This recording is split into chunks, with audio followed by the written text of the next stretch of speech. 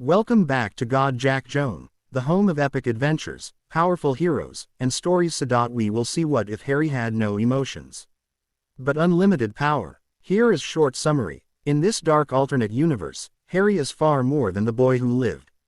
A genius beyond imagination, he can paint masterpieces, master music, speak Parseltongue, and even command fire itself. His intelligence surps every witch and wizard, while mysterious allies watch from the shadows. Before we begin, don't forget to like the video, subscribe to the channel, and turn on notifications so you never miss another adventure. Now, grab your wand, prepare for the unexpected, and let's dive into today's story. Harry sat on one of the many small chairs regally. His back was straight, though he didn't hold himself arrogantly, just politely, calmly. He looked like the example of the perfect silent child sitting in the room filled with children who were crying for their parents, making noise, yelling, or running around. He seemed like an angel to the teacher who was already sighing in exhaustion 5 minutes after CL had started. When she finally had all the kids settled well enough, she started to introduce herself and talk cheerfully with them. After an hour of playing small games and some writing practice, the teacher, Mrs.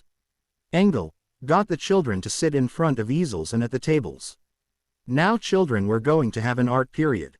Today you'll be either painting or coloring. There were some cheers and giggles as she set all the stuff in reach of the children. She moved to keep an eye on the ones who were painting to make sure they didn't swallow the stuff or slosh it around.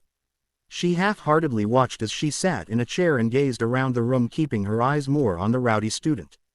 Her eyes, though, slowly drifted to the child at the back of the room in the art section.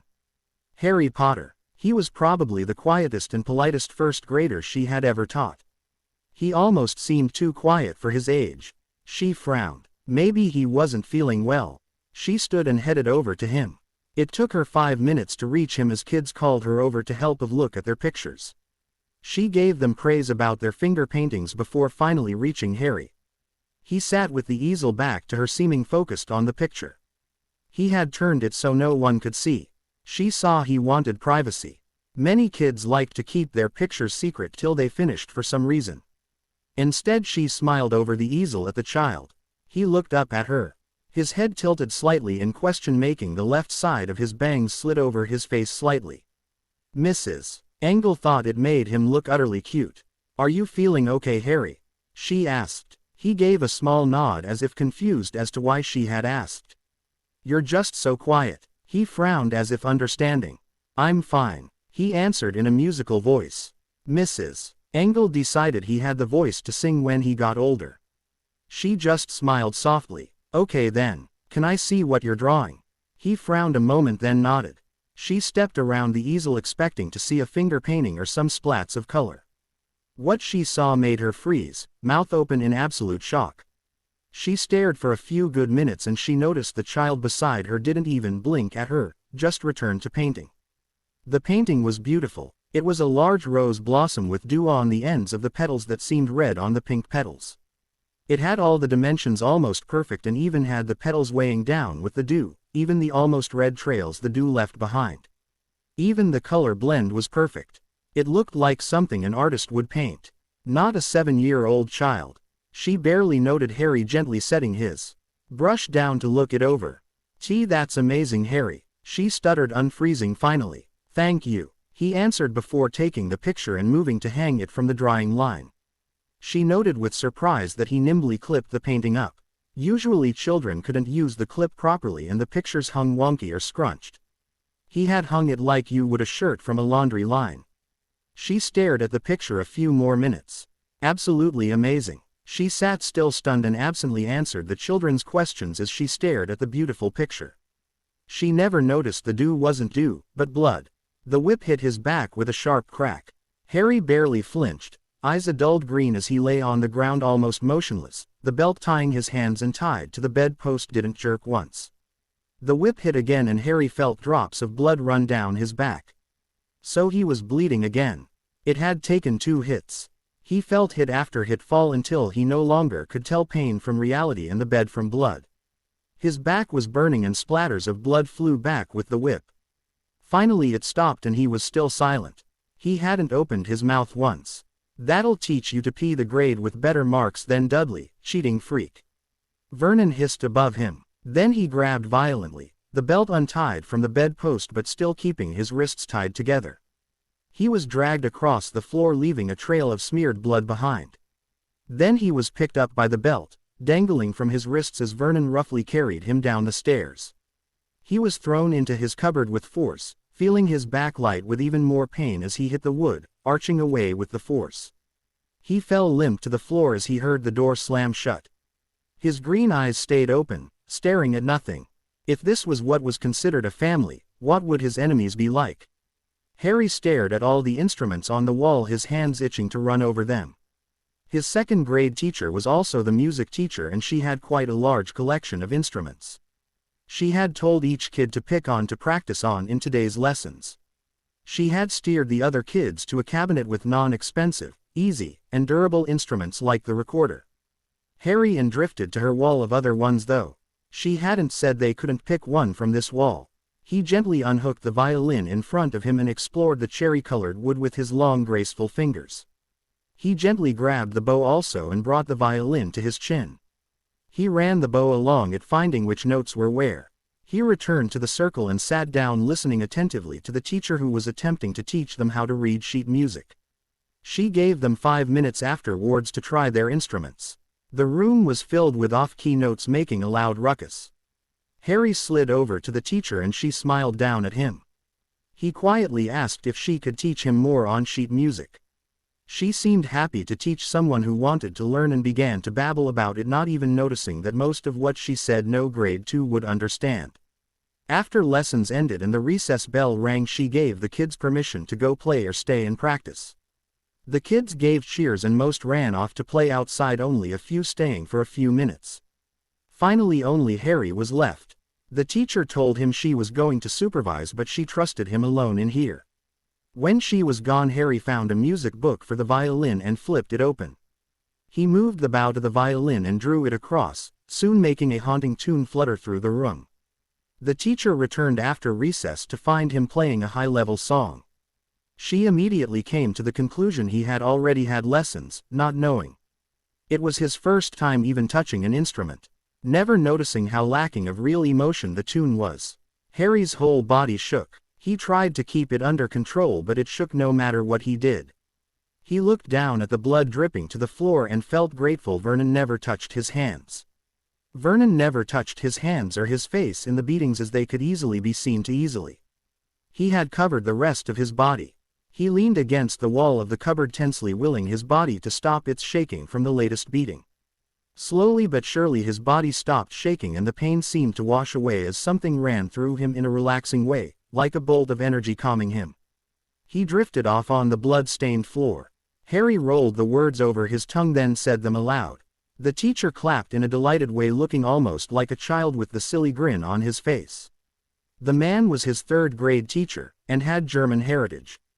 The man had taught the CL a few German words for fun, and when he had found Harry had a knack for getting it, he had started to give him private lessons at lunch and recess. Harry had got the whole language down in 5 months. Then one of the first-grade teachers, not his old one, who knew French, had started to teach him. He had it down in months also. He found languages came to him just as easily as music and art. He watched as the man hopped around, hurraying. He could now speak fluently in German and French. The German teacher had also started him in Polish, but the man didn't know more than a few words. Harry promised himself to get some language books and learn more on his own. The man never really noticed he had never shown any pride or happiness at learning the languages. Harry held the flipper in his long delicate fingers and shuffled the sausages around the pan. He heard a timer go and slid from his stool to get the oven mitts, pulling a pan from the oven containing a cerule. Harry quickly set it on the counter and moved to set the table after shuffling the sausages. As soon as the table was set, he started to move food to it. He was walking over with the last plate when Dudley entered the room. The chubby boy sneered at him and moved to his seat. Harry was almost at the table when a chubby foot caught his own and he tumbled to the ground, dropping the plate of buns. The buns rolled every which way as the plate shattered. Harry felt shards of the GL cut his arms and face as it shattered. Petunia was in the kitchen in an instant. How dare you ruin my plate? She shrieked at him, grabbing his hair and yanking him up. He let an emotionless mask slip on and looked up at her through the blood dripping into one eye. She smacked him with all her might a few times before she threw him to the ground at Vernon's feet. Vernon looked at him with narrowed eyes and dragged him over to the cupboard, throwing him in. He sat in the cupboard for an hour before it opened again. Harry was ready for a beating and was slightly surprised to have a GL of juice slid to him instead. Drink it or you won't eat for a week. Vernon snarled at him. The door shut again and Harry studied the GL. Finally he reached for it and with a soft sigh drank it. It had an odd bitter taste to it. He was barely finished when he dropped the GL from numb fingers. It cracked against the wood as he reeled back. Poison, he wondered faintly as his whole world tilted.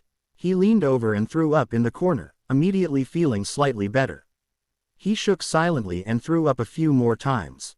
Then he collapsed. Suddenly he felt more energized, refreshed, better as he felt his eyes close. Harry gazed at the shelves upon shelves of books. For 4th grade they had to do small research projects. And more home reading. His aunt had taken Saturday to bring him and Dudley to the Leary. Well, more Dudley, but with no one home she had opted to bring him. Harry had been here numerous times before though. He had come every time his relatives had locked him out for the day when they had guests of just wanted to be alone and have family time. He had walked the few blocks to the Leary every time. Harry slipped away from his aunt and cousin and went towards the stairs that led upstairs. He knew his aunt would probably slip away when he wasn't looking and go home as if hoping he wouldn't make it back himself. He just shook his head and moved to the science and physiology books. He always made it back, never concerned when she left him. He, for once, fought against the hands. One set of meaty hands held him down, and teeth ripped into one leg. Another set of large hands pried his mouth open and forced something inside. He frantically fought back as he knew what would happen if he swallowed. He wouldn't let them kill him. Not them. He heard laughter above him. They weren't very quick though, and before they could clamp a hand over his mouth he spit the liquid out. He heard growls as a sharp slap hit his face. His mouth felt like it was on fire. Something was rubbed into the wounds on his stomach and for once he screamed. He had taken one of the worst beatings ever today and now they were pouring something in the wounds. This was salt in his wounds, literally. He screamed until he couldn't breathe, until darkness finally claimed him. Harry idly pulled another weed from the garden, shifting the dirt so it looked nice again afterwards before moving to the next weed. He wiped at his brow with his opposite hand, wincing slightly as he felt his back muscles ache. He closed his eyes and rested for a split second before his aunt's screech made him continue. He hadn't had water all day and no food since last night. He looked at his hand as he felt it grow wet. His last nail was now bleeding. They were already torn from the dirt and chores, but now they were bleeding. He just pulled the last weed out. As he stood, water from a hose hit him. He heard Dudley giggle and wondered how stupid his cousin was. His cousin seemed to think he was annoying Harry by washing the sweat and dirt from him. Harry acted like he was annoyed and drank as much water as he could while scrubbing his hands. When Dudley got bored and returned to running through the water and pool, Harry moved to the porch. His aunt gave him a disapproving frown from her lawn chair and tossed him a half-full water bottle and a couple pieces of bread. He grabbed them and sat behind the shed in the shade and out of sight. When he was finished he just rested a moment. After a minute he found the fence across from him uninteresting and started to idly snap his fingers. He watched the flame that lit up every time he did so. He had been able to do this since he could remember. Control fire, that was. He snapped his fingers again and left the flame to grow over his hand as it greedily ate up oxygen and burned above his hand. The heat didn't even faze him. Not that he felt it much. He tossed the fireball to his second hand before making a few more. He started to juggle them around, changing them between red, orange, blue and white. After a moment he took a blue fireball and made the rest vanish.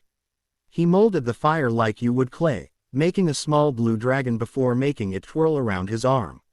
He quickly smothered the flame as he heard his aunt calling him. He had to start dinner now or Vernon would be mad. He didn't need another beating this week. He would have to get an excuse for Jim then to hide the welts and bruises. It would be tiresome to get a good excuse. Hey freak, guess what? Dudley grinned. Dudley's gang of friends stood beside him as Harry stood by the park fence. He peered up at Dudley through half-lidded eyes. "We've thought of a new game." Dudley's grin said it wasn't one Harry would like. "We're going to call it Harry hunting." Harry was already running before his cousin could reach for him. He was fast for his age, and much faster than his overweight cousin. He was bounding away from the park to the small patch of woods as quick as a deer before any could catch him. He could hide up a tree or something there. Harry looked at the ground from the school roof. He had been running from Dudley and wished to be away. Now here he was on the roof. He thought for a long moment. Then he focused on a spot on the ground. He focused hard and wished to be there. Suddenly there was a pressured feeling and he was there. He looked thoughtful a moment. Then his lips spread in an interested, twisted smile. Harry pumped his legs and felt the swing speed up. Soon he was arching for the sky. He felt a jolt as gravity pulled him back. He leaned forwards, then straightened out and soared higher. Higher, higher. The swing was as high as it could get. At the highest peak he pushed off. He was free. For a moment all that mattered was the expansion of blue sky and the wind in his face. His breath caught at the thought of freedom. He felt his heart grow light. Then he was falling. His expression became blank again and he used the power to slow himself down, so he floated to the ground almost like a feather. As he touched down gently he looked back up at the sky. He wasn't free. Not yet. He cradled his arm to his body and looked at the wet ground silently. He stayed on his knees on the wet ground, hunched over slightly so his face looked down into a puddle. Through the ripples he saw his own emotionless face. The water ran down his face like tears. He hadn't cried since he was a baby. He wasn't now. Little could make him cry these days, and a broken arm and a dislocated shoulder was like a pinprick to him. He reached up with his good hand and pressed against his shoulder. With a sharp pop it popped back into place.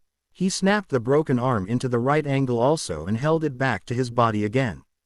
Dirt streaked his pale skin and his eyes looked haunted. He reached deep within himself to the energy he always felt and pulled with his will. He felt a wave of calm energy wash over him and immediately his arm was better, still sore but no longer broken. All the new scars on his arm also vanished. Harry stayed in the rain, staring into the puddle. Harry gazed at the store in curiosity, Count D's pet shop. He glanced back and saw his relatives entering a Chinese restaurant. They would be a while. He slipped down the small stone steps and came to an intricate wood and iron door. He opened it and slid in, shutting it softly behind him. He found himself in a room full of cages and tanks. There was also a set of chairs and couches. Animals were everywhere. He walked in towards the couch and sat down right next to a large panther. The panther looked down at him. He just looked up at it with his large green eyes. It gave a snort and curled up again. "Ah, a customer." He looked up at a distinct Asian man in traditional clothes, with odd-colored eyes and shortish hair. "I'm D. Can I help you?" the man asked. Harry gave him an unreadable look. The man looked slightly curious now. "Ah, just browsing. You are free to look around." Harry stood and set off to look around, ignoring the man's eyes. He could already tell the man wasn't completely human. He came to a large room with a S on the door. He stepped in to find it divided into large sections which held numerous SS. He walked past a few before stopping at one. It held only one S. The S was about 3 feet in length. It was a deep, deep maroon, almost black. Its eyes were silver. It looked up at him and tasted the air. "Hello," Harry said. The S blinked. "Hello," it returned questioningly. "You are very beautiful." The S raised its head slightly, flickering its tongue out. "Why thank you." Harry leaned against the small GL railing and closed his eyes. He reached out and brushed the S's mind with his power. It was an energy in him he had discovered he could do almost anything with. He felt the S's content seep into his mind and relaxed slightly. He could almost feel how happy the S was about being warm and full. He basked in the feeling a moment before pulling from the S's consciousness. His eyes opened to find the S wrapping around his body. He allowed it, liking the feel of the smooth scales over his skin. "I think you are beautiful too. As far as human SSSS go," it hissed. Harry smiled just slightly and sat down on the ground, leaning against the railing, the S wrapped comfortably around him. Harry closed his eyes again, feeling a tinge of happiness well in him. The S rested his head in front of Harry's. "You're lonely," it stated. "Very," was all Harry said. "Take me home with you. I'll be your friend." Harry wished he could. He really did. "I can't. My relatives SS would kill you. I would not want that." The S seemed to peer at him a moment. "My name ISSS Nay. And mine ISSS Harry." The S rested its head on his shoulder, and for about 5 minutes Harry just relaxed in its presence.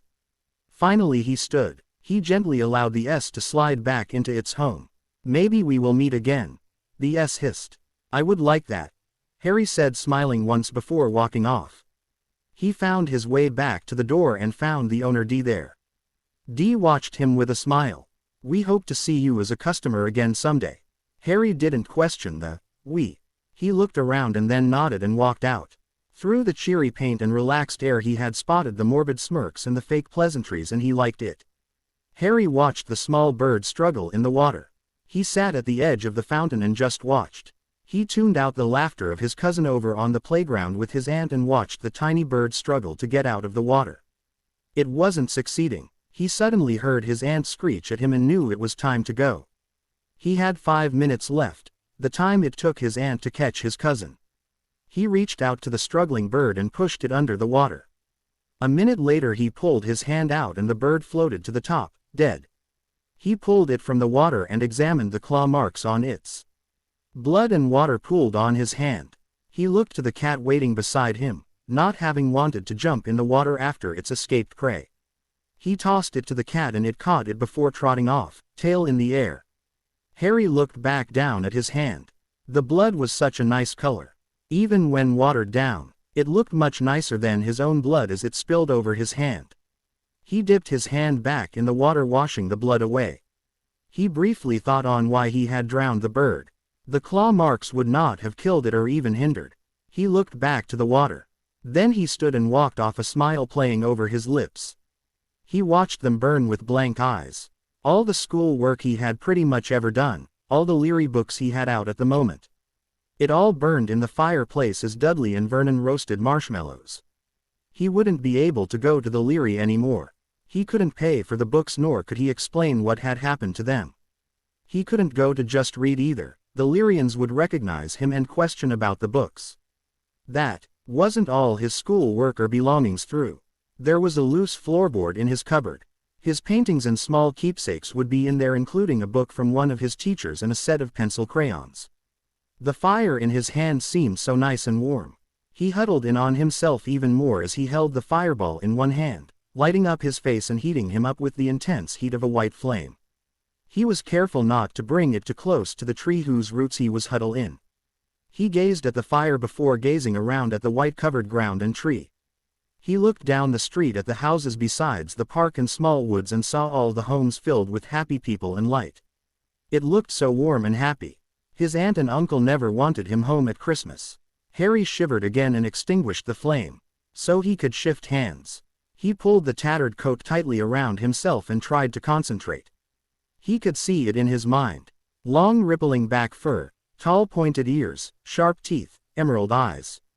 It looked at him and howled. He felt a tingle as he felt his body change slowly.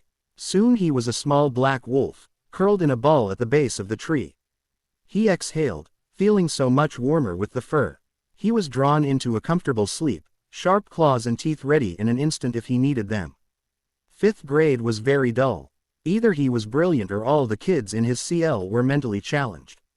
He opted for both. He gazed about the CL room and felt pressed in by all sides. Kids were happily singing the French song with their teacher, their French lesson for the day. Harry stayed silent in his desk at the back and looked down at the paper he was writing on. No advanced books for him to read either. Nothing from the school Leary suited him. He looked up as he felt a crumple of paper hit his head and looked up to see Dudley making a face. Harry just stuffed the paper into his desk to throw out later, not bothering to read the childish taunt written on it. He went back to writing. He gazed at the thick parchment in his hands. No one used parchment anymore. He slid the letter addressed to himself into his shirt before taking the rest to Uncle Vernon. When his uncle had it, he returned to his cupboard. He held up a finger and it lit with a small white glow. He ripped the seal off and opened the letter. Dear Mr. Potter, you have been accepted at Hogwarts School of Witchcraft and Wizardry. Please send your reply no later than August the 15th. Minerva McGonagall, Deputy Headmistress. Magic, his mind whispered. That would certainly explain his abilities. He pulled a notebook and pen from under the floorboards of the cupboard and wrote a reply. He then held up the parchment and in a flash it was burned to a crisp. He stood and slipped from his cupboard heading outside. He found an owl sitting on the back fence. You brought the letter? He asked. It gave a hoot. He held up his reply. It swooped over and grabbed it before flying off. He turned to the house and stepped in. He found his aunt and uncle sitting at the table. Dudley was at a friend's place. His uncle scowled at him as he leaned on the table with both hands. What do you want, boy? He bristled. Tell me everything you know of Hogwarts and magic. They paled. And now see here, boy. There's no such thing, and we have no reason to take such bad manners from you. He, uncle said, rising. Harry lifted a hand and in the snap of a finger it was covered in flames, casting shadows across his face. He gave a twisted smirk as their faces stretched with terror. It felt so nice looking at their terrified faces. It was time for him to step up now. Oh, but dear uncle, I believe you do. Harry stepped from the vehicle and his uncle shot off. He gazed at the small pub on the corner and a smirk tugged his lips. He stepped in. People sat at tables chatting of just eating and reading paper. He slid past them all to the counter. A man who looked like the barkeeper gave him a smile. What can I do for lad? He asked. Can you help me into Diagon Alley? The man gave a nod and led him out to a courtyard. He walked through the brick arch a moment later. Harry gazed at the magical alley and smirked. The goblin sneered down at him. Ah, yes, Harry Potter. He wondered briefly how the goblin knew his name. Harry frowned. He had come to ask if they had a scholarship. Why would the goblin think had a vault? I have none. The goblin gave another sneer but pulled a bowl and knife out. Let some blood drip into here. Harry took the knife and examined the beautiful craftsmanship. Then he sliced his palm open and let his blood splash into the bowl. The goblin gave him an odd look as he took the knife and bowl. You only needed a few drops. Harry shrugged and let his hand drop blood to the floor. He looked down at the clean marble. Sorry. He wrapped his hand in his shirt and looked up at the goblin. The goblin just tapped the bowl. It glowed before he upturned it, handing Harry 2 keys. The gold one is to your school vault your parents set up. The silver one is to a vault your grandfather and father made. It's to be used for whatever you want. When you become a legal adult at 17 you inherit the Potter vaults. Harry gave a nod. Griphook shall take you to your vaults. Harry gave a curt nod and as he followed a goblin to a cart he healed bandaged his wound with a strip of cloth, ignoring the blood stain on the front of his shirt. It was a nice color, so why worry about it?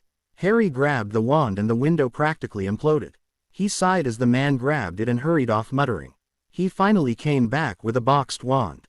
He held it up to Harry as if it were GL. Harry grabbed it and red and gold sparks shot from the end. He frowned. Then he tossed it back in the box. He didn't want that one. It felt alien. It would work with his core, but it was not a perfect fit. The man looked at him oddly, then skittered off again. After a few more wands Harry finally just headed down the shelves. He reached a dusty one at the end before stuffing his hand into the back and pulling out a wand. It shot out silver sparks. He smiled and walked back to the man. He paid and left the shop with a wand. 12 inches, black ash wood, core, phoenix ash. Harry stepped into his new bedroom with a satisfied smirk. His aunt stumbled from the room as soon as he was inside. He set his packages down and sat down on the cot. He flipped open a book on transfiguration and became engrossed. An hour later he stood and looked at his bed. He knew he wasn't allowed to use wand magic outside of school, but there were no rules about wandless magic, which he had done for years. He focused his energy in his hand and pictured what he wanted. He waved his hand and the bed slowly changed. Soon he had a twin bed covered in maroon and deep purple pillows and blankets. He did the same to his desk, changing it into a fine cherry wood desk. The wardrobe was also changed along with the nightstand. When this was finished he pulled out all his school supplies and organized them in his trunk. He also pulled the stuff he had bought just for himself from the trunk. With a small chunk of the money from the vault his godfather and father left him he had bought a few things. He had slipped to Muggle London and bought a violin, a bunch of paints, brushes, and canvases, and a bunch of books. He had also bought other various magical books, a couple knives from Nocturne Alley, and some food for the rest of the summer. When he had it all unpacked, he moved to his window and swung it open. His snowy owl, Hedwig, glided to his windowsill and landed on it gently. He motioned to her cage and perch with the water dishes and food, and she flapped over to it. Harry smiled and stroked her white feathers.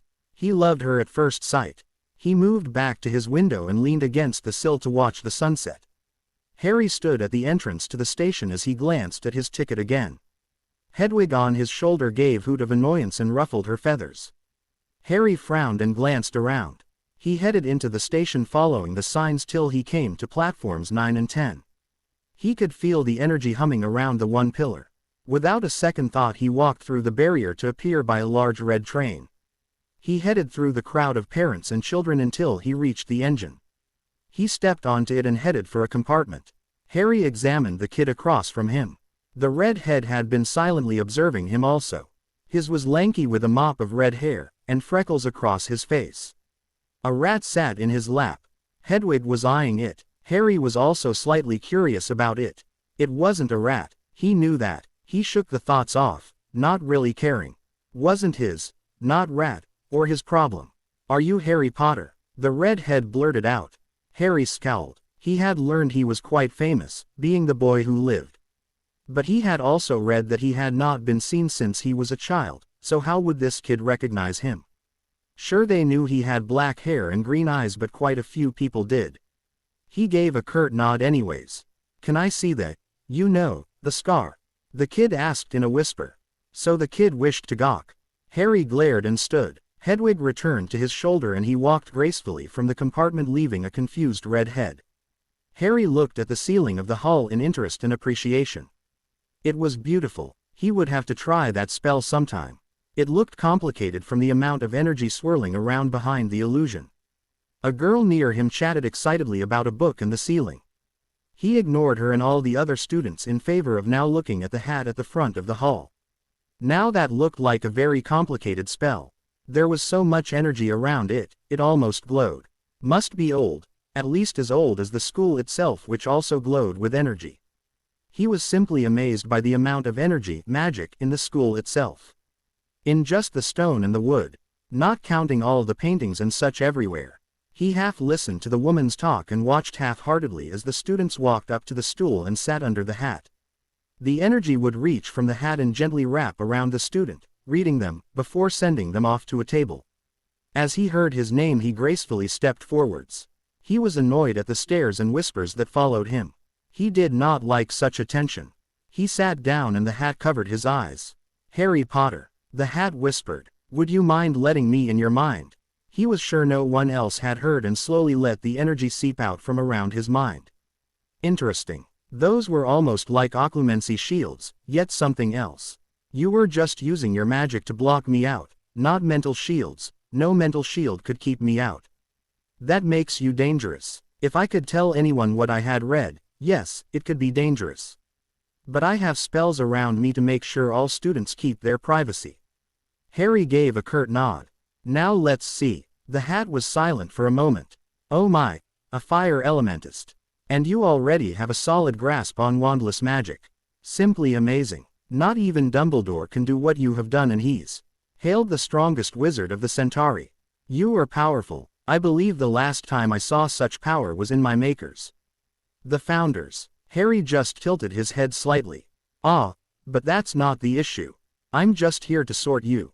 Harry smirked slightly. "Where to put you?" "Where indeed." Harry let the hat riffle through him. "I believe you would do well by yourself, don't you?" Harry gave a small smirk. He preferred alone. But there were only 4 houses, each quite full, so what did the hat mean alone? "Hogwarts apprentice," the hat shouted. There was a dead silence through the hall as Harry gently set the hat on the stool. It seemed to give him a wink. Then chatter burst forth as the students looked absolutely confused. It took a bunch of sparks from the headmaster to make everyone silence. "This is a very rare occurrence," Dumbledore said, smiling. "Many of you may wonder what the hat meant." Nods everywhere. "Hogwarts apprentice. is not exactly a house because it never has more than a people at a time. In a sense it's a house for people who could fit in all houses and have above average power levels.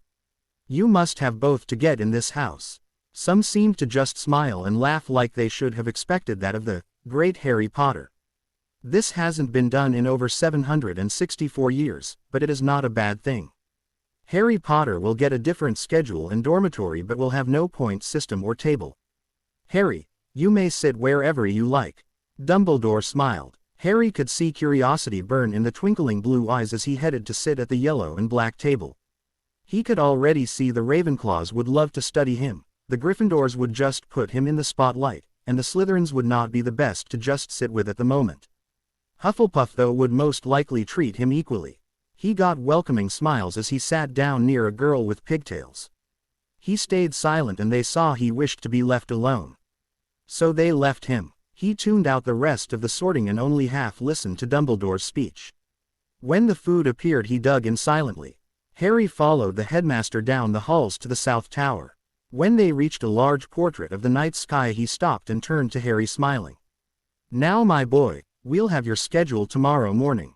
Being in this house is almost like being the castle's apprentice, so don't be alarmed if things randomly appear in your rooms. The castle is a sentient being and as such can change herself or move things. Also, even though you cannot have points taken you can be given detention so be good. Also with your house title you get quite a few advantages. You have no curfew, you are allowed to use any empty CL rooms you wish, you may use magic in the halls, and you may take points from other students like a head boy. Don't abuse the power. I believe there are also some other rules but as I have never been around when they were enforced I cannot tell you. There are very few books on the subject. Harry gave him a nod. You may talk to me if you ever need my boy. Good night. The headmaster walked off humming softly leaving Harry in front of the large portrait. He watched the sky a moment seeing the full moon drift behind gray clouds which blocked the stars from sight. Suddenly he spotted an old face in the moon. It was painted perfectly to blend in with the moon unless it wished to be seen. The mouth opened and the old man in the moon laughed. A student in my house. Finally. It chuckled. I'm Harry Potter. Just call me Elder. The man chuckled. Harry gave a nod. Now do you wish your room to be here in the southern tower? Harry blinked. It can be moved. Of course. Hogwarts can easily move the rooms and me to another location in the castle, if you wish. What's the view like? He asked after a moment. I believe you can see the forest and the lake from this tower. The man grinned. I'll stay here for now. It gave a laugh. What do you want the P word to be? He asked. Harry thought a moment. Then he smiled. Emerald. The portrait gave a smile and swung open. He stepped into the room and the portrait closed behind him. He gazed around his common room taking in everything. There was a large fireplace to the left with two large comfy chairs and a coffee table between them. To the right the tall wall was taken over by two large shelves in the corners and a huge window between them. The window was as tall as the wall and about 10 feet wide. The shelves were about 3 feet wide each and also very tall. He stepped into the room, his feet brushing the thick carpets on the stone floor. The whole room was just a dull black and white. He knew there was a reason so he left it. He looked to the fire and threw his arm towards it as if throwing something. A fireball leapt from his fingers and ignited in the fireplace. The room was almost instantly being heated by the white flames. The white slowly died to red and Harry headed across the room to a set of tall winding stairs.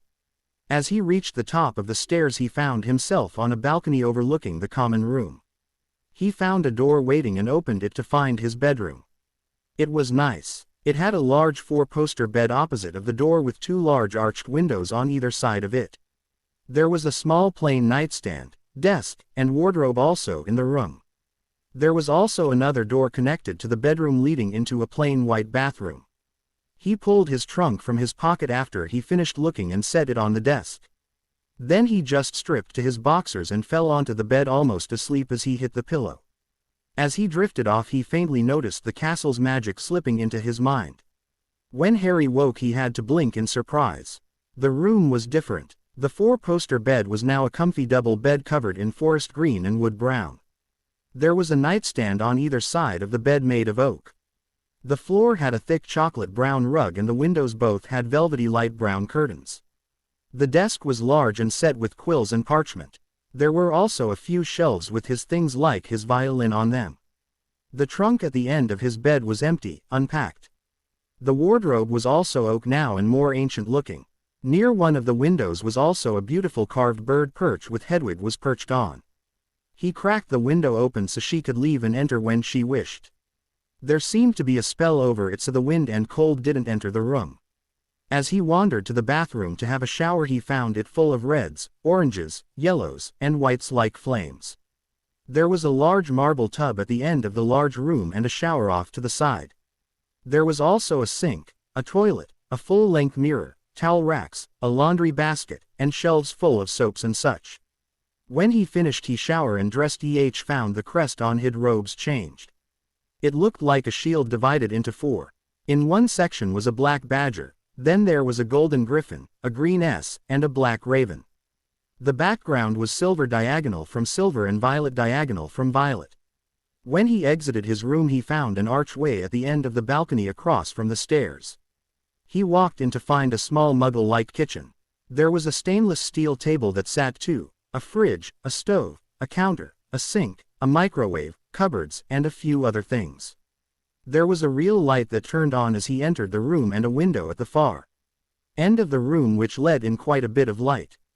The floor also had linoleum squares, not stone. The room was a mixture of crimson red. It looked like blood. He found all the cupboards full of whatever he need. He briefly wondered how the fridge and stove worked around magic but waved it off for now. He gave a small smile and exited.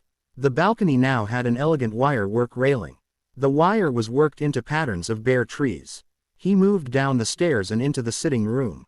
The room was lovely. The window now sported a large stained GL center showing a navy blue flower in bloom.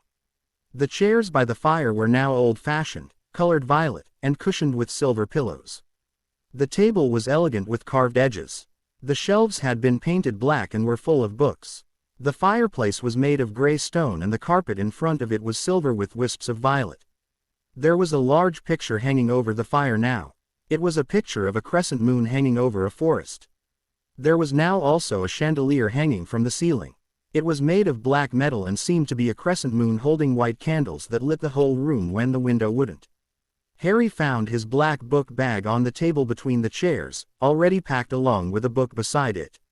The book's title said, Hogwarts Houses. There was a blue bookmark marking the chapter about the Hogwarts apprentice house. Harry smiled at the room and swung the bag over his shoulder. Then he turned to look out the window. He found himself looking over the greenhouses at the clear lake and forbidden forest. He smiled softly to himself. I love it, he said out loud. He briefly saw the magic around the room flare a bit. He smiled and headed for the portrait door to go to the Great Hall. Harry read patiently at the Hufflepuff table as everyone was handed their schedules.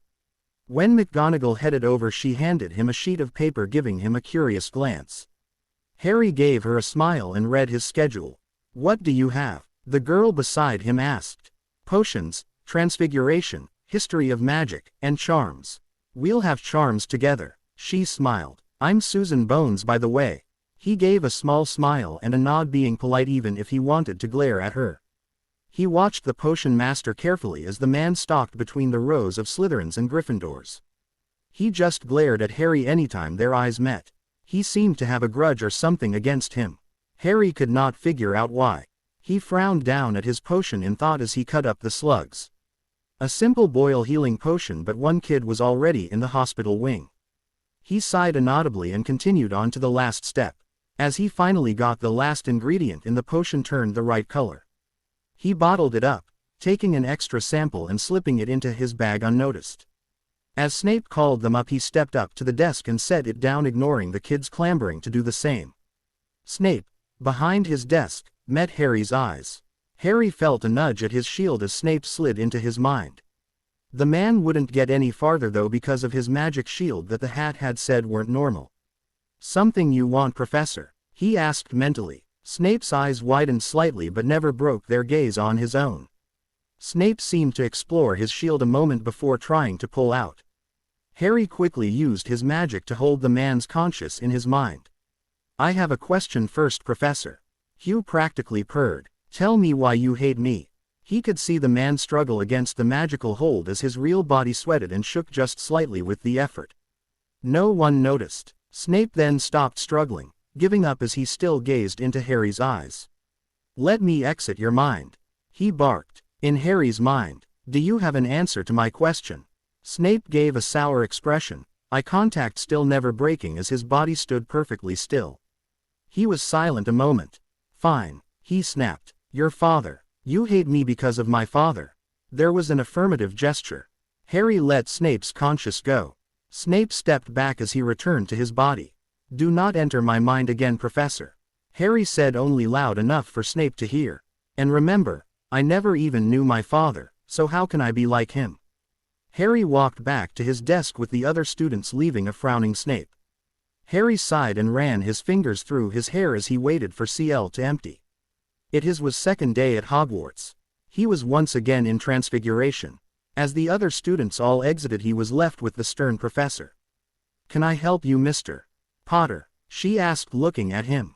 "I wish to see if I could take history of magic through correspondence." She blinked in surprise. "I haven't heard that request in years," she muttered, looking at him. "How would you do this?" "I'll study everything I need in the Leary during the free block and hand in any IGN Mens Ignit." She frowned in thought. "That would be acceptable. Don't shout this out though. I don't want everyone coming to me asking to do this." "You could do it for the students with high grades," he suggested. But what about the first years like yourself? Check their grades from before they came here and their study habits." She gave an absent nod as she sat at her desk and grabbed some parchment. For a moment there was nothing but silence and the scratch of a quill. "I must check with Dumbledore, but I believe this is possible. You would hand you IGN Ments to me as Bins would never notice them.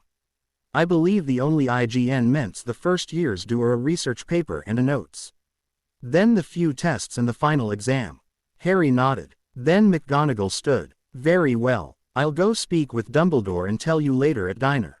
"Thank you." He nodded to her. She gave a smile. Harry watched the Dada professor closely. He wasn't a genius for nothing. He could easily see the man's stutter was fake. He had a sly and cunning gleam in his eye. Harry watched him fake his way through the lessons and puzzled slightly over the man, finding it more interesting to think about than useless lesson. He watched the man's energy also.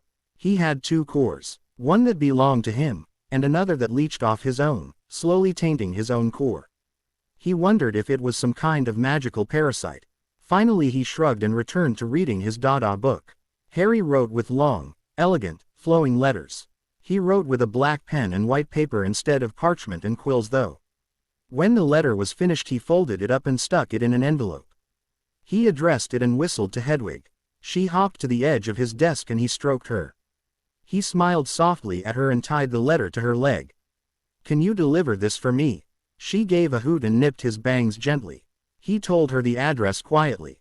"Thank you, girl." She gave another hoot and took off out the opened window. He gazed out after her till she was a speck in the sky. Harry ate silently at the Slytherin table. He had been moving around for the past week between tables. He found the best ones were the Slytherin table and the Hufflepuff table. The Hufflepuff table because they could be understanding while the Slytherin table didn't invade others' privacy. The Ravenclaw table just questioned him non-stop, some even taking notes. The Gryffindor table just wanted him to G, or expected something of him. He scowled at the thoughts and returned to his breakfast. A moment later the air lit with owl cries as owls flooded into the rafting carrying the Morning Post. Harry looked up and spotted Hedwig. She swooped down to him and landed on his outstretched arm. He cut the letter from her leg and handed her some bacon. A moment later a huge eagle landed beside him, also setting a large square package in front of him. He saw a few curious gazes but most did it discreetly. The eagle snatched some food before it took off again. He flipped Hedwig's letter open. "Harry Potter, I was happy to hear from you. We did indeed have him still as no one else wished to buy him and he would let no one buy him. He agreed to be yours. Take good care of him. There should be a book about his species with him. He may be a bit flight sick. Give him something to eat as he arrived, preferably meat, but he can tell you that. P.S. Hedwig is a lovely owl and you have taken great care of her." Harry smiled. "You may wish to return to my rooms while I open it." He warned his owl. She gave him an affectionate nip and took off. "What's in the package?" Blaise Zabini asked. The kid was quite open for a Slytherin. Harry was actually surprised the kid was in Slytherin. Gryffindor would suit him well. But maybe that's why he fit so well with the Slytherins. Harry just sent him a glance and moved to the box. He pried it open from one of the air holes and smiled inside. "Hello, Nay." He hissed softly so no one would notice. "Harry, I'm here then. No more flying. No more flying. Thank all that's SS sacred." Harry gave a soft laugh and stuck his arm. Now people were sending him second glances. He felt the large deep maroon black S constrict around his arm. He pulled it out smiling. "I need SS some meat," it hissed. Harry gave another laugh. He heard a scream from Pansy Parkinson as he pulled northeast all the way from the box. "Yes, ISSS Hull get you SS some meat," he hissed, disguising the hiss as a laugh. "We SS should bond first ST," the S said, glancing at the teachers heading towards them as they heard the kids yelling and stumbling away from Harry. Harry noted the whole hall was watching now and all the Slytherins had hurried a good distance from him in the now 4-foot-long S. "How do we bond?" he hissed. "Let me drink SS some of your blood." Harry gave a smirk and held his arm out. The S bit him. It was nice enough as Nay made sure not to hurt him. And he had felt worse before. The kids around him were screaming again. Dumbledore had drawn his wand as he, McGonagall, and Snape came sprinting over. "You wouldn't happen to be Poisson OUSSS, would you?" Harry asked. "Actually, I'm one of the most Poisson OUSSSSSSS around," Nay replied, pulling his fangs from Harry's arm. Harry gave a nod. "Don't worry though, I did not inject my Poisson." The teachers had arrived, wands pointed at the S. Harry, don't make any unnecessary moves." McGonagall stuttered, looking quite worried. "It's fine, professors," Harry said. "You were just bitten by a Colrad Nobelus." Snape hissed. "They are the deadly. If we don't give you the antidote you'll be dead in 3 minutes." "He did not poison me," Harry said, lifting his arm so Nay could wrap around his shoulders and neck. Students were watching with fear and horrified awe. "He bonded with me." Dumbledore slowly lowered his wand, the two professors following. "Who gave him to you, Harry?" the headmaster asked. "A pet store owner I saw once. I wanted to get Nay then, but my relatives would not allow it," Harry said easily. Dumbledore frowned thoughtfully. "He can inject poison only when he wishes?" he asked. Harry nodded. "And he's bonded to you?" Harry nodded again. "He will listen to you." The S and Harry both nodded. Dumbledore's eyebrows rose. "He can understand English." The S nodded and seemed to give a smirk. "Well, Hogwarts rules do state a student is allowed to have their bonded familiar come to school with them, no matter what it is," Dumbledore said. Harry smiled softly and turned back to breakfast as the teacher slowly headed back to the head table. Needless to say, most students avoided him for quite a while. Harry looked at himself again and scowled. He was now wearing bright red robes, spotted in gold. His hair was a Slytherin green though. Harry wasn't the only one though. All the Gryffindors and Slytherins, and a few Hufflepuffs and Ravenclaws were also dressed the same. All except a pair of red-headed twins, who gave each other high fives. "It lasts till tomorrow morning, kiddies." They laughed, bolting out the doors. Kids giggled behind their hands and pointed at their friends, laughing. Many people were also different colors and had ridicules hairstyles with the colored clothing. Harry could see kids futilely trying to spell the colors off only for the colors to become more outrageous. He rolled his eyes slightly and as he walked in tapped himself with his wand. He didn't reverse the charm, he just smashed the ones the twin had around him. He saw a few of the teachers giving him evaluating looks and a few students glaring at him in frustration. As he walked by the Gryffindor table he also tapped Neville Longbottom, destroying the spell. The kid had helped in herbology the other day. Neville gave him a shy smile of thanks and turned to eat as Harry headed for the Slytherin table.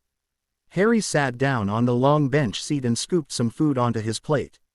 He was slightly surprised when Blaise Zabini plopped down next to him and started to eat. "Hey, mind removing the spell on me?" he asked politely. Harry gave the vague kid a smirk. Not many would sit next to him when he had Nay wrapped around his neck. "What do I get in return?" he asked, raising a brow. Blaise looked thoughtful. It was one of the ways Slytherin worked. Give nothing, get nothing, or an eye for an eye. Blaze rooted through his bag and pulled out a black quill. It immediately turns all ink forest green. The boy said. Done. Harry said. He took the quill, tapping the boy with his wand. He faded back to his original colors, grinning. Harry tucked the pen away. He didn't really need it, but he wasn't about to be giving everything he did for free. A moment later he had a couple homemade cookies and a silver ribbon, and Tracy Davis and Daphne Greenger were color-free. Harry ate the cookies and tied his hair back with the silver ribbon, ignoring the giggles. The Ravenclaws seemed happy with the challenge of destroying the spell themselves, and the Gryffindors were too proud to seek his help. A Hufflepuff third year slapped a set of notes by him and he looked at them. They were directions on how to do a third-year water charm. He tapped the kid, Cedric Diggory or something, and put the notes in his bag. When he finally headed for first CL, he had a bunch of small things from other students who were all too happy to give up something small to get the color off. He smirked as he left. The twins might not be so bad. Harry ran his hands over the broom, feeling everything on it from the nose to the tail. It wasn't a new one, actually it was quite old, but to fly. He didn't care how slow it was if he could just get into the air. He mounted his broom with the rest of the first years and then watched as Neville broke his wrists. He got off the broom in disappointment as Madame Hooch took Neville to the hospital wing. He glared at the Ronald Weasley and Draco Malfoy as they fought over Neville's Remember All. He would have been on Ronald's side, but the kid just wanted to show off. Harry liked Neville. The kid was nice. As Malfoy threw the orb, Harry's wand was out, making sure he floated the orb a few feet before the ground as Ronald crashed into the ground and rolled a few times. Harry strode over to the kid and sneered slightly at him before picking up the Remember All. "Hey, that's Neville's," Ronald yelled at him. "I know," he said, simply pocketing it. "I shall return it to him." Ronald glowered and he returned to waiting for Madame Hooch to return. She did return only a moment later and they were back on the brooms. As Harry kicked off from the ground, he felt his heart lighten and smile spread across his face. He lifted high, enjoying the wind in his face. Then he dived. Adrenaline pumped through his veins as he headed straight for the ground. He distantly heard a shout, but he was free. He pulled up at the last second, doing a corkscrew motion up into the air. He flipped and turned, doing yet more dives. He felt alive. Finally he heard Madame Hooch's whistle cut through the air and reluctantly descended. As he hit the ground, he slid off his broom and found the majority of the CL staring at him. "That was some excellent flying, Mr. Potter." Hooch beamed at him. "Have you had lessons before?" Harry blinked. "No, ma'am. That was my first time on a broom." She gave a wide-eyed grin. "You are a natural, Mr. Potter." He gave a small smile and set his broom back in the shed and migrated back into the school with the rest of the student. He would fly again, even if he had to sneak out at night. Harry looked at the desserts surrounding him and gave a sly grin. He couldn't decide which to have. He finally chose a slice of marble cake with vanilla and chocolate ice cream on top. Then he grabbed a candy apple, some pumpkin bread, and some pumpkin-shaped cookie. He dug in with gusto, ignoring the blinks of surprise around him. When he had finished the plate full of sweets, he licked his lips happily. "How do you eat so much and stay so skinny?" Pansy whined. "It's so unfair." Harry wanted to snap at her. "You try living off of scraps for most of your life, and we'll see how skinny you stay." He didn't and just reached for another slice of cake. At that instant the doors were thrown open as Quirrell stumbled in, leaving silence in his wake. "Troll! Troll in the dungeon!" he cried out. "Thought you ought to know." He fainted, leaving panic. After 3 fireworks from Dumbledore, the students calmed enough to listen. "Prefects will lead their houses to the dorms. Slytherins, as your house is in the dungeon with the trolls, you shall go to the Leary. Teachers, to the dungeons." Order was surprisingly gotten as the students hurried from the hall. Harry slipped from the crowds and set on retuning to his tower when a portrait called out to him. "Dear," the woman asked, running through portraits as he walked down the hall. "There's a first-year girl in the bathrooms. And the troll is very close to her." Harry closed his eyes a moment. "Take me to her then." He took off, running alongside the portrait. Soon they reached the girl's bathroom. Harry burst in to find Hermione Granger wiping her eyes as she washed her hands. She blinked in surprise at him. "What?" she started. Harry just grabbed her arm and dragged her towards the door. 2 seconds later the door was blown inwards by a club. Hermione screamed and he shoved her behind him, raising his wand. Without a second thought he cast a reducto. The troll just gave a brief shake of his head, looking more annoyed than hurt. It gave a roar many would hear and raised its club before bring it down. Harry brought his wand up, just using raw magic like a shield to keep the club from killing both of them. He shoved Hermione to the side with one hand, then rolled out of the way of the club as he pulled his magic back. He was on his feet again in an instant. Without hesitation he took his chance and slashed his wand through the air, using his intent to form a spell of sorts. His magic sliced from the end of his wand like a blade and flew straight at the troll. It froze, and 2 seconds later blood sprayed everywhere as its head fell to the floor. He wiped a splatter of blood off his face just as the teachers came running in. McGonagall gripped the robe over her heart as she stared down at the troll's head in horror. Quirrell had another fainting as he slipped in the blood. Snape was staring wide-eyed at Harry, who tucked his wand away. Dumbledore looked surprised also. "Harry?" he asked slowly. Harry ignored him in favor of turning to Hermione, who looked shocked. She had been blocked from most of the blood, but not the view. She looked at him in shock as he reached over and wiped the blood from her cheek. He gently grabbed her arm and tugged her around the troll's body. "Hermione here was in the bathroom when we were warned. I came to grab her, but I was a bit late. So I did what I had to," Harry said simply. Hermione gripped at Harry's arm as she stared at the troll's body a moment. Then she burrowed her face in his shoulder. "We'll deal with the body," Dumbledore said gravely. "Will you take Miss Granger back to her rooms?" Harry gave a nod. McGonagall was trying hard not to look at the blood as she picked up Quirrell's limp from the floor. Snape was giving him an odd, disbelieving look. Harry's gaze flickered to the man's leg. The black robes covered the injury a moment later. "Better get that wrapped," Harry said before walking Hermione from the bathroom towards Gryffindor Tower. "Please, Harry," she begged, giving him large wide eyes. "Please, can I see your common room?" He wasn't even fazed, just continued walking down the hall. She trotted beside him, giving him a pleading look and hugging a book to her. Hermione had been hanging around him ever since the troll incident. No one knew what had happened, just thought the teachers had handled it. Hermione nor Harry nor the teachers saw fit to say anything else. But he and Hermione had become friends on a certain level. They read together and studied together. Harry found it nice to speak with her as she was intelligent, but not the completely Ravenclaw intelligence which drove him mad. They had to study everything over and over. He shook the thoughts off and sighed, turning down an extra hall. Hermione followed, not even saying anything about how this was the wrong hall towards the Gryffindor Tower he had been walking her to. She seemed to brighten though. As they reached the man in the moon painting, she gave a happy squeal and hugged him. He rolled his eyes. At least he had a friend now. It felt nice. Harry stroked Nay softly as he gazed out at the snowing sky. The sky was a deep gray and the grounds were being blanketed in white. He had always hated snow before because it had started to become too cold for Harry when he was forced outside by his relatives. It had also meant Christmas. It had always been one of the worst times of the year. Christmas Day had always been horrible for Harry. Marge would come over and belittle him all the time, hit him with her cane, and sick ripper on him. Then as they ate the huge meal which he had cooked most of, he would have to sit in the corner and just watch. Then as they opened presents, he would be kicked outside in a thin jacket to freeze to death.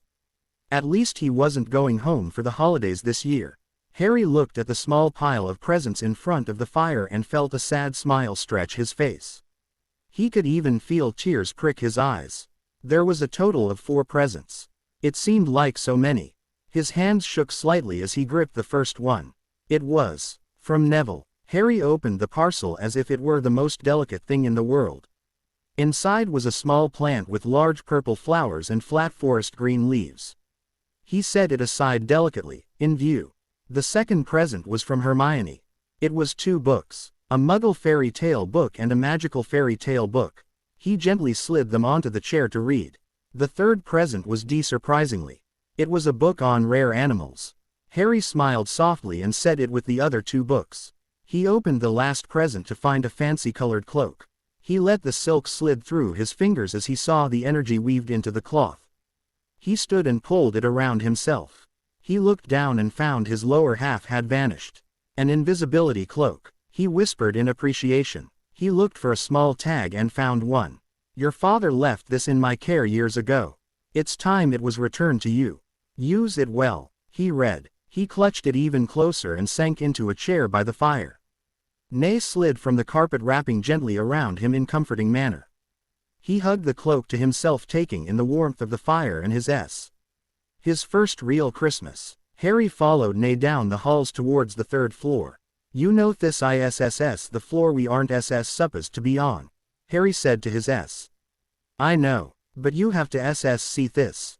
It ISSS interesting, it said with a hissing laugh. Harry sighed and followed his through a room to small wooden door. Nay pointed to it and with the wave of his hand the lock sprung open. Harry peered in and was startled to see a large black three-headed dog. A Cerberus, he breathed as the three heads growled at him. He brought his violin to his chin, which he had been playing when Nay had bothered him. He started to play a soothing tune and the three heads calmed before nodding. They hit the floor softly as it started to snore. He continued to play as he gazed around. What was a Cerberus doing in here? Then he spotted it. It was a trap door under one of the paws. He looked at it in interest. Slowly he backed from the room, shutting the door. He lowered his violin and looked thoughtful as Nay coiled around him. What was it guarding? He asked. Then he remembered something. The Cerberus was what gave Snape the injury at Halloween. That would mean the troll was a distraction. The first one to find it was Quirrell. That raises the question as to what was Quirrell doing in the dungeon when everyone else was in the Great Hall. Letting the troll in. So Quirrell is after what the Cerberus is guarding, and Snape is suspicious. Interesting, he deducted. Then he smirked at Nay. That was interesting. Harry thrummed his fingers on the table in confusion. He looked the page over again. The Philosopher's Stone was said to let someone live forever. But how? Did you drink something it gave out? Did you just have the stone nearby? He growled in frustration and stood. Hermione in the second chair in his common room looked up at him. I'm going to the Leary, he said. She was immediately up. I'll come. I've been meaning to get a few books, she said. He shrugged his shoulders and headed for the common room door. Hermione followed. It only took then 5 minutes of navigating halls to get to the Leary. Hermione followed him, always curious to what books he chose. He headed straight down the aisles to a large warded door. Hermione stopped beside him, eyes wide. The restricted section, she whispered in a sort of awe. Yes, the restricted section. The book I want is in there. And how do you suggest we enter? She asked. He gave a small smirk and turned to the door. Usually the Lyrian or a teacher had to open it with a P word and a wave of the wand. Harry just smirked at the door. Open please. The door swung open. Hermione stood gaping. Then she was hanging off his arm on her knees. You have access to the restricted section. He nodded. It was one of the advantages to being in the Hogwarts apprentice house. He had access to almost all parts of the castle, mostly just not private rooms. I'll lick your shoes. I'll do anything if you let me take books out. Harry looked at the girl and saw she meant it. He made a thoughtful face and she looked hopeful. No, her face fell. You can just take the books out.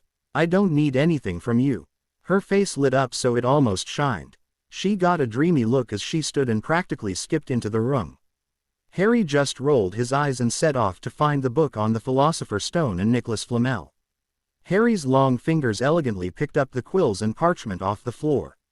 He held it out to Blaise Zabini, who gave him a thankful look, stuffing it in his bag which Hermione had fixed while Harry had grabbed the things.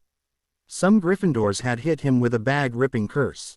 Thanks, Blaise said smoothly, eyeing both of them.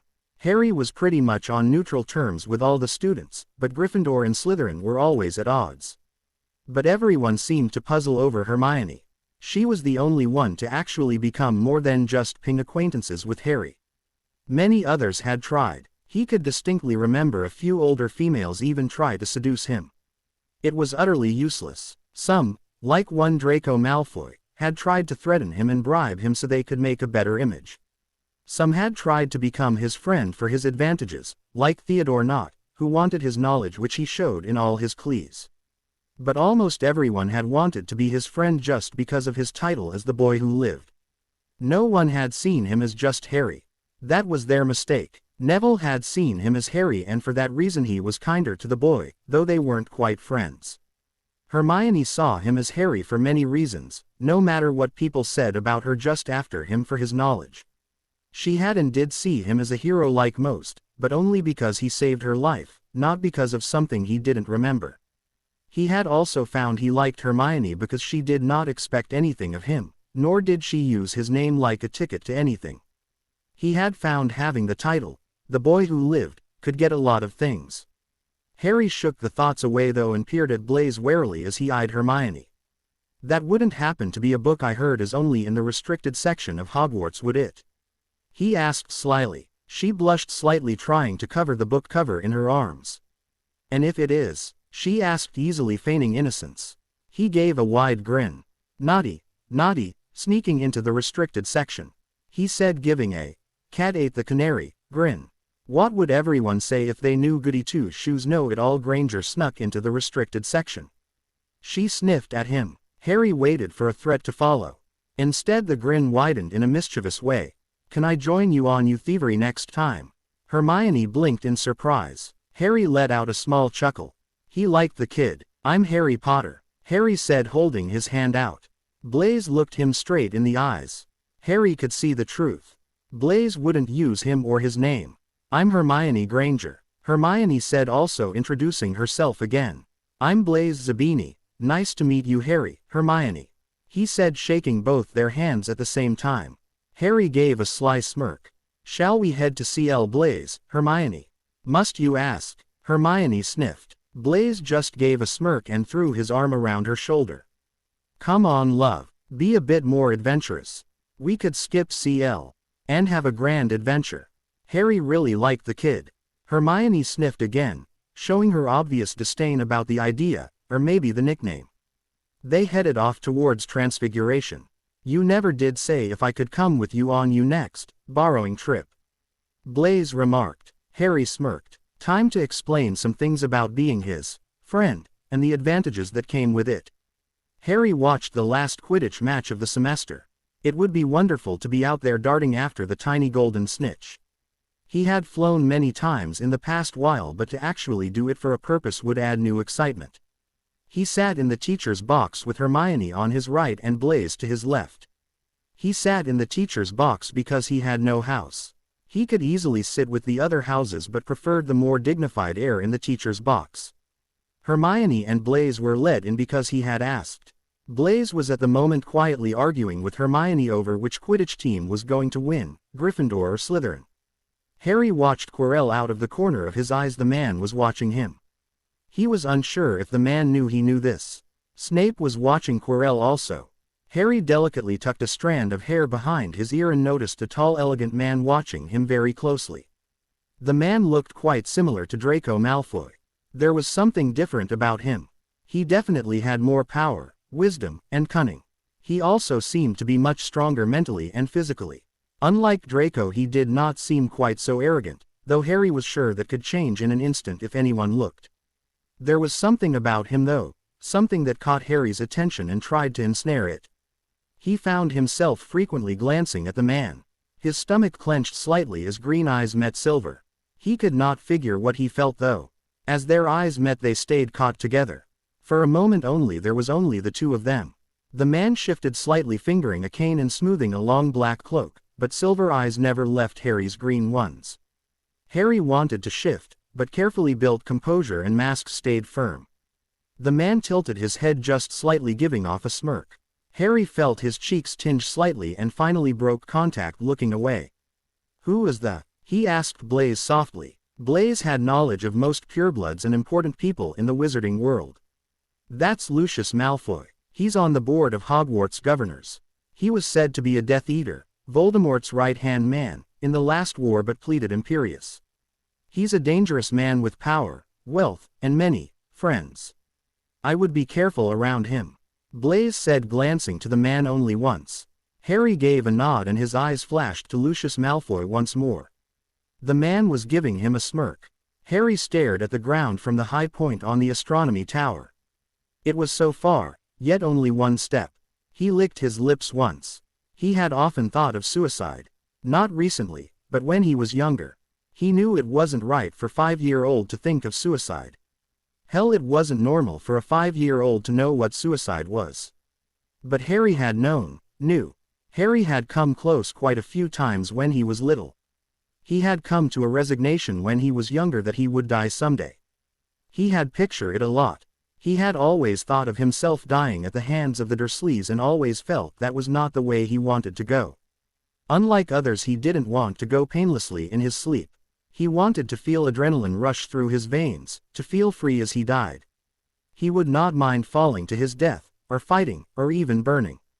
Ever since he could control fire, since 5.5 or so, he had been tempted to light his clothes and go out in the beautiful flames. He knew it would hurt, but he had long ago built up a high pain tolerance.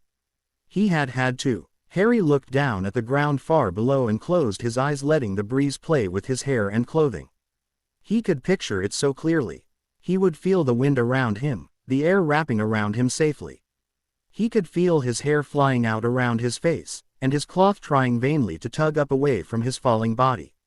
He could feel his limbs tense and relax, in a way, as the adrenaline coursed through him, but as his body knew it was in danger. He could feel his mind sing with the freedom of the fall and the peace. It would feel so wonderful. His foot inched closer to the edge of the tower and could feel the wind so close. He could feel the fall. His body both screamed for it while rejecting it. There would be the adrenaline, then a brief pain, then utter peace and freedom. Blessed silence and peace. No beatings, no hate, no expectations. Harry didn't believe in any religion. No god or even devil had answered to his cries of please.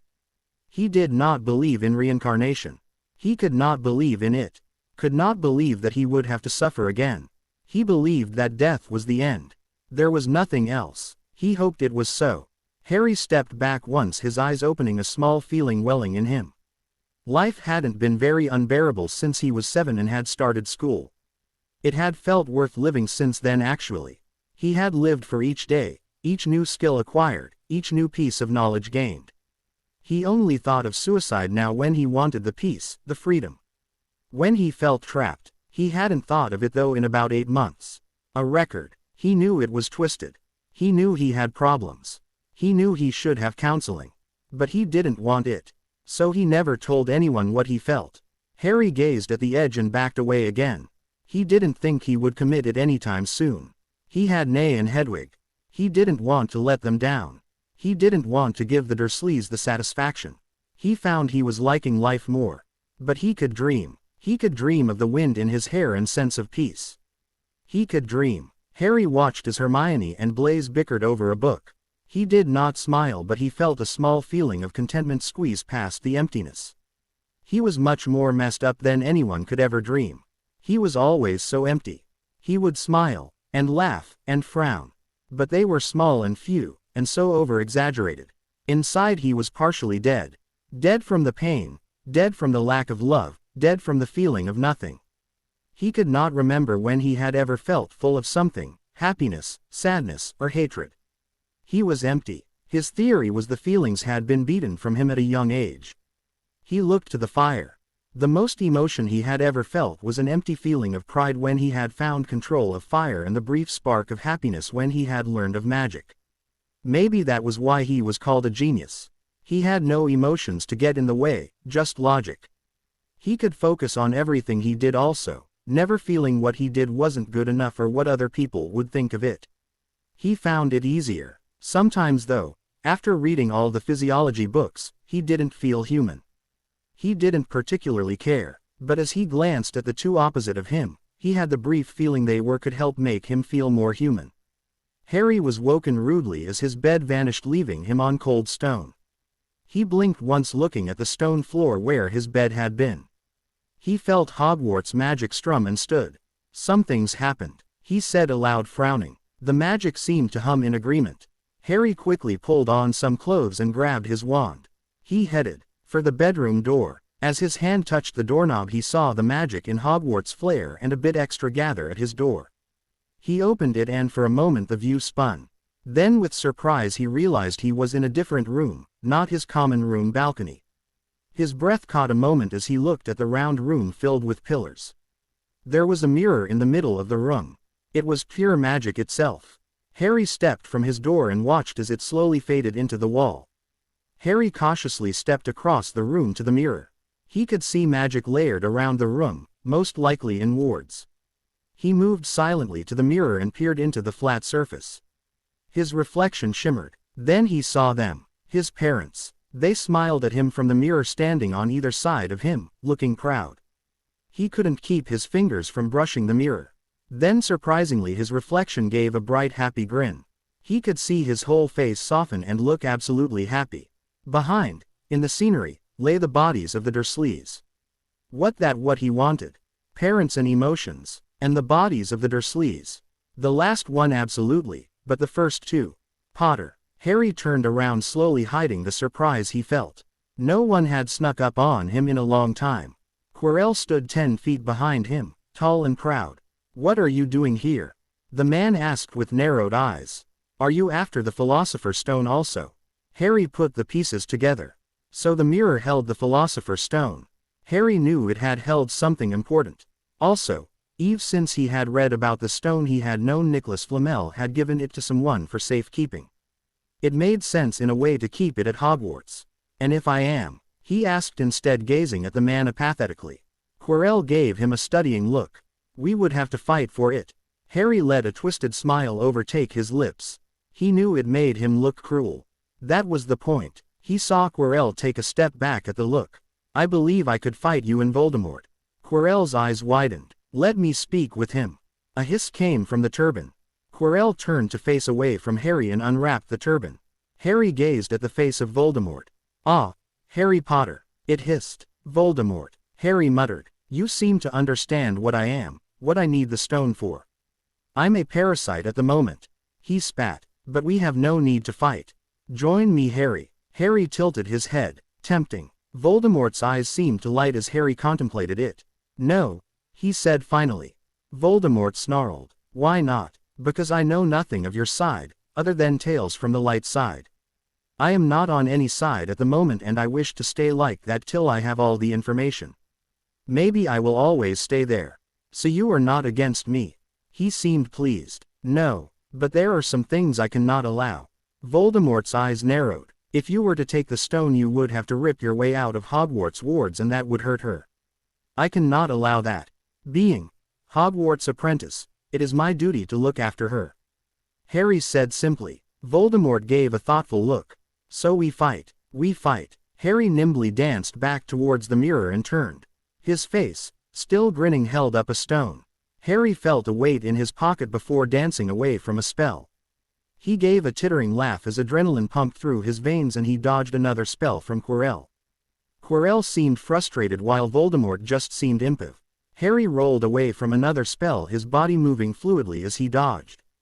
He was quick on his feet and graceful from dodging his cousin and his gang of bullies. He had also learned how to dodge Vernon's hits just so they didn't hit anything too vital or important, but still hit at the same time. It took control. A spell came very close to his ear and he finally drew his wand. It was one fluid motion, his wand in his hand, before Quirrell had time to blink. Harry briefly wondered if he would be a good dueler. Harry threw a spell that was dodged. Quirrell wasn't chosen as the Dada teacher for nothing. They exchanged more spells, neither hitting the other. But Quirrell was getting exhausted. It was easy to see he didn't have the largest magic core with Voldemort leeching off of it, and Voldemort would never lower himself to let his magic be used by Quirrell. Harry decided to take a chance, and when he saw an opening he danced forwards, nimbly pulling a knife from his boot and slamming it into Quirrell's. The man made a choking noise as he stumbled back. Harry couldn't use a knife very well, but well enough to hurt someone with one. He had gotten Quirrell good though. The knife in his was deep. Quirrell lurched forwards looking pained and furious, wand raised. Harry just stepped forwards and grabbed his wand, hand holding the wand straight up so he could not cast a spell at him. Harry was surprised to see Quirrell cry out in pain as his hand Harry had touched crumbled to dust. Harry saw that he seemed to hurt Quirrell with just his touch and slapped his hand around Quirrell's neck. He screamed in pain and tried to pull away, but Harry had a good grip. He watched with a blank face as Quirrell crumbled and died. Voldemort's spirit rose from the dust and gave a grin before vanishing. Harry gripped the stone in his pocket and the wand. Dumbledore suddenly appeared, followed by McGonagall and Snape through a fireplace of purple flames. They stopped staring at the pile of dust and Harry. "It is safe," Harry said simply. Harry gazed at the feast impavely. Kid were either talking happily about going home or sadly about leaving Hogwarts. Why so much emotion? They would be back to the school and their parents would be waiting for them. He looked over the feast at the teacher's table. Dumbledore met his eyes and raised his cup slightly to toast the end of the year. Harry mirrored apathetically and swallowed his drink down. He glared at a few people casting him glances. The story about how he had defeated Quirrell and saved the stone had slipped from the headmaster's mouth. Now he had that on top of being the boy who lived. Irritating. Harry edged Hermione gently on the cheek, then did the same to Blaise. They smiled at him. "Don't worry, Harry, we'll write." Hermione grinned. "Yeah," Blaise agreed. "Maybe even visit." Harry gave a small nod. "Yes, I shall write also," he said, stroking Hedwig's feathers. "Good," Hermione chirped. Then she hugged him. She stepped back and Blaise hugged him also. "You be careful, Harry," she said, looking serious. Harry knew she had glanced the nothing that was his emotions a few times. She knew he wasn't normal. She knew he was twisted. But she stayed with him and that almost warmed him. "I will," he said. Blaise gave a crooked grin, though the look in his eyes was serious. "You'd better, love, or we'll come hunt you down," he said. Harry gave his own crooked smirk. "You could try," he whispered. He watched as they split, heading off to their own families. Harry stroked Hedwig softly. Then he pictured his room at the Dursleys. He had read this was called apparating. It was supposed to be difficult and dangerous. He could do it since he was 9. Harry gazed at the Dursleys sitting at the table. Dudley was in the living room. Vernon and Petunia just gave him pale looks. The threats from last year appeared to be fresh in their minds. "I'm leaving." They seemed to brighten. "If anyone asks after me, tell them I'm away at camp or something." "They should leave. You alone then." "I doubt any will come anyways," he said. They nodded quickly. "Till next time," he said, bowing. Then he popped away, Hedwig on his shoulder, Nay around his neck, his shrunken belonging in his pocket. Harry gazed at the small pet shop for a second time. He slipped in the door and found Dee dusting the place with animals hanging off him. The man slowly turned towards him. "I knew we would see each other again." He smiled cheerfully, though Harry saw the hidden edges to the smile. "I was wondering if I could stay here for the summer," Harry replied. "I could pay or work it off." Dee gave him an evaluating look.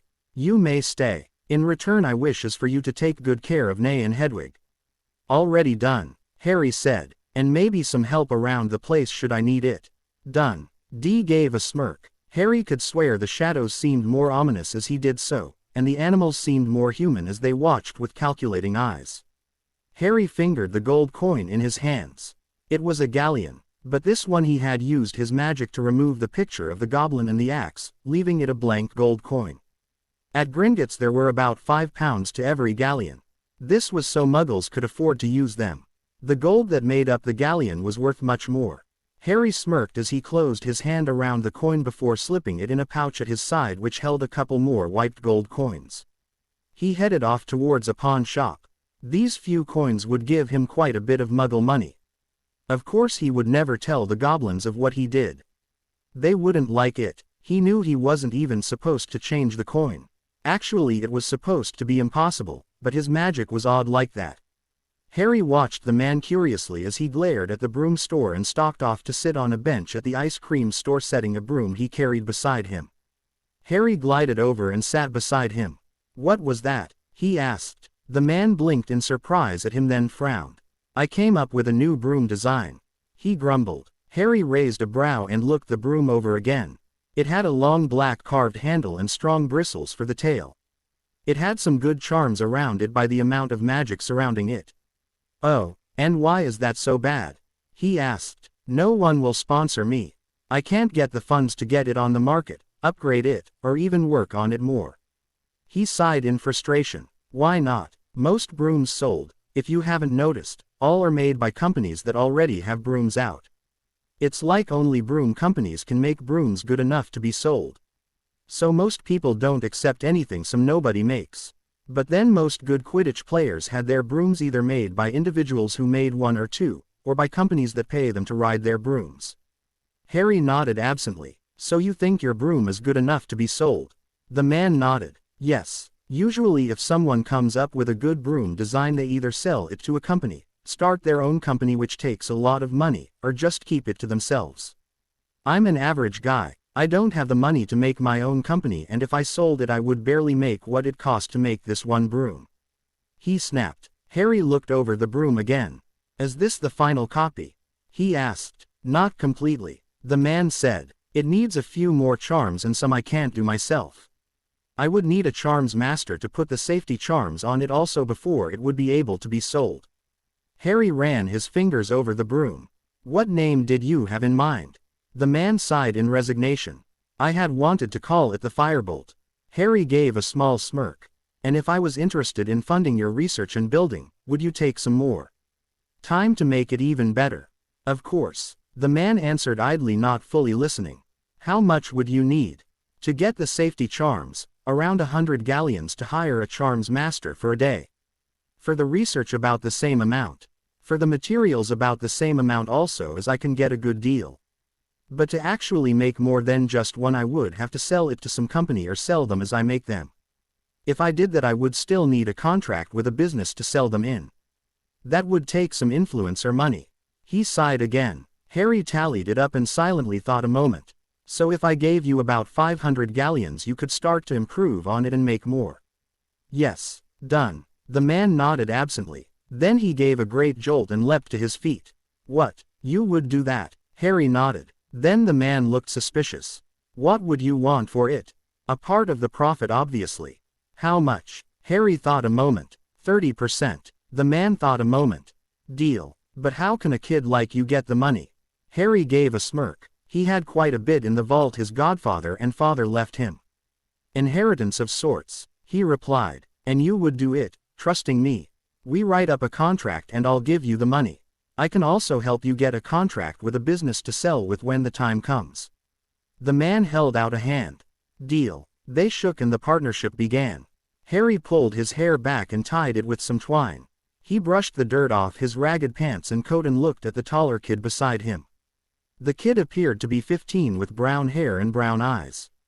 Let's get going. Harry gave a nod. What's today's lesson? He asked. The kid gave a grin. I've taught you lock-picking, pickpocketing, and how to survive out here in the streets. Next is knife fighting and fist fighting. Harry gave a small smirk. He had been out on the streets for a week now. All his things were at the pet store safe, but he had wanted to learn on the streets. He would leave after a while. But first he was going to learn everything he could about the streets, how to steal, how to survive. Harry threw the knife fluidly. It spun silently before embedding in the wall right beside the man's head. The man gave a delighted laugh. The man beside him gave a bark-like laugh also. So the little kitten has claws. The first tittered. Harry held a second silver knife in his hand and held his other hand out ready to call upon fire. The first man had long black hair, light blue eyes that seemed like ice, pale skin, and an unreal grace and beauty around him. The second man had long shaggy hair, sharp teeth, amber eyes, and a handsome feral look. Harry could feel they were not human. He drew up the answers easily. Vampire, werewolf. But it was odd to see together, actually acting friendly to one another. They were almost enemies. Unlike many believed, most vampires and werewolves didn't hate each other. They didn't get along well, and avoided one another, but they didn't instinctively hate each other. It was still rare though, to see two as friends. Harry had been taking a trip to a small store in Nocturne Alley for some potion ingredients and books when the vampire had snuck up on him, thinking him a free meal. Harry had easily leapt back ready to attack, the knife flying. He studied both men and they studied him. They pushed away from the wall, the vampire pulling his knife from the wall and tossing it back to him. Their eyes never parted, though Harry knew everything the werewolf did also. Slowly they circled one another, staying a few feet apart. Suddenly the vampire lurched forwards in a move too graceful and fluid to be human. One moment he was 5 feet back, the next, he was only a foot away. Harry's instincts kicked in, those he had gotten from learning how to WL in the streets.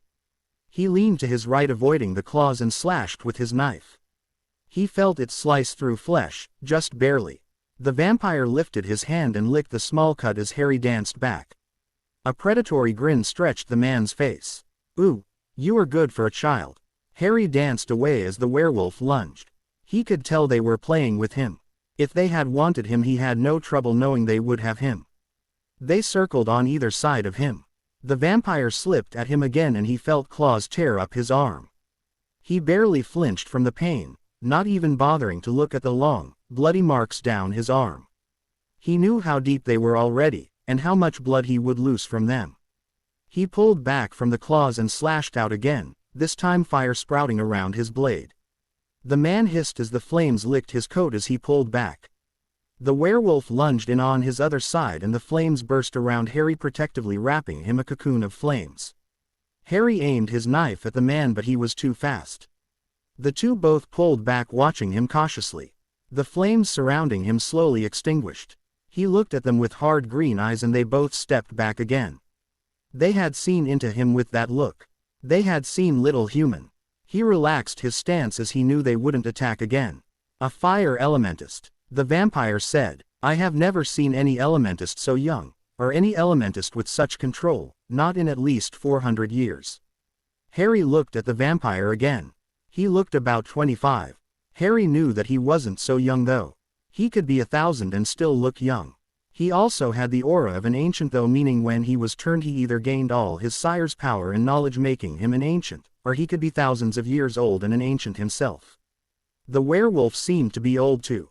It wasn't well known, but werewolves lived much longer than wizards if they could survive all the transformations. Wizards could live to 150 in many cases. Werewolves usually died young though because of the strain the transformations caused. Unless, of course, the werewolf accepted the wolf inside him. It would make transformations easier.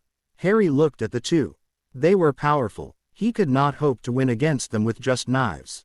His fire could help, as could his magic, but he was reluctant to use magic as he didn't know too much wandless, and with his wand he would be found. Harry stayed still as the vampire glided over to him. He leaned over slightly, cupping Harry's face with his hands. Harry let him look deep into his eyes.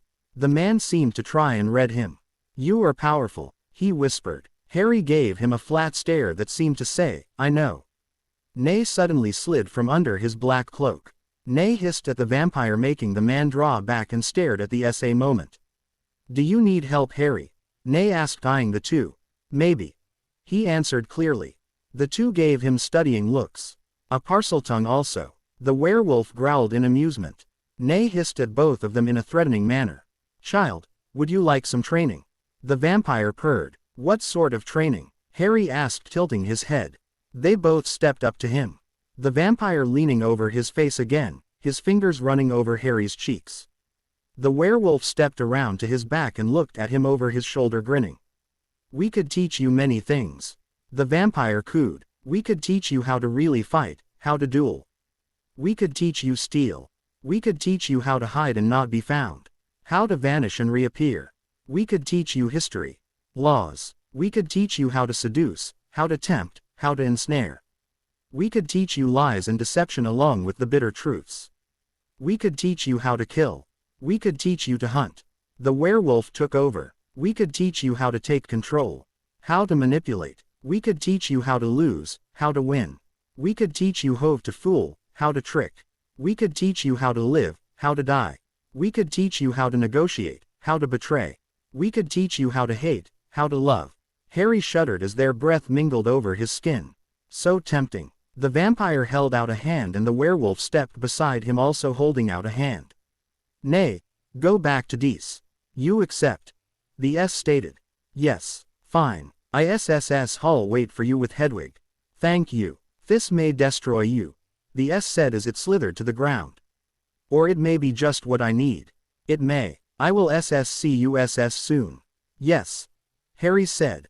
I'll see you soon." Then he took both hands. "Feel it, love it, need it," Noir hissed. "Or it will destroy you." Maine snarled. Harry took a clamming breath, ignoring the vampire and the werewolf, but listening to their words. He wrapped the fire around him. He had never tried more than making flames and shaping them slightly before. And when it had surrounded him, it had always been an inch from his skin, his magic shielding him from the heat. Now he wrapped the tendrils of flame right around his skin. It could choose to hurt him, or leave him be. It had a mind its own sometimes. He felt his skin itch with the uncomfortable heat. Then it became comfortable and he opened his eyes watching as the flame danced all across his skin. He was one giant fireball and it felt wonderful. He said the fire helping build it up, cooing to it, loving it, needing it, but not controlling it. He threw his arms out and the fire leapt from him spinning around him like a hurricane. Slowly he pulled it back to him where it wrapped happily around his skin once more before slowly extinguishing. Noir, vampire, and Maine, werewolf, both grinned. He had it for now. Harry looked at the two blades in his hands. One was silver, about a foot long and deadly sharp. It had plain black leather wrapped around the handle. The second blade was a foot long and slightly curved. It was made of a metal that channeled magic. It was rare and very expensive. The hilt was wrapped in the same black leather. There was also a rune etched on the blade, just above the hilt, for fire. Harry slid first knife in the leather sheath inside his black leather boots. The second knife was tucked at his waist. It was hidden from sight by his black cloak, which was quite in looks but waterproof and warm. It was held shut with a silver clasp in the shape of a flame, with a ruby for a crescent moon and a sapphire for a rose. The clasp looked innocent but it was anything but. Any werewolf that saw the crescent moon on it would immediately know he was under the protection of Maine. Maine was the strongest and oldest werewolf alive. He was a lone alpha. No werewolf would go against him. Noir was the prince of all vampires. He wasn't the oldest, but no vampire would go against him. All obeyed him without question, though he rarely ordered them around, or even visited them. But it made Harry safe. The one small pin would keep him safe. At least from vampires and werewolves. The very few others that recognized the pin would also be wary. Harry fingered it idly. The flame had been his own design. He had wanted something that was his. He ran a finger along the edge, careful not to cut it on the sharply carved edges. It was also very nice. He liked Maine's moon the best. He had always loved the color of blood. Noir and Maine, they were very close. Harry often wondered if they were lovers, but never asked. It was their privacy. They were also very confusing. They could go from mothering to him, to practically killing him with training, to staring at him as if he were so far away from them. They were sometimes open around him telling him everything, and at other times they were cautious like he was an unwanted guest. One moment they were smiling at him, a second later and they were snarling at him. In the evenings they always sat together in the leery of the manor the two shared and either had book lessons, or just relaxed. It was times at these Harry would find them watching him closely, asking many of his opinions on things, or just silently following him about. They seemed to want to like him, to accept him as one of their friend.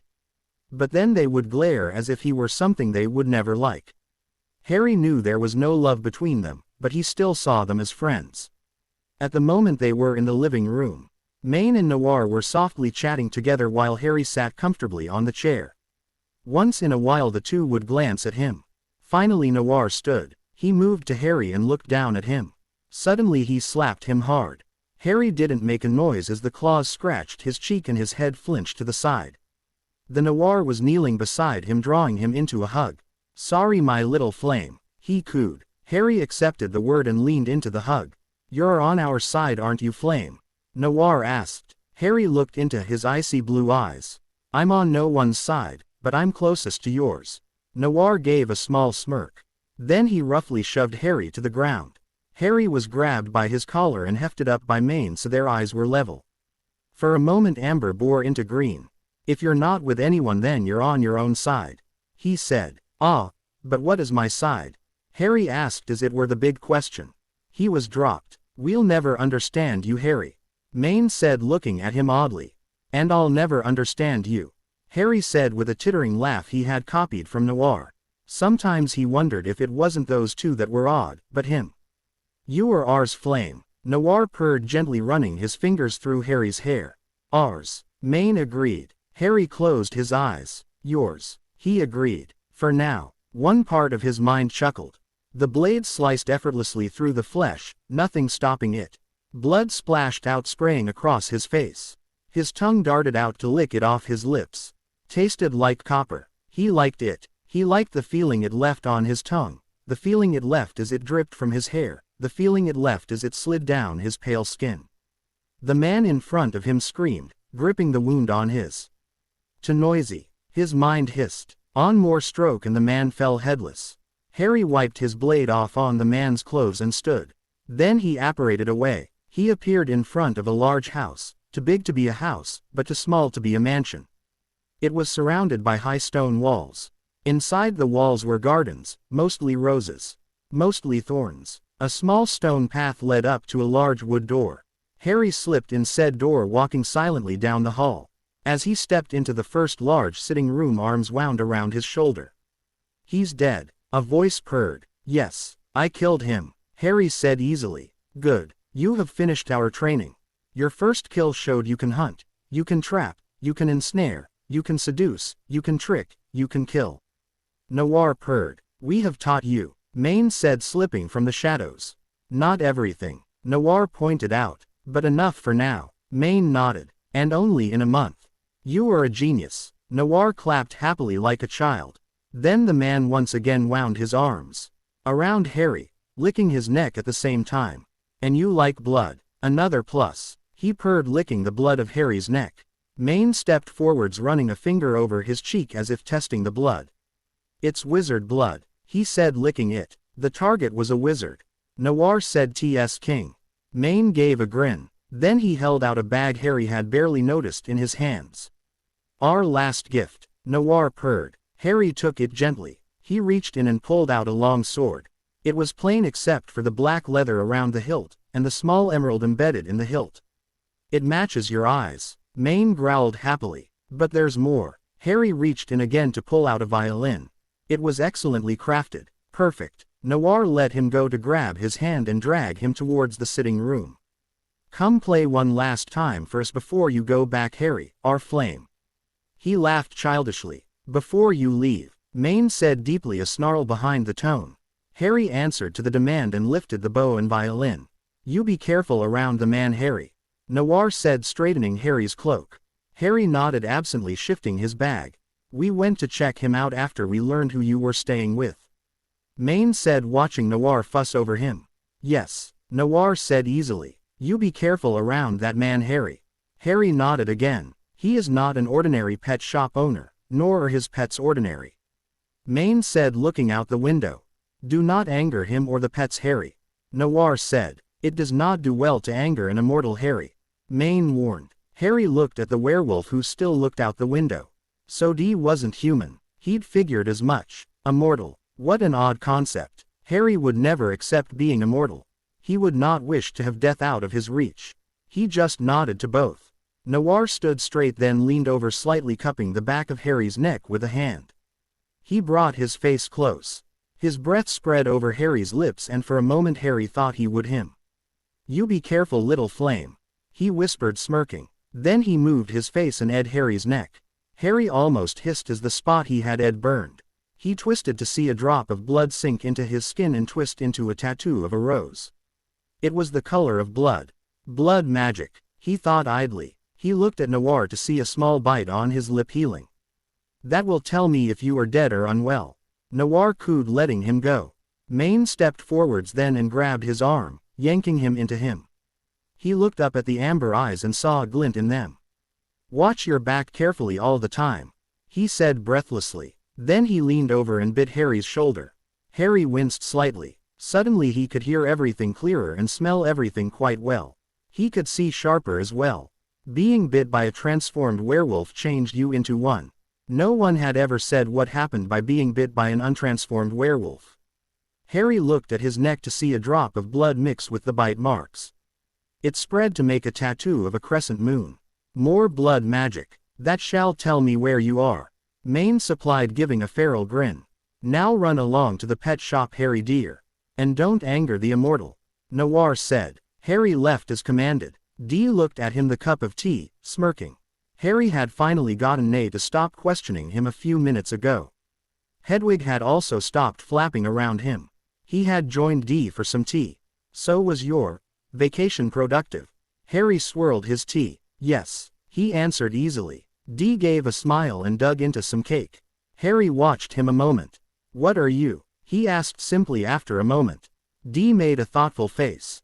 "What am I? Sometimes I do not know," he replied. "All I know for sure is I'm immortal and have a strong bond to animals." Harry watched him. Dee smiled again. "Ah, but do not concern yourself over it.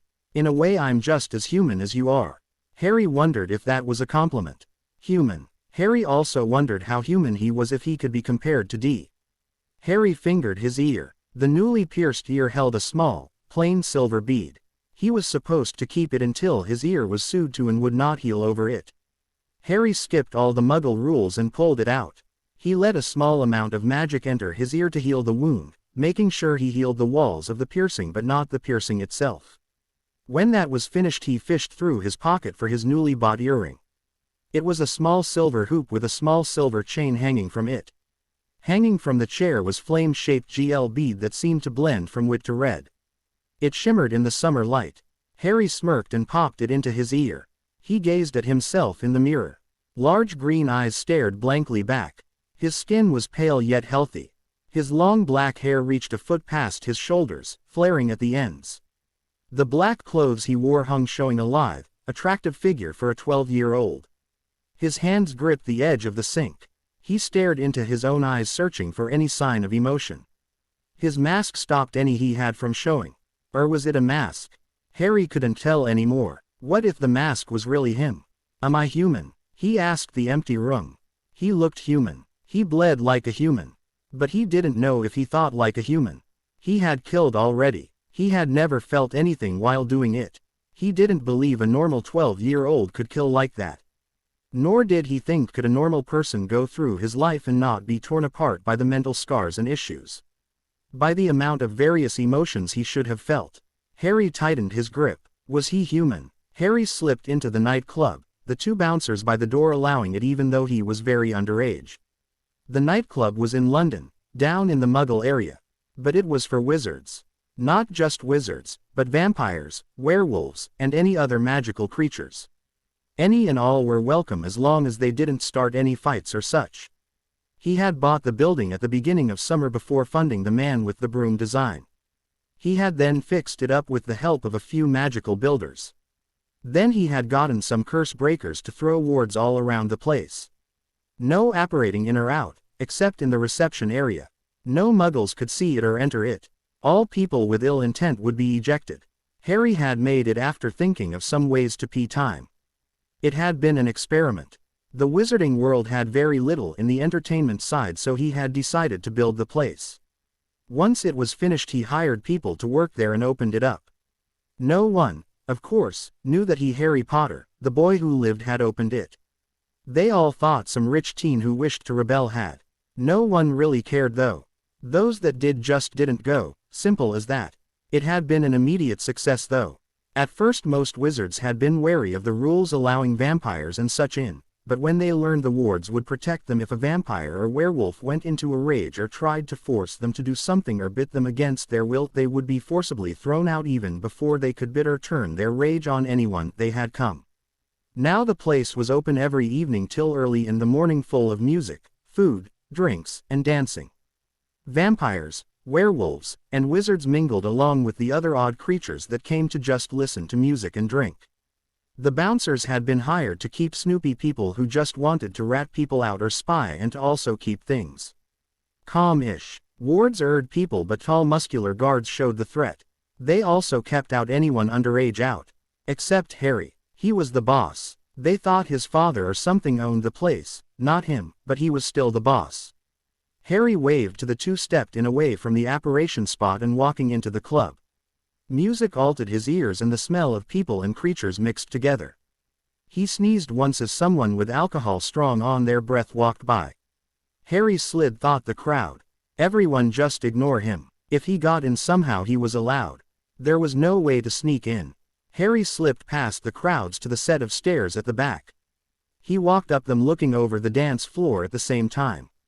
The main room was broken into two sections. A lowered piece to the right was filled with dancers. A DJ sat behind a setup in a corner. He had used Muggle technology here. He had figured out how to work Muggle stuff around magic. Power it with magic, of course. It was so simple. To the left of the room the floor was raised a few steps up and covered in tables and booths along with a bar. Most places were filled with chatting people. People also sat at benches along the bar counter laughing or sitting by themselves. The dance floor was also filled with people. The stairs Harry was on led to private rooms. This place was actually quite popular for parties and meetings. As he got to the top of the stairs he was in a hall. Because of charms he only faintly heard the beat of music. He followed the hall ping various doors into various rooms. Some open showing empty rooms, some closed showing the room was used. Finally he reached the last door and slipped in. He found a goblin sitting at the table set up and slid into a seat. The goblin looked up at him then slid him a bunch of papers he looked over silently. "Well, Mr. Potter, you invested smartly in this place. It's a hit and you have already paid off all the costs of making it. Now you're making money." Harry gave a slight smirk. "Also the man you funded for the broom design is working nicely and using the money wisely. He wished me to inform you he should have the broom ready in less than a year, with enough to start selling." Harry gave a nod looking at the papers. "And as asked, we've invested some of your money in various businesses. You now own 50% of a new restaurant in Diagon Alley and 50% of a newly emerged Muggle bookstore opened by Half-Blood in Diagon Alley. Both have just started but are starting well." Harry nodded again. He read down the sheet seeing all in order. "Do you have my balance sheet?" The goblin slid an extra sheet to him. It had all his balances on it, how much he had in the school vault, how much he had in vault his father and godfather gave, and how much he would inherit in the Potter vault. For a moment he wondered who his godfather was, like every time he saw he had one. But then the usual thought popped up. If his godfather wasn't there it meant he didn't want him or he was dead. Harry didn't know which was better. He slipped the paper into his pocket. He thrummed his fingers on the table in thought.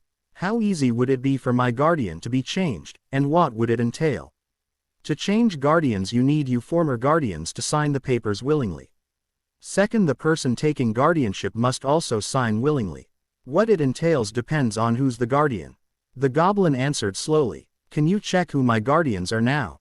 The goblin gave a nod and snapped his fingers. A white parchment appeared in front of him. 3 drops of blood. Harry bit his finger and watched 3 drops of blood fall. Slowly they were read into the paper. Then words started to form. "This paper can give many details. About a person," the goblin explained, "but only the one who dropped the blood can see what it says." Harry waited till the letters stopped appearing before reading. Name: Harry James Potter. Birth date: July 31, 1980. Age: 12. Parents: Lily Mary Evans Potter and James Alexander Potter. Relatives by blood: alive Petunia Ann Evans Dursley. Guardians: Petunia Ann Evans Dursley and Vernon Dursley. Magical guardian: Albus to many damn middle names Dumbledore. Magical abilities: Fire Elementist, Wandless Magic, Mage Sight, Advanced Hearing, Advanced Sight, Advanced Smell. Magical protections: Blood wards keyed to Petunia Dursley. Blood Rose, Advanced Blood Magic to read health. Blood Moon, Advanced Tracking Spell. Harry looked down at the list. It says I have a magical guardian. The very few half-bloods adopted by Muggles always have a magical guardian. There are laws against Muggles adopting pureblood orphans. Harry looked thoughtful. If adopted by a vampire or werewolf, would that destroy the need for a magical guardian? Vampires and werewolves are not allowed to adopt. Harry closed his eyes briefly. What if? No. What would destroy the need for a magical guardian? Being adopted by a non-Muggle within the laws. Harry ran his hands through his hair. Thank you, Griphook. You are welcome, Mr. Potter, the small creature said before heading from the room, most likely to the apparition point. Harry just sat there for a while longer, thinking. Harry looked the papers over again. He read every line carefully. Finally he set them down on his lap and ran his fingers through his bangs again. He could think of no one to sign the papers. He had gotten the Dursleys to sign them so easily. They had almost tripped over one another to sign the papers in joy. But he could not find the second person to sign the papers. He sighed and raised the papers, ready to burn them. They were dangerous for him when already half signed. Like signing a blank check and leaving it to tempt someone. Just as he was ready to call the fire, To burn them, a hand SD passed him and grabbed them, long nails delicately holding them. Harry froze. He had never been snuck up on like that. Even Noir and Maine had only gotten within 5 feet before he had noticed them. Dee had snuck up so he was barely a foot behind him, reading over his shoulder. Noir and Maine, and he had been right. Dee was dangerous. Dee gently tugged the papers from his tense hand, humming lightly behind him. Dee rested his chin on Harry's shoulder and reached his other arm around Harry's waist to read to papers. "Oh, you need a new guardian to escape this Dumbledore man." Harry didn't reply as the breath ghosted over his skin. "But you can't find one." Harry tilted his head just slightly so his green eyes met the mismatched purple and gold. A smile spread the blood-red lips, giving the man a look of kindness, yet cruelty at the same time. He stroked Harry's cheek. "I don't think you can hope to find a wizard that would be your guardian and understand you." He purred. "That's why your friend are a vampire and a werewolf. Why the only ones you trust are As and an owl. Why you hide and lie to your 2 human friends." Harry shuddered just once as the long nail slid down his cheek to his chin. "So misunderstood," he said in sympathy. "You're human, yet you aren't." Harry shuddered again. "Poor Harry," he cooed. Then with a flourish he had a pen in hand. His name was signed with a flourish. The papers were then gently pushed into his. Harry grabbed them as Dee pulled back, smirking. Harry looked to the papers to see the magic around them seal. It was official. Dee was his guardian. He shuddered. Harry looked at the bookstore in slight interest as Dee was moving around the pet shop across the street. He sent a glance through the window to the man. Dee was as confusing as all the other people he had met, if not more so. The man gave off an air of patience, calm, kindness. He could act so utterly kind while being so terrifyingly cruel. He didn't like many humans. It only made Harry wonder if he was human even more. The man essentially left him be though. Besides, the ping words he gave Harry could leave for large amounts of times, come back bloody, and still Dee would just give that kind yet cruel smile. Like he always knew what Harry had been doing. Harry found himself oddly respecting the man. While he could do a lot being his guardian, he did nothing.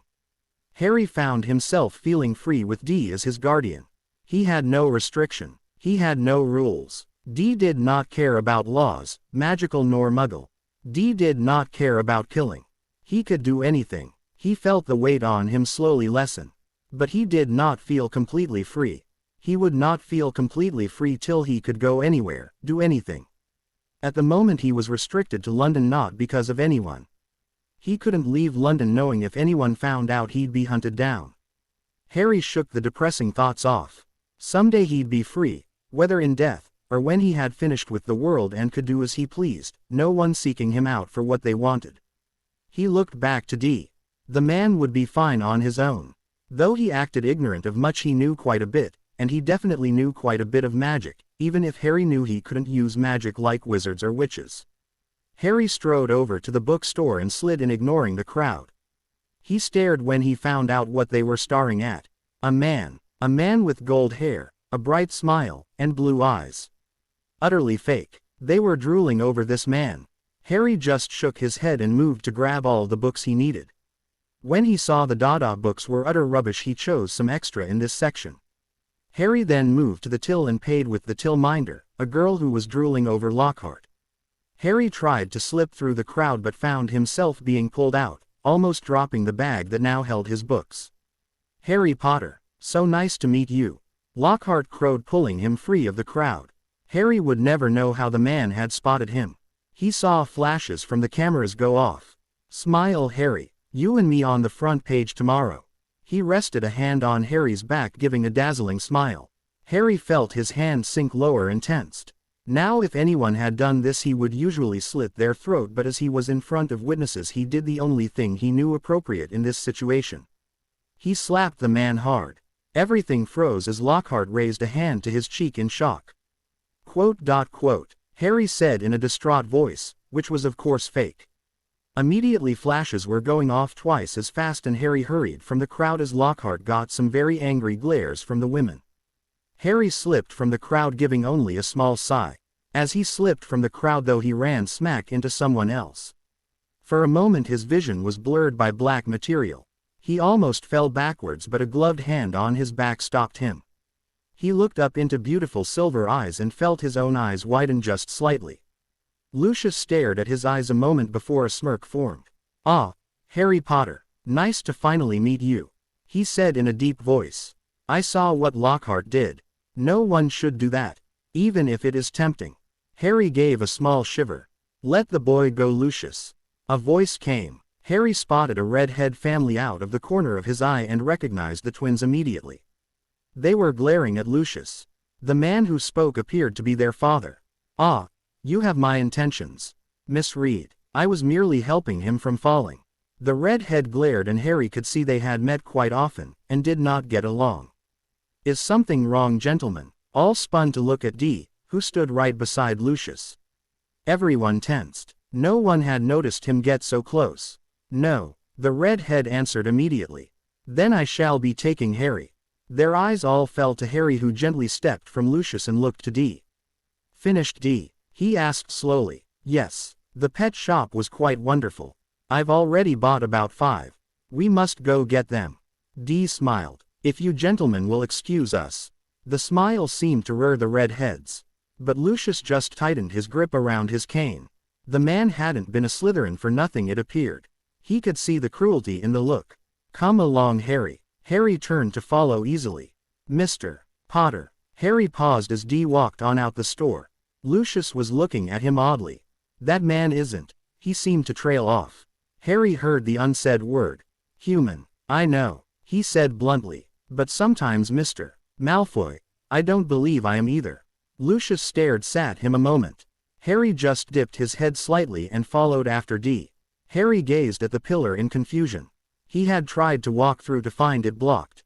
"Someone doesn't want me catching the train," he thought idly. Then he gathered his energy and shoved it at the pillar. The barrier around the barrier, ironic, no, shattered, and he walked through with no resistance. "They will have to try better than that," he thought as he hopped on the train a moment before it left. As Harry looked at the newest student, he found his eyes straying to a red-headed girl.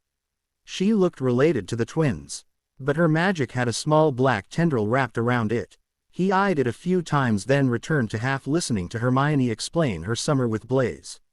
Wasn't his problem. Harry frowned at Lockhart. The man was a fool. He faked his way through his lessons. Harry watched as he revealed a cage of pixies. He just sat though, even as the man opened the cage and all the pixies burst out. They left chaos in their wakes. No one noticed they left Harry alone as they panicked themselves. The pixies took one look at him and see his piv face and the fire beneath his skin, and they turned away. As everyone ran from the room, Lockhart yelling that Harry can handle it, he was left with the pixies. Before they can move, each is consumed by a ball of fire, crying in agony as they turn to ash. Harry gave a smile, but then it fell. The only problem with burning was there was no blood. And he dearly liked the color of blood. Harry idly stepped onto the roof of Hogwarts, enjoying the small breeze and the large drop at his feet. He sat down on the rickety edge and let his legs dangle, not even glancing at the 500-foot drop with more than a dreamy look. He pulled his violin to his shoulder and chin. He set the bow on the strings and played.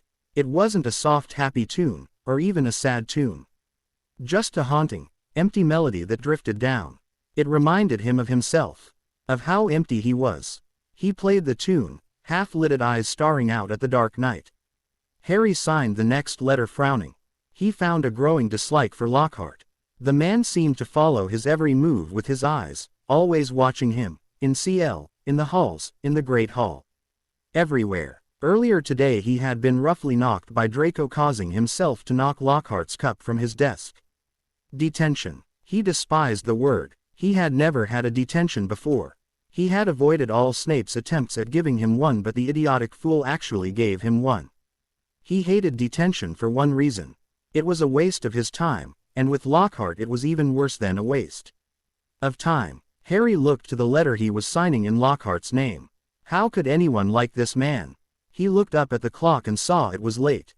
He set the quill down and kept his wrist still, not bothering to acknowledge it was tried from the sighing. "It's late, Professor," Harry said. Lockhart gave a grin. "Why, it is, isn't it?" He stood and strode over to the desk Harry was in. "Well, I guess you should retire for the night." Harry stood and noticed Lockhart was a bit too close for comfort. "Professor Lockhart, you can call me Gilderoy in private." The man grinned. Harry didn't like the feeling his instincts were giving him. Lockhart leaned over and put a hand on the desk, on either side of Harry. "So Harry," drawing his name out, "what do you think of me?" Harry narrowed his eyes. The man was trying to seduce him. Noir had warned him he was a very beautiful child, with a face that seemed older than he was. But he could accuse Lockhart of some serious UAL abuse charges here.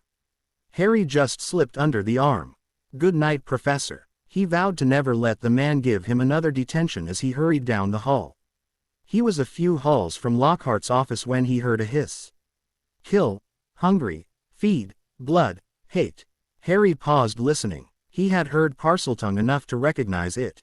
He briefly wondered how AS had gotten loose in the school, but shook it off as he walked off. Harry stared at the message on the wall, along with most of Hogwarts. The message was written in blood, which seemed to scare a lot of people. He moved his glance to Mrs. Norris, who was as stiff as board. Harry felt Nay, who was around his shoulder, hiss softly. He seemed to smell something. Another S. A strong S. One that Nay was wary of. Harry just let his eyes wander the ground, the water, the cat, the message. He took everything in. It wouldn't do to forget a warning he was partially targeted by. First, of course, the Muggle-borns had to watch out. Harry frowned as he read the book. So the Chamber of Secrets held a basilisk. Interesting and dangerous. He set the book back on the shelf and left the restricted section. It would be fairly interesting to find the chamber, but he didn't completely feel like it. He sighed and realized it was time for the dueling club. He smirked. The only reason he was going was because he wished to see Lockhart make a fool of himself. He glanced around and seeing no one stopped. "Hogwarts, can you please help me to the Great Hall?" The magic thrummed and a door appeared on the wall beside him. He opened it and stepped in. It vanished behind him as he stepped out another door right beside the Great Hall. He patted the stone wall and moved to the door. He easily slipped through the already acquired crowd and made his way to stand next to Hermione and Blaise at the front of the dueling platform. He was just in time as Snape and Lockhart were facing off. He watched with a delighted smirk as Lockhart was blown back but tsked when he got up unharmed. "Hit him harder, Snape," Harry called out loud. For a moment everyone turned to look at him in surprise, surprised to even hear him. Then some yelled agreement. Snape looked at him in puzzlement a moment, then turned to where Lockhart was standing, obviously having not heard the yell as he was talking like nothing had happened. "We should get some volunteers," Lockhart said cheerfully. "Ah, Neville Longbottom and Harry." He got a few odd looks at calling Harry, just Harry. Snape sneered. "Longbottom messes everything up. We do not want to send everyone to the hospital wing. How about Potter and Malfoy?" Harry swung onto the platform. Malfoy also hopped on. Lockhart was babbling on about what they had to do, but Harry tuned him out as he saw Malfoy doing the same. Malfoy had a cruel smirk on. Harry had never liked Malfoy Jr. The boy was much too spoiled. They both bowed then turned and walked back. As they raised their wands, Malfoy cried his spell out. Harry nimbly dodged the blast that would have thrown him back and threw his own, wordlessly. Malfoy was pushed back so he landed on his butt, hard. Many were cheering him on, while some stood in awe of the wordless spell, mainly those who understood the power it took to use no incantation and wave. Draco snarled at him and threw another curse. Harry opted to dodge. He fluidly dodged 5 curses before silently throwing up a shield. Even Snape was watching him with grudging respect. Suddenly Draco decided forward spells weren't working. AS shot from the end of his wand, hissing and spitting in irritation. It saw Harry and glared, sliding towards him and hissing at the students on either side who were backing awake. Snape was stepping onto the platform now.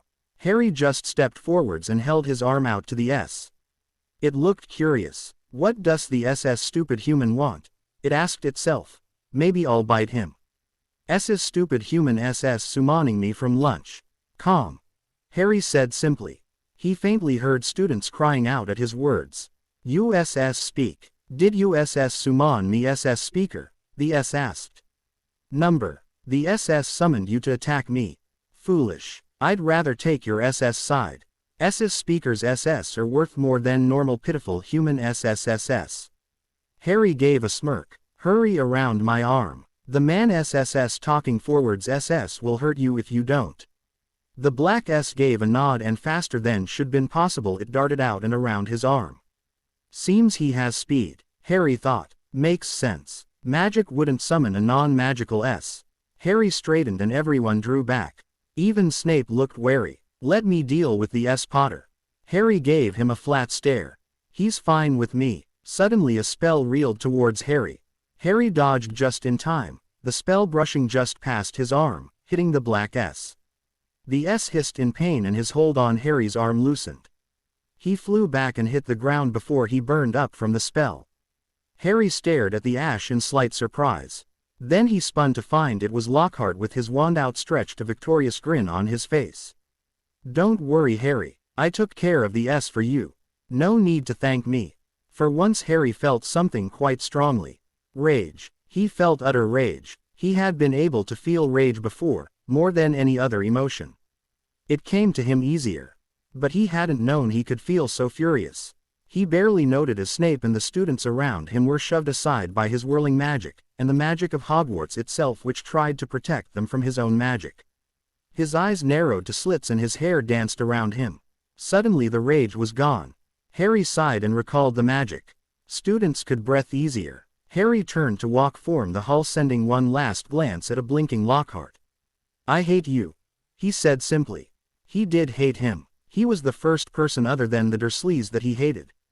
As he walked from the hall he realized he could actually feel rage, hate. He wasn't as empty as he had first thought. Or maybe he was just learning.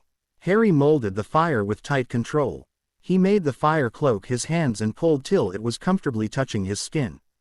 The layer of fire around his hands thickened until about a centimeter thick, like a pair of gloves.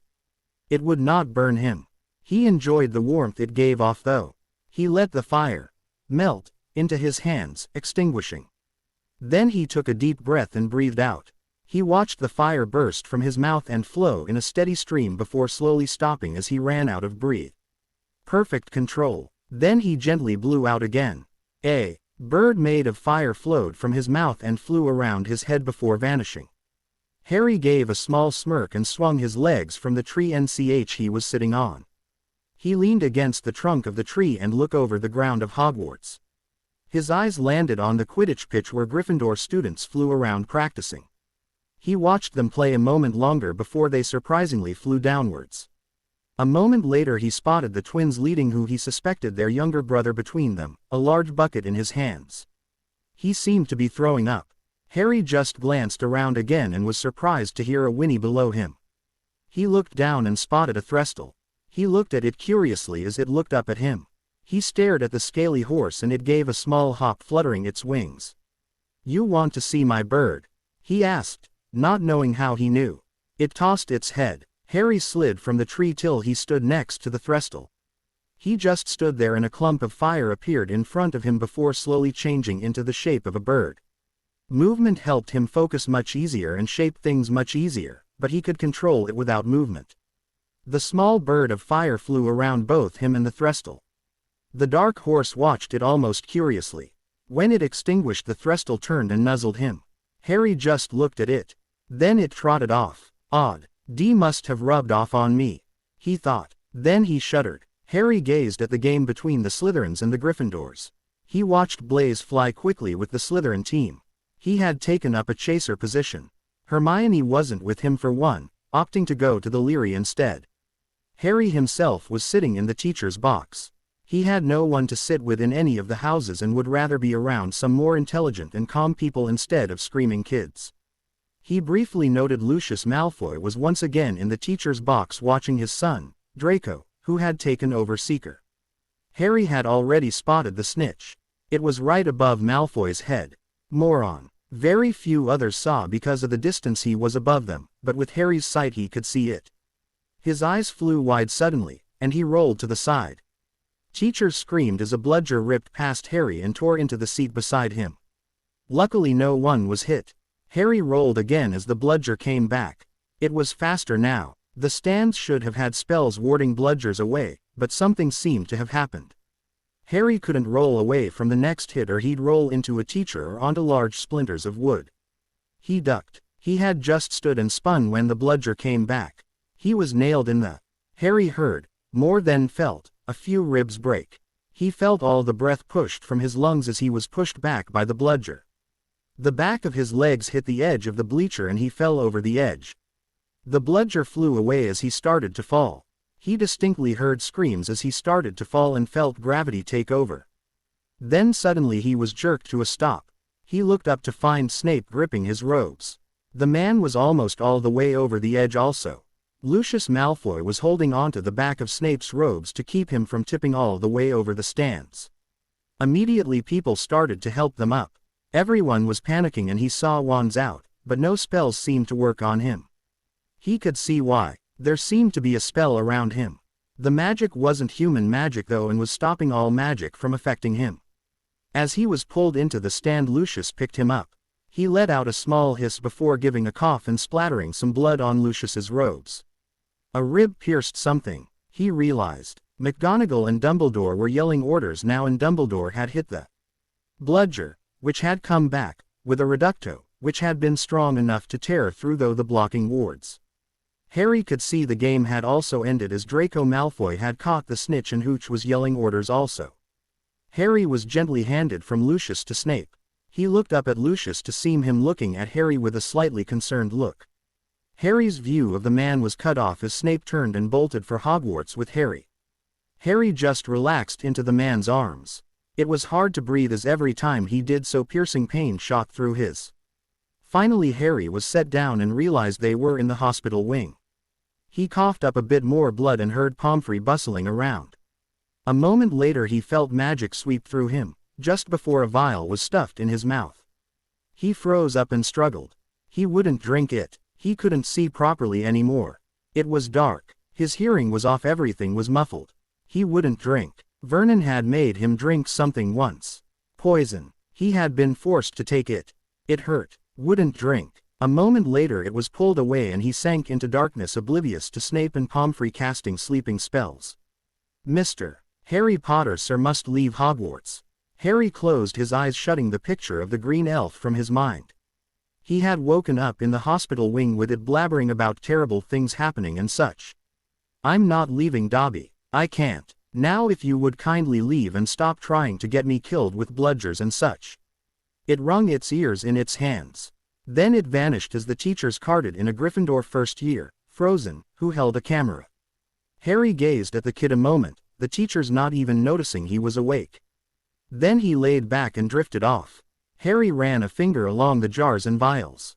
So many ingredients. He turned as he heard the door click shut. Snape stood silently watching him. Can I help you, Mr. Potter? They weren't on the best terms. Snape seemed to dislike him. But they were civil. I wished to thank you, he said simply, for catching me when I fell. Snape watched him closely. I would have done it for anyone. The man scoffed before moving to his desk and sitting down. Harry glided over and Snape's eyes stayed glued to him. Harry moved around the desk so he stood next to Snape. Then he reached up and held either side of Snape's head in his small hands. The man stiffened slightly, watching him warily. Anyone? He asked softly. Snape didn't answer. Even Voldemort. Snape shuddered at the name but said nothing. Harry just looked into the dark eyes. Would you have caught me if I could tell you at some time we may be enemies? No answer. Would you have caught me if I would kill you afterwards? No answer. Harry gave a small smirk. No. No, you wouldn't. What is the point to this conversation?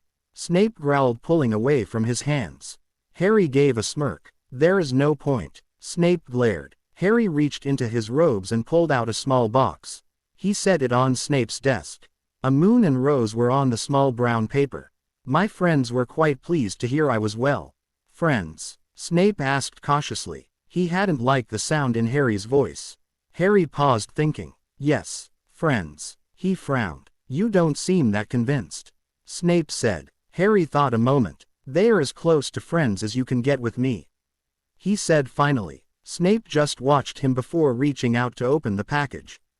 Inside was a small box containing what looked like white flower petals. He caught the scent it gave off and his breath caught. Vampire blossom. His eyes swiveled to Harry. Where did you get this? He demanded in a whisper. Vampire blossom. A white flower, resembled a rose, very rare, used in some very rare potions. Petals took a month to shrivel and die, could only be grown with the blood a vampire had drunk then bled onto the seeds. My friends were pleased to hear I was alive. They decided to give you something as thanks. Harry swept from the room ignoring the stare that followed him. Harry gazed at the ghost and student frozen in horror. He watched the teachers levitate the student away and puzzle over the ghost. He heard a red head scream and spotted a trail of spider. They don't like basilisks, he thought. He watched a red-headed girl looking at the scene with a bitten lip. He could see the black tendril was larger. He watched her a moment then walked off. He didn't much care. His second Christmas. He stroked Nay as he picked up a small wrapped present. From Blaze. It was a scarf made of light violet and silver with almost invisible flower petals drifting around it. There was also a pair of matching gloves and a bunch of chocolate frogs. Hermione's present was a book on household charms and a box of Bertie Bott's every flavor beans. Noir had sent him a small plant. It was about half a foot tall and leafy with one large red blossom. It was a rare blood flower. Instead of watering you had to give it a certain amount of blood. The petals would fade to white when it needed more. Maine had sent him a cloak along with a small throwing knife. Dee had sent him a chocolate cake along with a traditional changshan. Harry delicately set the flower on the coffee table and stored the book on a shelf.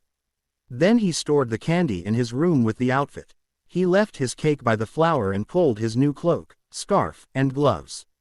He let Nay burrow under his clothes and cast a warming charm around the S as he allowed Hedwig on his shoulder.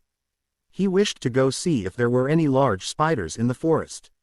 The spiders had been interesting. The large one was quite amazing, having actually learned human speech. His children were bothersome though. So greedy for Harry's flesh and blood. Harry had easily made a shield charm around himself and left unharmed. Once he had made it to the edge of the spider's territory he had run into a few centaurs. They had looked at him, told him he should not be in the forest then left. Harry had shrugged and headed back anyways. He had exited the forest in time to see some ministry officials leading Hagrid away. The poor fools thought he had opened the chamber before and was doing it again. Harry had watched silently from the edge of the trees. Lucius Malfoy had been one of the officials. The man had actually spotted Harry too. Their eyes had met but the man hadn't pointed his rule-breaking out. Just smirked at him and walked off. That left Harry back in his room eating the chocolate cake. It was good, he had to admit. It tasted even better as he thought of the chaos going on and the fact he could stop some of it, but wouldn't.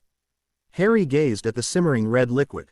It looked like blood. He was almost tempted to run his hand through it, but he knew that wasn't safe in potions CL. A shadow fell over him and he knew Snape was gazing over his shoulder. "And what, Mr. Potter, is that?" "A fever-reducing potion," he said easily, ignoring the few people casting them nervous glances. "And why did you make it?" "I like the color," he said only loud enough for Snape to hear. "It reminds me of blood." He could feel the man tense. "Detention, Mr. Potter. You were supposed to make a pepper-up potion." The boy took it in stride, nodding and turning to study the potion. His fingers twitched as if they wished to dip into the potion. Harry glanced at Snape. The man sat marking behind his desk. Harry slid into the room silently and stepped up behind the professor. He reached his hands forwards and gently brushed Snape's throat from behind him. The man tensed in surprise. Harry swept his hands back, fingertips dragging softly against his throat. Harry grabbed his hair and pulled it back gently as if to put it into a ponytail. Then he stepped beside Snape, letting his hair fall free. The man was watching him with narrowed eyes. Harry reached up and gently grabbed Snape's arm. Snape tensed and went to jerk his arm away. Then he looked into those emerald eyes and seemed to freeze. Like a full-body bind. His sleeve was gently shoved up and Snape could only stare into green eyes. Finally Harry pulled his gaze from Snape's eyes and looked down at the arm. The man didn't move even as he ran a finger around the dark mark, tracing it in slight interest. "So dark," he muttered. He let a small amount of his magic scan it. "Ah, so it acts as a portkey when activated by the magic that made it. It's also like health revealing spell, but shows you if the maker is unhealthy, not shows the maker if you are unhealthy. Interesting. Snape's eyes widened as the boy talked. Then the boy pulled his arm up so it was closer to his face to study. It gives you pain when it summons you. He gave a tittering laugh. He rules you by pain and fear. Snape shuddered. Effective, Harry said, looking up at his eyes again. For the weak it'll make you loyal. It will make you fear to betray him, to receive the pain and death he will give should he catch you. Snape shuddered again. But not everyone is weak, he said, looking deep into Snape's eyes. Snape just knew the child knew more than he ever let on. How? Snape didn't know. Harry let go of the arm with one hand to reach up and rest on Snape's right cheek. The thumb brushed it idly as he gazed into Snape's eyes. You aren't ruled by fear. You joined willingly, because you love the dark arts. But you found you despised his ideas, his goals, his ways to rule. He was a hypocrite. Snape shuddered once again as the child figured it all out, like he had peered into Snape's mind and soul. So you joined the light as a spy. But you aren't fully accepted by them, because you love the dark arts. So you're trapped between. No matter which wins you will never fully benefit. Snape stayed silent and still. The boy stroked his cheek with his thumb and held his left arm in his other hand. Then the boy leaned over and ed his dark mark. Snape shuddered and Harry straightened, smirking. What do you wish me to do for my detention? He asked. Snape gripped his mark with his right hand, staring past the child's head. You're dismissed. Harry gave a small smirk and walked off. Snape couldn't help but shudder again. Harry gazed at the large tree sitting on the soft, cool ground. His cloak was warm and he wore gloves. Frost covered the area, but it didn't bother Harry. He gazed up at the whomping willow and wondered how rare this type of tree was. He also wondered what it would do if it burned. He could already hear the silent screams and the NCHES waving frantically. He lit a small ball of fire above his hand but extinguished it a moment later. It would get him expelled. He hummed a tune slightly under his breath, one he had heard Dee hum most of the time. Suddenly he heard footsteps. A minute later Hermione sat beside him. She gazed at the tree with him for some time. Harry, he looked at her. Well, can you feel anything? Harry raised a brow. I saw you glare at Lockhart with rage. It was frightening. And I saw you gaze at Blaise and I softly, well, softer than usual. But most of the time you look so calm. It's kind of frightening when you always look like that. Harry thought a moment. I can't describe how I feel, he said. I never really felt strong emotion. I feel rage, sometimes, but it takes a lot.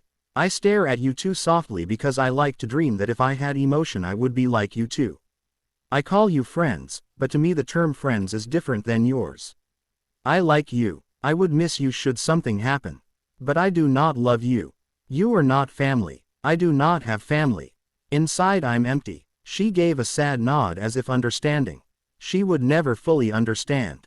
But we are friends, she asked. Harry gave a nod. I just felt as I were using you for books. You're always distant and we've never really tried to connect. Until we became friends with Blaise I just followed you, talked for you, but never really walked with you or talked with you. Then we met Blaise and he and I became friends and you always seemed to be there, but so distant. Harry just glanced at her. It is in my nature to be calm and distant, he said, and more mature. He raised a brow and she blushed slightly. You never remind me of a child, she said. I've never seen you as my age. You act like someone decades older. You have a serious look with that calm air also making you look much more mature and older, even though you're slightly short.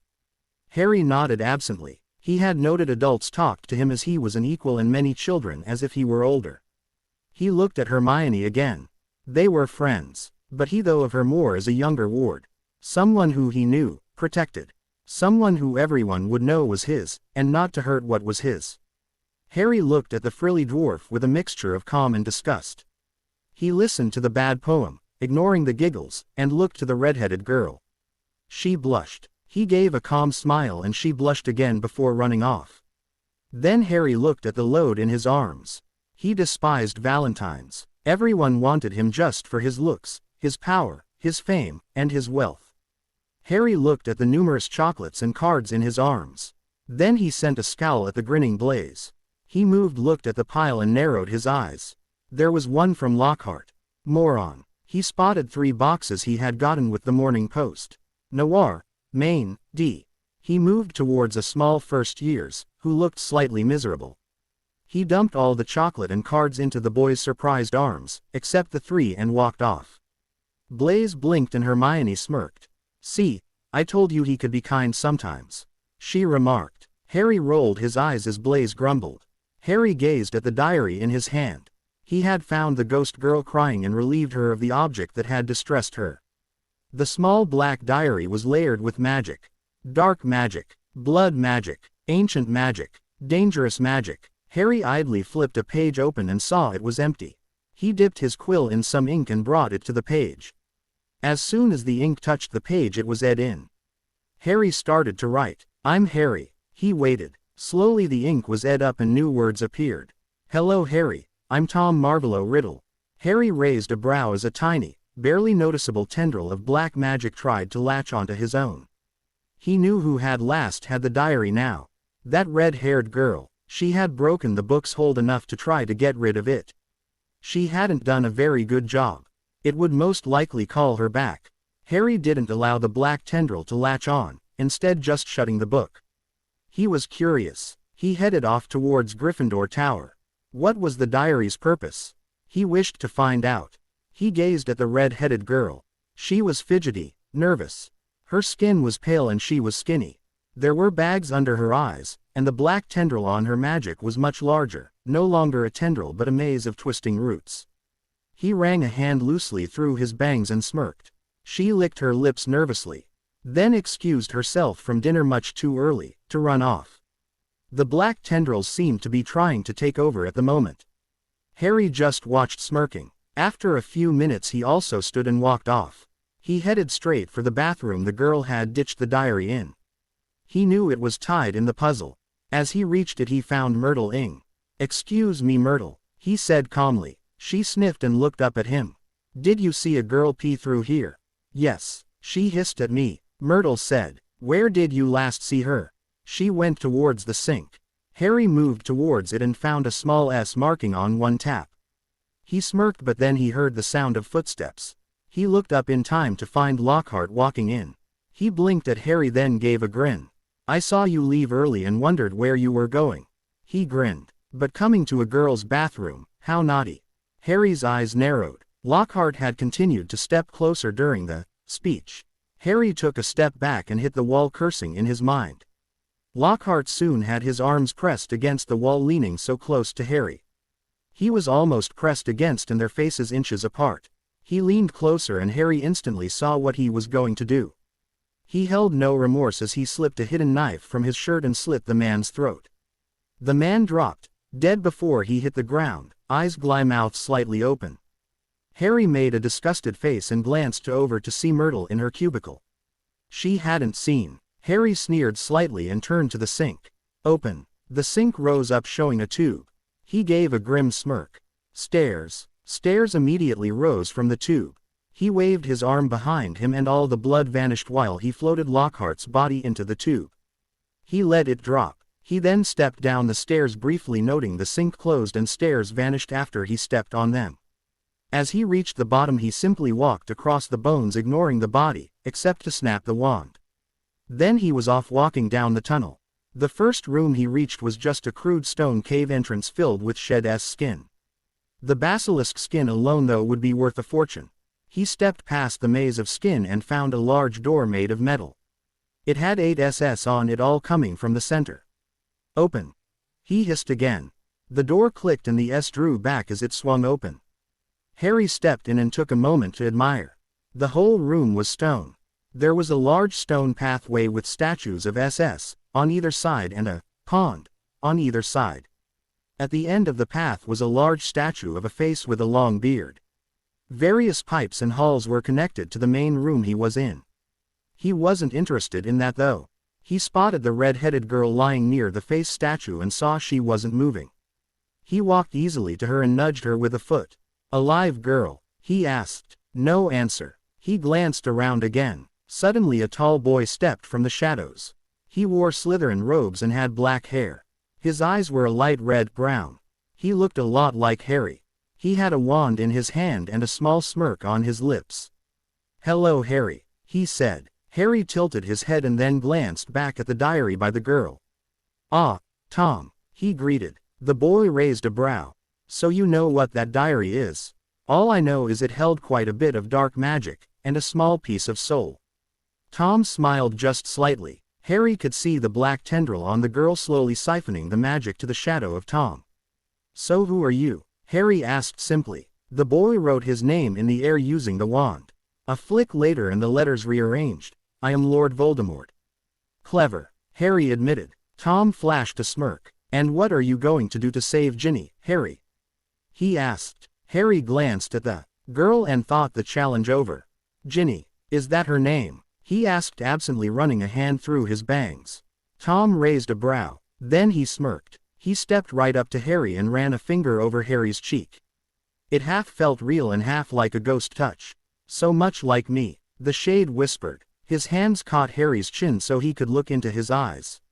For a moment the boy only looked at him. Then he leaned over, brushing his lips against Harry's in a phantom. Harry allowed it. Then the boy drew back smirking. "You know I've killed for less than that," Harry said. Tom raised a brow. "Yes, we're very much alike." Harry just watched him. "What do you plan to do when you're whole?"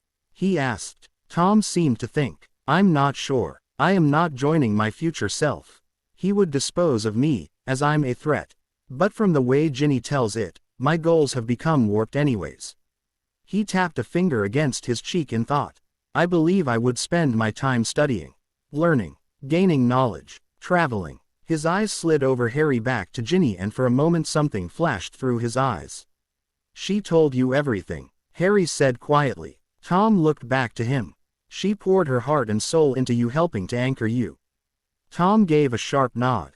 "Now Harry, let's play." Harry stepped back and Tom turned to the face statue and hissed. "I call upon you as the heir of Slytherin. Heed my call." Harry watched the huge mouth creak open. Then to his slight awe, a huge basilisk slithered out in all its glory. It was at least 60 feet long. Harry immediately, seeing it emerge, molded raw magic into a bind around his eyes, almost like a pair of sungles. He stared into the large yellow eyes and just felt weary. His magic was odd like that. "Kill him." He saw Tom look at him oddly with a flash of hesitation, but cruelness still in sight. But Harry respected him for that. He was cruel, like Harry, but more human for that hesitation. He would kill Harry as he was a threat at the moment, but saw no other need. Harry just leaped away from the basilisk and drew his sword. He had shrunk it in his pocket. It unshrunk as he pulled it out. The emerald in the hilt flashed in the torchlight. He stood his ground. The basilisk was quick, coming at him fast. He barely dodged, his sword bouncing off its skin. The second time it came at him he heard a trill. Fox appeared in a burst of flame, dropping a hat on his lap. Then it flew to safety and Harry recognized the Sorting Hat. He tucked it away and dodged another strike. For a few minutes he dodged and tried to find a weakness in the S's skin. After about 5 minutes he realized the only weak spot was the mouth. He stood his ground on the final strike, and as the basilisk almost snapped him in half he jammed his sword through the roof of its mouth. It gave a horrible keen as it shuddered.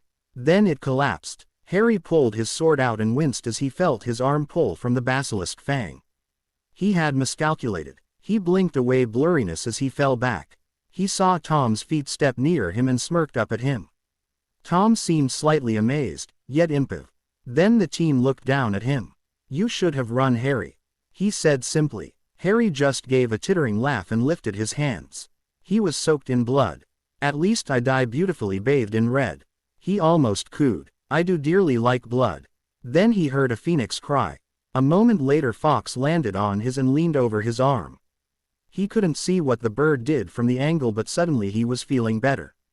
His vision returned, better than before. He sat up slowly, mostly just tired. He found Tom staring at the bird in surprise. Harry understood. He stood and felt the Sorting Hat slid from him. It hit the ground with a clatter. Harry raised a brow at the blue handle sticking from the hat's brim. He reached over and pulled a long thin knife from the hat. The hilt was a beautiful mix of indigo and blue. The blade itself was silver, carved with various runes. He looked it over. Then he looked to Tom. The boy had leapt back, realizing they were still fighting. Harry simply leaned over and picked the diary up.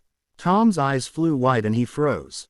Harry followed the black tendril that led from it to Ginny to Tom. He lifted the knife and brought it down, his magic slipping into it making the runes and blade glow. He saw Tom close his eyes and stand straight. But the blade missed the book and sliced through the black tendril. Harry's magic burned up it, destroying all of it in Ginny, then racing for Tom. Tom gave a scream and fell to the ground unconscious. Harry smirked. He already had a soul, but the magic he had been stealing from Ginny had been giving him a body. Magic was amazing like that. Harry had just given him a large jolt of his own. Harry then leaned over to pick up the hat. He found a long flashy sword fall out. It was reds and golds. He smirked as he saw it, a plan forming. Then he saw the useless, now ordinary diary. Finally he looked to the one suspicious tear in his shirt. He gave a small smirk.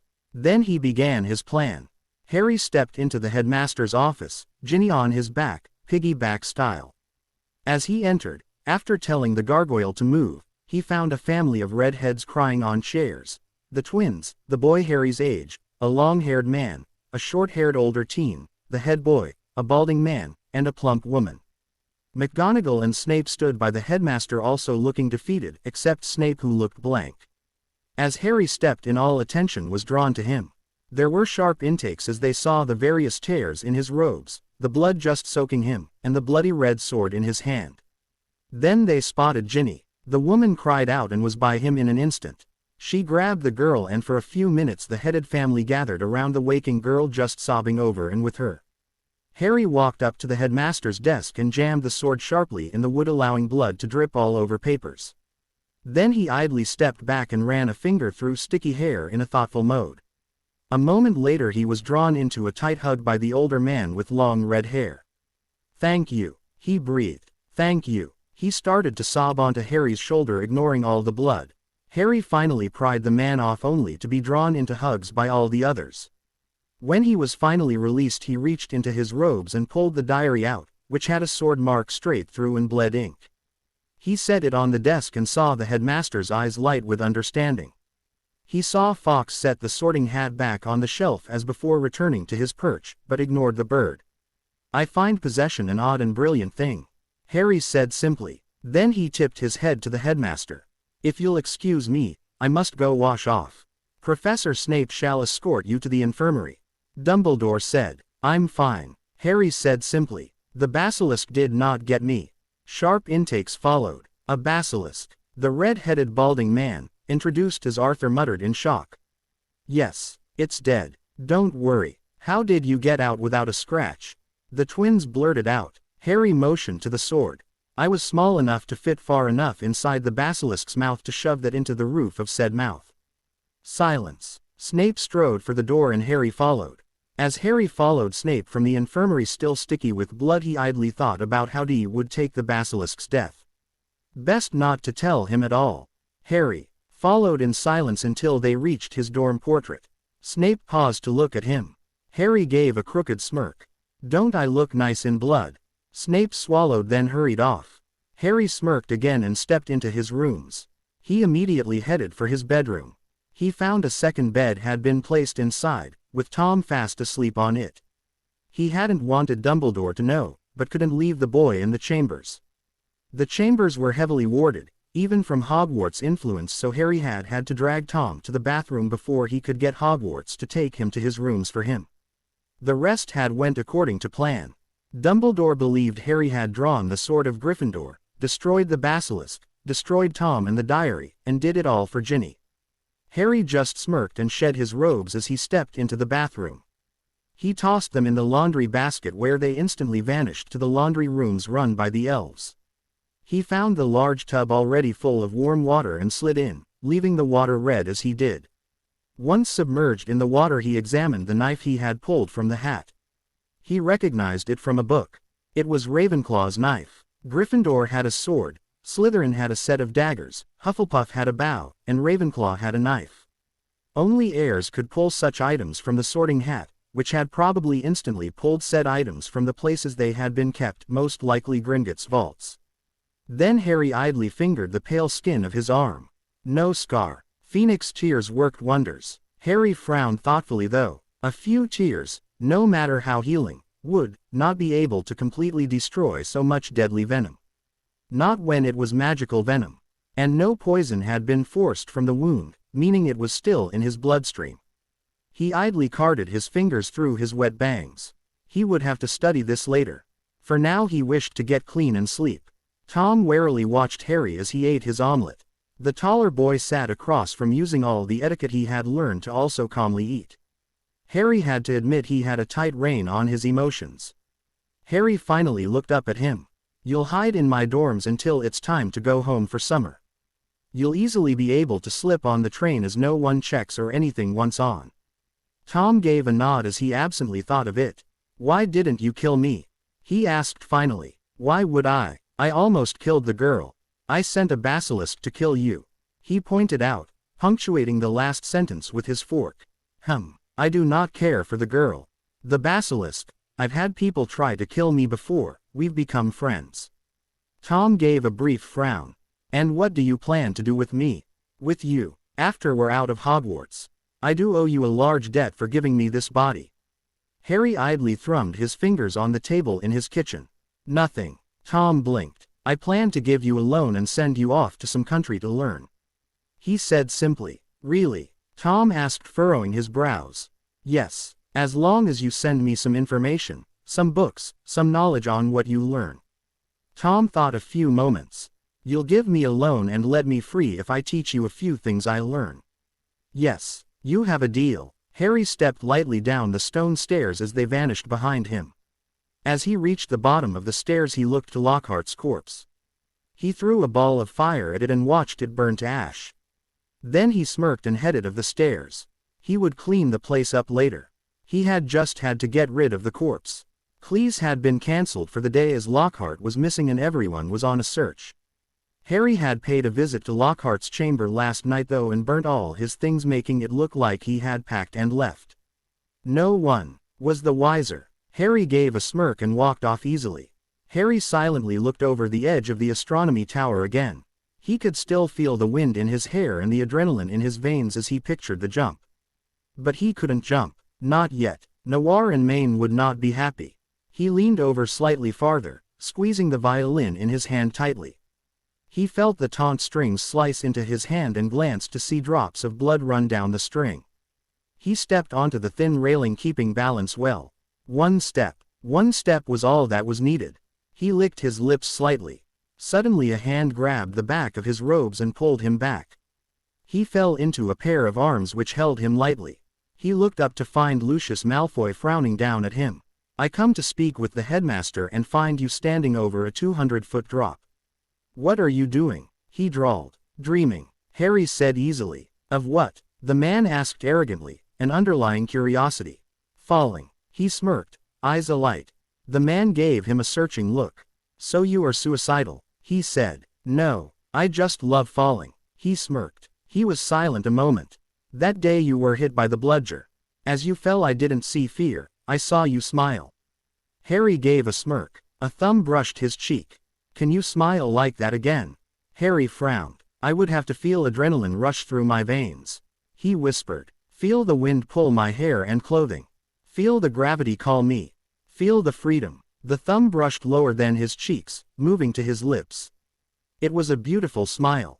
The arms let him go and Harry stood on the stone floor with Lucius watching. "I must go see the headmaster," he said with a sneer of distaste. He spun on his heel and strode off.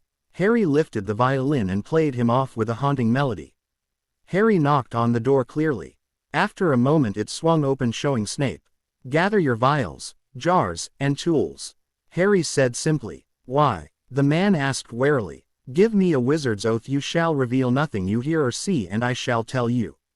The man stared down at him. "I, Severus Tobias Snape, swear on my magic not to reveal anything I see, hear, touch, smell, or see that Harry James Potter shows me." Harry gave a smirk. The man seemed to be wary, slightly frightened, yet curious about him. At least enough to actually listen to him. A few minutes later Snape and he were in the girls' bathroom, Snape holding all his things.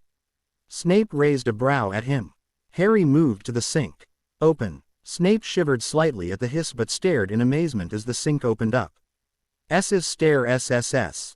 The stairs rose and Harry stepped onto them, Snape a foot behind him. When they reached the bottom, Snape gave the bones a quick glance before looking away. As they stepped into the antechamber, Snape stared at the basilisk skin in shock. Then his eyes grew wide as he realized what Harry had brought him here for. As he stepped into the large chamber, he saw Snape gaze around in veiled wonder. "I'm the fourth person to enter this chamber in over 2,000 years. He breathed. Then he saw the basilisk. His breath hitched. "It's huge," he said, licking his lips. "I'll give you half if you cut it up and put everything in the jars," Harry said easily. Snape took a large calming breath.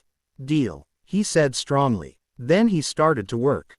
Harry smirked. Harry had easily got Dumbledore off his back by saying he had no intention to try and enter the chamber again. Key word: try. He was going to enter, not try to. He had also easily lied and told him he had taken no poisonous items from the basilisk, giving them all to Snape. He'd believed him. Harry shook his head at the foolishness as he stepped from the circular entrance and sent a blast of fire at it, making the flames hot enough to burn the bones to nothing and scorch everything off the walls. When it was clean, except for the blackened walls, he cast a few spells, smoothing all the stone and cleaning both the walls and air. He also smoothed the floor and recalled the stairs, doing the same to them. He moved into the antechamber which had held the skin, now sliced and stored away. Then he started to carve the room better, tearing away all the jagged surfaces and strengthening various parts with new pillars. It was simple to build, just took a lot of magic to do it all. As soon as the walls and roof were finished, he set to work smoothing the floor. Extra rock was formed into pillars, decorative and not. When he entered the actual chamber, he smiled. He started by cleaning and banishing all the grime off the walls. Then he did the same for the roof, the floor, and the statues. When everything was sparkling, he started to fix up cracks and jagged edges. He also added extra torches, casing spells to make sure they would light when someone entered, and could light hundreds of times before they needed to be replaced. Then he refilled the small ponds, fountains on either side of the stone walk. Then he smirked and decided all the other pipes and halls leading from this chamber needed exploring. He planned to use this chamber a lot. Harry watched Tom, sitting opposite of him. They had warded the compartment. Couldn't have curious eyes seeing him and remembering him later. Harry smirked idly and once again brought the violin to his shoulder. The melody floated through the compartment, intertwined with his magic.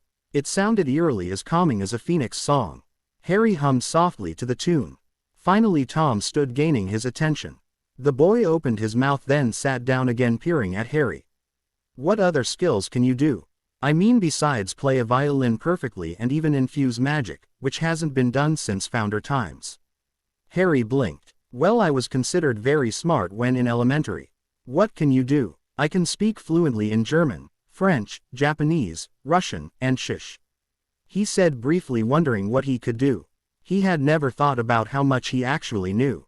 "I can play the cello, the violin, the harp, the guitar, and the flute. I can paint very well. I can read quite well. I am good with knives and swords. I can throw a dagger at least 50 feet. I can run quite far also," he said. Tom stared a moment. "Yes, we are quite alike. Powerful and brilliant. But you're even more powerful than I am, and even more brilliant," he said finally. Harry smiled just slightly and returned to playing. Tom gazed around Diagon Alley a moment. "It hasn't changed," he admitted. Harry smirked lightly. Then he handed Tom the Gringotts card. He had put a chunk of his money into a different vault under Tom's name and got him the card, which was like a Muggle bank card, so he could withdraw anywhere. Tom took the card, gently tucking it away. Harry looked him over. "We need to get you some clothes." The boy smirked and Harry knew this was going to be a long day. Tom ran his hand gently over the wall as they walked down the stairs. When they reached the doors to the pet shop, Harry paused, his hand on the doorknob. Tom looked to him. "Try not to anger D. D's the man you stay with, right?" Tom asked. Harry gave a nod. "He's not abusive, is he?" Tom asked with a hard look in his eyes. "No," Harry answered, and Tom relaxed. "But he's not human." Tom blinked. "I've been staying with him since last summer. He's immortal, and powerful. So don't get on his bad side. And don't bother the pets. Tom looked him in the eye and gave a serious nod. Harry stepped into the pet store and, for a moment, just looked around at the bright cheerful place. He found the coffee table already set with cake and tea.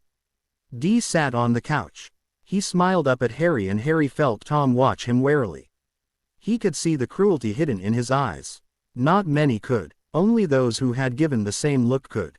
Harry, good to see you again. Who's your friend? This is Tom. I'm taking him to an inn he can stay in for a few days. I just came to drop my things off. Ah, would you care for some tea first?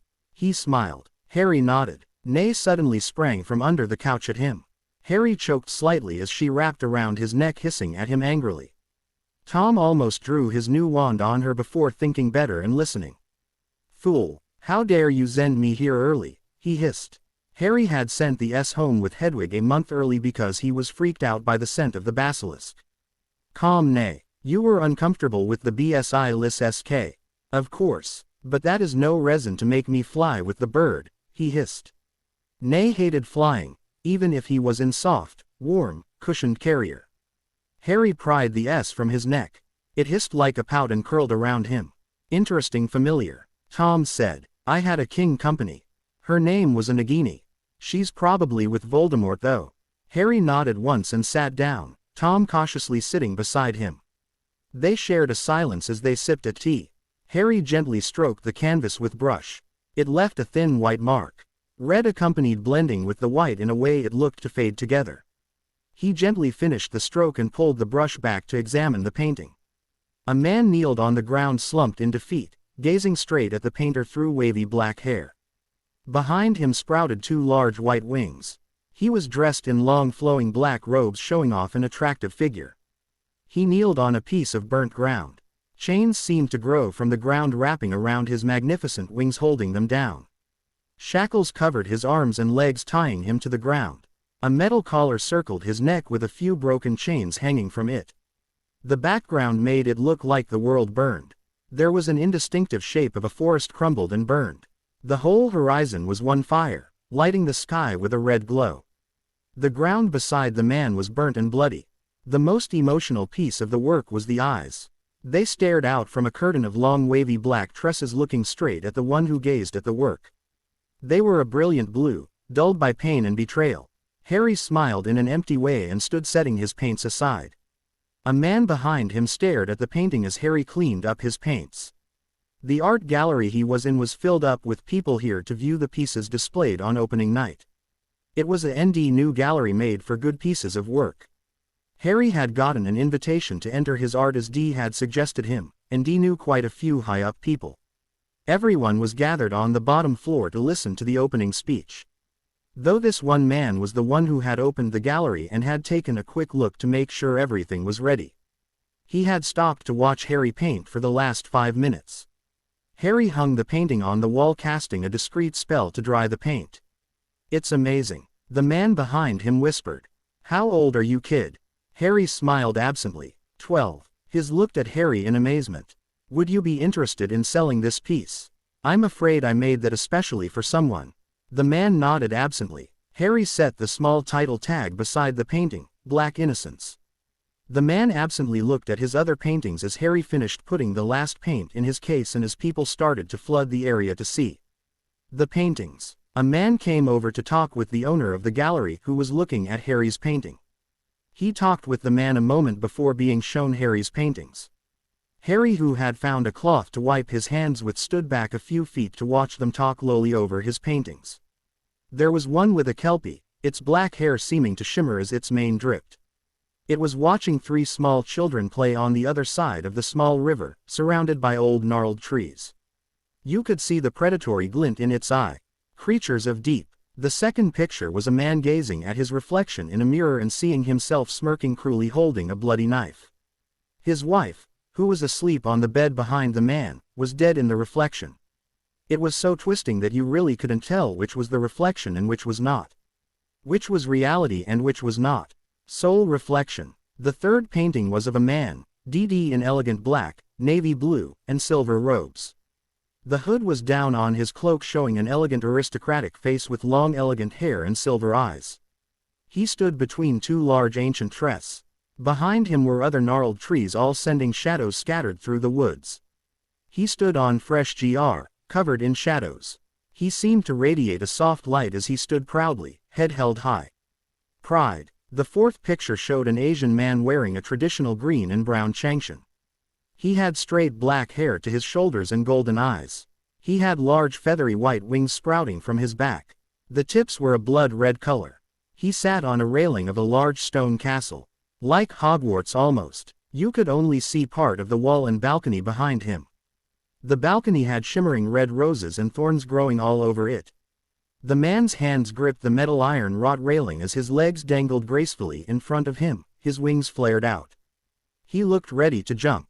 A look of pure joy on his face.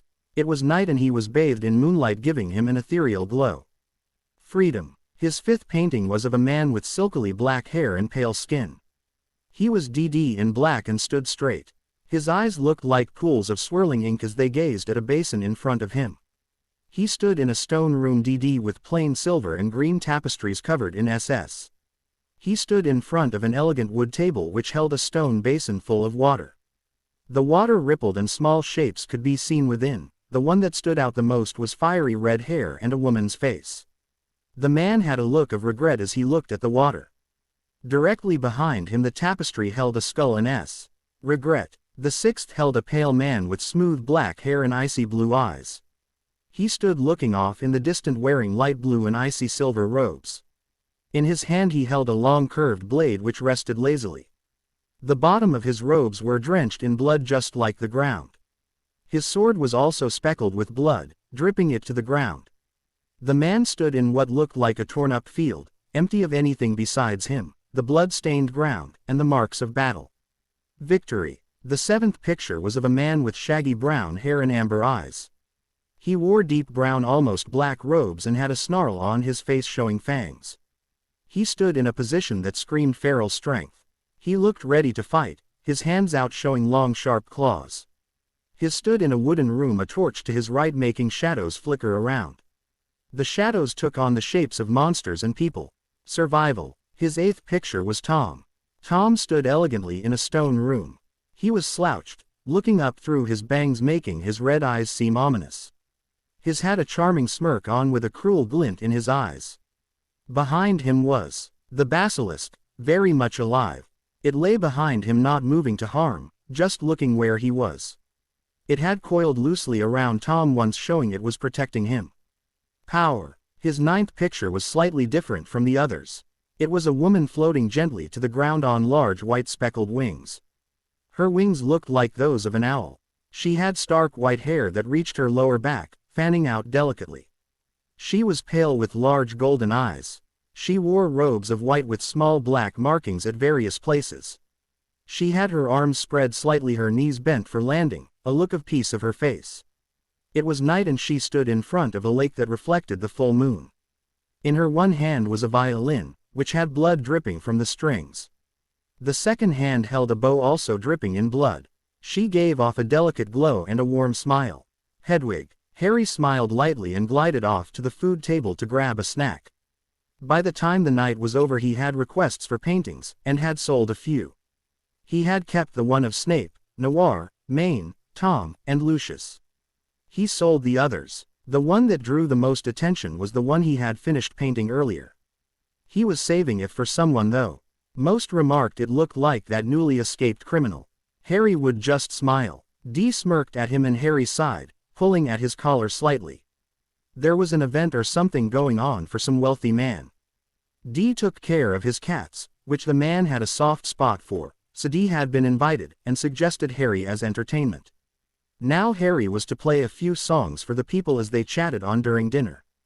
Harry sighed again and Dee gave a laugh as he gently shoved Harry onto the stage overlooking the bunch of tables. It was more of a party than a dinner. It was the man's birthday or something. Harry straightened himself and a few curious people looked up from his meals to glance at him. He knew there would no introduction. He just was there to play. He started off with a slow, soft melody, trying not to make it so haunting. Soon he was lost in his own music, intertwining magic to make the mood lighter. He knew this wouldn't be his last performance. Harry gazed at Tom, who slid from the crowd, giving a grin and looking fairly warm. He plopped down on the chair opposite of Harry and grabbed his own drink, gulping it down. Harry gave a slight smirk, sipping his pop. His nightclub was in full bloom, and a huge success. Tom smirked at him. No dancing. No. Tom just clucked his tongue.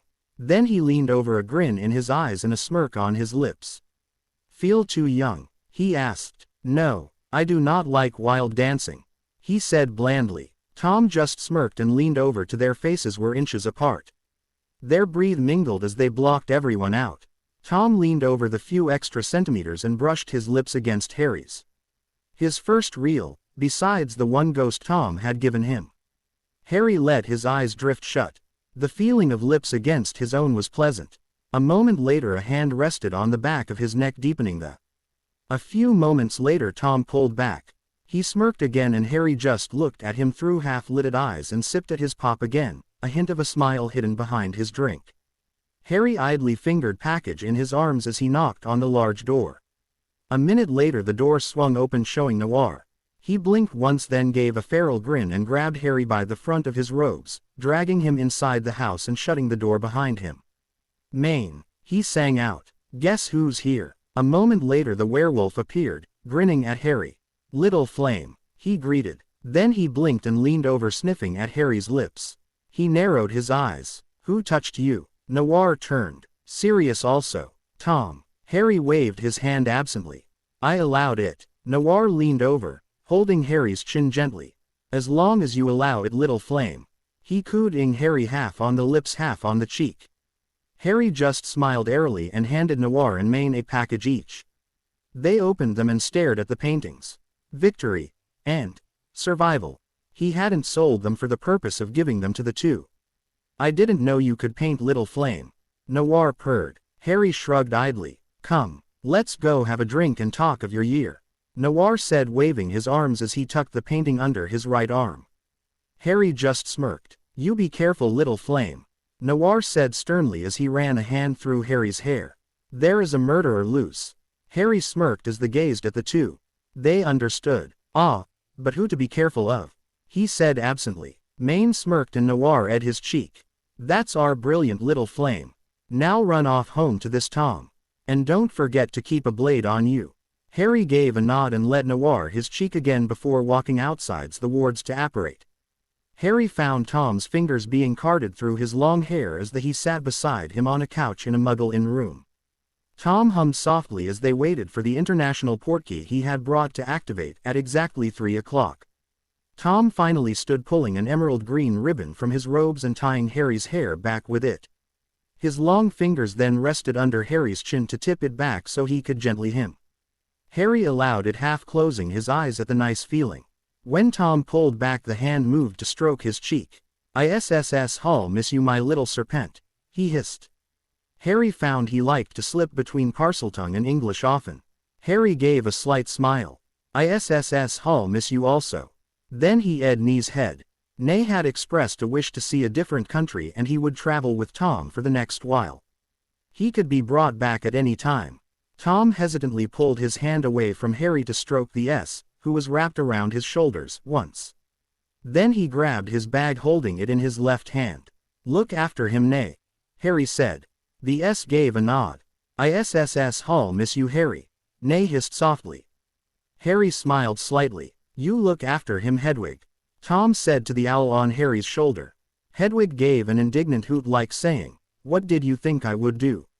Harry smirked slightly and Tom sighed once before glancing to the clock and pulling the spoon from his pocket. He gave one last smirk before he was whisked away. Harry stood and grabbed the room keys so he could check out of the room. Harry looked at kids gathered in front of the broom shop. There in the window stood a black firebolt. Harry smirked. His instincts had proved right. The investment had been a good one. The broom could hit 150 kilometers per hour in under 10 seconds. Amazing. The man, Simon, had built it perfectly. There were only about 100 of the brooms so far, but they had almost been snatched up immediately. Harry hadn't gotten one yet. It could wait a while as he could not fly in the summer. Not enough time. Harry gazed at the broom a moment before walking off to get a few potion ingredients he needed. and some more vials and jars to hold said ingredients. Harry felt the sword slide through the flesh and heard the body fall. He just went back to reading. Noir and Maine were getting drunk in the bar a few seats over while Harry idly read. The bar was in Nocturne Alley and welcomed any magical creatures. They allowed humans in, but only powerful ones came in. The body on the floor was some poor Vila who had thought Harry would be a good thing to play with. Harry hadn't killed the woman, by request of Noir and Maine, only stabbed her. He heard the creature whimper and a friend come drag him off.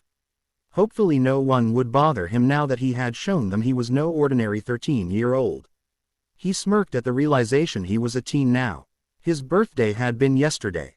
Noir had given him a rare old book, Maine had given him a few potion ingredients, Hermione had sent him a muggle book and some candy, Blaise had sent him a small dragon figurine and some candy also. Tom had sent him an earring that had a small dangling black S along with a book on hexes, and Dee had given him a large cake and an elegant Japanese hair ornament. He was reading the book Tom had sent him at the moment. He was also wearing Dee's gift. The ornament was holding his hair in a messy bun. They were large sharp needle, Sanbon Dee called them, with beads and IDED colored thread attached to them. Some hung down over his hair and some mixed with his hair. He liked it. Suddenly a hand gently fingering his throat tore him from his books. He scowled and turned his head slightly, sending a glare at the vampire behind him. The man gave a charming smirk. "What's a human as pretty and young as yourself doing in here?" He purred. "I was reading," Harry said flippantly. He noticed he was picking up some of Snape's sarcasm and Noir's carefree speech and attitude. He could easily use them in speech without any emotions behind them. The vampire just leaned over and ed his neck. Harry sent him a nasty glare that was a mixture of Malfoy's, Snape's, Tom's, and Dee's. It was quite good. The man just gave him another charming grin. Harry found it oddly attractive. Then he shook his head. The vampire was letting off natural charm and trying to seduce him with his magic. It was something all vampires did. Harry spun in his seat to face the man and felt fangs glide over his skin. He pulled out his knife and jammed it in the man's before he could react. The man choked and stumbled back. Harry pulled his knife out, then kicked the man to the ground and proceeded to carve his heart out. The bar watched in a stunned silence, except for a Dunk Noir and Maine who continued a drunken song. Harry flicked the blood from the knife as he pulled the heart from the vampire. He let it bleed over his hand as he gave a satisfied smirk. He cleaned the blade on the man's clothing and sheathed it. He leaned over and reached in the man's clothing to pull a pouch of galleons and other things. He stuffed it in his own pouch and straightened. There was no movement or sound, except from Noir and Maine. It's not often you saw a 12-year-old with blood-drenched arms, splatters of blood across his face, a heart in one hand, a dead body at his feet, and a satisfied look on his face. Harry smiled at the people in the bar. It was a cold smile. Then he grabbed the rag from the barkeeper's hand. He wiped the blood off his hands and licked some off his face. Then he sat down at his book again, ignoring the body. After a minute everyone slowly started to chat and drink softly. Harry saw Noir give him a drunken thumbs up, then kill some guy coming onto him. They were dangerous even when drunk.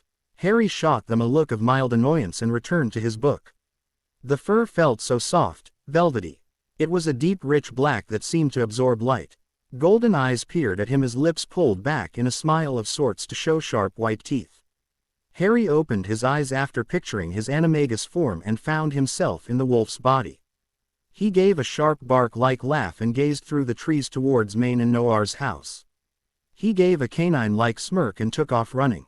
Powerful legs hit the ground in a steady rhythm as his body surged forwards. It was quite close to being as nice as flying. His whole body felt the burning of energy as he ran in any direction under the light of moon. It felt so nice to be back in his animagus form. He gave a howl and loved the sound it made in his ears. He felt free once again. Harry smiled at the tiger beside him and softly stroked its white fur. It purred, cleaning its paws as Harry leaned into its side, folding one hand to rest his head on, the other still stroking the tiger. On his opposite side a cheetah wrapped lazily around him. He was getting used to Dee and his animals. Harry glanced up to Hedwig, who was sleeping in the rafters. A raven was sitting on his bedpost examining the painting of Snape. Regret. It tilted its head while examining it. Then it hopped off and flew from his room. Harry just watched it leave before half closing them. A moment later the raven returned, a small S in its talons. The S was hissing at it in annoyance. The raven dropped the S on Harry's lap. The S gave a sigh-like hiss. Imber wiss S hess to know who the man in the painting is. The S hissed deadpanned. Harry gave a lazy smirk. The animals had taken to bringing SS to him when they wished to talk with him. It was interesting that all animals could understand one another, yet he could only understand the SS. Tell him it is one of my teacher's SS. The S turned to hiss at the raven in a slightly deeper hiss Harry could not understand. He had the suspicion SS could speak two S languages. One used to talk with speakers and one to talk with other animals, which they seemed to know both of automatically. The S turned from the raven after it cawed. He wiss S hess to meet the man in SKSSS you to take him with you when you go to this Hogwarts SS. He wiss S hess to meet him from looking just at a painting. USS show many things in, just, a painting. Harry nodded once. ISSS Hull take Imber then. He will just come back if he does not wish to become the man's familiar. Harry gave another half nod before closing his eyes again and drifting off to the content purse. The raven, Imber, chatted at Hedwig.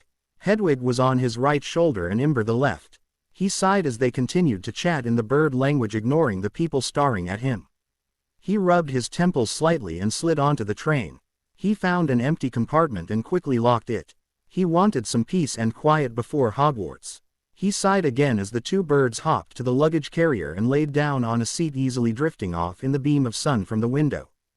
Harry followed a stone hallway and soon came upon a larger portrait with a man grumbling to himself as he stirred a potion. The man looked up as he came close. Yes, he sneered. The man reminded him of Snape, except he had hair. He couldn't picture Snape with hair. As Snape in, yes. Can you tell him I'm here then? The portrait grumbled, but the man vanished a moment later. A few minutes afterwards the portrait swung open showing a sneering Snape. He blinked at Harry though. Harry could see someone sitting on a couch behind him. Lucius Malfoy. May I come in? Harry asked. Silently and slowly Snape stepped aside. Harry stepped in gently holding the two packages in his arms and Imber on his shoulders. Harry sat down on the couch opposite of Lucius as Snape sat beside the. They both looked at him cautiously. Harry looked to Imber who was studying Snape. Then it cawed and hopped onto his shoulder preening Snape's bangs. Snape frowned at it. He wishes to be your familiar. Harry said easily. Snape blinked. Then he opened his mouth before snapping it shut.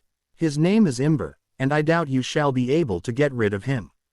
Harry said. Snape looked to the bird who gave a caw-like laugh. Then Harry handed each of the two men their packages. He had known Snape was friends with Lucius and just planned to get Snape to send the package to the, but as he was here already, having a drink with Snape, it worked out even better. They gently tore the plain paper around them used to protect them and stared at them. Finally Snape lowered his to look at Harry. You painted it. It is a statement, not a question. Harry inclined his head. Amazing. Lucius breathed. I called the one I did for Snape, regret. Harry said gazing into the inky depths. The man gave a barely noticeable flinch. Lucius noticed and peered at Harry in a wary, curious manner. I named Lucius's pride. Lucius quirked his lips at the title and Snape raised a brow. I did not know you were on a first-name basis. He drawled. Harry gave a smirk. Why give us these? Lucius asked after a moment of studying them. I was simply bored and decided to paint. I felt it fair to give who I had painted the painting. Do you have any others? Snape asked. Harry gave a smirk and pulled a small necklace off. It was a locket that had all his shrunken paintings in it. Noir had given it to him. He unshrunk the few paintings he hadn't sold. The two gazed at the black innocence, and Snape's eyes grew slightly. That has a resemblance to the newly escaped criminal, Sirius Black. He said, the name sounding like poison. It's called Black Innocence. Their eyes searched him. He held up a few others, the men just staring slightly. Then he revealed the last one. The one of Tom. They both gave sharp intakes as they stared wide-eyed. Who was that? Snape asked, swallowing hard. They knew, of course. Why Tom, of course. Harry smirked. He even posed. They stared at the painting like the red eyes had them trapped. Harry returned the other paintings to his locket and stood. The two were still staring. "I believe you call him Voldemort now." Then he swept out before they could respond. Harry peered over the twins' shoulders as they both giggled over a map. His eyebrows rose as he saw it was a map of Hogwarts, showing even the people. "What is that?" he asked simply. The two spun, automatically stuffing the map behind them.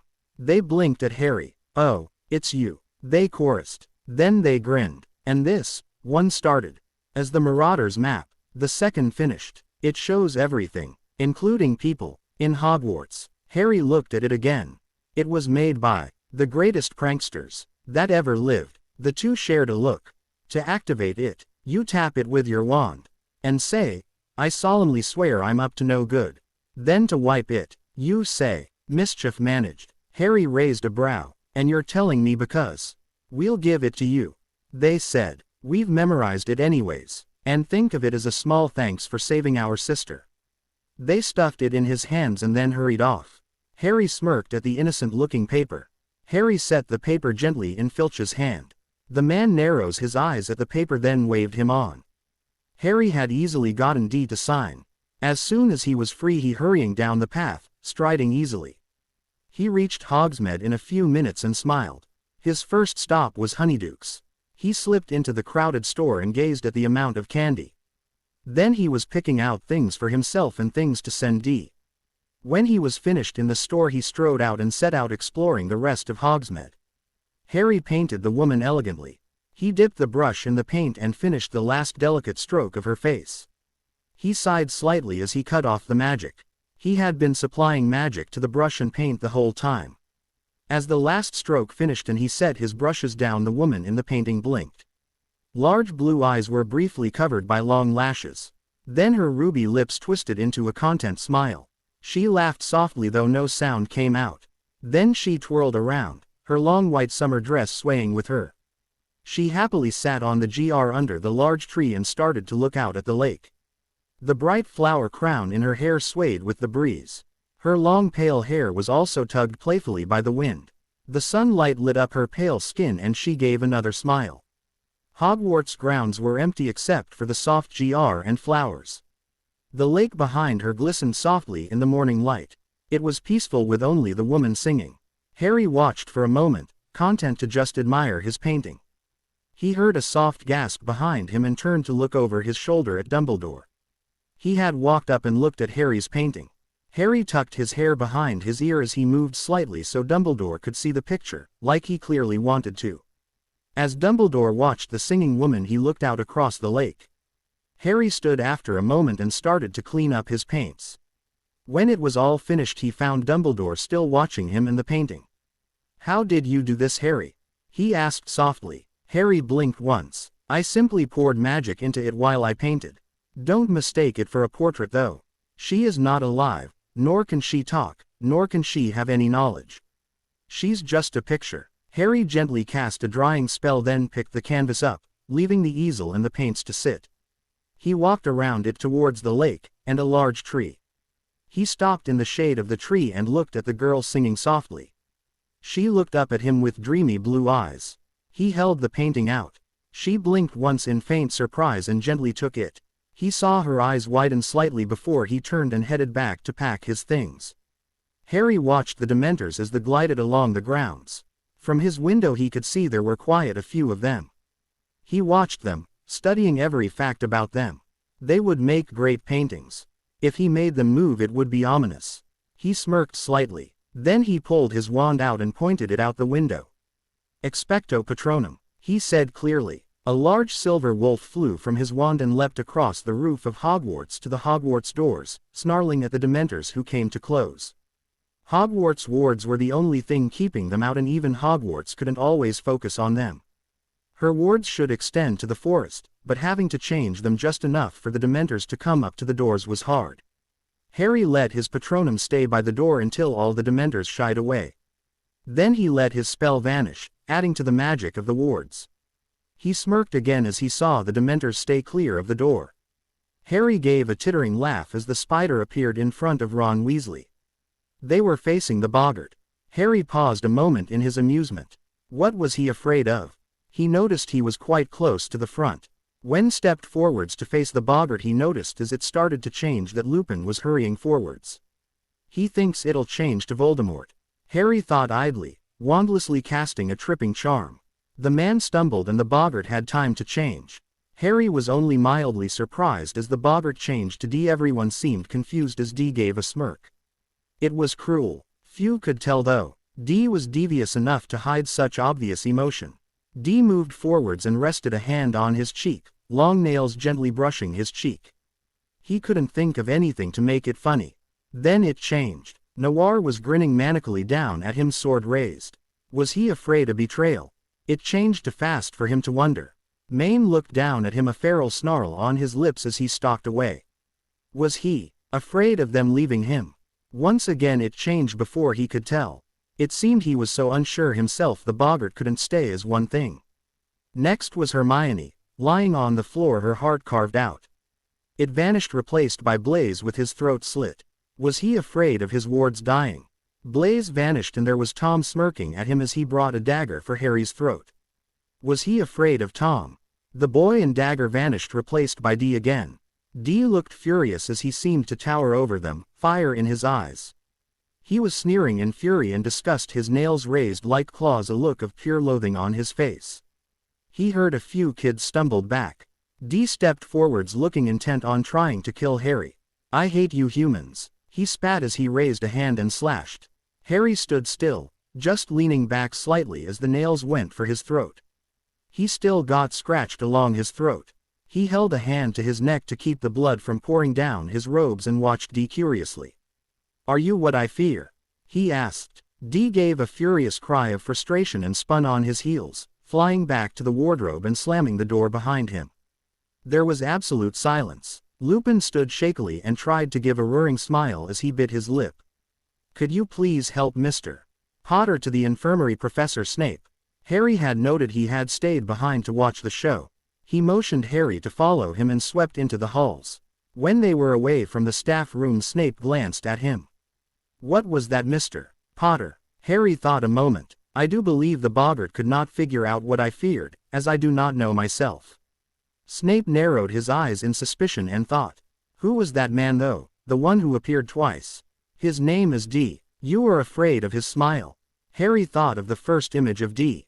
A bit. It's too cruel. Snape seemed to agree. And you are afraid of him when he's mad?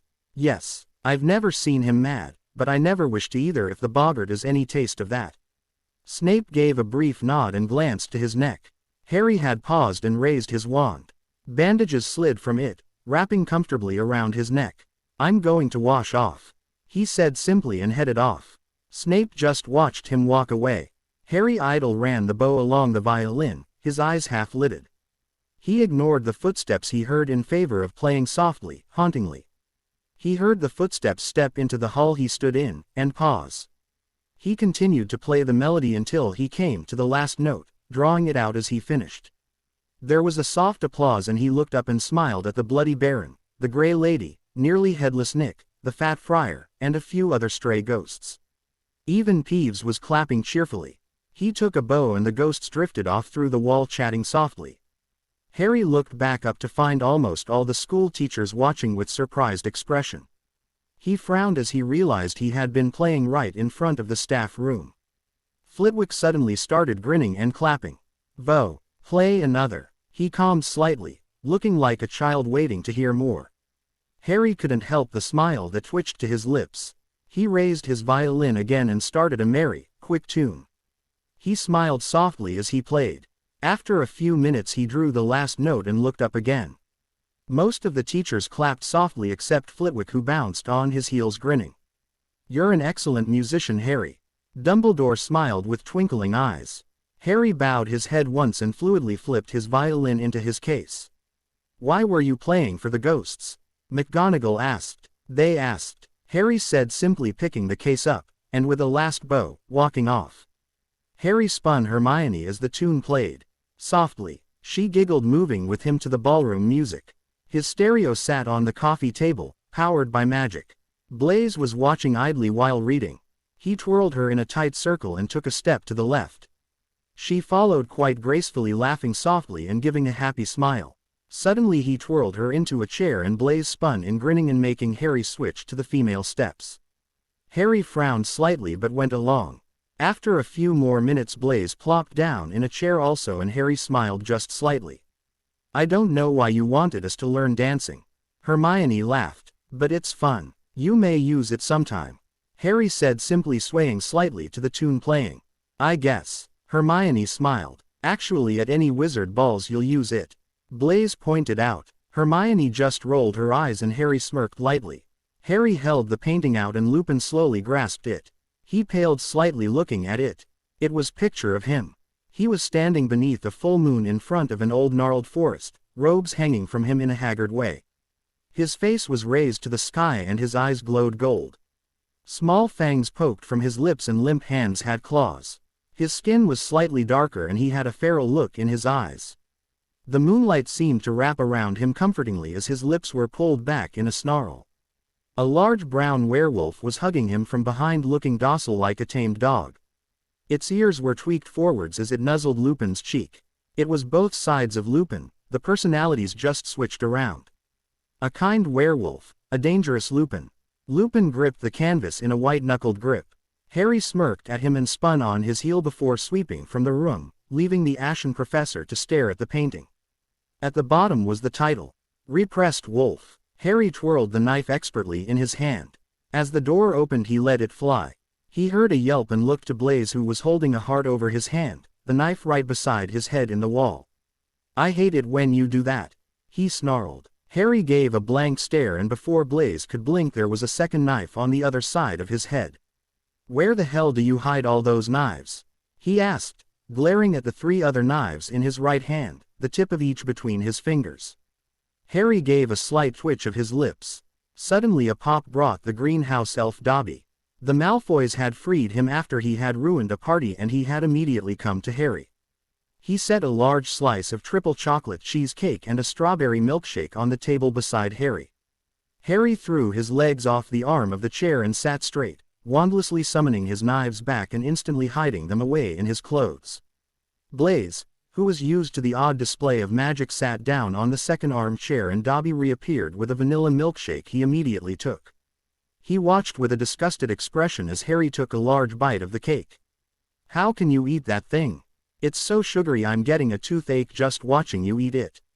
He asked, sounding sick. Harry just glanced at the boy. He had a sweet tooth and had no problem admitting it. He pulled another knife out though and Blaze held up a hand in surrender as he protected his milkshake with his opposite hand. Ever since Harry and Hermione had introduced him to milkshakes he had been hooked. Fine, I won't comment on your eating choices, just put that knife away. Harry did put the knife away. He's got you whipped. Hermione giggled as she stepped into the common room also. Blaze just grumbled and Hermione giggled again as Harry took another bite. Harry sat silently in the blue sleeping bag as he focused on the magic of the castle. Hogwarts would never let anyone in if they intended to harm any student. Only Quirrell had bypassed the ward as he wasn't specifically after any students. But Sirius Black had also bypassed the wards. There had been no shock like he would have felt if Black had forced himself through the wards. So the question was, how did he get through the wards? Harry knew it was simply the man hadn't been after any student. But that didn't match up with any story as he had been heading for Gryffindor Tower, and many said he was after Harry. The only explanation is he wasn't after Harry, but someone else. Someone who wasn't a student. Someone who had been in Gryffindor Tower. Someone Hogwarts wouldn't protect. But who? Harry's eyes snapped open suddenly and he gave a cruel smirk into the darkness of the Great Hall. It's not fair. Hermione screamed, looking murderous. Blaze just smirked, idly swirling the last of his milkshake. Hermione, in the chair opposite of him, glared. He slouched slightly in the table chair and looked back at Harry, who was absently humming as he pulled the brownies out of the oven and returned to stirring the pot on the stove. How can you cook like a pro chief and I can't even make salad without burning something? Hermione hissed. Hermione, you don't have anything you can burn with when making a salad. Blaze said slowly. Tell that to that brunt lump. She snarled, pointing to the black ashy lump on the counter. Blaze snickered, trying to hide it in his water as she glared murderously at him. Harry rolled his eyes slightly as he wrapped some of the brownies up gently so he could send them to Dee with Hedwig. Harry set the cards down smirking, and the twins across from him cursed loudly. He smirked wider as he pulled over the items put up as winnings. He looked over the potion in the vial idly as the twins dealt again. At that moment a crowd of Gryffindors walked in from dinner. They paused seeing Harry Potter playing poker in the middle of their common room with the twins who were in only boxers. They were playing strip poker. Winner got to keep whatever had been thrown in the stripped pile. He had to admit the twins had hidden quite a few things in their clothes expertly. What are you doing? Angelina asked. Playing strip poker, George said seriously as he looked at his cards in concentration. Harry smirked again and gracefully leaned back into the chair back as he tucked a piece of hair behind his ear. Why? She asked. Because we're bored, Fred said, grabbing a slice of caramel bar from the snack plate. George followed his example and stuffed a cookie into his mouth. Harry rolled his eyes at them and gently bit into a brownie. Where do you get the snacks? Lee Jordan asked, plopping down in a chair and grabbing a brownie also. Harry made them. George mumbled through his cookie. Lee looked at the half-eaten cookie suspiciously. I heard some Slytherins saying he poisoned all his food. And how many Slytherins at his food? Fred asked. Good point. The teen muttered, eating the rest of his cookie. Harry pulled in his other winnings as George and Fred cursed. They stood and made to pull of their boxers, grinning full out, but Hermione interrupted. She smacked them both at once with a heavy book and glared at all three of them. Harry, she said simply, I think it's time you went to your common room. Harry shrugged, gathered the things from the pile he wanted and dumped the rest on the twins. He stood and gave a lazy wave as he walked off, leaving the twins to pull their clothes on and spring on the rest of the sweets. Harry Potter gazed at the hippogriff steadily as he stepped forwards, the whole CL watching with held breath. He bowed elegantly and stayed bowed, green eyes looking into smoky amber. Slowly the hippogriff also bowed. Harry straightened and walked up to the creatures, stroking its feathers in a soothing manner. It clucked softly, leaning into his hand. Next thing he knew, he was being thrown onto its back by Hagrid. With a sharp slap he was soaring through the air. He felt the wind in his hair and smiled slightly. The hippogriff, Buckbeak, rose sharply, almost tilting completely up. Let's dive, he whispered into the wind. The hippogriff heard though as it did a tight circle and dived for the lake. Harry let his breath slide out in a hiss, his alight as they pulled up just before hitting the water. Finally they returned to the CL and Harry slid from the elegant creature. He stroked it once more, then slid back to watch the rest of the CL. He narrowed his eyes as Malfoy smirked arrogantly and tried to stride up to Buckbeak. He stepped up to the boy as Buckbeak hissed at him. He pulled the boy back just as claws swiped through the air. He shoved Malfoy to the ground, ignoring Hagrid, who shooed Buckbeak away. He despised how the boy thought he was better than anyone and anything. Do anything foolish like that again, Malfoy, he hissed, and I shall hurt you myself. They gave a terrified nod and bolted from CL as Hagrid dismissed them. Hagrid gave Harry a happy smile and walked off whistling. Harry bowed his head to Buckbeak as a farewell, and the hippogriff stared stonily back, also bowing its head. Sprout talked on for a few minutes before she started to hand out the pots and seeds. Harry gently took his and looked at what seeds he had gotten. Dandelion seeds. Interesting. He shifted dirt into the pot and gently set the seeds in. He gave it some water, then pulled his wand out as he watched Sprout go through the wand movement and spell. They were practicing a spell to make plants grow faster. It could only be used on certain magical species though, or it would mess with the plant and it wouldn't grow. She had handed out the certain plants that could take the spell.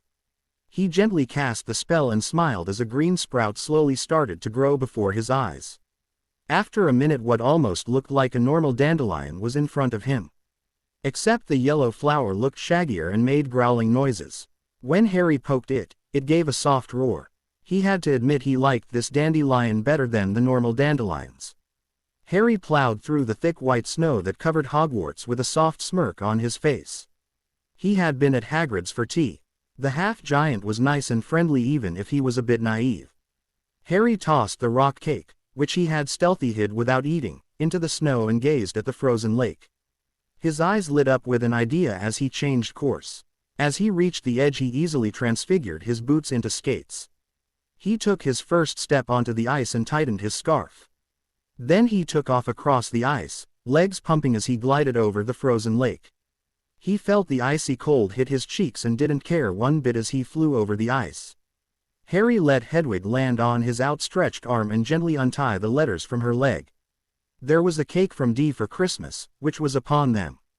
There were also letters from Noir in Maine which were just chatter. The last letter, which made Harry's eyes light up, was from Tom. It was a letter on all that had happened while he was in Egypt, along with a book. Harry gently set these down and happily read through the letters, ignoring the curious looks from around him. Harry lost himself in the feeling as he lay stretched out on his couch, which had replaced his armchairs in the common room for now. Fingers gently carded through his hair, and for a moment he remembered Tom doing exactly the same thing. But when he opened his eyes he saw the two red-headed Weasley twins. George was idly running his fingers through Harry's hair as Fred slept soundly against the opposite arm. Harry lay stretched out, his feet on Fred, his head on George's lap. The two had stayed for Christmas, the only Gryffindors besides their brother and sister to do so. They had clung to Harry during the time. Harry didn't mind the twins, and as they sat in his common room with him he relaxed. The night seemed to spread from his window into the room. Only the bright flames and warmth of his fireplace chased off enough shadows so they could see one another. Harry wished for a brief moment it was Tom running his fingers through his hair, but dismissed the notion a moment later. Tom wasn't here, and no amount of wishing was going to make him suddenly appear. Better to think of the present than dreams. Harry closed his eyes again and once again lost himself in the feeling of fingers carding gently through his hair. The rat squeaked from his hand. Harry smirked darkly at the rat and it tried to escape his hold on its neck. Then he leaned over closer. "Run while you can, little rat. Run while you can," he whispered. Then he dropped the rat and it bolted. The cat Crookshanks, which Hermione had bought, rubbed against his leg as they both watched the rat run. "Don't kill him just yet, Crook," he said to the half-cat, half-Kneazle. The cat seemed to peer at him before flicking its tail and trotting off. Harry just smirked again. Harry watched the twins throw snow at one another in a furious attempt to hit one another. He couldn't help but smile just slightly. They were his friend now. They had slid into his word, inch by inch, until he realized one day they were there. They were to him like what Hermione and Blaise were to him. Friends, wards, some he could count on. He brushed the snow from his long raven locks and looked out over the frozen school grounds. Hogwarts magic thrummed around him in a comforting manner. In his hand he gripped the firebolt, a present from an unknown person. He hadn't bought one earlier, despite his involvement in the investing, because he had just never got around to it. He had been comfortable with his Nimbus 2000. Now though he gripped the smooth handle of the firebolt and slid on. In on leap he was in the air, the soft flakes swirling around him and the sound of the wind in his ears. And he smiled just slightly, but it was just a tad more real. Harry watched as the boy ran across the dark Hogwarts grounds. Ronald Weasley never had much self-control. He got angry at Malfoy when the boy called him a chicken. Now here he was trying to finish his dare to run to the Forbidden Forest and back after curfew. There was Malfoy watching as the redhead started to run, then running off to get a teacher. Most likely Snape. Harry rolled his eyes slightly from the shadows near Greenhouse 4. There were some plants that needed moonlight to grow, not sunlight. Harry was distracted again as he heard a cry. His eyes sharpened on Ron Weasley. Where was the boy? He had vanished. There. A dark shape dragging him. Interesting. A moment later they vanished at the base of the Whomping Willow. A moment later another shape followed them. Harry's lips twisted into a dark smirk. Harry slipped into the room and noticed as it fell absolutely silent. Sirius Black was hunched over, his wand pointed at Weasley. Remus Lupin stood beside him looking as if he were trying to talk to Weasley. Weasley was holding Scabbers, close to his, looking stubborn. Good time to act resistant, Weasley.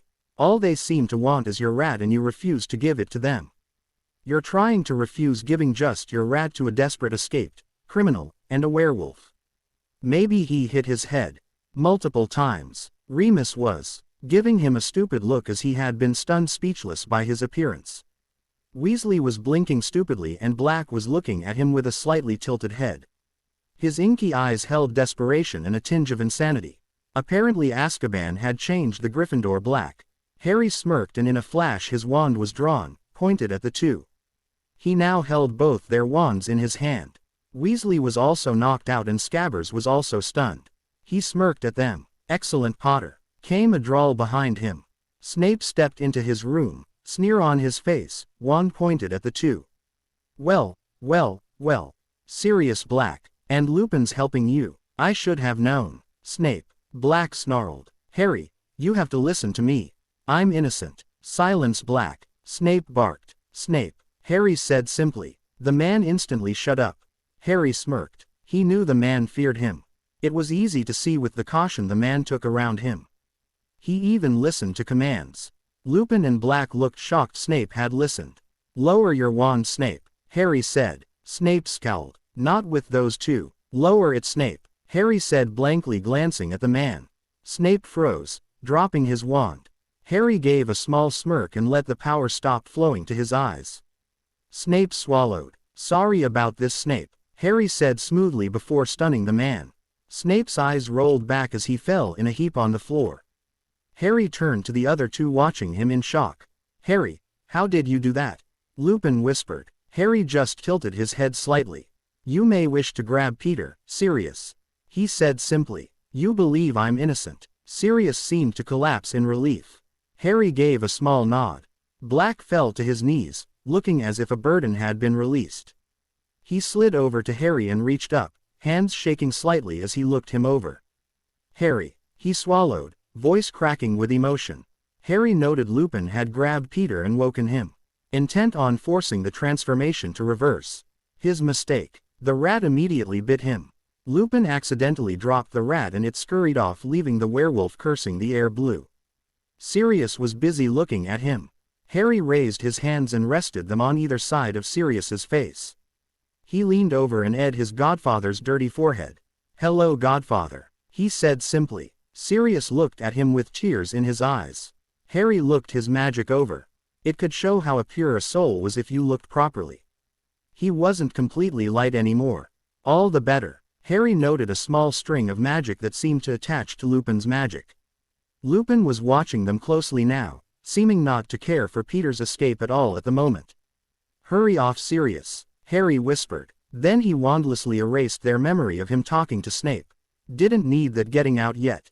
No need to draw suspicion as to why Snape would fear him enough to obey. Then he pressed the shrunken painting into the man's hand. Black innocence. Lupin walked over, still in a slight daze from the memory wipe. Run with you, mate, Lupin, Harry said smirking lightly. Lupin grasped Sirius's shoulder and Harry handed their wands back before tapping the painting. Rest, he said clearly. The two were whisked off by the portkey. Harry raised his wand and healed the Weasley's leg. Then he wiped his memory. Finally he smirked and levitated the two out. He had to get them back to the castle. Then Hogwarts would transport Weasley to his bed, and Snape to his quarters while also getting all Lupin's things packed. Then the school would take all the man's things to Harry's room so he could all them, shrunken, to Lupin and make a letter telling his resignation. Not a bad way to end year 3. Harry stroked Hermione's hair once in farewell before watching as she hurried off to her parents. Blaise beside him turns to face him and Harry tilts his head just slightly. Have a good summer, Blaise says simply. Harry gives a slight smirk and looks at the boy through half-lidded eyes. Then he leaned over and gently ed his cheek. Be careful, Harry said. Blaise scowls at him. I know you think of me as your ward. The boy huffed. But I hate it when you look at me like I'm a child. Ah, but you are Blaise. He didn't reply, just walked off to his own parents. Harry idly stroked Nee's head as he spotted Noir waving to him from the crowd. He smirked slightly and walked off towards the vampire. Harry allowed the vampire to stroke his hair gently, long claws gently dragging through his locks. Noir pulled him onto his lap and nuzzled his neck over the rose mark. Harry tilted his head just slightly, giving the vampire access to his neck. Fangs dragged over his skin, leaving angry red marks. Then the fangs were pulled back and a tongue ran up his neck to his jaw. The fingers in his hair, which had been so gentle, clenched and pulled back, pulling his head back even farther. Soft S were planted over his throat as Noir spoke in between. I'm very jealous that Tom got to have your first. The vampire purred. Then he ate him. It was a different from Tom's. Tom's had been wary, soft, but needy. Noir's was hungry, powerful, dominate. Harry ate softly at the contact as Noir gave him his first French. It was very different from a normal. It was more intimate, more sensual, more intoxicating. As the air ran thin in Harry's lungs, he made a soft noise and Noir pulled back. The thing with vampires was they didn't need to breathe. But Harry did. Harry swallowed air and panted slightly as Noir gave a sly smirk. Cheating on me. Maine tsked beside them. Noir's eyes just lit up as he grinned. Maine gave a fanged smirk and leered at the both of them. Harry wondered briefly what it was about him that drew so much attraction. Was it his look? His power? His fame? His wealth? Or was it just him, just Harry? He guessed it was different for various people. He almost sighed as Noir ate his neck again. Harry stepped into the pub and almost immediately everything was silent. The Bloody Mary's was a pub in Nocturne Alley that was most definitely not the safest for any creature other than a vampire. Harry gazed steadily into the eyes of the vampire looking at him, and a few looked away uncomfortably. He loved being able to make his eyes glow with power. One look when he had magic in them and they would scare the wits out people. Harry sent a vampire walking up to him a nasty glare and stepped around him, dismissing him, and walking straight to the bar counter. Noir and Maine sat together drinking there. Maine was only allowed in with Noir. Noir had only seen fit to tell him he was the prince of vampires yesterday. It was a shock, but he had known Noir was very high on the vampire food chain, just not that high.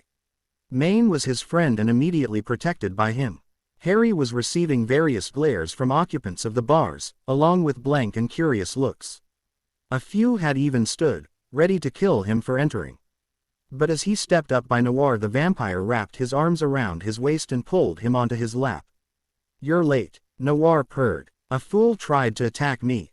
Poor man. May his soul go to hell," Maine muttered, sipping his drink. Harry just sent him a glance. "Is this human your pet, Prince?" a vampire nearby asked. Harry would never understand why they called him Prince instead of King. It wasn't like there was anyone above him. Harry sighed just slightly while throwing a glare at the vampire who had called him a pet. Noir seemed to be amused. "Maybe," he purred, "but he is mine. Any who touch him shall die." The vampires drew back at the warning in his voice, except one. Harry could see he was young. "Why are you allowing a human to even touch you? Filthy things, better for nothing more than blood," he sneered. Harry raised a brow. Questioning Noir wasn't the smartest idea. Noir just gave a bored look and waved his hand absently.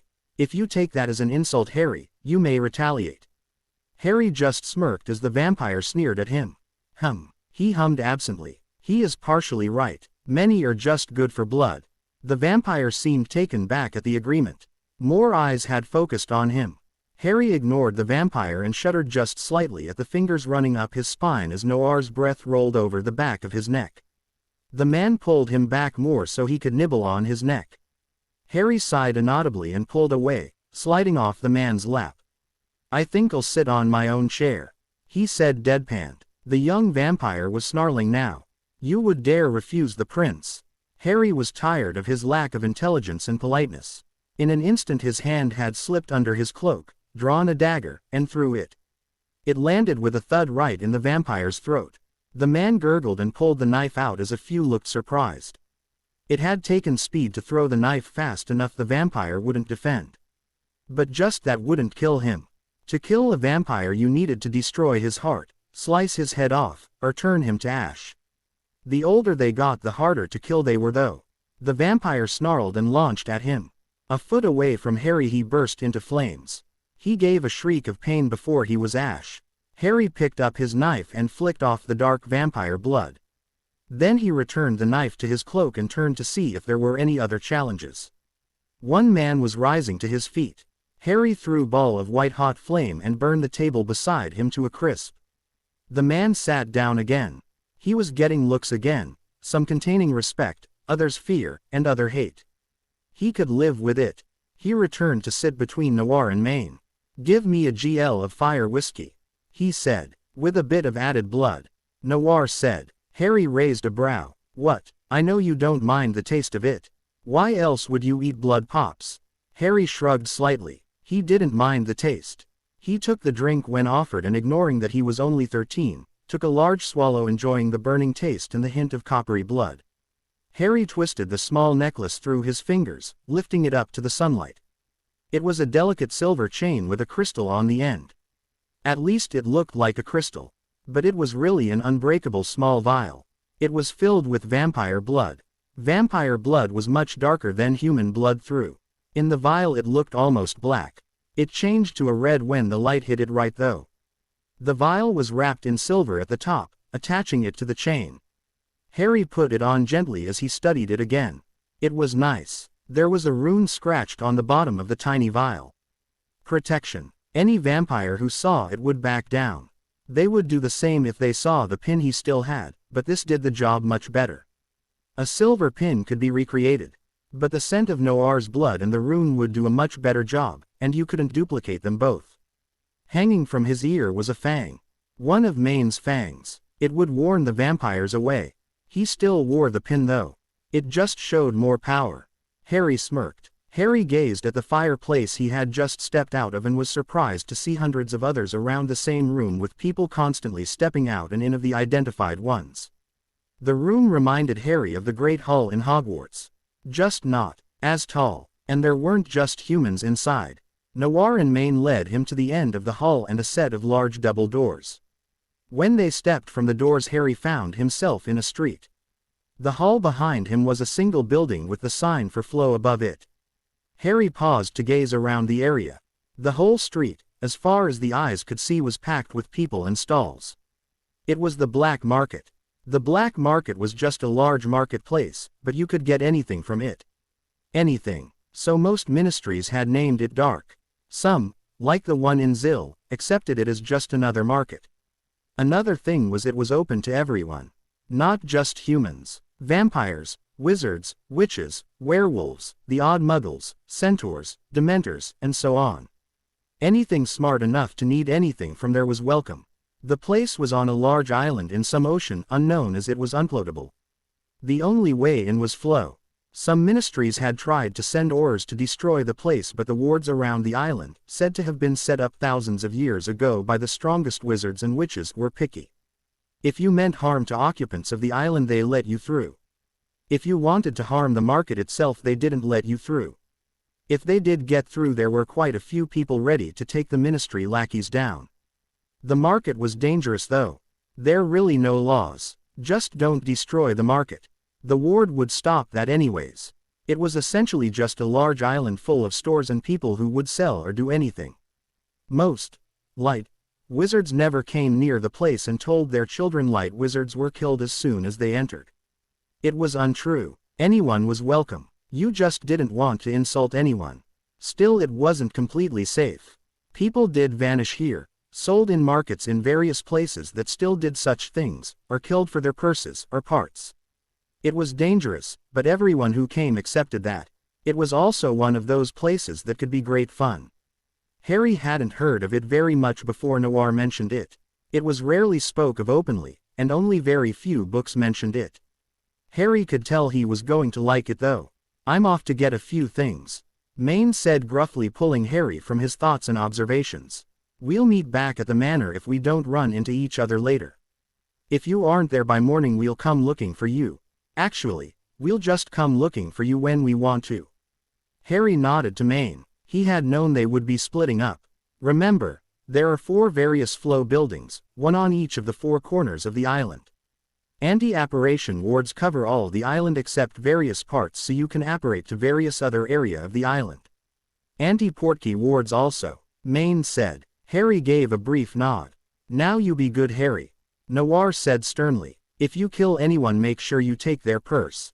And when using your fire, be careful not to burn any streets down." Harry gave a smirk and watched as the two split and vanished in the crowd. Harry almost felt the urge to rub his hands together and giggle. Instead, he gave a dark smirk. A few people around him gave him an extra foot until the smirk vanished. Harry fingered the cloth as the merchant rambled on. It was magical cloth, like silk, but stronger. Very strong. It could block a knife, and low-level spells. Almost like basilisk hide, but lighter, more elegant. It was good everyday cloth. Harry tallied up in his head and turned to the merchant. "I'll buy 12 meters. The man's face lit up. It was expensive. Also, would you know anyone interested in buying basilisk skin? The man's eyes grew wide. He seemed thoughtful. Various individuals. If I see any, I'll direct them to you. Harry didn't ask how. He paid the man, folded the cloth, and set it in his bag. The bag was one he had also bought here. It looked like a plain black book bag with an embroidered S coiling around the cloth. But it had various spells on it.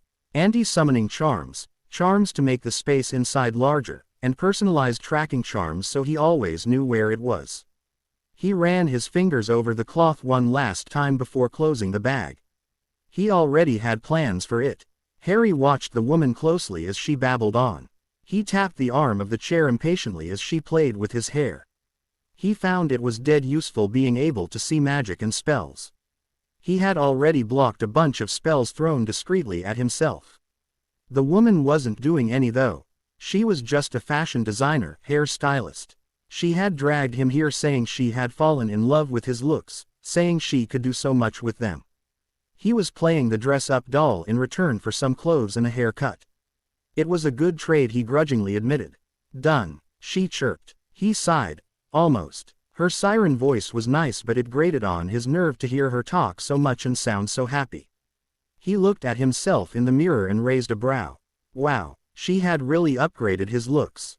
His hair was pulled back in a low, lazy ponytail with 2 long locks framing his face, each with a slight curl to them. Also hanging from the locks and a few others were beads, strung onto his hair. The clasp holding his hair was a small metal tube like one that was a deep green and carved with designs. The beads in his hair were a mixture of silver, gold, and GL. The beads were all medium-sized and elegant, giving him an exotic look. She had framed his eyes with a tinge of black eyeshadow that really made his eyes stand out. His outfit now consisted of baggy black pants that came in at his ankles and were tucked in soft leather boots. His shirt was a forest green long-sleeve shirt that had billowing sleeves and reached his knees, 2 slits up the sides for better movement. A silver and green sash was wrapped around his waist and 2 black and silver sashes were around his shoulders and torso. Along with the fang earring, he also wore a few small rings in the upper part with small GL beads on them. His necklace was hanging on his shirt for all to see. Nay, who had returned from his trip with Tom a while back by Portkey, was wrapped around his torso and shoulders, half under his sashes, making him look very exotic and very imposing. He stood and spun around slightly. The woman squealed and started to snap pictures. He rolled his eyes slightly, but allowed her to. When she was finished, he thanked her and she chatted at him and walked him for the place.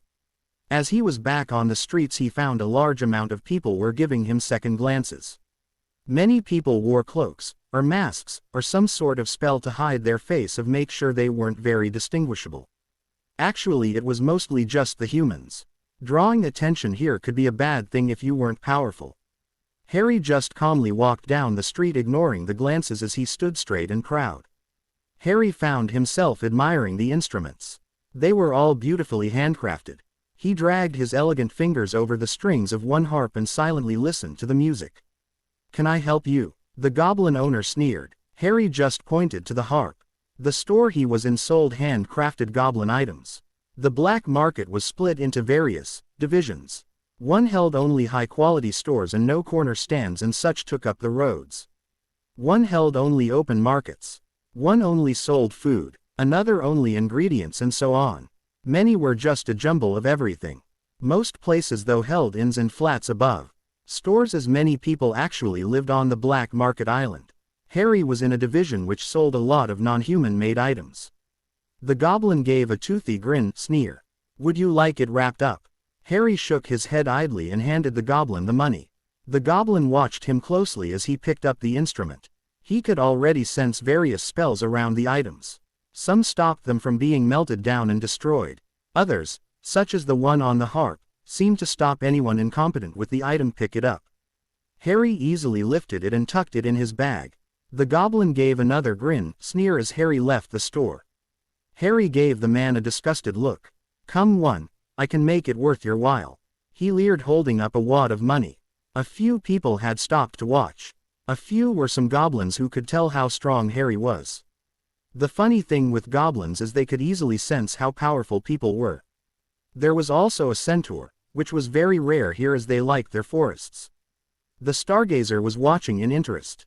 Another was a vampire and a werewolf who had been arguing when they had spotted Harry's earring and necklace. Well, more like smelled than spotted. They looked unsure as to whether they should interfere or stay back. Protect their prince and leader's unknown charge, or stay back and watch what he would do. The man didn't notice. Said man was leaning uncomfortably close as he leered at Harry. Harry was pressed to a wall with hands on either side of his head. Harry glared. Step away, he said calmly. The man gave a foolish pout. I could show you real pleasure. He purred as he ran a hand down Harry's face. Did he think Nay was fake? Fool. Nay lashed out, biting the man's wrist and injecting his poison. The man screamed and fell back. Harry slashed at him as he fell, a blade of fire appearing in his hand. More people had stopped to stare at the elementist now. The man he had killed fell to the ground, his head cut off, the wound cauterized but oozing the purple venom Nay had injected. It moved very quickly. There was a faint round of applause for the show before people were moving along again. Harry summoned all the valuable and money on the man before stepping on his body as he ped. It ignited into flames behind him, turning to ash in seconds. That was worth my time. Harry smirked as he walked off. Harry grabbed the offending hand, which had reached for him. He had learned enough of pickpocketing to protect himself from such attempts. He looked down into the face of the person attempting said thing. It was a small girl. She was very beautiful with a Vila appearance. He sensed she was half Vila. She pouted up at him with large blue eyes. Gabrielle, came a cry. He turned to see an older version of the girl hurrying over. Most likely her mother. I told you to stay close. The girl pouted. Then the older one noticed his hand around hers. What have you done? She spun to her daughter. The girl rolled her eyes.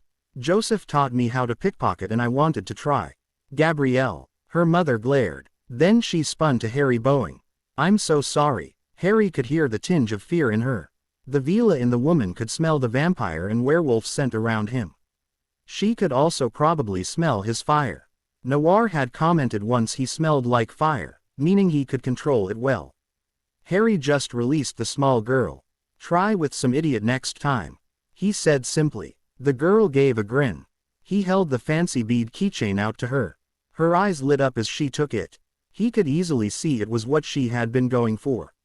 It had been tied to his bag. Thank you. Her mother bowed her head and Harry slipped back into the crowd. Harry stepped into the greenhouse, and immediately was stepping around plants. Plants everywhere, many moving. Harry smirked as he glanced around at the vine-covered wall. He moved towards the till counter where a man leaned lazily reading a book. Yes, the man asked. Do you have any moon blossom? The man blinked then raised a brow. Moon blossom was a flower that only opened in the light of the moon. It was very hard to grow though as it was fed with magic and watered with Roman poison. To feed it magic would take a large amount of control and awareness of said magic. The Roman poison was slightly difficult to make. The man though, just slipped off into a back room. He returned a moment later with a package. Seeds, soil, pot, he said simply. Harry dumped some galleons on his counter and grabbed the package. Then he walked off, ignoring the vines trying to creep around his legs.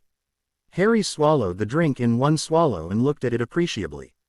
It was a mix of alcohol, spices, and some other things. It was a drink from some African country. He looked up at the grinning barkeeper who slid another drink to him. He really liked the bars in the black market. No legal drinking age here, not that there really was any bar he visited. He smirked and drank the next drink, not that age or restrictions had ever stopped him before. As night descended on the market it stayed alive as ever, though more business was done indoors now. Harry himself was sitting in a large indoor market building. It was packed full. Harry stood at one of the small food vendors eating some Japanese food called dango. It was quite good. He watched around looking at the various vendors. Food, pottery, plants, ingredients, jewels, and so on. So many things from countries all over the world. Harry really liked the place. Suddenly he sensed someone behind him. He looked back to see a tall Japanese man in a traditional yukata with a sword at his waist. He looked like a samurai and around 40. "I hear you killed someone with a flame sword," he said shortly. "Hi," Harry said, idly rolling the dango stick between his fingers. The man studied him, seemingly impassive. Harry could see intrigue in his eyes, though, at both his attitude and the use of Japanese in response. "You can use a blade." "Hi, fight me." Harry shrugged and pulled his sword from his bag. The jewel in the hilt glittered in the light as the man drew his elegant katana. "We make a bet?" he asked. Harry raised a brow. "I'll give you a weapon if you win." "If I win, you give me a weapon." Harry gave a smirk and nodded, sliding into position. Nay hissed unhappily. He hated jumping around. The S tightened its hold, effectively pressing Harry's bag tight to him so it didn't fall in the way. The few people around them stepped away from the pair. Most just walked on by, used to street fights, but a few saw this was more than just a WL. There was a moment where the two just circled each other, gauging strength. Then the man leapt at Harry, sword raised. In a clash of metal the swords met. Harry slid his blade down the man's and spun, actually pushing the man back slightly. Then he crouched and came up in a spin, sword flashing. The man dodged, only gaining a small cut across his arm. They engaged again and for a good 5 minutes exchanged blows. People were stopping to watch or quickly stepping out of the way. Finally Harry saw an opening. He shot in a burst of speed, and held his sword at the man's throat. The man paused, then gave a deep laugh and sheathed his sword. "You are good, young one. How old are you?" "I turn 14 in 2 weeks. Harry said. He'd never felt his age though. He felt like he was much older, much too old for things such as age restrictions and limits. The man blinked in surprise. "Only 14. Very good." Then he tossed Harry a pouch. Harry reached and pulled out what looked like a throwing star. "It is filled with ninja weapons." The man grinned. "Few use them anymore, but my clan still learns them as basic weapons." "Arigato," Harry said, hiding the pouch away. "The real reason I sought you out though was I heard you had some basilisk skin available." Harry nodded. "I need some for a friend, about 3 meters. Harry reached into his bag and pulled out a small roll. He handed the man the amount he wanted, receiving some gold jewelry in exchange. "Everyone didn't just use galleons here. Enjoy your journey of life." The man bowed before walking off. Harry watched the odd man leave before returning to the vendor to get some more dango. It was very good. Harry was lounging at another bar when he spotted a familiar patch of black hair. He slid from his stool and crept up behind them. As he got close enough he could see they were whispering over a few drinks. They didn't notice him till he sat down right beside them. They looked up and he could see they were stunned. The two stared a moment. Harry just waved a Asian barmaid over. "Some fire whiskey please." Then he paused. "Do you have blood?" She gave a nod. "Have some mixed in please." "Of course vampire-san." She bowed. So blood equaled vampire. A moment later he had a drink in hand. "Potter," Snape asked in surprise. "What the bloody hell are you doing here?" Harry motioned to his drink, before sipping at it. "I meant in the black market." The man snarled. Harry swirled his drink. "It's an interesting place." Snape seemed ready to pull his hair out at the lack of answer. "I must say, Potter, you look very exotic," Lucius said, stepping into the conversation. Harry gave a lazy, half-lidded smirk and allowed Nay to take a sip from his GL. They both looked him over, taking note of his clothes and such, no doubt. Snape's eyes lingered on Noir's necklace. He would no doubt be able to see it was not a crystal. Suddenly 2 arms wrapped around Harry's neck as lips pressed against his neck. "Harry," Noir purred behind him. Snape and Lucius had stiffened as they saw Noir's fangs. "I knew I would find you." Noir laughed cheerfully. "And you look beautiful." Maine stepped up on his other side, giving him a leering grin. "Looking good, Flame," he grinned. "Anyways, we're heading home. Want to come?" Noir asked. "I guess," Harry said, standing. "Who are you?" Snape asked cautiously before they could leave. "I'm Noir, and this is Maine." Noir grinned. "What do you want with Potter?" Snape asked again. "Nothing much." Noir purred in Harry's cheek again.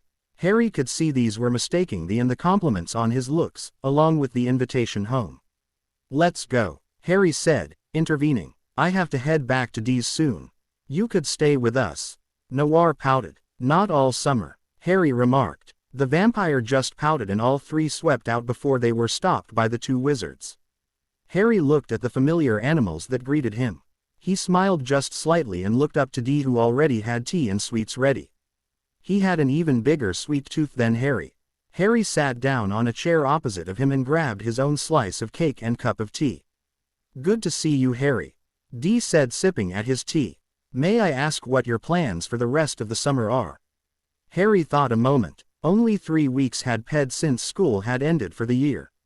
I plan to go visit Tom in India for a while, but after that I'm not sure, he said. Dee just gave a nod and they finished in silence.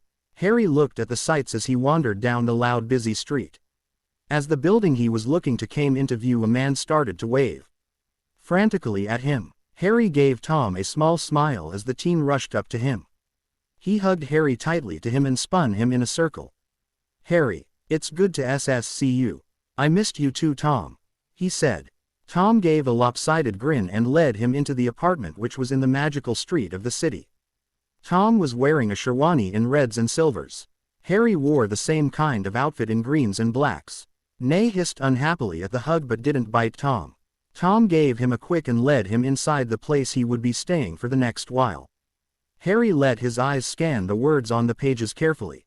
Each word he recorded in memory and quickly dissected to get the meaning of each and every sentence. The thick book in his hands was in Arabic. Harry knew it quite fluently though. He twitched slightly every few seconds and he had to reread a few sentences though. Finally he slid a bookmark in the book and closed it. He sighed just slightly. I can't concentrate when you do that, he informed Tom. Tom just squeezed him tighter from behind and continued planting random S down his neck as he pulled back once in a while to play with Harry's hair. I know, he smirked smugly. Harry raised a brow at him. But anyways, let's go get something to eat. Then I can teach you some handy spells I picked up. Harry nodded agreement and stood, pulling from Tom's grasp. Mumbai was nice. Harry decided he didn't mind the city, but it wasn't his favorite place, so it was nice. He looked over the harbor and strummed his violin. A few kids nearby were laughing and playing to the music. A few adults paused to listen a moment, commenting him in Arabic. He enjoyed the weather here at least. It was warm. The breeze from the water was even warm. It reminded him of fire. He did love fire. He played a quick, flawless song, one that reminded of him of fire. It was odd to think of a song reminding him of fire, but it did. Maybe it was the magic he pushed into it. He could spin illusions with his music. He molded the magic in the music to give everyone the image of a bright cackling flame. Tom sent him an amused smirk as if he knew what he was doing. Harry enjoyed music and fire, so why not put it together? Harry arched under the fingers that ran up his spine. Lips pressed against his throat as teeth slid over his skin. We play a dangerous game, Tom whispered. Harry raised a brow. I wonder if that vampire and werewolf would kill me for touching you, he said breathlessly. Anything more than just touching and they most likely would, Harry admitted. Harry closed his eyes at the pleasurable feeling of lips on his own. I hesitate to call us lovers, Tom said suddenly as he pulled back. We are not lovers technically, he continued. I know for a fact that the vampire and werewolf will take you someday. And I know you have your eyes on a few people. Harry smirked slightly and edged Tom's jaw. And you probably already know I've been with more than one person since my body was restored. Harry nodded, still eyeing the older man. So technically we are not lovers. Does it matter? Harry hummed. No, Tom said. Harry held the picture between two fingers, committing it to memory. Then he lowered the picture and looked at the man over the picture. The man was well dressed with 2 guards by him. Mafia bosses did looking intimidating, but Harry found himself perfectly comfortable under the gaze of the tough-looking guards and the scowl of the boss. What date does he need to be dead by? Harry asked, looking at the picture once more. He needs to be dead in 1 week. The man said simply. I gave him a loan and he had not paid back. Thought he could avoid me. A snort. But if he isn't dead in a week, then my threat will be unfulfilled, and that is unacceptable. Harry nodded and looked at the picture once again. Vernon stared back at him, a fake smile on his face. And his wife and child. The man frowned almost thoughtfully. I do not care what happens to them. They shall all be dead by tomorrow night then. Harry said. The man gave a brief nod. If you finish this IGN meant I may wish to acquire your services again later. My men are good but they do not have the finesse of an inn. I hope you're as good as my contact said. Harry gave an absent nod as he felt a smirk take over.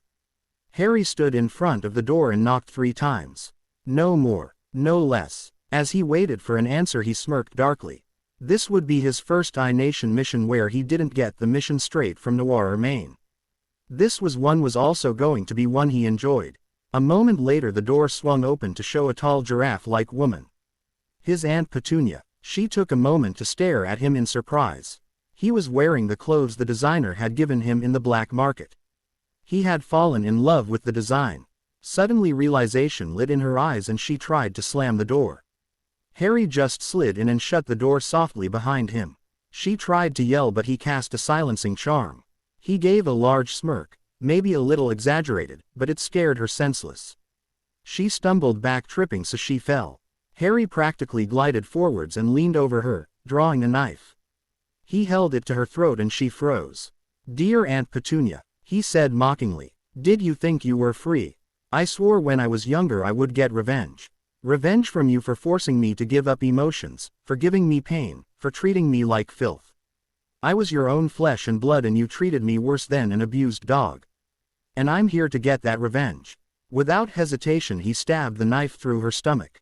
She gave a silent scream arching in pain as he let her drop to the floor, withering. Blood started to pool and he watched blankly. It took a few minutes but as she finally stilled he pulled the knife out. He then smirked and walked into the kitchen. Dudley was chomping down food as he watched the telly in the kitchen. He looked up and gave Harry a stupid look before glaring. What are you doing here, freak? He growled. Harry gave a smirk and let his knife fly. It embedded in the boy's head with a dull thud. A moment later he had the knife back, wiped clean. A minute after that he heard the sounds of Vernon walking down the stairs. He moved to the hall to greet the man. The man blinked in surprise at him then turned purple. What are you doing in my house, freak? He asked, spittle flying. They had very imaginative nicknames for him. All the same, Harry gave a smirk and stepped aside, motioning to Petunia.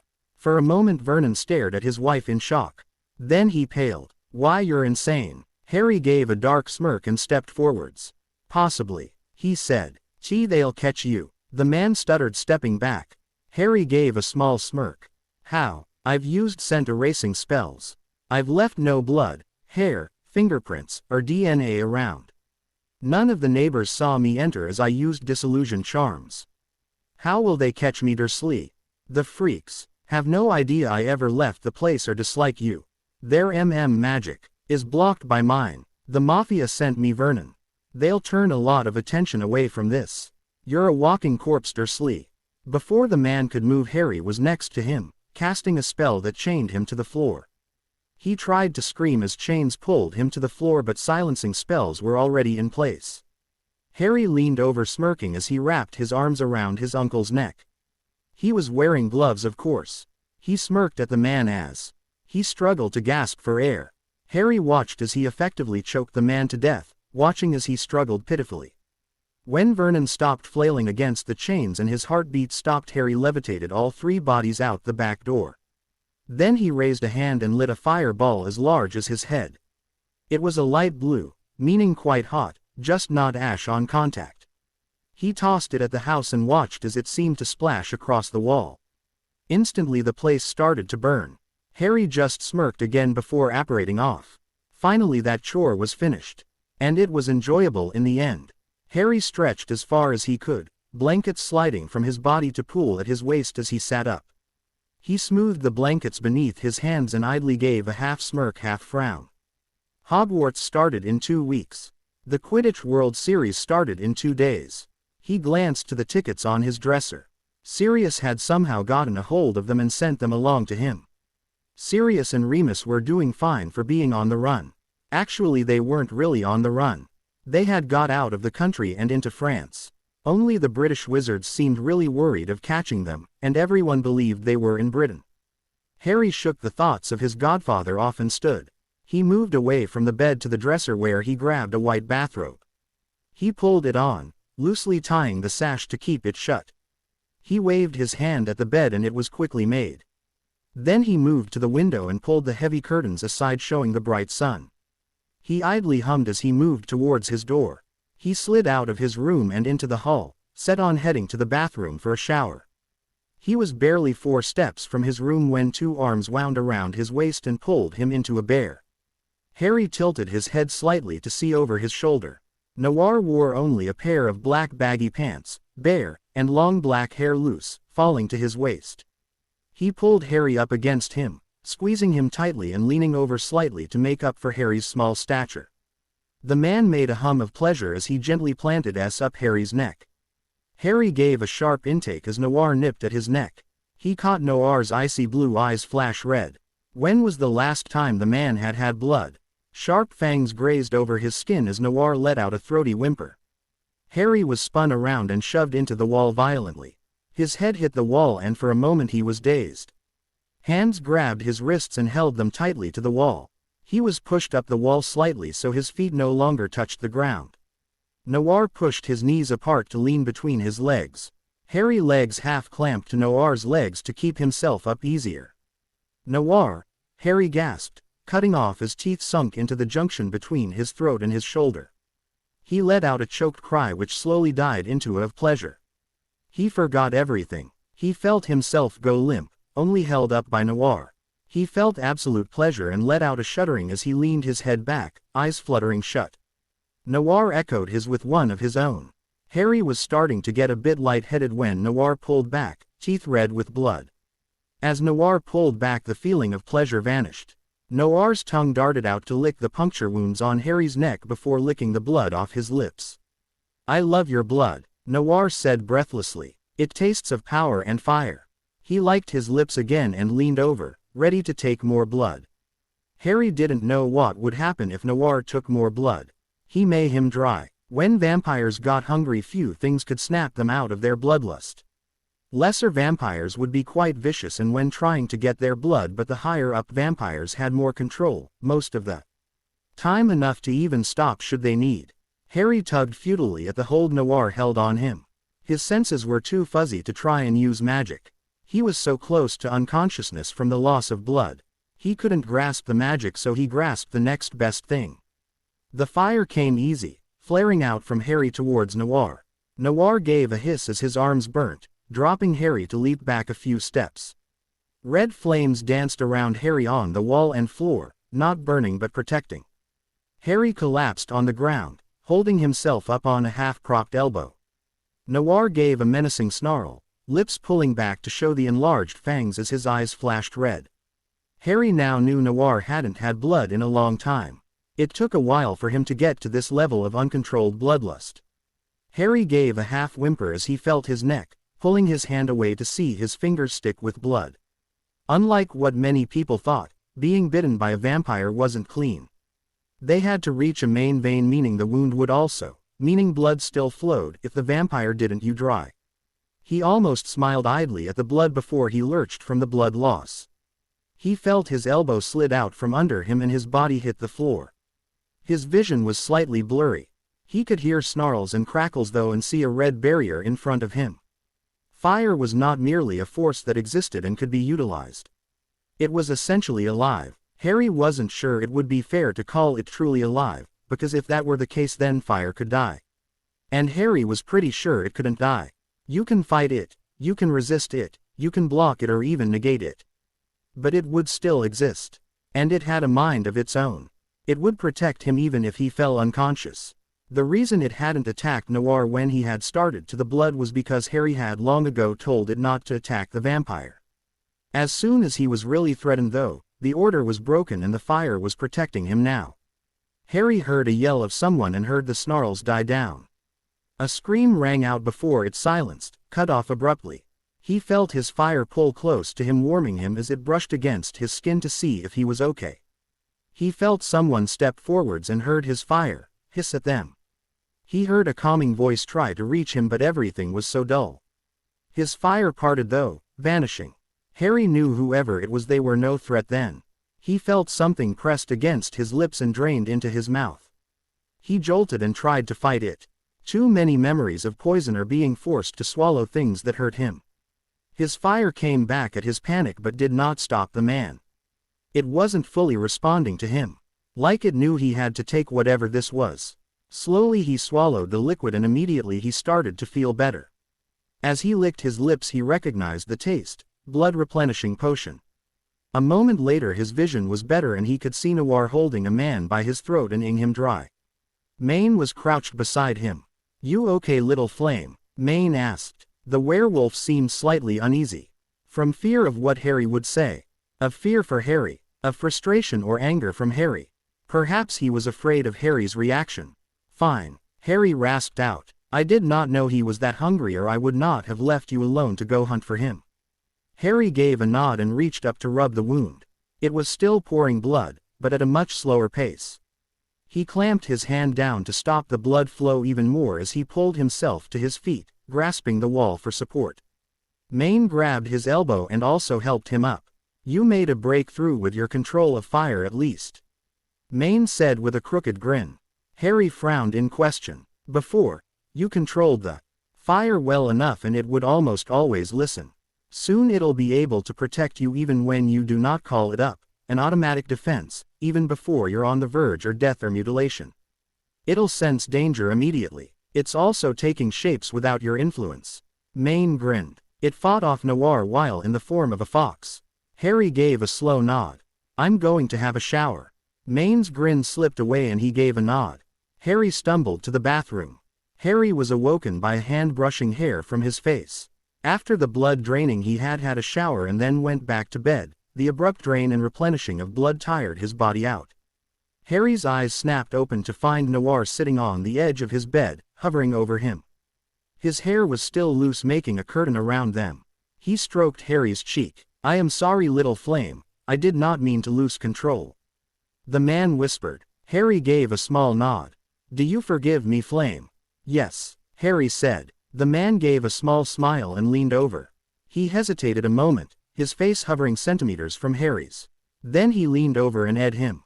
Noir's one hand reached over him, so he leaned more over Harry, and grabbed his left hand, clasping it gently. When Noir pulled back Harry was breathless, gasping for air. Noir leaned over and pressed his face into Harry's neck, nuzzling it softly. "I can still remember the taste of your blood. Like your ability to control fire, it gave a pleasurable burn. And your power practically flowed through it. It was intoxicating." He breathed breathlessly. Noir let his hands go and rolled fully onto the bed, his legs on either side of him, his arms on either side of Harry's head. Harry found the man had washed the blood off but still only wore baggy black pants. Harry relaxed into the bed and Noir worked his robe open, making it hang open, half on his shoulders. His hands found Harry's again and curled with his own fingers. The older man gently ed down to his, running his tongue over parts. Harry ed softly at the touch, arching slightly into the man. Noir gave a chuckle. "Allow me, little flame, to show you pleasure almost better than getting your blood drained from you." Harry gave a soft whimper. Noir straightened to a sitting position and pulled Harry up with him. Harry wrapped his arms around Noir's shoulders as the man ed at his neck, pulling Harry onto his lap. One of Noir's arms wrapped around his waist to keep him up while the other worked at pulling his robe fully off. He growled in irritation as he couldn't fully get it off with one hand. Suddenly an extra arm reached around and pulled it off, throwing it over the edge of the bed. Harry caught a glance of hair and amber eyes. Noir gave a grin over his shoulder. "Come to help me, Maine." "Of course. I wouldn't miss joining in on his first time." Harry shuddered as fingers ran up his spine. Maine's fingers were quite warm where Noir's were cool. "Let's not keep the poor much longer." Noir purred. "I'm only 14. Harry gasped in pleasure as a tongue ran up his back. "So?" Noir and Maine grinned. Harry could only in pleasure again as they pressed him between themselves. Harry woke slowly, not coming to full awareness in seconds like usual. The first thing he felt is arms around his waist and warmth on one side and a coolness on the other side. His eyes fluttered open and he caught sight of blondish hair. He lifted his head slightly and blinked at Maine. The werewolf lay pressed against him, arms circling his waist, face pressed into his stomach. Harry had half curled around the man, hugging his neck. A cool, pale arm lay over his side, and over onto Maine. He twisted his head slightly to find Noir lying on his stomach, hair fanned out, one arm under his head, and face pressed into Harry's back. Harry shifted slightly and both arms squeezed tighter. Sleep yet little flame. It is early. Maine whispered into his skin, fingers tracing his legs. Pedophilia. Harry muttered. He had no real complaints though. He'd never felt like a child or even a teen. Maine just grinned viciously. Harry sighed slightly and relaxed again, eyes drifting shut. He gave a faint smile and felt himself drift off once again. Harry quickly grabbed his bag, swinging it over his shoulder and hurrying towards the front of the house, transforming into his wolf form to run fast down the halls as he had a slight limp in his human form. As he trotted out the door onto the lawn he found Maine and Noir waiting.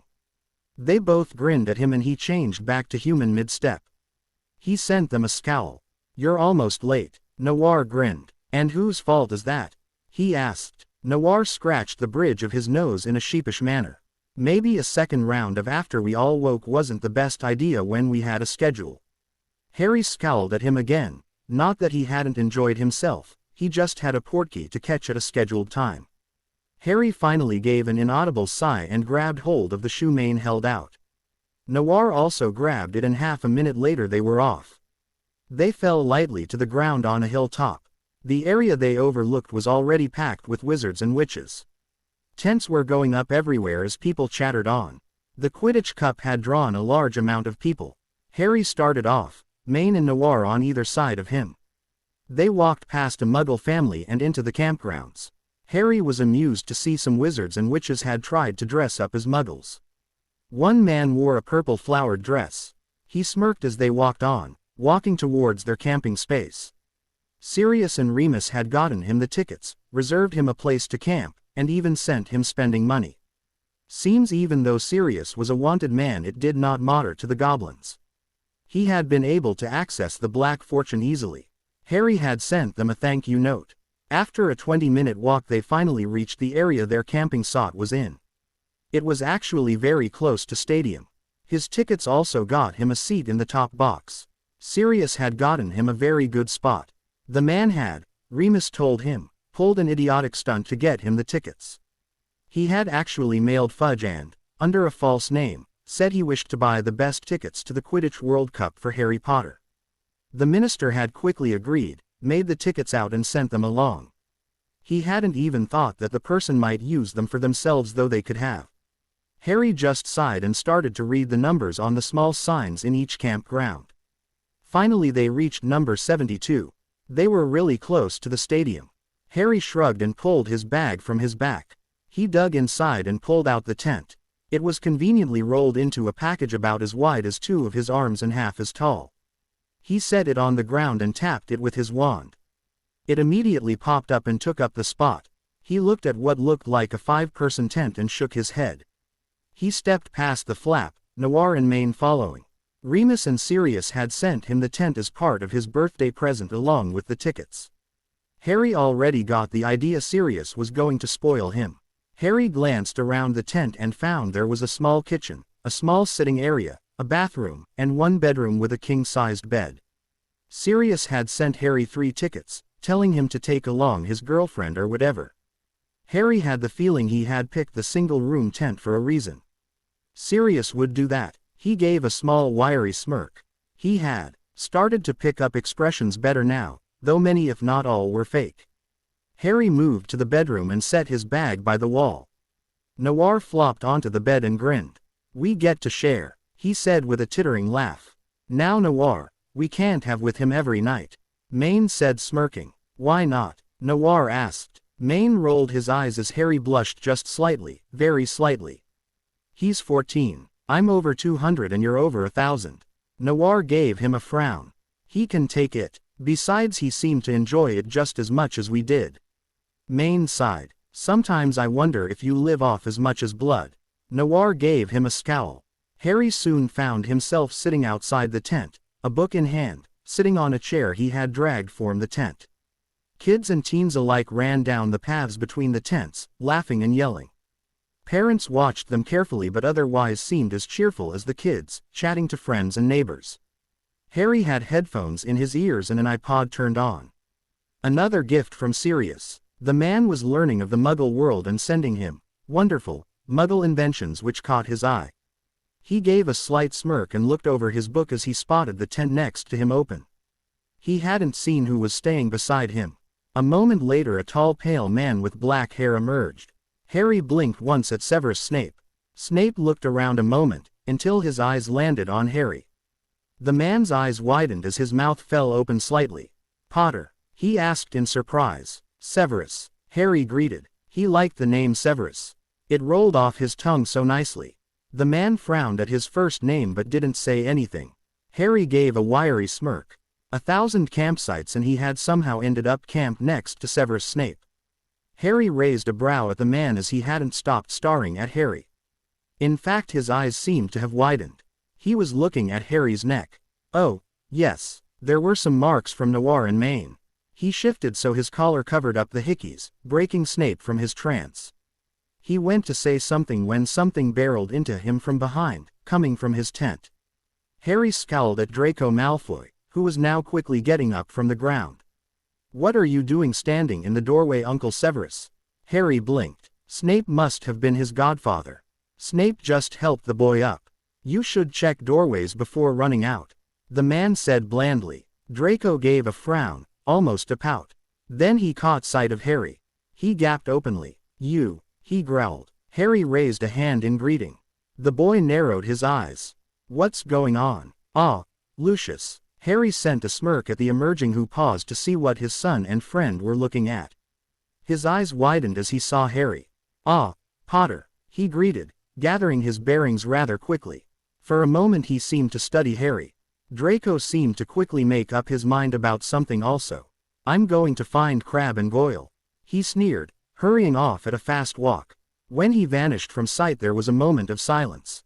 "Are you here alone?" Lucius asked. As if to answer his question Noir came sauntering from the tent, a grin on his face. Maine followed glaring at Noir. "I told you," Maine cut off seeing Snape and Malfoy. Harry could tell Snape and Lucius remembered the two from the bar in the Black Market as their eyes flashed. "Ah, we never did learn your names," Lucius said smoothly. Noir gave a wide grin and bowed slightly, eyes never leaving the silver-blue ones. "I'm Noir Melrose." Harry raised a brow. He hadn't known Noir's last name. In fact he was quite sure that wasn't Noir's real last name. Maine nodded to them, eyes watching them closely. "Maine Cross. I'm Lucius Malfoy." Severus Snape. Noir's eyes lit up. "Ah, you're the man who stopped Flame from falling from the Quidditch bleachers in second year." Snape gave a curt nod, raising a brow at the name.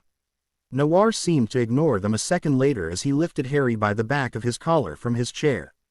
Harry sent him a glare but allowed it. Snape gave small smirk and Lucius raised a brow. Noir then plopped on the chair and set Harry on his lap, wrapping his arms around Harry's waist and in his neck. That stopped the smirks. Snape and Lucius stared with slightly wider eyes. Maine gave a deep sigh and strode over. "Noir," he said simply. Noir gave him a pout, leaping up and hugging Harry to his. Harry's feet touched the ground but Noir turned him and hugged him to his. "Flame, love, we have to go out for a while." "We'll be back," Noir cooed. Harry slipped from the arms nodding as he bookmarked his book. "How long?" he simply asked. Maybe a day," Noir said. Harry simply nodded and Noir pulled him into another hug. He then leaned over and ed Harry soundly. Harry gave a slight sigh and allowed it. When Noir pulled back Maine stepped forwards and gave him a "We will see you soon, Flame." Maine nodded. Harry gave another nod and they set off down the path towards an apparition point. Harry ran his fingers through his hair. He looked back to Snape and Malfoy to find them staring actually showing surprise visibly. He sent them a raised brow as he stepped back into his tent. Harry smirked at the two sitting at the table and carried the tea over, offering some to each of them. Lucius watched him thoughtfully while Snape watched him in a cautious manner. They both sat at the table in his tent. He had invited them for tea. They had agreed, Lucius out of curiosity it appeared and Snape because he had no reason to refuse. Harry sat across from them and for a few minutes silence reigned, each lost in their thoughts. "Why, Potter, are you hanging out with a vampire and a werewolf?" Snape finally asked, breaking the silence. Harry wasn't too surprised the man knew what they were. Snape was a spy, someone who needed to observe everything and piece things together, someone who needed to know every small detail. With Noir's pale skin and slightly sharper teeth and ethereal beauty, the observant would be able to tell. With the gold eyes, the feral feel, and the rough look of main observant people would be able to tell. Harry sipped his tea, a small smirk on his face. You could call them. Harry paused to frown thoughtfully. Teachers, roommates, friends, lovers, friends with benefits. Lucius choked on his tea and Snape spit his out, gasping. They both looked up at him with wide-eyed and slightly open mouths. You're 14, Snape snapped after a moment. Not even of legal age. Those two have to be at least 20. Actually, Noir is around 1,000 and Maine is 270. They were staring again. An ancient, Snape said in a half-strangled voice. Harry nodded absently. They didn't force you to do anything? Lucius asked, eyes slightly narrowed. No, they did not do anything against my will, Harry said simply, swirling the tea in his cup. Even if they did, I doubt anyone could stop them. There was a moment of awkward silence. Then Harry gave them a small smile, which seemed utterly fake. Oh, Snape shuddered and Lucius glanced at his friend in concern. Snape was staring straight at Harry, black and trapped by green. He shuddered again and Lucius shifted slightly. Then Harry's smile turned to a dark smirk. Are you afraid of me, Snape? He asked. Lucius wanted to snort at the ridiculous question. Of course Snape wasn't afraid. Yes, Snape breathed, voice shaking just slightly. You utterly terrify me. Lucius stared at his friend, then back to Potter. He didn't see how his friend could be scared of Potter. The boy gave off an air of intelligence and maturity beyond his years, but that was all really. Then Harry went utterly blank. The whole air seemed to change around him. Hair seemed darker, skin seemed paler, eyes seemed like the death curse. He gave off an aura that just screamed power, screamed dominance, screamed age and wisdom. Lucius was reminded so much of Voldemort he made the movement to get on his knees and Harry's feet. There was a difference between his lord and Harry though, he could feel it. Voldemort ruled by fear and pain.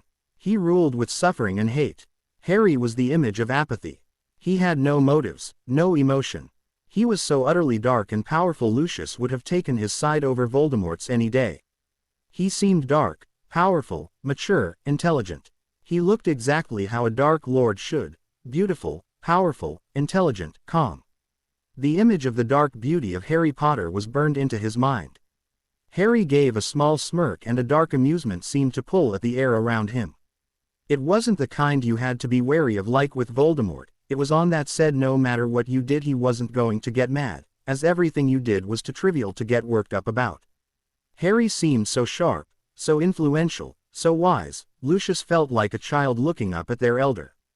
He felt so insignificant. He saw something in Harry that was different from Voldemort. He had mercy, he had a deeper understanding, he had a different view, he had no hate. If Harry decided to rule the world Lucius doubted few could stop him, and few would want to.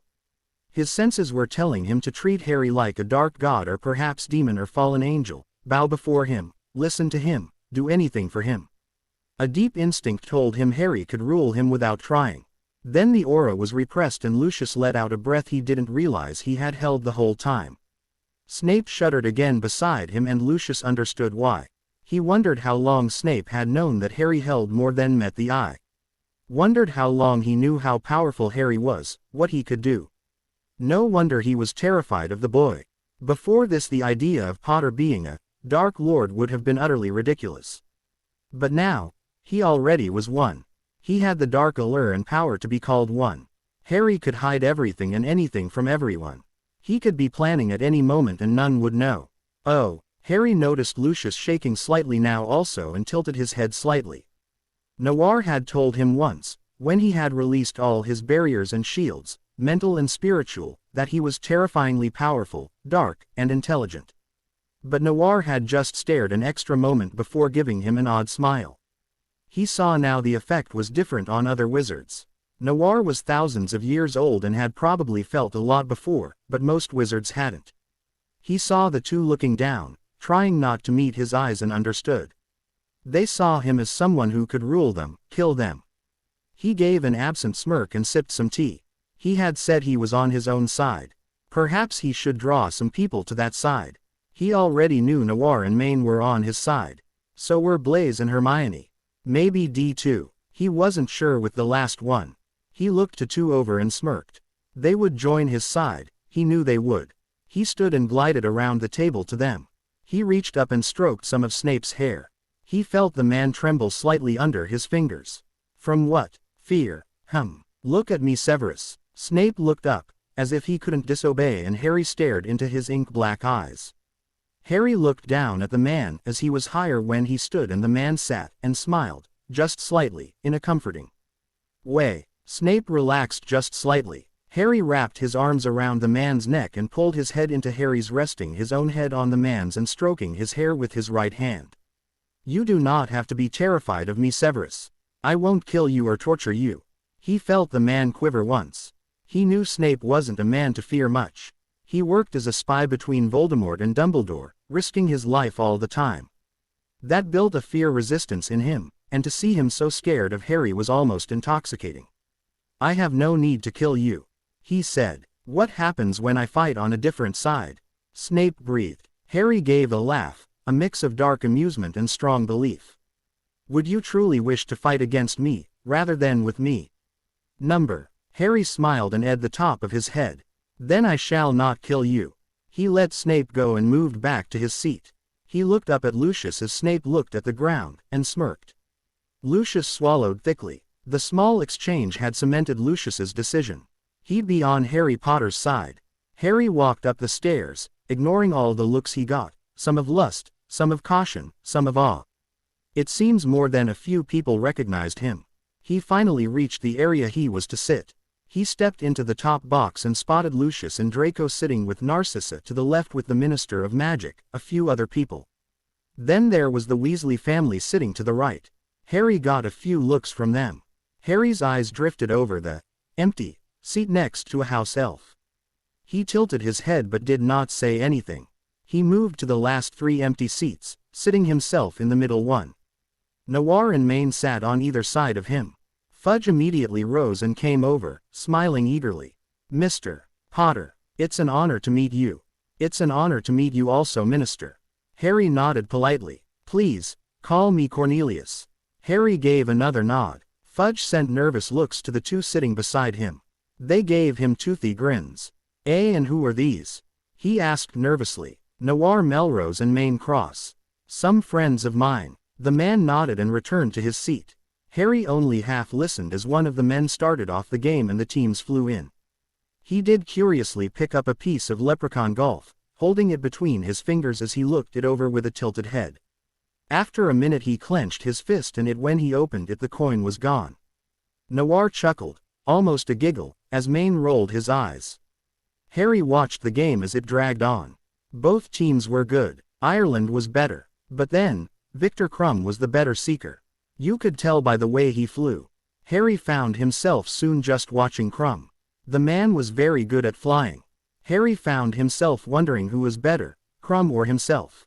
He hummed idly. Then he smirked. Maybe he would get to find out later this year. Harry was rudely awakened by a knock on his tent. He wondered briefly how the tent door was solid enough to knock on, but ignored that as he slid from the bed and the arms that had been wrapped around him.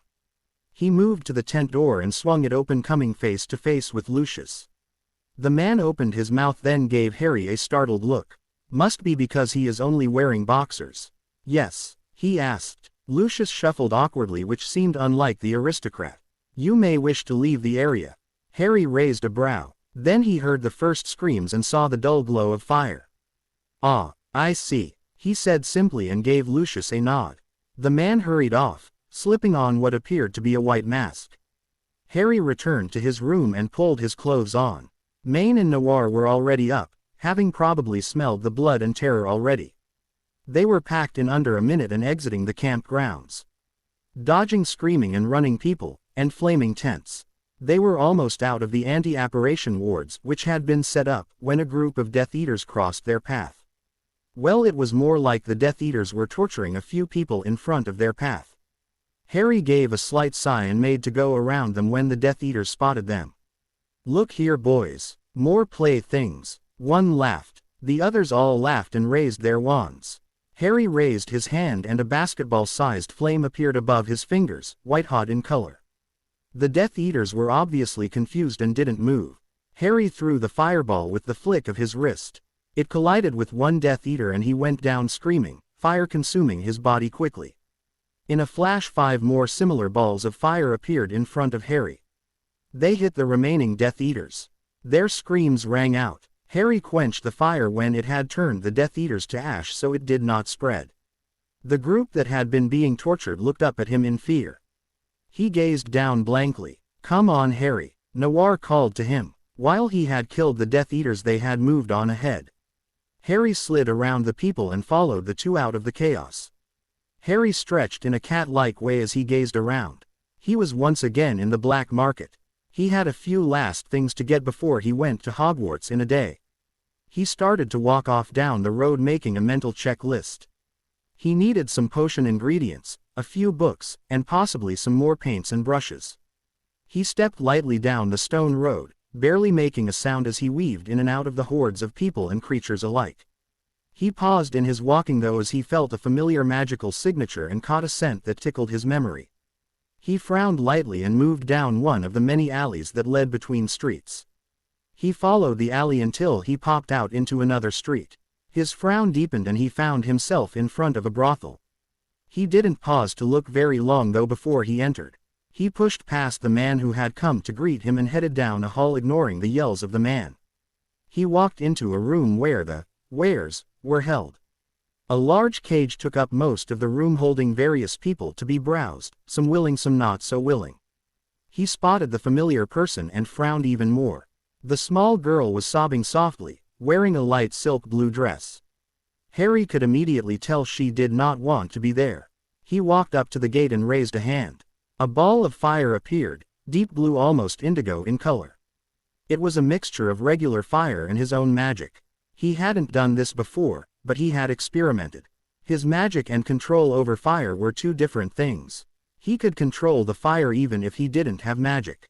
So when he mixed them it made a much more deadly weapon. He slammed the fireball into the gate and ripped through the wards, spelled locks, and metal bars all in one. The metal gate to the cage melted in a flash of light leaving only a pool of liquid at his feet. Everyone in the cage was staring in open shock. He could tell the people behind him were also staring in shock. The man at the front seemed to have alerted the owner and his guards. The 8 guards, the manager, and the employee were standing there in dumb shock. Harry stepped into the cage and walked straight to the girl who was also staring in shock.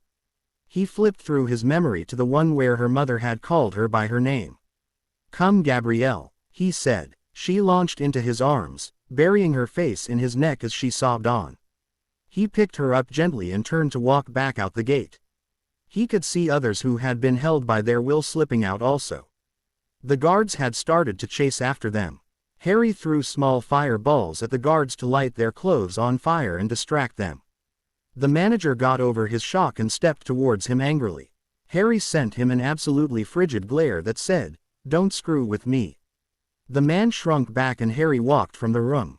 He paused to wandlessly summon Gabrielle's things to him and a moment later some clothes and a small bag were in his hands. He tucked them in his bag and walked out of the building. Harry vanished into the crowd, heading towards a bar he had labeled as his favorite. As he stepped in almost everyone pointedly looked away. A few weeks ago he had killed 2 men before they could blink. They had tried to flirt with him. Then he had killed 4 of their friends that had leapt at him. The few people in the bar that weren't regulars and hadn't seen it quickly followed the examples of the others though. Harry had been here enough to become recognized by the regulars. Harry moved to the bar counter and the barkeeper. "I want a room for a while." The man nodded and tossed him some keys. "Have someone bring us up some lunch and drinks. Cranberry juice for her, water for me." The man nodded and Harry headed for the stairs. Harry found his room and slid the key in the lock. He entered the small room and set Gabrielle on the bed. She had fallen asleep sobbing in his shoulder. He set her down on the bed. Then he pulled out all her things, setting them on the chair beside the bed. He sat in a different chair and waited. A few minutes later a knock echoed and he stood. A waitress handed him 2 bowls of soup, 2 buns, his water, and the juice. He took it and she scurried off. He set the tray down on the small table and then grabbed some paper and a quill from his bag. He wrote a quick note and rolled it up. Then slowly he coaxed a flame up. It appeared in a dazzling display of reds and golds. It had taken the shape of a small bird. There were no smooth lines though, as the fire would dance around the shape, making it look like a bird on fire. He hadn't made this though. He had asked the fire to take a flying shape and it had picked the bird of its own will. He held out the letter, fireproof spells on it, and a small fire beak clamped over it. It did not burn, for he had asked the fire not to burn it. It could easily break through the weak anti-fire spells. Please take this to Gabrielle's family. Fire was smart. It was, when in the shape of an animal, almost exactly like an animal. It could see, it could think, it could smell. It was almost a part of him, so it could pull pictures from his memory. It was a living thing. The fiery bird took off out the window he opened, and he turned back to the sleeping girl. He reached back into his bag and pulled out a calming draft and a pepper-up potion. He poured a little of each into the juice. He knew neither would react badly together and she would need them. He reached out with his magic and pulled her from sleep. She blinked dazedly before sniffing softly again and leaping back into his arms. He let her hug him a moment before sitting her on the edge of the bed and pushing a bun, a bowl of soup, and the juice at her. She thanked him softly, a French accent coming in from her distress. After she finished off her meal she sat calmly. Harry had also finished his. He set all the dishes on the tray and glaze vanished. He stood and held out a hand to the girl. She latched on and he led her from the room. Once back in the bar he threw the barkeeper the key back. "What are we doing?" she whispered as he headed for a table of people playing poker. "I sent a message to our parents. They will come get you when they get it. Till then we relax," he said simply. He slid into one of the empty chairs around the round table and the men gave him a few glances. He glanced at all the items in the center placed as bets. Money, jewels, papers, and other thing. This wasn't one of the cheap bars. This was actually quite an expensive bar and no one, average, in status and wealth could get in. Harry found it enjoyable as they actually had clean rooms and had better alcohol. The few regulars around the table gave him wary glances and quick nods. One of the men who he didn't believe was a regular sneered at him. "What do you want, kid?" Harry raised a calm eyebrow and picked up the cards someone had dealt him. Then he waved a bar girl over. She dragged a chair for Gabrielle who sat right beside him. "Give me a starless waiver." The girl darted off and he looked back at his cards. "I asked, kid, what do want?" The man sneered again. Harry's eyes flickered up to meet the man's, his own as hard as granite. "Be quiet." The man sat back heavily, eyes wide with fright as Harry's aura flared, throwing many in the room into a fearful silence, few daring the breath. His magic flittered through the room, the dark feeling weighting everyone down. Some of the wizards and people that were more versed in the dark arts looked up at him like he was an almighty lord, feeling his own dark magic play across their skin and caress their own tainted cores. As quickly as it appeared, Harry masked it, leaving many gasping from fear or rapture. A few purer people fled the building while others stared at Harry in awe and fear. Harry gave a very fake smile. The game. They jumped and the people around the table quickly started. Harry, who had a lot of money, could easily keep up with the betting. He had gained a lot of money from his club, which was now one of the most successful business in magical London, his part of the Firebolt business, his iNation missions, and his paintings. He had also been to a few more concerts. Besides that, he had a large amount in his vault. As the game progressed, he found a large pile of the winnings beside him. Either he was a good player, his dead stare was making people mess up, or no one wanted to beat him in fear of his wrath. He opted for all three. By the end he had a pile of gold coins, some expensive pieces of jewelry, some odd jewels, and a small cottage in Africa. The men quickly left when the game had finished, leaving Harry to tuck the items in his bag. He paused with a small silver necklace though. It was a simple silver chain, but the small teardrop-shaped sapphire wasn't plain. It was an excellent stone with no flaws and about as big as a thumbnail. He shut his bag and motioned Gabrielle to turn around.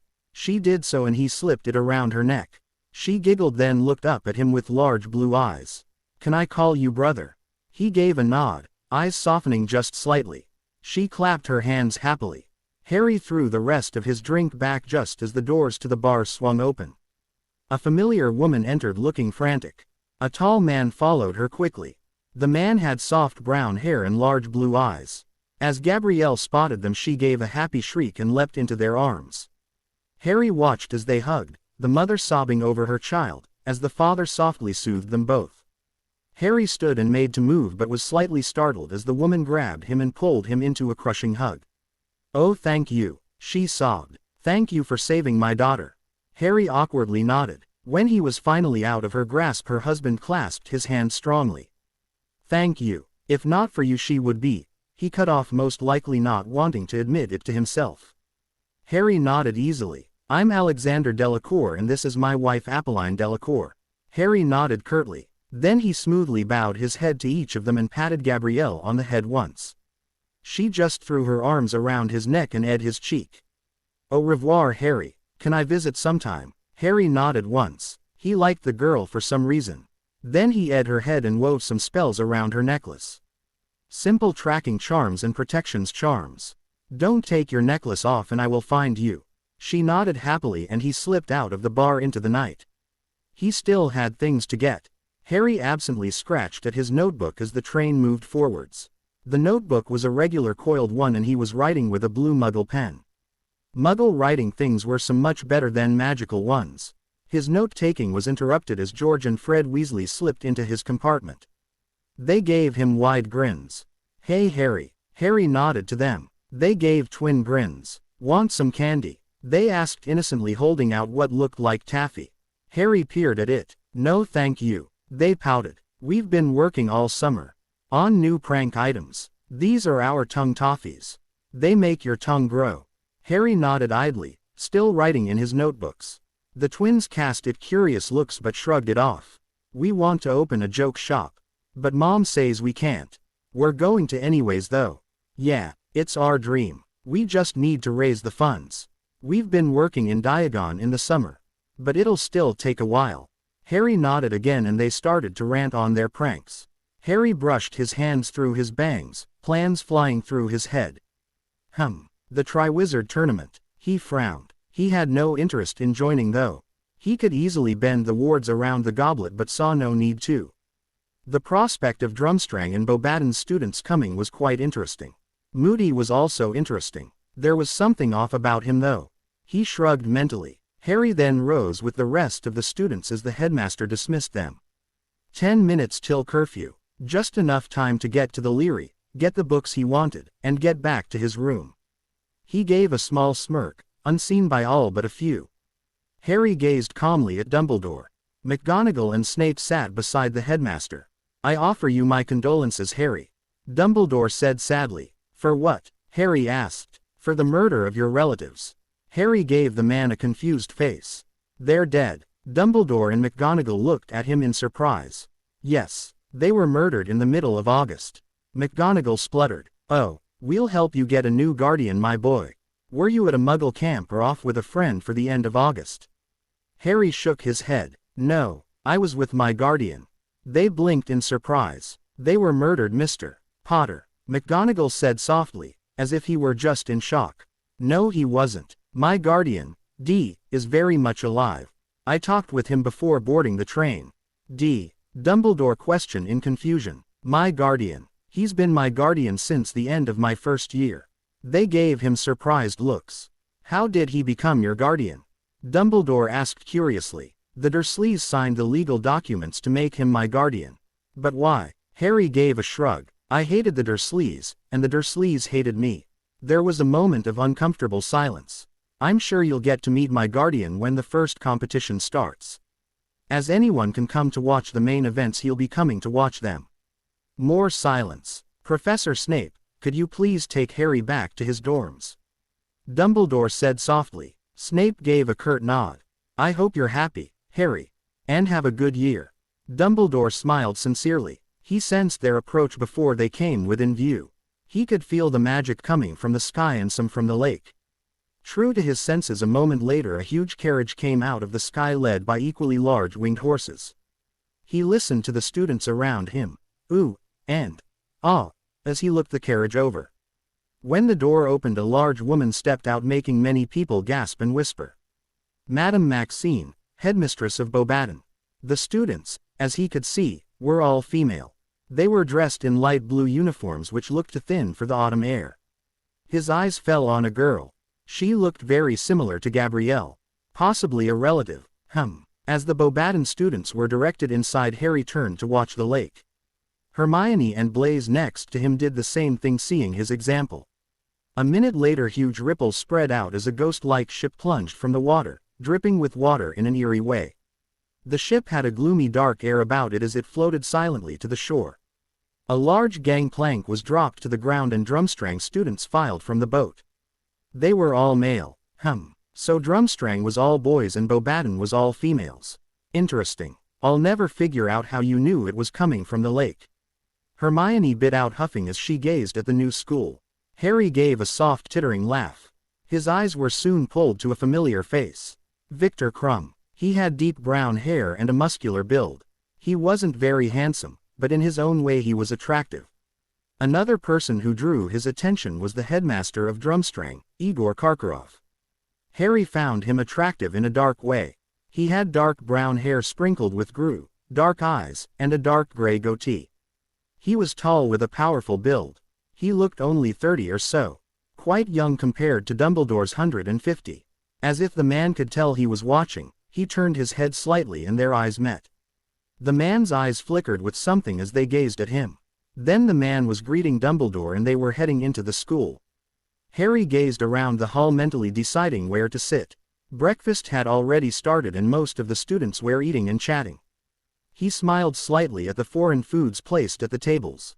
Harry then strode to the Slytherin table. Hermione was for once sitting at the Gryffindor table and not at the Slytherin. Probably because the Drumstrang students sitting at the Slytherin table took up a lot of the room. As he headed for the Slytherin tables, the Slytherins eyed him warily. He finally sat down at an empty seat.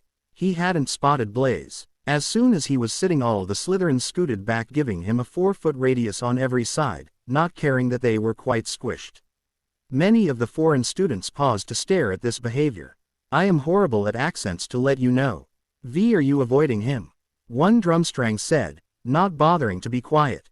That's Harry Potter. One student whispered. The famous one. Another kid asked. The Slytherins nodded. Then why avoid him? Because they fear me, Harry said, leaning over the table and propping his head on his elbow, biting into an apple. Victor Crumb asked. Harry's smirk stretched his lips just slightly as he gazed into Victor's eyes, his own eyes swirling with his power. Victor licked his lips nervously and shifted under his gaze, feeling ready to shrink back. Then Nay poked his head from Harry's shirt. "ISS smell food," he hissed happily. "What do you want?" Harry asked, eyes never leaving Victor's as he hissed to the S. Some students cringed back at the Parseltongue, some looked fascinated. When the S slid from his shirt onto the table to grab some food, kids slid even farther away. Nay hissed a laugh at a Drumstrang student across from him and the kid leaned back. "Don't SSS care them." Harry tsked. The S gave another laugh as it grabbed some meat and slid back to him, swallowing his meal. "I am off to hunt. Rats are better than your food." Harry gave a nod and the S dropped to the floor, slithering off. Kids quickly lifted their legs and avoided it. Harry just smirked at the cautious looks. Harry frowned down at the paper. On the third page was a picture of him at the Quidditch Cup grounds throwing a fireball at a Death Eater. How had someone taken that at the chaos? Harry Potter Fire Elementist. Facts recently gained show that Harry Potter, the boy who lived as a fire elementists. Elementists, as you know, are people who have control over one element, earth being the most popular, then water, wind, and fire being the rarest. Control varies from person to person. Some people can only do small things like light a small flame without a wand and are barely classified as elementists. Elementists, as some know, do not have to be magical either. In fact, there are more non-magical elementists than there are magical ones, as it takes a great deal of power to control both an element and magic. During the Quidditch Cup, a group of wizards were saved by our own Harry Potter, who showed a high level of control over fire, using white-hot flames, good aim, and a large amount of fire.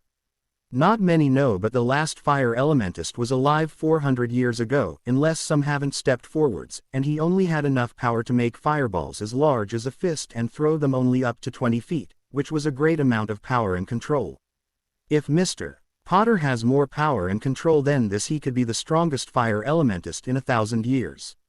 It went on to list other fire elementists in the last 10 centuries and their power. It also aimed a bunch of questions at him. He found all the mutters in the Great Hall now about him. He quenched any doubts or further rumors. He threw a large fire ball into the air. It morphed into the shape of a bird and flew around the room before vanishing in a plume of smoke. People burst out in chatter as he got shocked stares from a large amount of the hall. He ignored them and bit into his potato. Harry watched as the Drumstrang students stepped up to the goblet and threw their names in, the slight applause from everyone destroying the silence.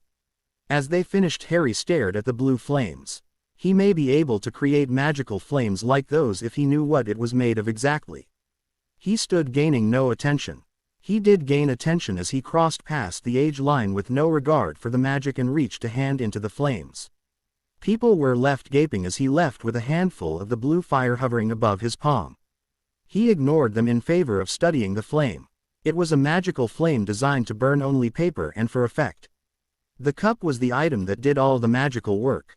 Harry headed for his rooms to put his sample in a jar and study it closer. He watched the goblet light up and burn blue. A piece of paper was thrown into the air where it fluttered down to Dumbledore's hand. Fleur Delacour, the girl similar to Gabrielle, and now known as a relative, hopped up smiling as he school-cheered her on. She headed to the back room with the headmistress and a second piece of paper was spat out. Victor Crumb. Cheers rang out as the boy hurried to the door with Karkaroff. The third piece of paper was spit out soon after. Cedric Diggory. Cheers rang out even louder as the boy grinned and strode to the door. Now, Dumbledore was cut off as the fire bloomed blue again and a fourth piece of paper floated to his hand. Everyone whispered quietly in shock as the teachers watched in surprise. Harry Potter. Did Dumbledore just call him? Someone was going to die. He stood calmly, gazing around the room with an absolutely blank face, though his eyes glowed slightly. Who entered me? He asked in a deadly voice. Everyone in the hall fell silent, staring at him with wide eyes as he slid his eyes over the tables. No one answered though. Fearful, jealous, and hateful gazes were turned to him. Mr. Potter, please come along. Dumbledore said softly. Harry walked down the aisles to the front of the room, every eye following him. Nay hissed unhappily from his shoulder, spitting at people in a deadly way to show his anger. Harry entered the room with the champions and they silenced. What is it? Fleur asked. Are we to come back out? Ludo Bagman came practically skipping in. Never has there been a fourth champion. Silence as they comprehended it. What? Madame Maxine yelled. But there is already a Hogwarts champion. This is unfair. I agree with her, Karkaroff said in a quiet yet harsh tone. Harry, can you tell me why you entered? Dumbledore coaxed. I did not enter myself. Harry said simply. You cannot say you do not have the power to force the wards to let you enter though. Snape said. I do have the power to do that. But I did not enter myself. Harry said. Liar. Fleur said. Harry turned a deadly calm as he straightened, eyes piercing into Fleur. I, Miss Delacour, am not lying. He said, narrowing his eyes just slightly. And when I find who entered me I shall get my answers into why. No one doubted him in that moment. Possibly to kill you, Moody said gruffly. This tournament is dangerous. To enter someone without enough experience could easily kill them. Silence rang out. When Blaise and Hermione entered the room, Harry was sitting in an armchair, birds of fire filling the room, flying in large circles. They ducked under the fiery birds and plopped down on the love chair. Harry stared into the fireplace, eyes clouded by thought. We believe you didn't enter yourself, Harry. Hermione blurted out. We know if you did you would be open about it. And you didn't even appear interested anyways, though you never really show emotion. Harry gave an idle nod. I know who entered me. A moment of surprised silence. Who? Hermione pounced. Harry gave the lightest of frowns. I won't reveal who yet. She pouted but sat down anyways. Harry let plans and schemes dart though his head, half gone before he even comprehended them. Slowly a smirk settled on his lips. This may be enjoyable. Harry followed the small Gryffindor boy who kept casting him glances torn between fearful and awe-filled respect. As they finally reached the correct room, the boy Veli shook his hand and darted off. Harry watched him leave, then slipped into the room. Standing inside were the three headmasters, one headmistress Ludo Bagman, Ollivander, Cedric, Victor, Fleur, and Rita Skeeter. "Ah, you're all here then." Bagman brightened. "Now this is just a wand check and photos." He sounded delighted. No one else really looked delighted besides Skeeter and Dumbledore. The four champions lined up and Ollivander looked the wands over, mumbling over each one. Harry stood last. When the old man reached him, Harry held his wand out handle first. The man silenced as he looked it over. "Ah, yes. 12 inches, black ash wood, core, phoenix ash. A very powerful wand. Black ash is very temperamental. You need to have very good control to use it. And phoenix ash, only wand I ever even attempted using such a powerful core in. It's very good for fire and medic spells, destruction and healing. And if I recall correctly, the wand didn't choose the wizard. The wizard chose the wand." The man gave him a small, secretive smile. Then he turned back around. "All the wands are in order. Now if I may go, my shop needs running." Bagman nodded happily and Ollivander shuffled off. "Photos," the man practically sang. 10 minutes later the three had thoroughly annoyed the photographer and almost everyone else. Victor preferred to glare, Fleur kept distracting the man with her charm, and Harry would not give any facial expression. Only Cedric appeared ready to smile for the camera. In the end their photo came out with Cedric smiling, Fleur smirking, Victor scowling slightly, and Harry staring at the camera, absolutely blank. The man gave a great huff of annoyance as he left. Then Skeeter talked Dumbledore into interviews and dragged Harry off to a broom closet. As they sat down, Harry raised a hand to pause her before she started. "You twist my words in any way and I shall be telling the ministry of your illegal animagus form." Her eyes lit with fear as she gave him a startled expression. For a moment there was silence. "How do you know about that?" she whispered. He gave a small smirk. "Don't you worry about that. Now I'll give you a story and you write it like I say." She gave a fearful nod. "Facts about Harry Potter, by Rita Skeeter. Yesterday I got an interview with our boy who lived. Under oath I wrote word for word things he revealed about himself." "Who does Harry Potter live with?" "Harry Potter, previously thought to live with Muggles, actually lives with a magical guardian." "He does. Harry Potter's guardian is a wizard named Count D. Harry tells me he owns pet shop in the Muggle world, selling magical pets to wizards and witches also. Harry tells me the man is Asian and has been his guardian since the boy turned 12. Does Harry Potter have any special abilities? Besides Parseltongue and control over fire?" Harry laughs as I ask him. He says beside the ability he has to play music and paint well, he has no super abilities. What really happened in first year? Many rumors were thrown around about what really happened. Harry gave me the real story. He said he had spotted someone trying to sneak into the forbidden corridor and followed them, ready to stop them. When he identified the man as a professor, he was ready to turn back when he noticed the man was acting suspicious. He told me he followed the man, following his path through the defeated traps till he cornered the exhausted man as he tried to get the Philosopher's Stone. Yes, the Philosopher's Stone was hidden inside Hogwarts. Harry grabbed the stone and released a bout of flames that accidentally killed the thief. The thief, in the end, turned out to be Dada Professor Quirrell, who, in reality, was a Death Eater. He was able to enter the school as he had no mark on his arm, being a secret Death Eater. Harry says he was distraught to have killed the man, but knew he couldn't let him get the stone. What happened during Harry Potter's second year? Harry Potter had given me the story. It seems a first-year girl, possessed by an enchanted diary with a memory of Voldemort in it, opened the Chamber of Secrets. No one was killed, but many petrified. He tells me that he found in the end where the chamber was hidden. With his Parseltongue abilities he entered and used Gryffindor's sword to kill the basilisk. He admits he was injured, but the headmaster's phoenix, Fox, saved his life in the end. He then dragged the girl from the chamber back to the headmaster's office, destroying the diary and the memory that possessed her. He told me he was frightened to know Lockhart had vanished, thinking the basilisk may have gotten him. The staff roared everyone he had just vanished in the night, all of his things gone. Harry Potter, in the end, opened the chamber once more to give Severus Snape, potions master and potions professor, the parts of the basilisk. He told me he will never set foot in there again, nor tell anyone where it is, as it is best kept a secret. Any adventures in third year?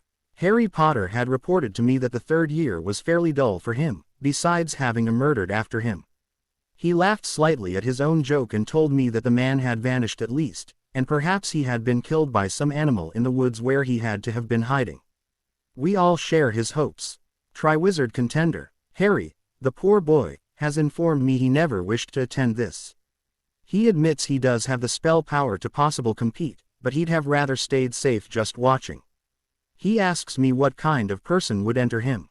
Was it for kicks or maybe to kill him? He gnaws his fingernails nervously as he speaks. He says he will try his best though, as to do any less would stain his honor. He wishes everyone though to cheer on the other 3 champions who deserve their support. He smiles as he says he hopes to get some points each round. I wish Harry Potter well in the tournament and thank him for graciously telling us a bit about him. This reporter signs out. Hermione stared at him in a suspicious manner. So how did you do it? She asked. Harry raised an elegant brow. Get Rita to write the truth. Well, what you told her. She always tells lies. Well, different lies. Harry gave a slight smirk and bit into his cupcake. Some persuasion. She rolled her eyes and stroked Crookshanks. Blaise snickered from his own seat, stroking Hedwig who sat on his shoulder. You threatened her. He chuckled. Harry shrugged. I prefer the term persuasion. Hermione clicked her tongue reprovingly. Dragons. Interesting. He stared at the small figure of the Hungarian Horntail scrambling over his hand and hissing at him. He glanced to the other 3 champions who had all paled slightly. They were alone in the tent for at least a few minutes.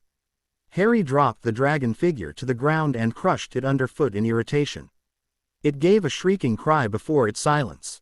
Harry pushed the broken pieces away. The other 3 were staring now.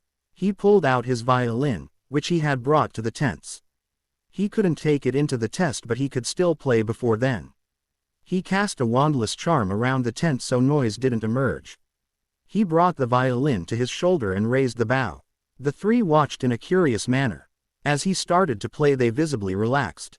His melody floated through the tent, soothing all their troubles and worries until they were slouching comfortably.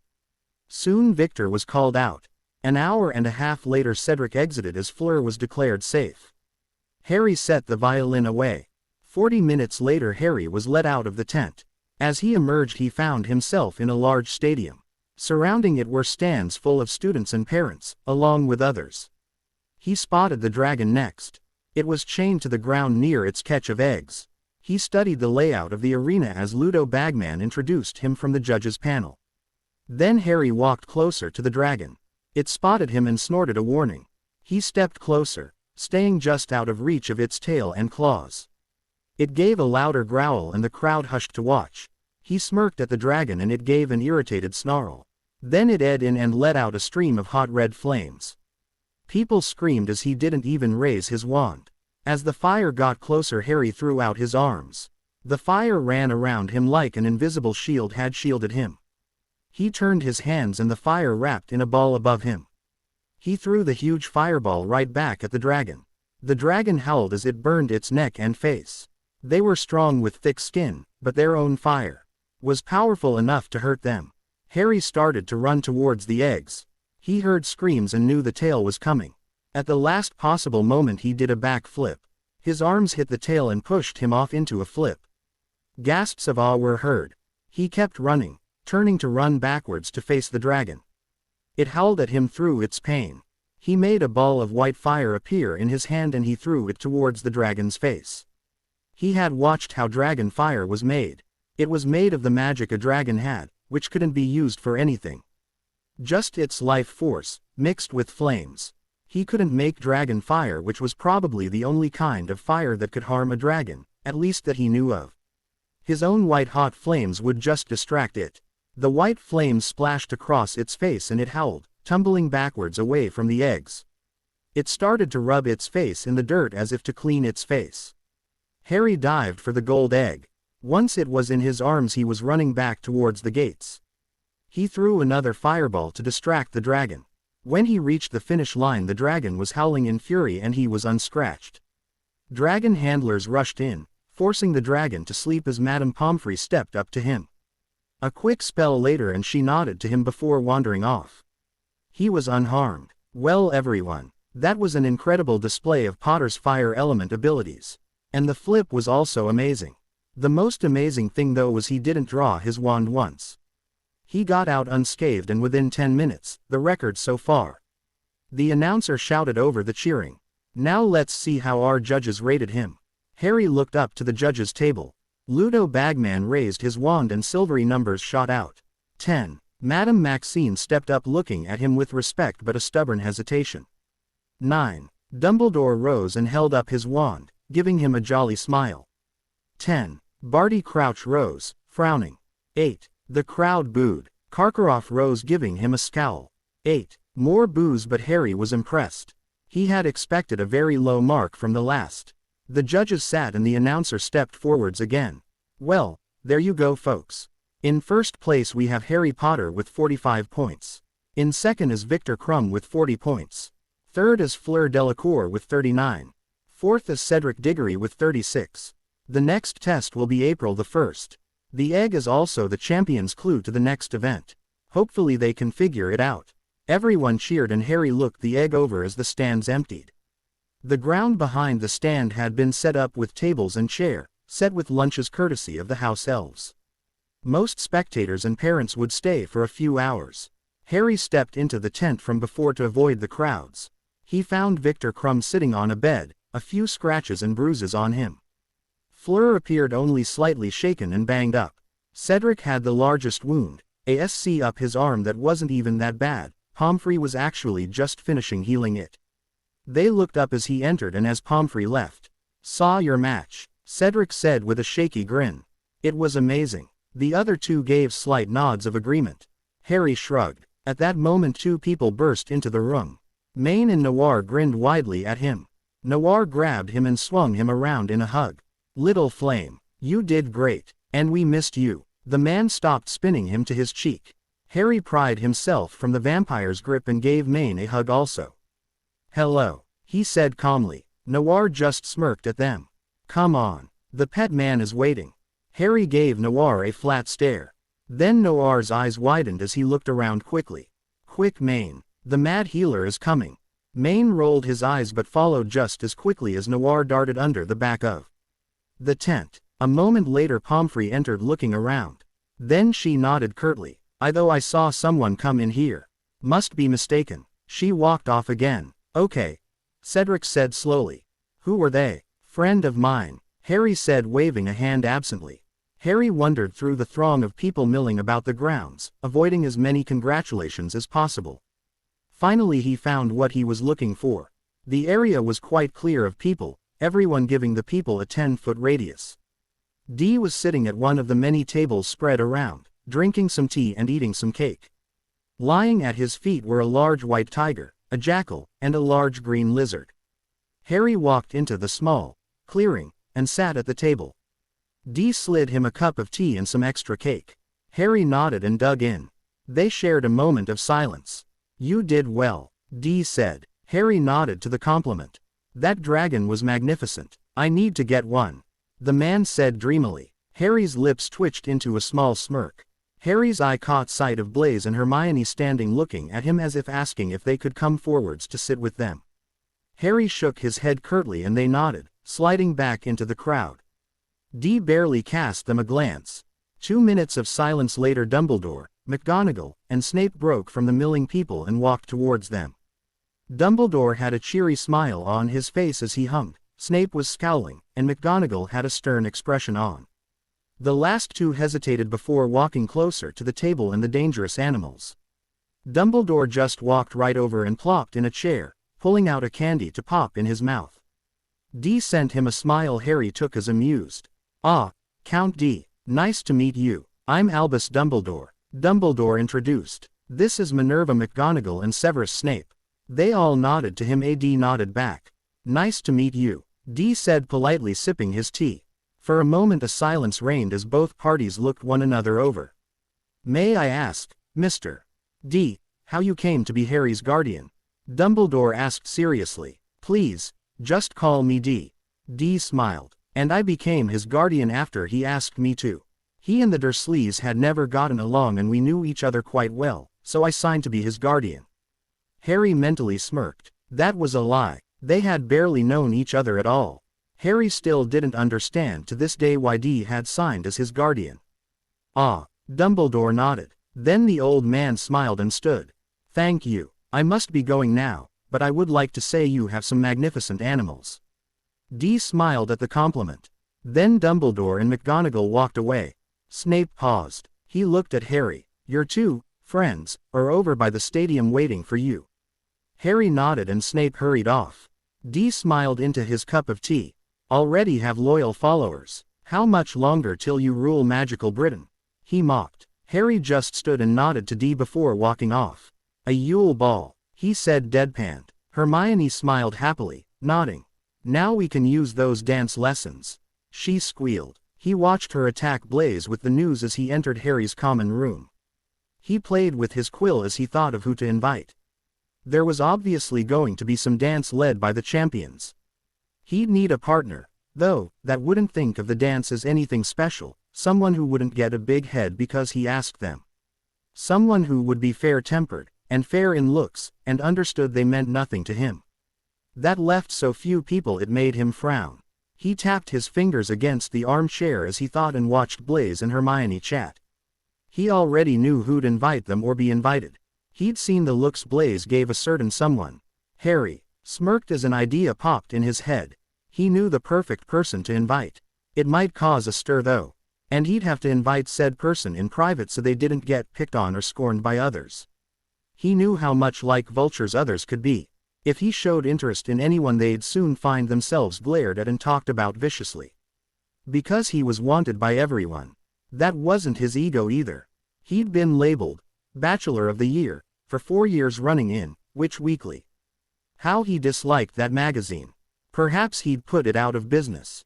Harry sipped at a cup of chai white tea as he stroked Nay. The S had taken to traveling with him more often. He told Harry someone didn't smell right. Harry knew who it was and why, but he didn't want to show his hand too soon. Besides that he just didn't care. He felt Nay tighten around him and looked up at the teacher's table. Karkaroff was watching him in a way that said he was both thoughtful and suspicious.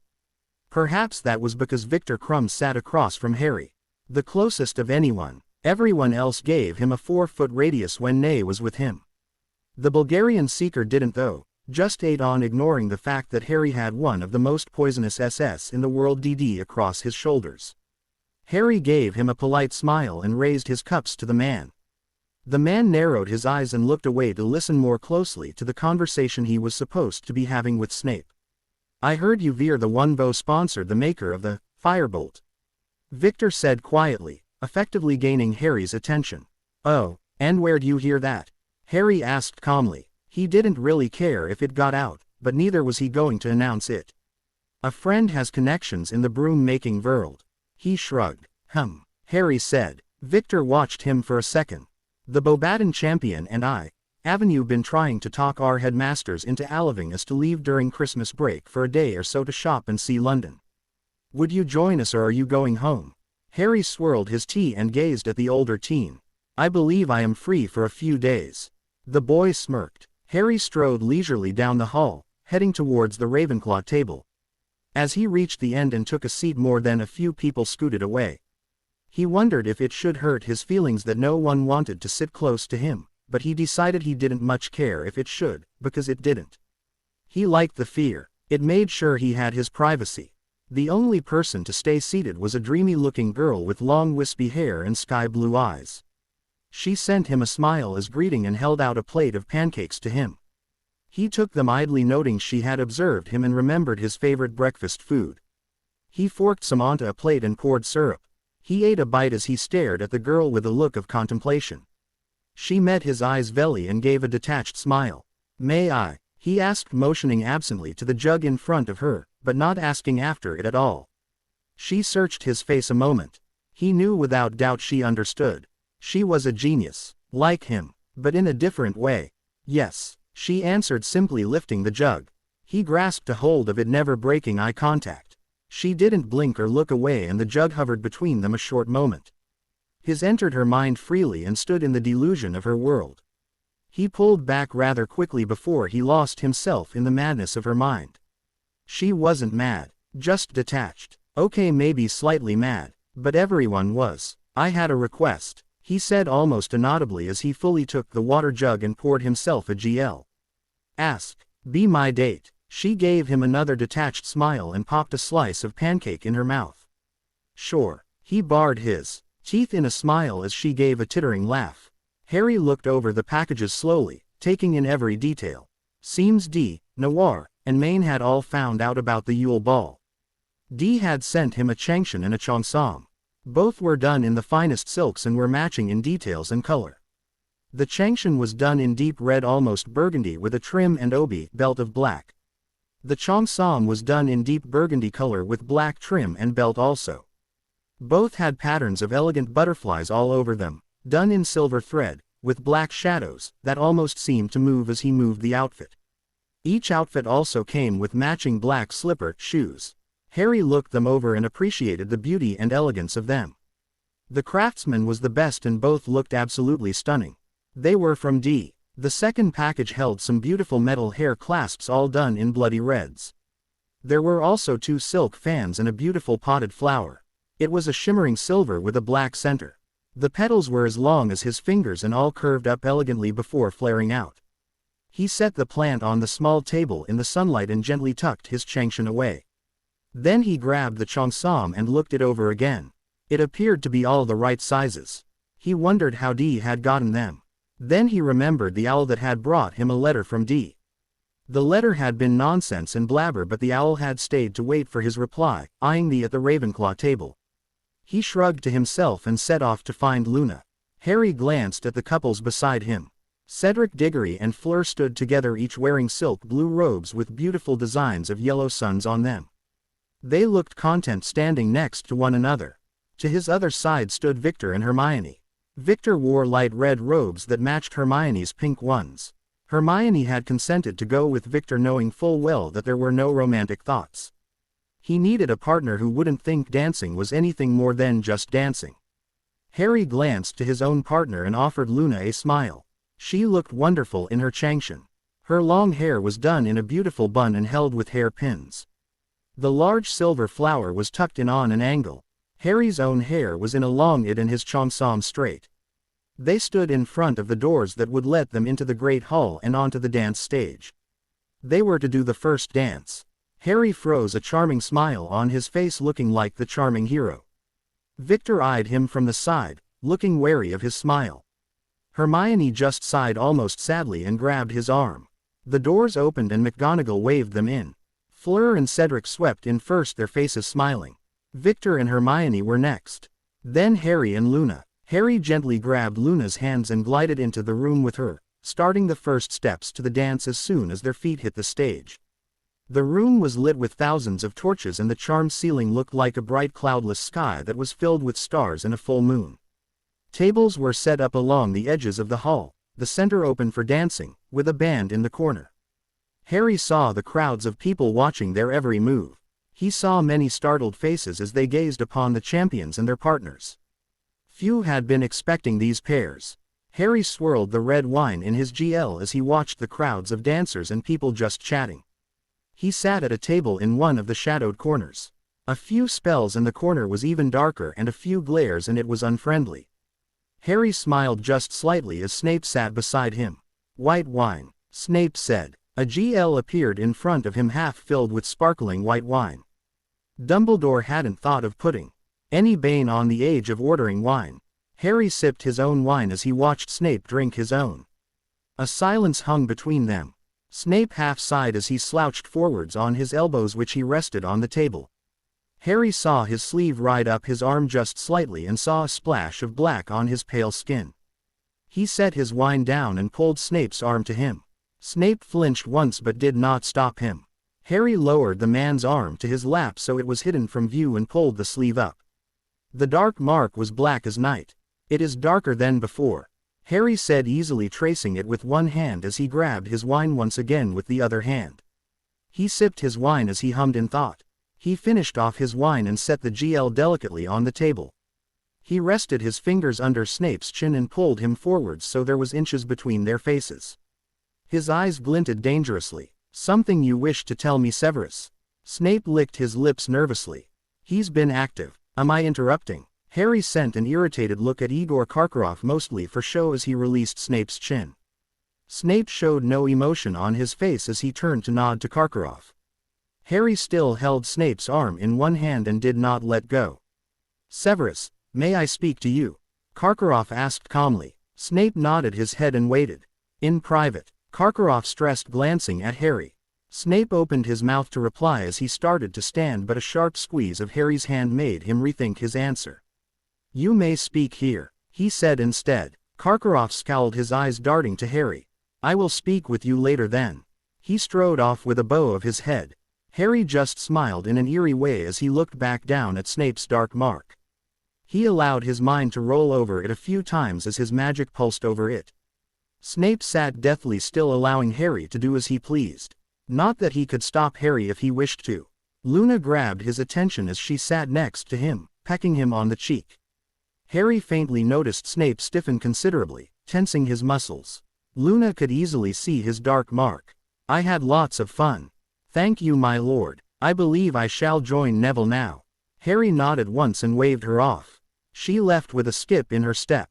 She shall not betray us, Harry said. Come. Harry had stood and started to walk off. Snape followed at a distance so none thought them together. When they exited the halls, Harry took off towards the dungeons and Snape's quarters. Harry stood next to Snape and grabbed his arm again. He looked the dark mark over once more. Snape's small coffee table held 2 glees of fire whiskey and a half-empty bottle. Snape hadn't even told Harry he was too young before he'd handed him some fire whiskey when they'd stepped into his quarters. Harry looked up at Snape with a slight smirk and his eyes glittering coldly. He leaned over the man, running a finger down the edge of his face, and allowed his aura to leak from him. Snape shuddered from the contact, his eyes wide with many masked emotions. Who would you choose, Severus? Voldemort or me? Harry asked almost inaudibly, rolling the words off his tongue. Snape went to say something and choked on his own words. Harry stroked his throat with his fingers. I will not harm you if you say Voldemort, he said simply. But do anything that affects me in a bad way and I shall kill you. There was a long drawn-out silence. Snape was looking almost panicky. You, Snape rasped finally. I'd choose you. Why? You're everything I envisioned a Dark Lord to be. Everything I ever wanted to follow. The around them seemed almost darker and more threatening. Harry smirked. I thought you would say that, Severus. He ran his hand over the dark mark and the black spot shifted. With his hand. As Harry lifted his hand away, the skull and S changed into a blooming rose with a thorny stem. Flames were swirling around the stemming and flaring out around the flower petals. Snape's sharp intake indicated he'd seen it. Harry sent a pulse of magic through the new bond and the mark flared to a beautiful bloody red, and Snape gasped again, not in pain but in surprise. It just tingles, Snape muttered. Of course, Voldemort's was just a barbaric, crude bond. Mine is not. I will always know where you are in your health. I will also be able to use the mark like a portkey to bring you to me. Harry stepped back, releasing the man's arm. Snape slid off the chair he sat on and kneeled in front of Harry, bowing his head. My lord, he whispered in Harry's hand. Harry tugged his hand gently from Snape's grip and waved him up. Snape stood and Harry looked up at him. Harry gave a thoughtful look. Severus, will you listen to my every command? Do anything I ask you. Anything. Snape breathed softly. Harry gave a soft smile and gently pushed him back into the chair.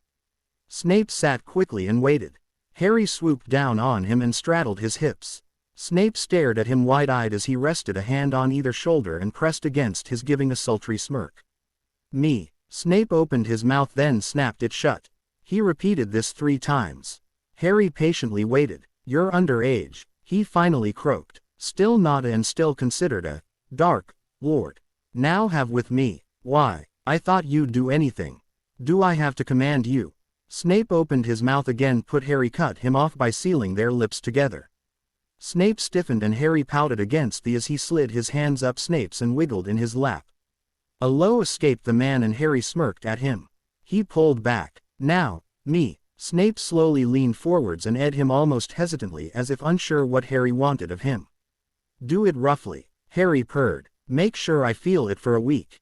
Without further ado Snape's hands flew to his sides pulling his clothes off as he eyed Harry, viciously plundering his mouth. Harry worked off the man's own clothes but got no farther than his shirt before Snape stood, holding Harry against him still. They half stumbled back and Snape pushed him into the wall, his hands going to Harry's. He lifted him up, pressing him against the wall. Harry clamped his legs around Snape's and eyed into the heavy.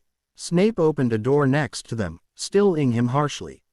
When the door was opened Snape carried him in the room. Harry was tossed roughly onto a large bed. A moment later Snape was leaning over him, grabbing both wrists and pinning them above his head as he attacked his neck with and bites. Harry groaned at the feel of Snape's tongue on his skin and his body pressed against his own. Harry ran a hand absently through his hair as he lay stretched on the bed. Beside him Snape lay on his side facing him, one arm loosely over his waist. Harry took the time to study the man closely. He wasn't handsome, not really. His skin was pale, his nose crooked, and his hair slightly greasy from potion fumes. But in a way he was attractive. He had great body for one. He had also used dark arts enough that they were in his aura. Harry looked away from the man a moment and relaxed into the bed. He found quite enjoyable. It released a lot of tension and could form bonds quite fast. It was also pleasurable. Harry found with Snape was different than with Noir and Maine, but just as enjoyable. He had no doubt though that if anyone caught him having, at his age, they would be quite upset. Perhaps label him as a whore. He didn't much care. Yes, it was meant to be offensive. But it was just an offensive term for someone regarded as being ally indiscriminate, or someone who was willing to set aside principles or personal integrity in order to obtain something. Both were true about him in a way. He was being ally indiscriminate. He didn't care who he had with. He had no real friend or romantic interest. And he did set aside what little principles and personal integrity he had to get the pleasure and relaxation he got from. And slut, not much different from whore. And to add to it all, he did not care what people said of him. Harry cut his thoughts off as Snape woke slowly, looking slight confused as to why Harry was beside him. When he remembered the previous night his face went blank. Harry saw hesitation in his eyes. He no doubt was confused on what to do now, wait for orders, get up, or what. Harry sent him a smirk. Unless I order something of you, I will not mind what you do. Snape frowned but leaned over to him viciously. Harry allowed it. When Snape pulled away he was smirking. James Potter would be rolling over in his grave. Harry smirked back. Who was he to care of a dead man or a man's motives? Then Snape frowned. So would Lily. He muttered. They are dead. Harry said bluntly. I would not worry about what they would have thought. Harry paused and scowled then looked towards the door. Karkaroff is knocking at your portrait door. Snape scowled and swung his legs from the bed. He pulled on some pants and hurried from the room. Harry stretched like a cat before wandering to Snape's bathroom. He had a very quick shower and then pulled one of Snape's shirts over himself. He'd need to change soon but his robes weren't fit at the moment. Harry wandered into Snape's sitting room and noticed Snape cough uncomfortably when he saw him. He gave the man a saucy smirk and grinned at the back of Karkaroff's head. The man was sitting in a seat with his back to Harry. Harry sashayed around him and to Snape. Karkaroff immediately silenced upon seeing him. Harry moved to stand behind the couch Snape was sitting on and leaned over him wrapping his arms around Snape's neck. He eyed the man's cheek letting his lips linger. He sent Karkaroff a smirk as Snape hid a sigh. I did not know you had a taste in children. Karkaroff said finally, after taking a good look at Harry. Harry let his aura free and the air around him was saturated with dark allure. Everything about him screamed darkness and seduction. Snape shivered and Karkaroff stiffened. Harry sent the man a smirk. Perhaps he doesn't. I just have a taste in older men. Karkaroff stared a moment. Harry noticed his left sleeve was pushed up showing the vivid dark mark. Karkaroff noticed him looking and jerked the sleeve back down. Harry tsked. Voldemort had no taste in design. Show him yours, Severus. Snape looked like it pained him to do so, but he pushed his own sleeve up, showing the black flaming rose. Karkaroff stared in open-mouthed surprise. "What?" Karkaroff asked in surprise. "Don't you like my design better?" Harry tittered. Then he released Snape's neck and swung over the back of the couch to sit on Snape's lap. "Do you like mine better, Severus?" Snape nodded when he saw that it was what Harry wanted. "Tell Karkaroff who your new master is." "You, my lord," Snape said clearly with no hesitation. Karkaroff had given up, gaping to stare at them in an absolutely stunned way. "But we can't have that get known." Harry smiled. "Especially letting a coward and traitor know." His wand was pointed at the man in an instant. Karkaroff couldn't draw his wand in time to counter. Harry stood in the entrance hall waiting. He was dressed in loose-fitting black pants, an emerald shirt with black and silver smoke designs on it, and soft black shoes. Hanging from his ears were earrings, and in the upper parts were small flame-shaped earrings. His hair was pulled back and held with a metal clasp. 2 locks and bangs framed his face nicely. Next to him stood Victor Crumb, wearing casual clothes also. Cedric and Fleur stood a ways off, not looking at one another and looking almost irritated. The Yule Ball hadn't turned out like they had thought or hoped. It was the start of Christmas holidays and the champions were going to do some bonding time by shopping and visiting Muggle and magical London for the first day off. 2 teachers would be escorting them. The only 2, though, that were available were Severus Snape and Igor Karkaroff. Harry had no problem with that. The 2 teachers strode into the hall and gazed at them with twin blank expressions. "We're splitting into 2 groups to do the shopping. We will join together later at the place you have already all discussed," Snape drawled. Fleur sniffed, ignoring everyone, while Cedric narrowed his eyes and Harry smirked at Victor, who shifted towards him, seeing the other's mood. Nay, who was wrapped around Harry's torso, gave a hissing laugh. "Victor and I call Professor Snape," Harry said innocently, looking the 2. Karkaroff seemed annoyed at this, but Snape just nodded and stepped behind the 2. Karkaroff sent him a glare and practically stomped off to the other 2. All of them quickly walked out into the growing darkness of the evening and towards Hogsmeade, the edge of the apparition and Portkey wards. Snape turned to the 2. "Any preferences on where we go?"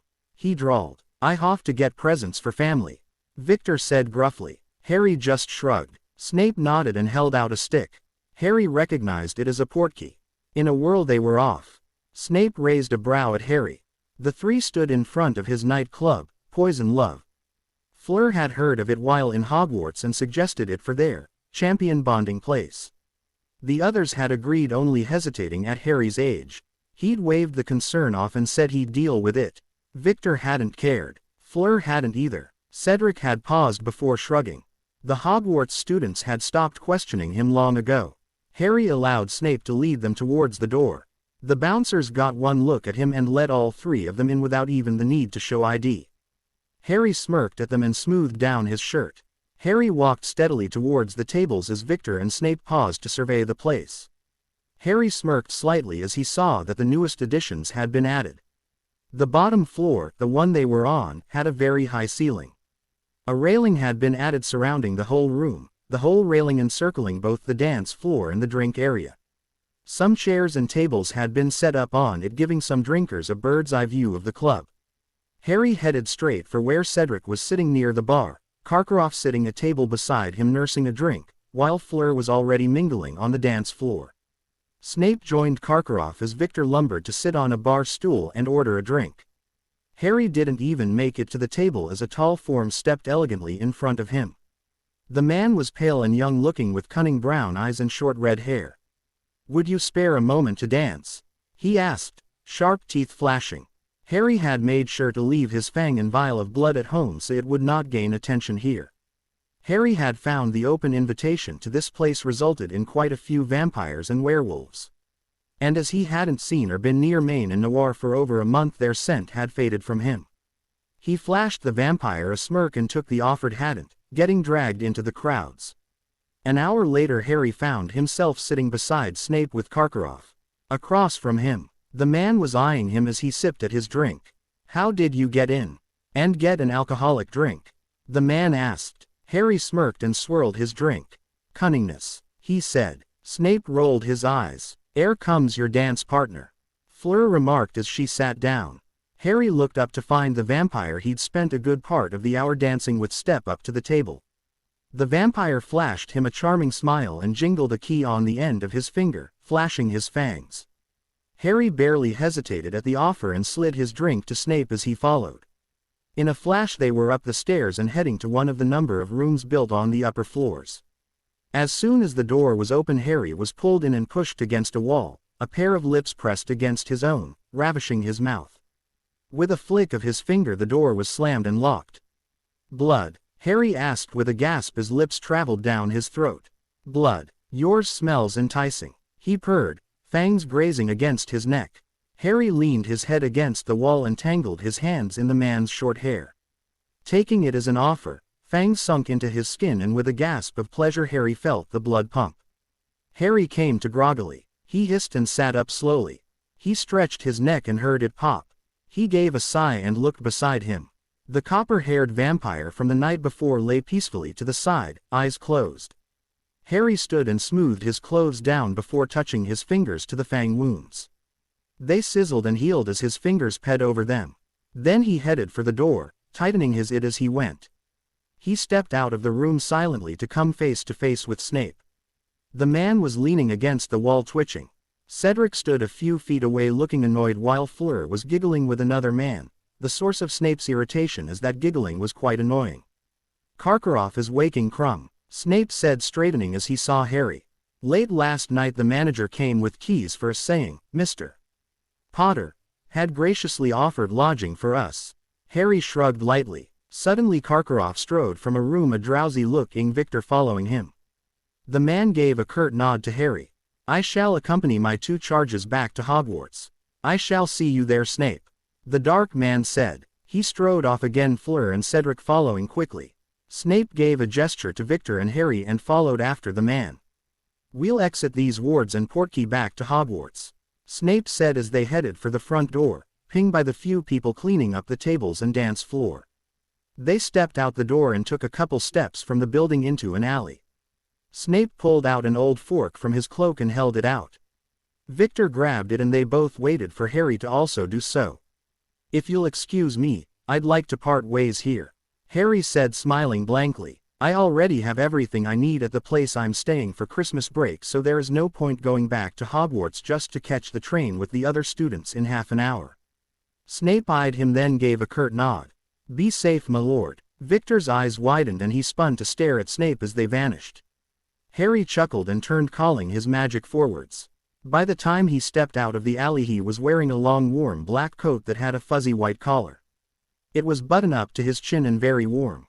He flexed his fingers in the fingered gloves and wiggled his toes in the large black winter boots. Then he smirked and took off down the street.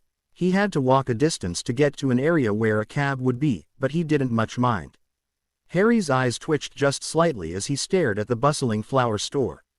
It appears Dee's pet shop was no longer a pet shop. Harry turned to find the owner of the restaurant next door grinning at him and motioning him over. Harry pushed through the snow to the small man who ushered him inside. He took the seat offered to him and sipped the tea set in front of him. "What are you doing here?" the man asked brightly, sipping his own tea. "I had hoped to see Dee." "Huh, how odd. He moved about 3 months ago. I believe he said he was heading to Los Angeles." Harry twitched violently, but accepted the man's offer of lunch. Harry stepped lightly down the stairs, ignoring the cold crisp air of the night. It was already Christmas night. After he had found that Dee had moved, he had spent 3 days with Maine and Noir. He'd finally decided to come visit Dee, for various reasons. He rested his hands on the door and a quick shock of magic unlocked it. He stepped into the warm room and shut the door behind him, locking it again. He shed his warm coat and boots, changing them into lighter clothes. He headed down the new hall to the main room to find Dee half pouting as he bit some cake. Across from him sat an American man who was looking tired as he flopped against the arm of the couch. "Damn Dee," the man muttered. "Real dragons on Christmas. I don't see what you don't like about dragons, Detective Orcott." Dee sniffed. Orcott just rolled his eyes and flopped into a different position, eyes catching Harry. His eyes widened and he sat up. "Hey kid, what are you doing in here?" Dee blinked and looked up, face changing to a smirk as he saw Harry. Harry found himself frowning slightly as he took in the man's expression. It was slightly less cruel than the last time he'd seen the man. He had no idea why. "Ah, Harry, I was wondering when you'd show up," Dee said brightly, scooting over to make room for him. Harry shooed the lizard on the seat out of his way and sat down gracefully, mirroring Dee as he tucked his legs to the side and gently grabbed a piece of cake. "I would be here sooner, but someone saw it unfit to tell me they had moved." Dee blinked. "I knew I had forgotten something." Harry twitched. "So did Orcott." "Who is this Dee?" the man asked, eyeing Harry warily.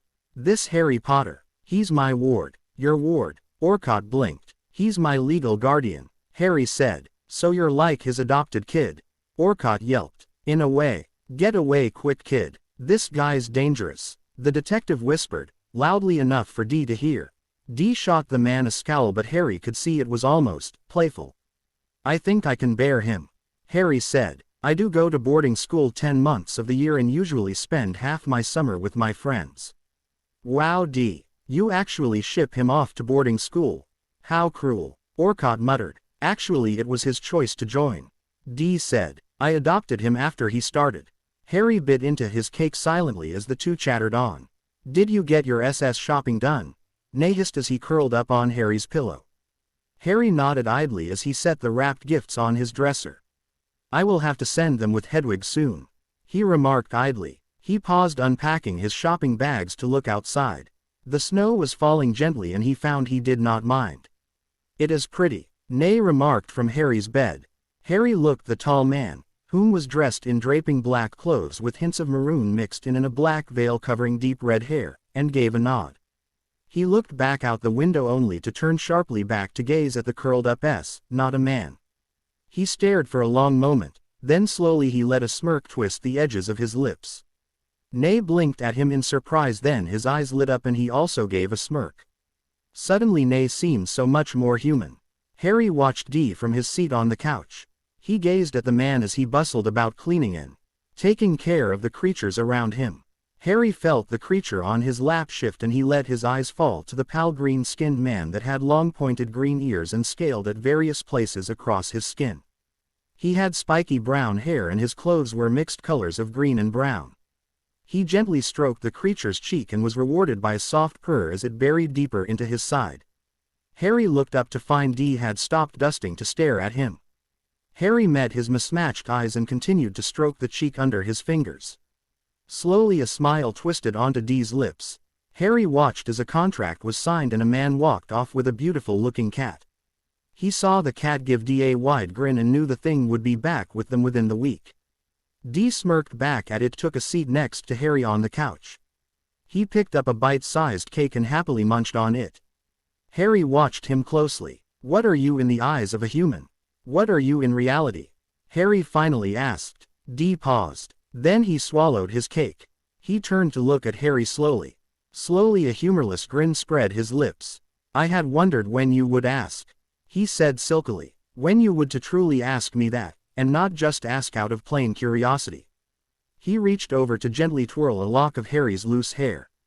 "I guess you could call me a kami god," he whispered with an odd smile. "A kami of beasts." Harry looked into gold and violet eyes and felt himself looking at something beyond human knowledge. Gods. A god. Harry had never been religious, but he'd never thought gods couldn't exist. That reality had always been a possibility. One that had grown with magic. "You," Harry paused, wondering how to go on. "You once said you were just as human as I was. But you aren't human." Dee gave a lazy smirk. "Such brilliance," he whispered softly. Dee stood and stepped over to pick up Pon Chan. He didn't say anything a moment before turning back to Harry, an odd smile on his lips. "You, Harry, are one of the rare creature born to this earth every couple century that has the potential to be a god." Harry's eyes widened a fraction. "Of course not everyone born with the potential becomes a god," Dee continued lightly. "They must meet certain requirements. They must be logical, reasonable, and not completely evil or pure. They must have power. They must have skills. They must understand the world. They also must have some form of personality. And they must awaken their potential brilliance. There are other requirements, of course, but too many to list." Dee paused and stroked Pon Chan idly as he gazed into space. Finally he looked back down at Harry, smirking, waiting. Harry licked his lips absently in a thinking manner. And what would I be a god of? He asked quietly. Darkness. Harry contemplated this. Darkness, he questioned after a moment. You would rule over dark magic and all its subjects. You would rule over all dark creatures. You would rule over the shadows. You, Harry, would be one of the greater gods. Harry's look prompted him to explain. Not all gods are equal in power. I control all beasts. They make up a large population of this earth. Darkness takes up a large portion of this earth. Gods of such things as metal do not have the same level as power as us, as we rule over more subjects and over more important subjects. Harry nodded sharply, absorbed in his thoughts. A god, he whispered. Yes, Harry. Dee purred, leaning over to run long fingers down the side of his face. And I do believe you have met all your requirements. Harry sat looking at the busy streets of Chinatown from the bench outside of Dee's shop. A warm mug of tea was in his hands, the steam rising in front of him. He frowned as his thoughts spun through his mind. Like a tornado, a god, he could become a god. An immortal, powerful being. Immortal, he hated that word. He didn't like the thought of being immortal. To never have it just end. To never have an ending. Life was supposed to consist of a birth and a death. Not just a birth. He sipped at his tea. While he hated the idea of being immortal, he did not mind the god part. Becoming a god would just prove he was above humanity. He would be something more than just a human, and he'd always wanted to be something. He let his magic rise around him. The soft powder snow on his bench swirled slightly, and a rush of magic wrapped around Harry, keeping him warm, safe, almost loved. His magic caressed against his skin in such a gentle, loving manner that Harry found his grip tightening on his mug. The delicate china shattered beneath his fingers, and blood and china shards stained the once white snow. He closed his eyes as his magic wrapped around his hands and softly stitched up the wounds. He had never loved anything in his life. But his magic, his beautiful magic, was so lovely. It was his and his alone. Like his fire. He looked up again and looked to the darkening sky. He felt his heart skip a beat and realized he'd felt love. It was a warm and beautiful feeling that made a small smile twitch to his lips. He loved his magic, and his fire, and his Hedwig, and his Nay. He paused. Nothing beyond that though. He could not feel love strongly enough to love a person, no matter who they were, but the things and creatures that belonged to him. He loved them. He shook the foolish thoughts away and stood, snow falling from his clothes. He needed to talk more with Dee.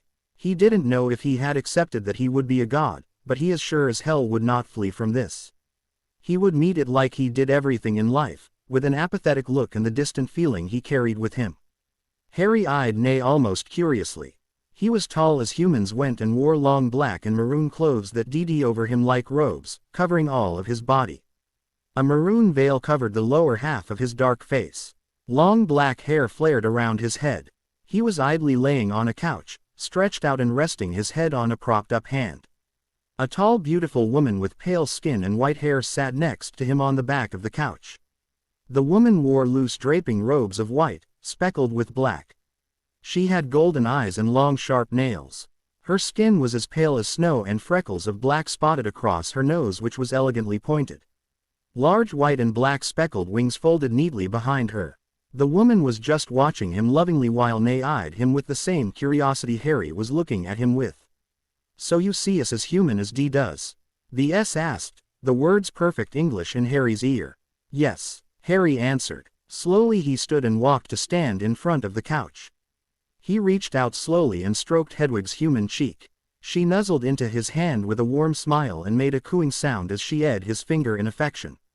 Hello, Hedwig girl, he said softly. She cooed again. She doesn't speak, Nay said from his seat. Some creatures don't, even when humans see them in human form. I've personally never heard her say a word. She can communicate with owls perfectly fine, but only understands you because of your human familiar bond.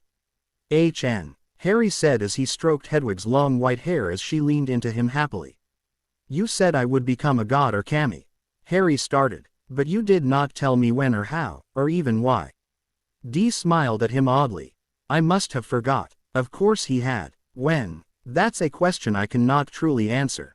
If you have not noticed, you have already gained some of the powers that come with being a god. Complete control over magic, no boundaries to how you use that magic. You have been using magic flawless since year 1. Every year you age, your power grows. How? That's not really a question that can be answered at all. It just happens. You will know when you have become a god, no worries. Why? Because the power of the universe, magic itself chose you. We gods don't even know why we were chosen to become gods. Fate maybe. Harry idly wondered if there was a god of fate. What are the duties of a god? Nothing really. All you need to do is watch over your subjects, but you don't even have to do that if you don't want to. I look after only the creatures of my pet store, the ones that sometimes become close to extinction, and the few others I come in contacts, not every single creature. HN. Harry said absently, thoughtfully. Harry allowed both Maine and Noir to circle him, looking for any differences. Something has changed, Noir finally said, but I cannot figure out what it is. Nor can I, Maine said with an odd look. Harry shrugged. You will know someday, he responded vaguely. Someday. For now you must open the gifts I have brought you. Harry sat down at the Slytherin table as he walked into the Great Hall. Christmas holidays were now quite over, and all the things that had happened over it were pushed aside for the moment. Harry gave a grinning Blaze a curt nod and picked up a plate of food. Hermione sat on his other side and gave him a fleeting hug. Good to see you too. How was your Christmas? I went to the Alps with my parents to ski. It was absolutely lovely there. She babbled, scooping out her own dish of food. The rest of the Slytherins along the table didn't even glance at them, learning long ago it brought nothing but Harry's empty stare. Victor Crumb did not follow their example though, as he sat across from them and offered Hermione a smile, shooting Harry deep searching looks. She immediately started chatting at him. Blaze barely noticed as he was staring at another student at another table. Harry allowed his lips to twitch into his usual smile at the familiarity around him. Harry caught Luna's smile from the Ravenclaw table and lifted his GL in a cheers gesture. Harry. Harry looked up at his name and met Blaze's serious face. The teen stood proudly in front of him, looking like a true pureblood aristocrat. But his eyes, they showed fear. Fear of rejection, fear of conflicting opinions. Yes, Blaze? Harry asked easily. Hermione watched from her own chair a few feet away. I wanted to let you know I'm dating someone. Good for you, Harry said idly. Harry, Blaze said again. When a lord of a house names someone their ward, it gives them certain protection as long as the person the name their ward is below them in status. When you called me and Hermione your wards, you truly labeled us as your wards, as Hermione has no status in the wizarding world, and I am still just a possible heir to the Zabini family. Being a ward means if anyone harms, threatens, or moves against either of us, it's taken to you. You're our line of defense, almost like a second parent. It's the reason Hermione and I haven't been bothered by any of the other students for switching tables and the like. Your reputation also stops it though. But as your wards, no one will lift a finger against us unless they wish to threaten you. Harry blinked slowly. He had not known this. Perhaps another visit to the restricted section was needed. Blaze interrupted his thoughts to continue. And as your wards we have a certain duties towards you. We must inform you or our important decisions, problems, threats, and anything that will possibly affect you. Hermione nodded behind him, and Harry realized Blaze must have explained this to her long ago. Perhaps this is why they placed so much trust in him and informed him of all their tasks. And because of this, Blaze swallowed thickly. I must inform you that I am dating someone. Harry nodded. This isn't a fling though. We're serious about this. It could last a long period of time. Blaze said. And that's why I'm going to come out and say bluntly that I'm dating a guy. For a moment there was silence. Hermione blinked in shock, and Harry accurately guessed she had not known this part. Blaze still stood proudly, but the fear in his eyes grew with each moment of silence. Ah, Harry said, looking back to his book. You're gay, Blaze? Hermione asked. Biool, Blaze said softly. I don't care what a person is. Are you okay with this, Harry? If you aren't, I will stop my meetings with my lover. Harry could see how hard it was for the teen to say this. He actually would leave his lover if Harry asked, because in his eyes Harry's approval and opinion mattered more than his love and happiness. You may see who you wish. I do not care, Harry said easily. He paused, thinking of what to say to lure the boy. He was not used to having to comfort people. I am gay also, he finally said. Blaze's mouth dropped open in surprise along with Hermione's. Oh, he stuttered. I did not think you liked, well, the male flesh, Harry asked with a raised brow. Hermione blushed slightly at his bluntness and gave a small smile. Blaze nodded wordlessly. Who is it? Hermione asked after a moment. Cedric Diggory, Blaze said softly. Ah, Hermione giggled happily. Blaze blushed at the giggle and looked at Harry from his lashes, looking for approval. I already knew. What? Blaze and Hermione yelped at the same time. I saw you and Diggory slip from the Yule Ball together.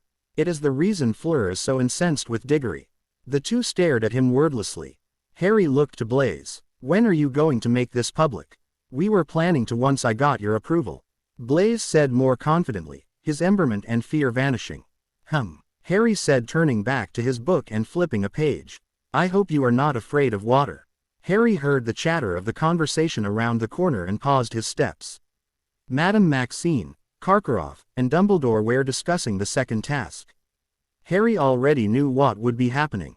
It seemed, though, that the headmasters and mistress were discussing who was going to be whose hostage. Fleur's sister, Hermione Granger, and Blaise Zabini. But for Harry, no one as of yet. We just need someone he's close to. Karkaroff said, irritated. Not his bloody girlfriend or such, anyone he knows will do. That is the problem. Dumbledore said gently. I know who I could send down, but I do not think it will get the desired results. Harry will not see this as a game or challenge. He may not like it. None of them will like it. Karkaroff hissed. That's the point. Dumbledore radiated discomfort. Harry rounded the corner and the three stiffened before turning to him. I give you my permission, Dumbledore, to use who you wish as long as no harm comes to them. Harry said simply, meeting baby blue eyes. Dumbledore knew Harry was different. Harry knew that. Dumbledore knew Harry was not just a detached young teenager. No, Dumbledore knew Harry was something much more. Karkaroff looked at Harry with anger and despise while Maxine eyed Harry and Dumbledore suspiciously and warily. Harry just nodded to his headmaster and swept past them. Harry stood calmly on the dock. The other three champions fidgeted, looking amongst the crowd for that which they'd dearly miss, not that they knew those were who they were retrieving at the bottom of the lake. The gray sky seemed to add to the tension as gray days seemed to pull everyone down. Harry brushed at his black outer robe absently, brushing away wrinkles and imaginary dirt. He was not nervous. He knew the hostages would be protected from drowning in the cold. If not, others would pay dearly. He would make sure of it. A cannon blast rang and the other three jumped into the lake, shedding outer robes and revealing bathing suits.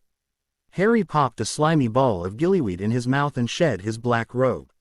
Neville had shoved the plant in his hand earlier. The boy had somehow found out about the test, and been worried for Harry and the hostages.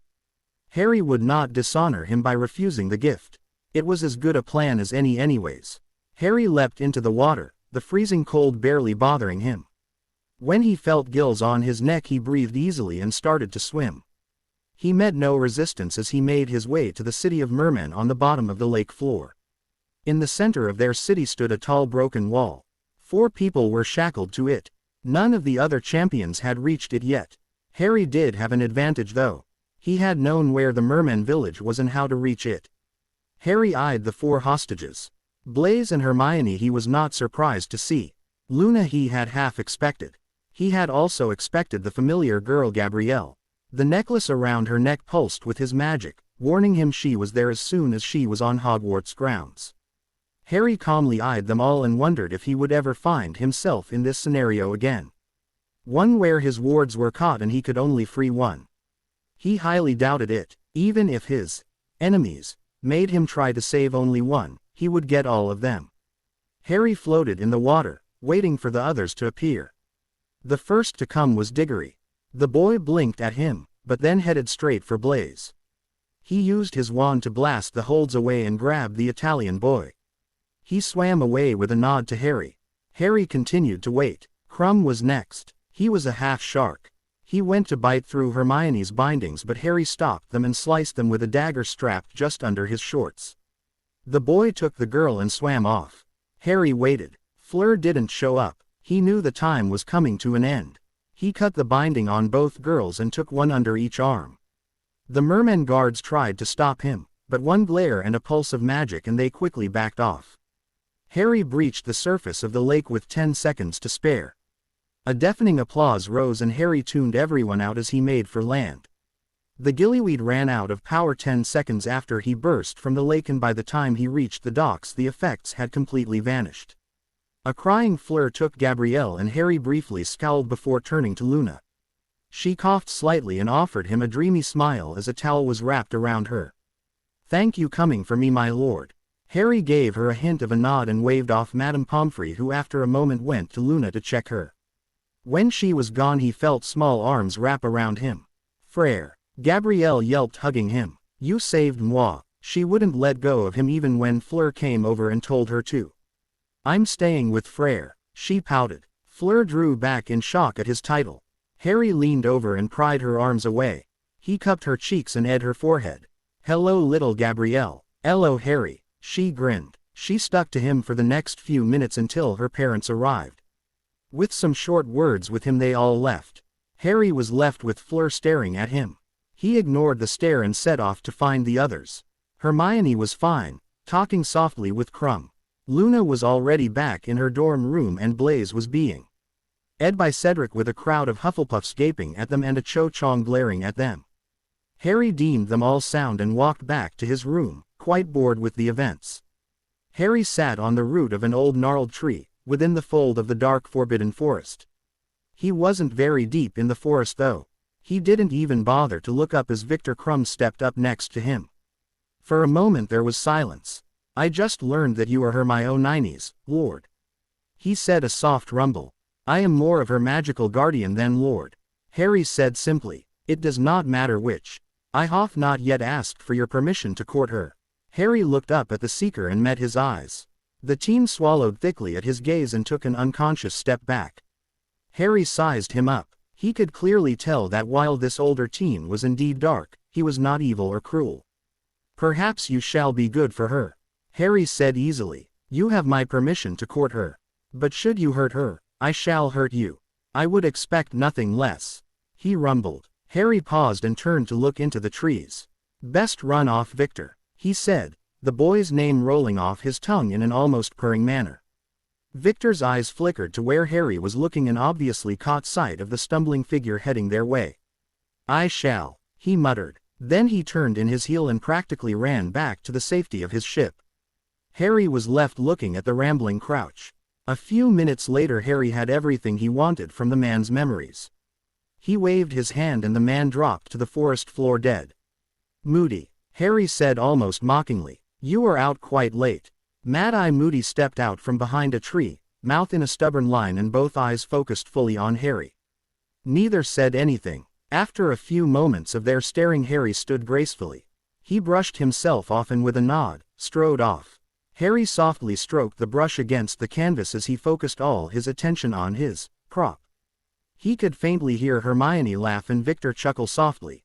The two sat on the soft lawn on Hogwarts, feet hanging over the edge of the lake and the sun lighting up both their features. "I have not seen you out here painting for almost a year now, Harry my boy," Dumbledore said, standing behind him.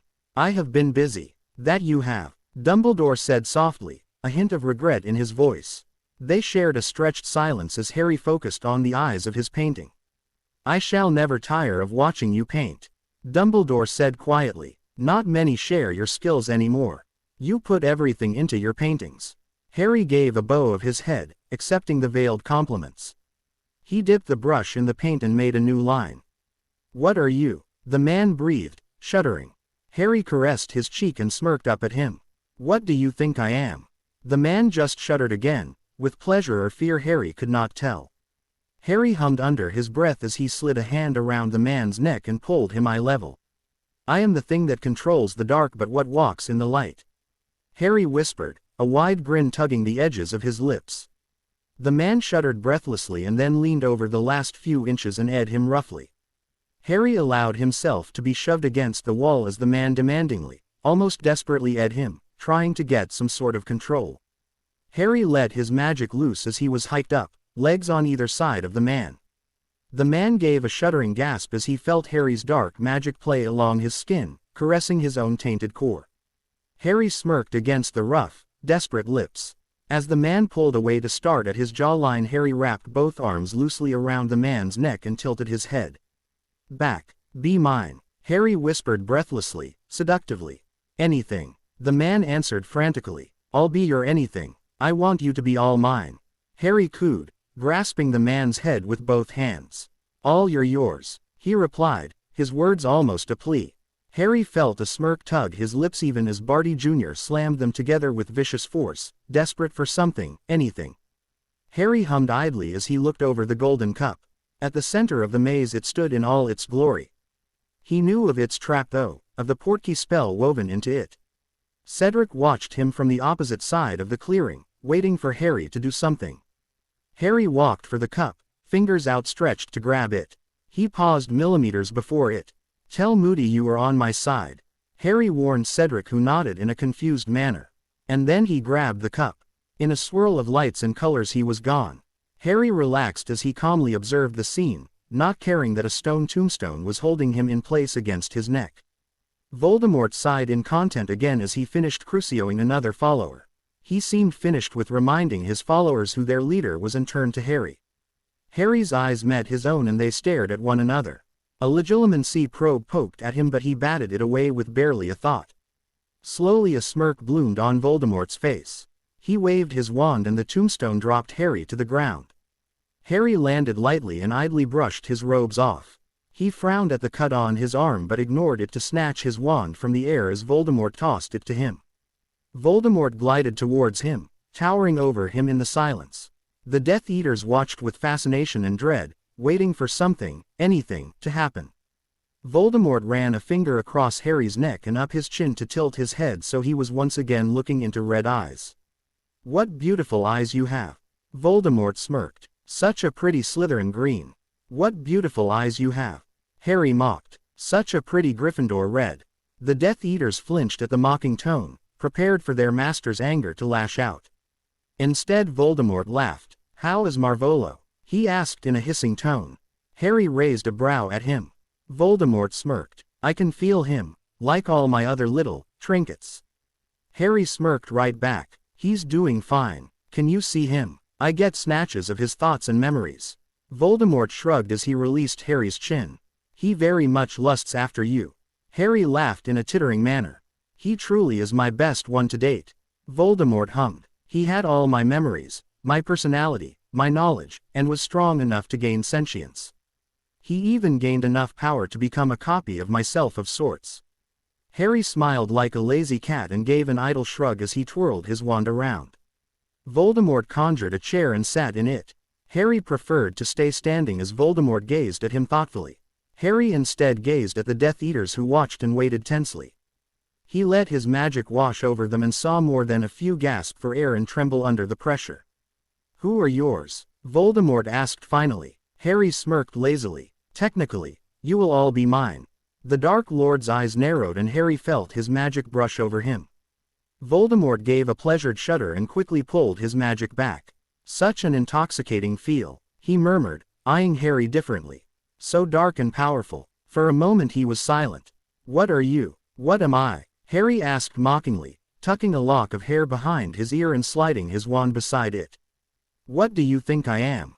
Voldemort didn't answer, only gazed at Harry with an unreadable look. Lucius, Severus, and Bartholomew Jr. Harry finally remarked in the silence. They are mine. More than a few people made strangled and shocked exclamations. Voldemort pursed his lips. Lucius was soon by Harry's side, still bowing. Harry tugged his mask off and looked down into silver blue eyes as he rested his hands on either side of his face. He let his magic flow into the and watched. He shivered pleasurably. Voldemort watched in both curiosity and fascination. Harry whispered sweet nothings in the air as he stroked his magical core, until Telda was trembling and ready to do anything for him. They just couldn't resist. Harry smirked lazily at the Dark Lord. Voldemort eyes Lucius, who was now panting on all fours, trembling slightly and ready to grovel at Harry's feet. What will you give me in return? He asked. My most influential, my best spy, and my most loyal. They are worth quite a bit. Harry smirked. Go home, Lucius. We do not want others becoming suspicious of you. Lucius nodded and didn't even glance at his former lord as he vanished. Voldemort scowled. Even with me he was never so obedient. He remarked. I have always been good with tools and instruments. Harry responded as he walked up to the Dark Lord in his chair. Voldemort allowed it. Harry rested his hands on either side of his S-like face and closed his eyes. His magic seeped in and slowly Voldemort's visage changed. His skin gained a slightly healthier hue and his nose returned to normal. Lips filled out and black hair started to grow. Eyes reshaped and changed to a rich wine red instead of a bright poppy red. When Harry pulled his hands back, more than a few Death Eaters were staring in awe. Harry smirked again as Voldemort conjured a mirror and stared. The man stood and opened his robes to look at his lean form and his newly gained muscles. For your 3 followers, I give you back your youth. Is it acceptable? Harry asked absently as he waved his hand in a fluttery motion. Voldemort started to laugh, his voice deep and rich. The Death Eaters stared at their rejuvenated master, most too young to have ever seen his younger appearance. It is acceptable, but avoid stealing my followers in the future. I shall try, Tom. Voldemort chuckled again and sat back in his hair, eyes glowing. I've been looking for immortality all these years, and you, my downfall, are the key. Harry chuckled with him, but it was empty and hollow. He looked to the portkey cup and sighed idly. I must return. Voldemort frowned but shrugged. We shall see one another again, he remarked. Until then we are neutral. Do not harm Marvolo. I will not. It would be like harming myself. Voldemort said. Be gone. Harry grabbed the portkey and he was gone. Harry shoved all his things in a pouch and tossed the bag to him. Barty caught it, the polyjuice already wearing off as his moody figure vanished. Now fly. Harry smiled. Fly fast, little bird. Barty nodded quickly and rubbed against him like a pet. Harry stroked his hair and set the portkey in his hand. It shall take you to Marvolo. Give him the vial of memories I gave you, and then serve him until I call. Of course, master. Barty nodded quickly and enthusiastically. Now go. They're coming. Barty leapt out the window, broom in hand, and took off. Seconds later the door was blown open. Dumbledore and the Aurors filed in. Harry and the unconscious Cedric were whisked away to the hospital wing and Moody was retrieved from the trunk. Harry just smirked. Harry gazed down at the dark-covered ground and sighed. He looked back up at the clear night sky and his hands tightened on the railing. And then he laughed. He laughed long and hard. It sounded hollow in his ears, but it was laughter. What did I once say? He mused with an almost bitter smirk. I would never accept being immortal. He laughed again as his hands tightened over the railing as his gaze fell once more to the drop. I would never accept it. It appears I already have. He laughed again and gripped the railing even tighter, flames dancing up at the flurry of unknown emotions. I haven't even thought of falling since, second year. He chuckled to himself and soothed the flames away. It seems this world is changing me. The question is, do I want to be changed? Hermione, Blaise. The two looked up at him and with a fluid wave of his hand they nodded thoughtfully and left the compartment. When the door shut again and the locking and privacy charms snapped back in place, Harry turned to the nervously shuffling Hufflepuff. Ask your question, Cedric Diggory. What side are you on? The Hufflepuff asked curtly after a moment. I'm dark, Harry answered easily. Not evil, and not dark like Voldemort. Just the opposite of light. I will live in peace, not vying for control and power. For a moment there was silence. Blaise is on your side. It was more of a statement, but Harry nodded. Then I am on your side. Cedric said hesitantly. I will not force you. Harry said simply. I will not ask you to commit crimes. I only ask you to keep an open mind. Cedric nodded slowly, trying to understand. Do not concern yourself yet. You are too unknown for Voldemort to be after your allegiance, and Dumbledore will not involve anyone your age. I do not ask anything of you except your loyalty to Blaise. Cedric nodded hesitantly again and stood. I'm going to go find Blaise. And then he was gone, leaving Harry alone. Harry reached for the luggage rack and pulled his violin case down. He opened the case and pulled the beautiful instrument out. In the silence he tucked it under his chin and raised the bow. His song was soft and hollow. A new friend? Harry asked, peering at the man with thick red hair and pale skin. Horns peeked from his hair and he wore no shirt, only pants. Said creature blinked at him curiously.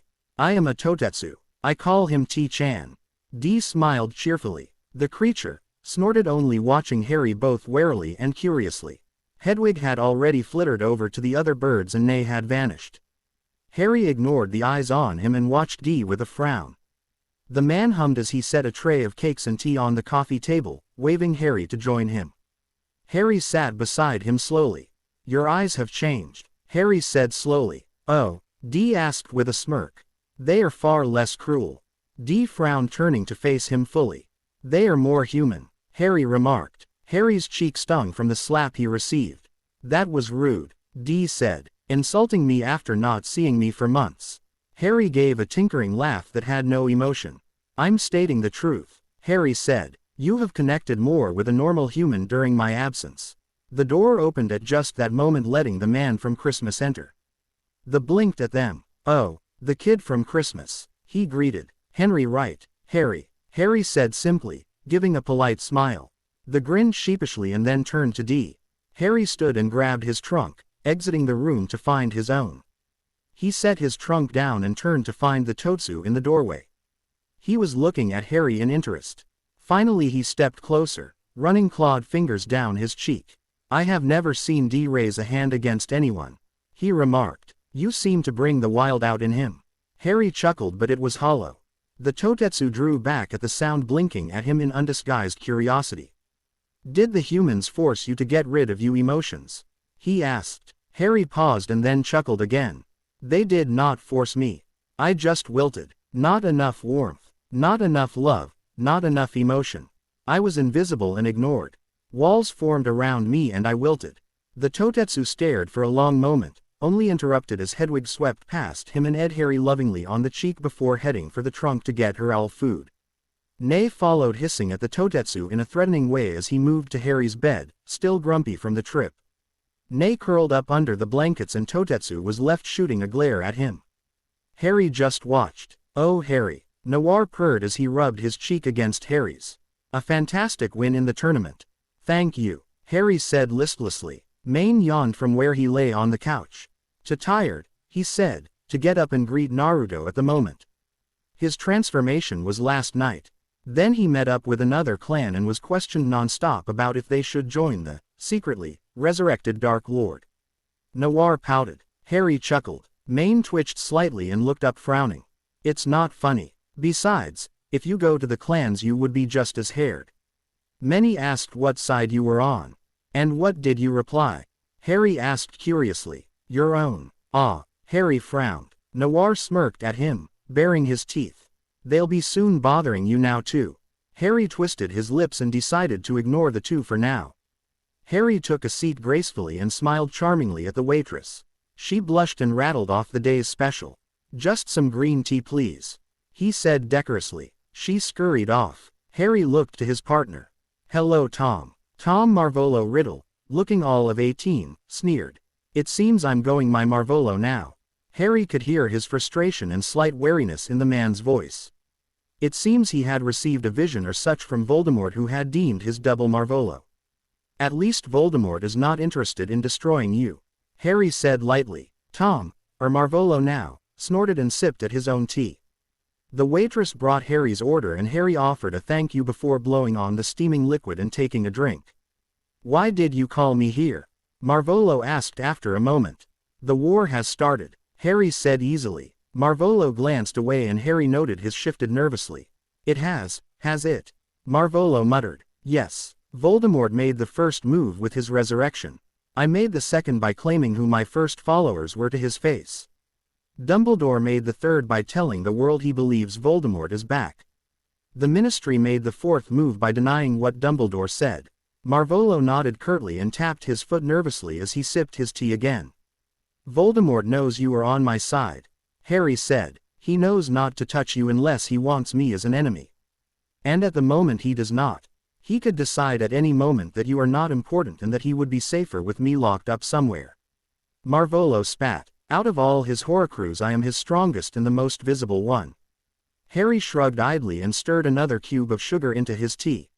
Silence reigned. Harry sipped his tea absently as he watched the oblivious muggles around him.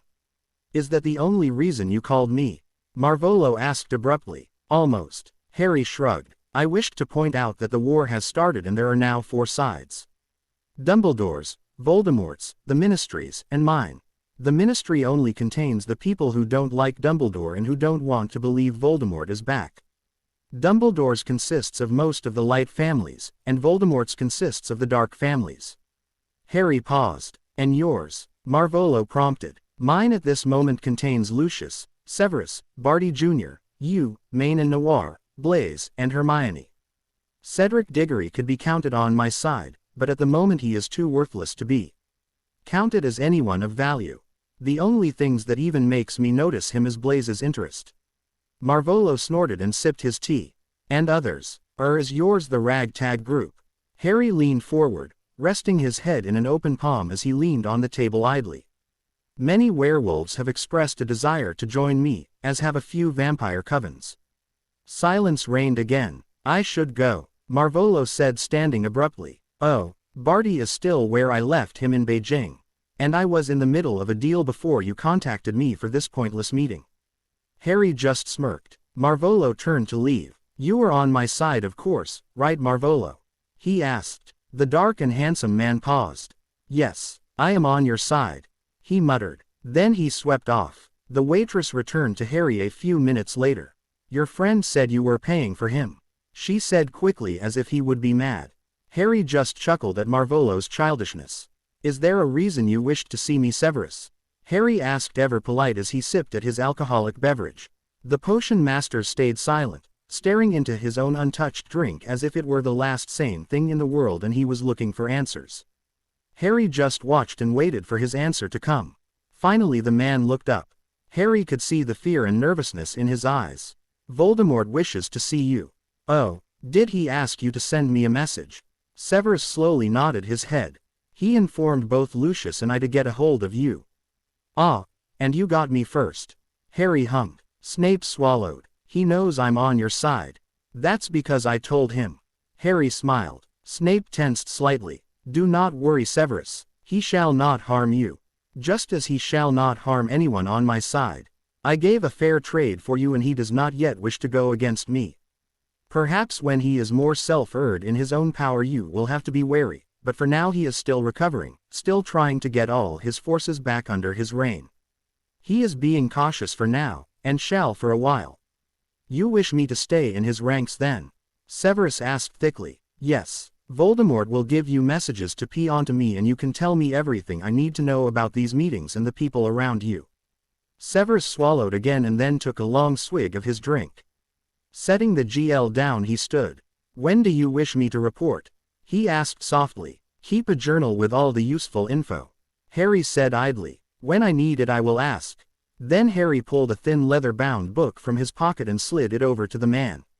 Use this. Even Dumbledore and a group of the best curse breakers in Gringotts will not be able to get into this. Severus nodded and took the small book cautiously, sliding it away in his own thick robes. I must be going, my lord. He mumbled. Just call me Harry, Severus. Harry smiled, his smile fleeting and hollow. My pet said you wanted to see me. Harry asked as he swept into the room full of Death Eaters. Most started violently, a few wands drawn. A few trigger-happy people even fired spells. Harry tsked and watched the spells splash against the shield around him. Keep your dogs on a shorter leash, Tom, he said. Voldemort gave a barked laugh and waved his Death Eaters aside. Harry walked through the room to where Voldemort sat on a tall throne. Harry moved to sit down, a chair swirling into existence right behind him. Voldemort watched the show of power with an odd smile. But Harry could see the caution and fear in his eyes. Yes, Voldemort was still weak and wary, and that suited Harry fine. I wished to know if you would like to attend some of our weekly meetings. Voldemort said, smirking, his voice even. Harry knew what the man wanted. He wanted Harry here so the dark sides would hear rumors that he had joined Voldemort. So that all those people and werewolves who were hesitating to join Voldemort's side because they wished to see what the Chosen One would join Voldemort without much more thought. Harry tilted his head and examined the man who looked so much like his Marvolo. There was a difference though.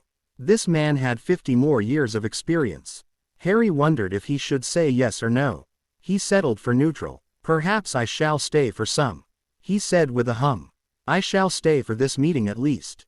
Voldemort couldn't hide the flash of triumph he felt, his red eyes glinting as his smirk widened just slightly. Harry wondered if the man thought he had perhaps outwitted Harry. Harry shrugged the question off and watched the proceedings of the meeting with a keen eye. "A letter?" Maine asked from where he was sharpening a blade. "Yes, from Dumbledore," Harry answered easily as he tossed the parchment in the fire. He gave Hedwig a quick stroke as he stood and she nibbled his hair before taking off out the open window once more. "What does he want?" Noir asked, yawning. "He wants me to come stay at his Order's clubhouse for the rest of the summer." Harry shrugged idly. He reached onto his dresser and pulled out the sword the two had given him long ago with the green emerald. He strapped it to his belt and pulled a dark cloak on. Noir rolled over on Harry's bed and looked at him questioningly. "I'm going out for a while." Harry responded to the silent question. "I have not been to the black market for a while and there is a tournament going on." "Ooh, I want to come." "Noir," Maine warned. "You haven't had blood in a while. You have to stay here while I go hunting tonight." Noir was odd for a vampire. Half the time he was so absent he didn't notice the niggling hunger. In fact, if not for Maine, Noir would have flown into a bloodlust more than twice a month from not feeding properly. And he didn't like hunting his food. He said it was boring. Noir pouted and Harry shot him a look. "If you keep flopping around on my bed like that you will mess it up." Noir snorted pointedly. "Why are you even in my room?" Harry asked after a moment. "It's comfy." Noir pouted. Harry rolled his eyes in a hollow gesture and allowed Nay, who had been curled around a bedpost, to slid up around his torso. "I wish to come," he hissed. "I thought he was your familiar," Maine said. Harry raised a brow at the statement. "He is. Then why is it you rarely have him around?" The werewolf asked. "Because he is my familiar, he can be away from me for such lengths. Our bond makes him much more independent and intelligent." Maine just blinked. Harry said nothing more on the subject and grabbed his bag, slipping it over his shoulder. "You won't be coming back after the fight?" Noir whined, seeing the bag. "No, I'm going to go see this clubhouse." Harry smirked. "Sirius is there also, and I wish to see my godfather once again. I have a few questions for him." Harry smirked at the man across from him as he raised his blade. The man snarled at him, furious. He wiped away sweat violently and lunged at Harry, going for the kill. In one quick movement that was barely visible to the crowd, he had stepped past the man and was flicking his sword, dislodging the blood on the blade. He sheathed his sword while the man now behind him fell to his knees and then toppled over, head rolling away freely. A loud chorus of cheers rose. Harry gave a mocking bow to the corpse and hopped delicately from the stage. He took a seat on one of the benches lined against one area for competitors. He was dwarfed by the two men beside him. He was small and delicate for his age, appearing more 12 in his height than 15. His face, though, while delicate, made him almost look wiser, older. Next to the two rough and gruff men beside him, he looked like GL. Harry ignored the glances sent his way as he scanned the crowd. They had held the tournament in the black market in the middle of one of the four-way street corners. It was a large space usually taken up by vendors whom had been pushed aside for the day. The stage was a crude wood one that was elevated off the ground. A huge crowd had gathered around, filling up all the space in the area to see. A rope fence that had some nasty spells on it was what kept spectators 3 feet from the stage. A referee wearing black and white stripes was commentating with a Saronis charm. "You here for the prize money?" Giant number 1 on his left asked gruffly, glancing down at Harry warily. Harry noted that he was not underestimating him. He was wiser than the one on the right, who had taken one look at him and snorted, even after he'd killed. "No," Harry said simply. Compared to his vaults, the 200 galleon reward was nothing. Besides that, he had no need for money. If he wanted something, he got it. "The main prize?" he asked dubiously. "Ah, the main prize." Even if the whole black market was a bit sketchy, Harry had not expected the main prize to be a young woman around 19 wrapped up with ribbon covering her privates and her hands wrapped around a set of sturdy, well-crafted knives. By the way she was sobbing against the gag and blindfold, she was not here out of free will. She was pretty, Harry would admit, with thick chocolate hair, tanned skin, and a curvy figure.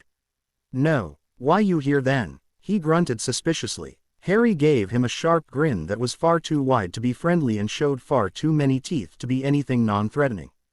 I enjoy the blood. The man swallowed thickly while giant number 2 just snorted. Harry ignored the obvious disdain knowing his next opponent was giant number 2 anyways. Harry smirked just slightly, the smirk fleeting and dangerous. Harry hummed as he wiped the last splatter of blood from his cheek. The girl bound in front of him stared with open terror, her innocence running down her cheek like liquid crystals.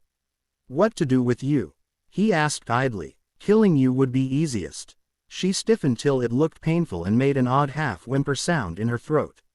He gave a tittering laugh and grabbed her by the bow on her back.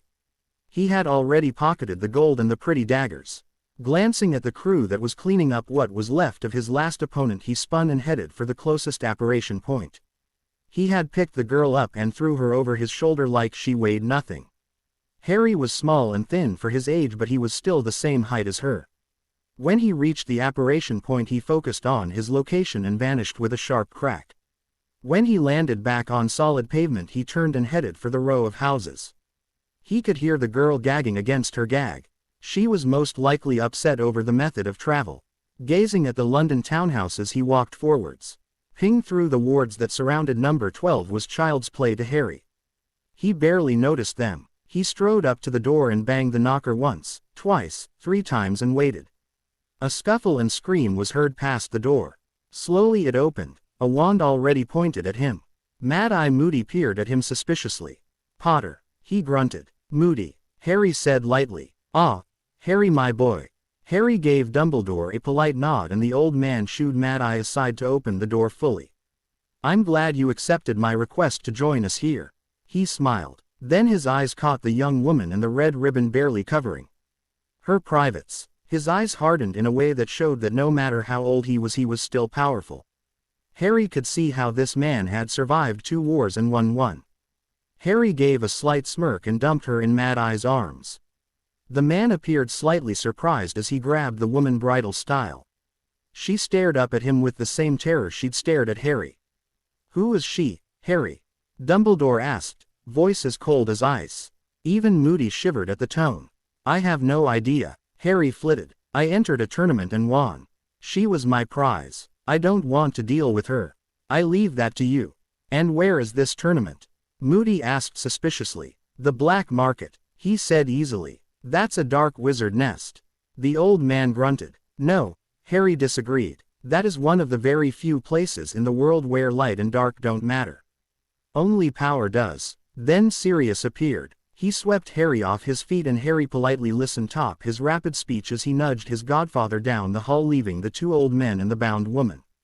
Thank you, ma'am, Harry said politely as a plate was set in front of him.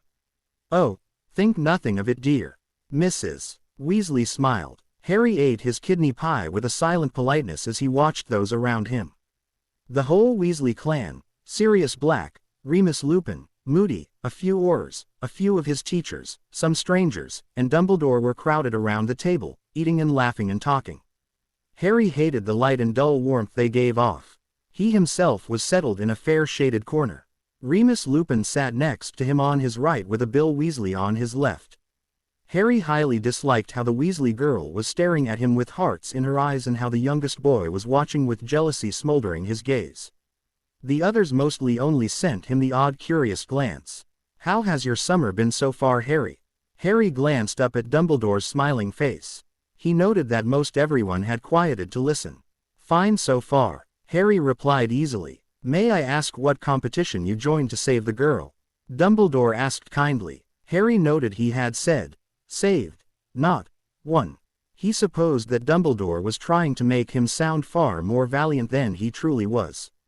Had she not been the prize to a bloody tournament, he would not have spared her a second thought.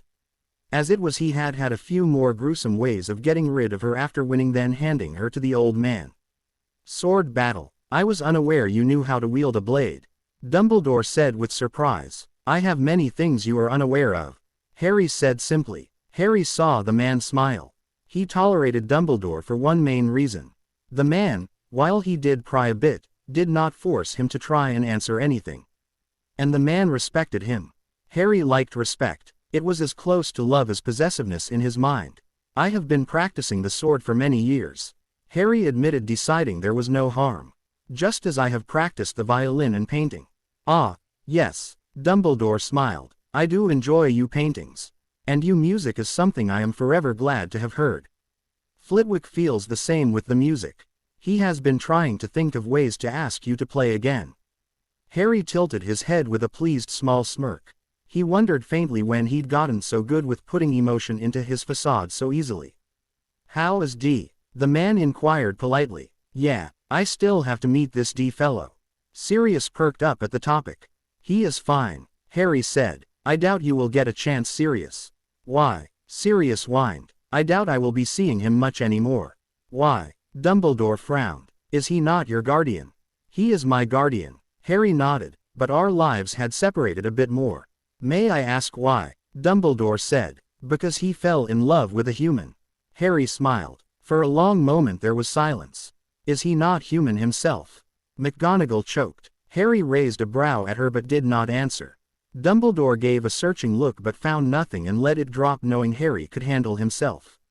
He wondered why it was such a shock that D was not human. Then again, D was as good at acting human as Harry was at faking emotion. They returned to their dinner and the subject dropped, to many confused about it. Only Dumbledore, Moody, and the ever-watchful Remus noted that Harry had said, human, as if he were not one.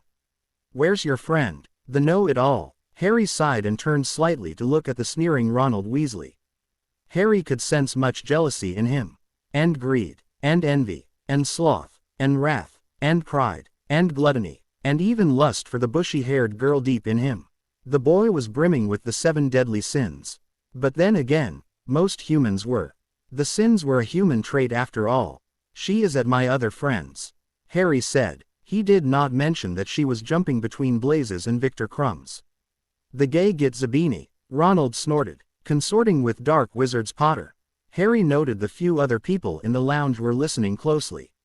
He disliked how whenever he was drawn into conversation everyone stopped to listen. Like they expected that he would say something that they needed to hear. Like he was on display. For your information, Harry drawled, Zabinis are neutral. And do you have a problem with homoeity?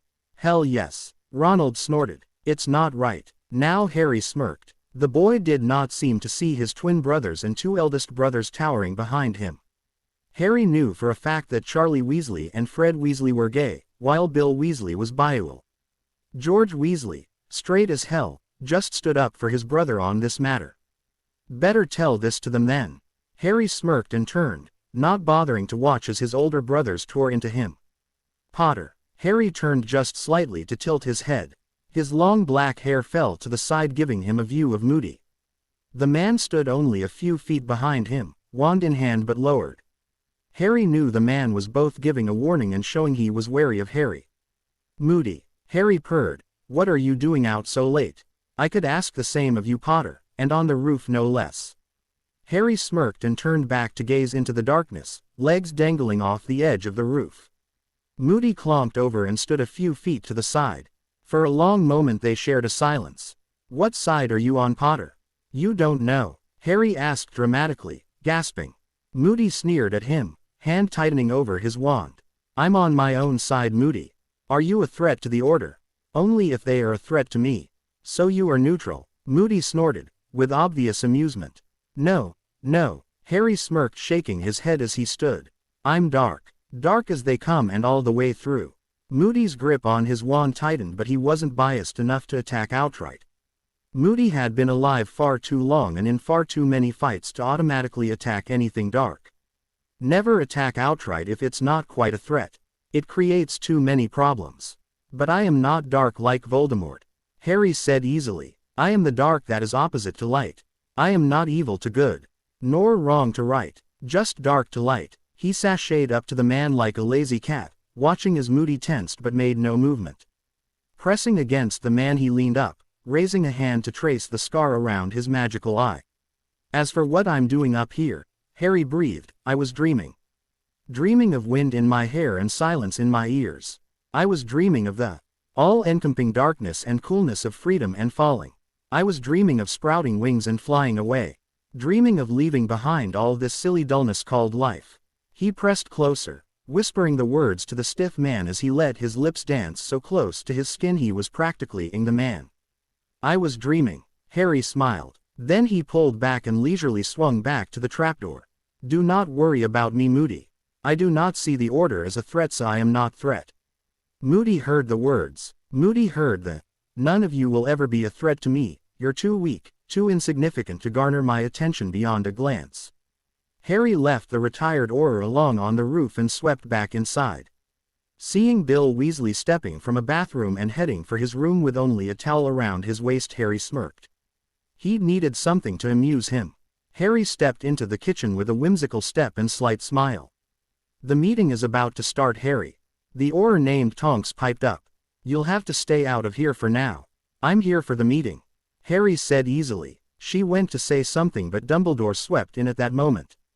Harry, the man smiled. The woman you handed over to you's been returned home safely.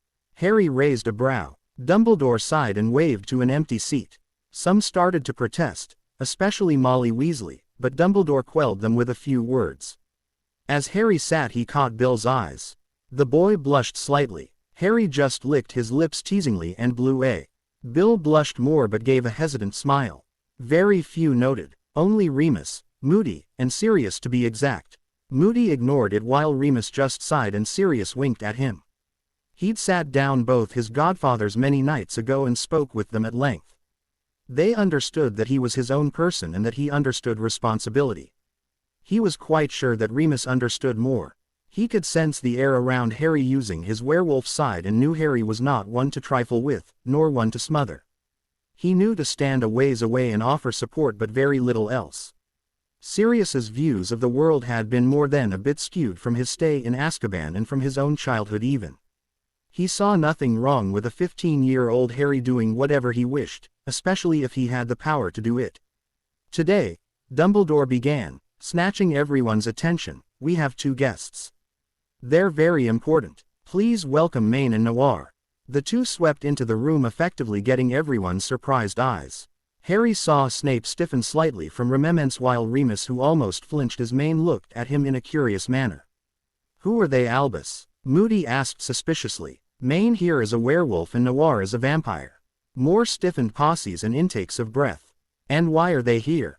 Came the question. Because we are powerful. Noir tittered, smiling at them all wide enough to show his fangs.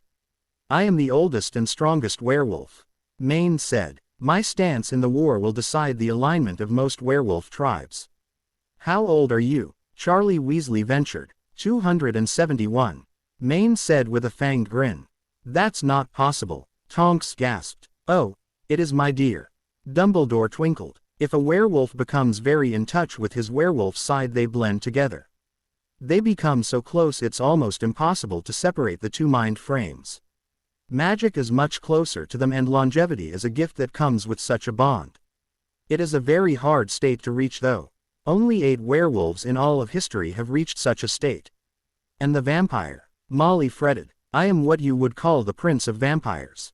Noir said elegantly. Like my partner Maine said, my position in the war will decide the alignment of most vampires. And how old are you? Tonks ventured. 939. Noir smirked. I'm the only vampire that is more than 300 years old.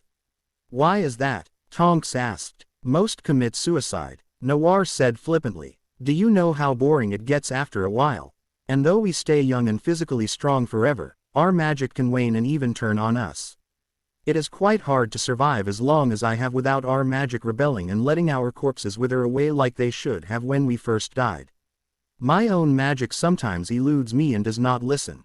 And besides that, others kill them, fearing their powers, their knowledge. Harry hummed to himself. He had believed the vampire to be older than that. So you both led all the vampires and werewolves? A man asked. No, Maine sneered. We are highly respected and have much power over them, but we do not command them. We prefer to stay out of their lives, tribes, and groups. Only in situations like this or in large squabbles do they actually come to us. So you are going to join us? Arthur Weasley asked. No, Maine said strongly. Many flinched back at the tone and everyone waited with bated breath. No, Noir agreed. We came to inform you that we are not on your side, but nor are we on Voldemort's side. Then you are neutral, Moody barked. Harry was hit with déjà vu and smirked. We are on Harry's side. Noir smirked. Hello little flame. Every eye darted to Harry. Noir, Maine. He nodded. We miss you. Noir whined. You saw me 4 days ago. Harry said easily. 4 days too many. The vampire clucked. He's been bored. Maine drawled. The blood I gave him last time was powerful enough to give him a kick and made him a bit hyper. Harry chuckled. Everyone was staring but the three disregarded it. Do you know them, Harry? Dumbledore asked with a raised brow, curiosity radiating from him. Yes, you could call us teachers, trainers, allies. Maine grinned. Friends, enemies, lovers. Noir added. More than a few stiffened at the end. Dumbledore quickly had to shush the few outraged cries, mostly from Molly. Harry noted that Bill eyed him oddly before glancing at the other two. They were staring at Bill now. The redhead leaned back and swallowed thickly. Noir finally chuckled. Lovers is a good term. He said. 'Cause at the same time we could be anything else. Dumbledore coughed lightly. There was a slight blush to his cheeks. Back to the main topic. Are you against us? Even as he addressed the two he looked at Harry. Only if Harry is. Maine said lightly, dismissively. You know, we could have just sent a letter with this. Maine sighed. Where's the fun in that? Noir chuckled. I wished everyone to hear. I may keep everything controlled but this is more of a democracy than a dictatorship. Dumbledore hummed. Noir rolled his eyes and Maine snorted. Then the two turned and left, leaving everyone blinking at the abruptness. Only Harry knew it was usual for them. Slowly everyone drifted off, eyeing Harry at least once before leaving. Soon all that was left was Remus, Harry, Moody, and Dumbledore. Remus just leaned over and edged his cheek. I am with you, Harry. Because of Maine. No, was all Remus said before leaving to find Sirius. You can go, Moody. Dumbledore smiled. Moody eyed Harry again before grunting and turning on his heel for the fire. When he was gone in a blaze of green, silence crept in. Dumbledore didn't move from his seat while Harry had migrated closer and now sat on the edge of the table. This is not completely unexpected. Dumbledore finally said softly. Did you ever expect me to be fully on your side? Since I first saw you when you were 11. No. Dumbledore shook his head. But you did before that. Yes. But then I stared into deep green eyes and I saw the truth. Dumbledore sighed. At first I thought to manipulate you into going against Voldemort. And then I thought I should just stand back and watch. In the end I decided I could not factor you in this game of chess. Why? Because you are too unpredictable. Dumbledore smiled. You don't go where another would go, you float off in the opposite direction, one which I never thought possible, and yet you still come out ahead. The world is a game board to you, but the game has no rules. Harry cracked a slight smile that was more genuine than fake. If I was not so dark, Harry decided, I think I would have been on your side. But while I do not dislike you, nor always disagree with you, we differ in some key ways. Dumbledore nodded as he gazed at Harry almost sadly. You will be great, Harry. He said softly. Great beyond what humans are. I just have not figured out what you will be. Harry chuckled. Dumbledore just gave a wistful sigh. Will you play a song for me?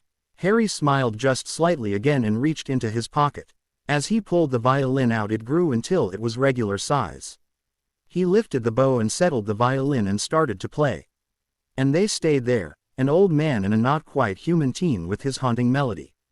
Harry slipped into the room with nary a sound. The only light was the lamp light on a desk. Charlie Weasley was slouched over a book muttering to himself. Harry slunk up behind him and DD himself over the older man's shoulder. Charlie stiffened for a brief moment, then relaxed as Harry's lips pressed to his neck. Bill told me you slept with him last night. The second eldest smirked, allowing Harry to continue. Is that a problem? Harry smirked, licking the shell of his ear. You're 15 and already a slut. Charlie edged sensually. Harry shrugged it off, not taking it as an insult. Charlie grabbed him around the waist and twirled him around before slamming him in the desk. Harry had already cast silencing spells around the room. He let out a long as Charlie ground against him and edged him wildly.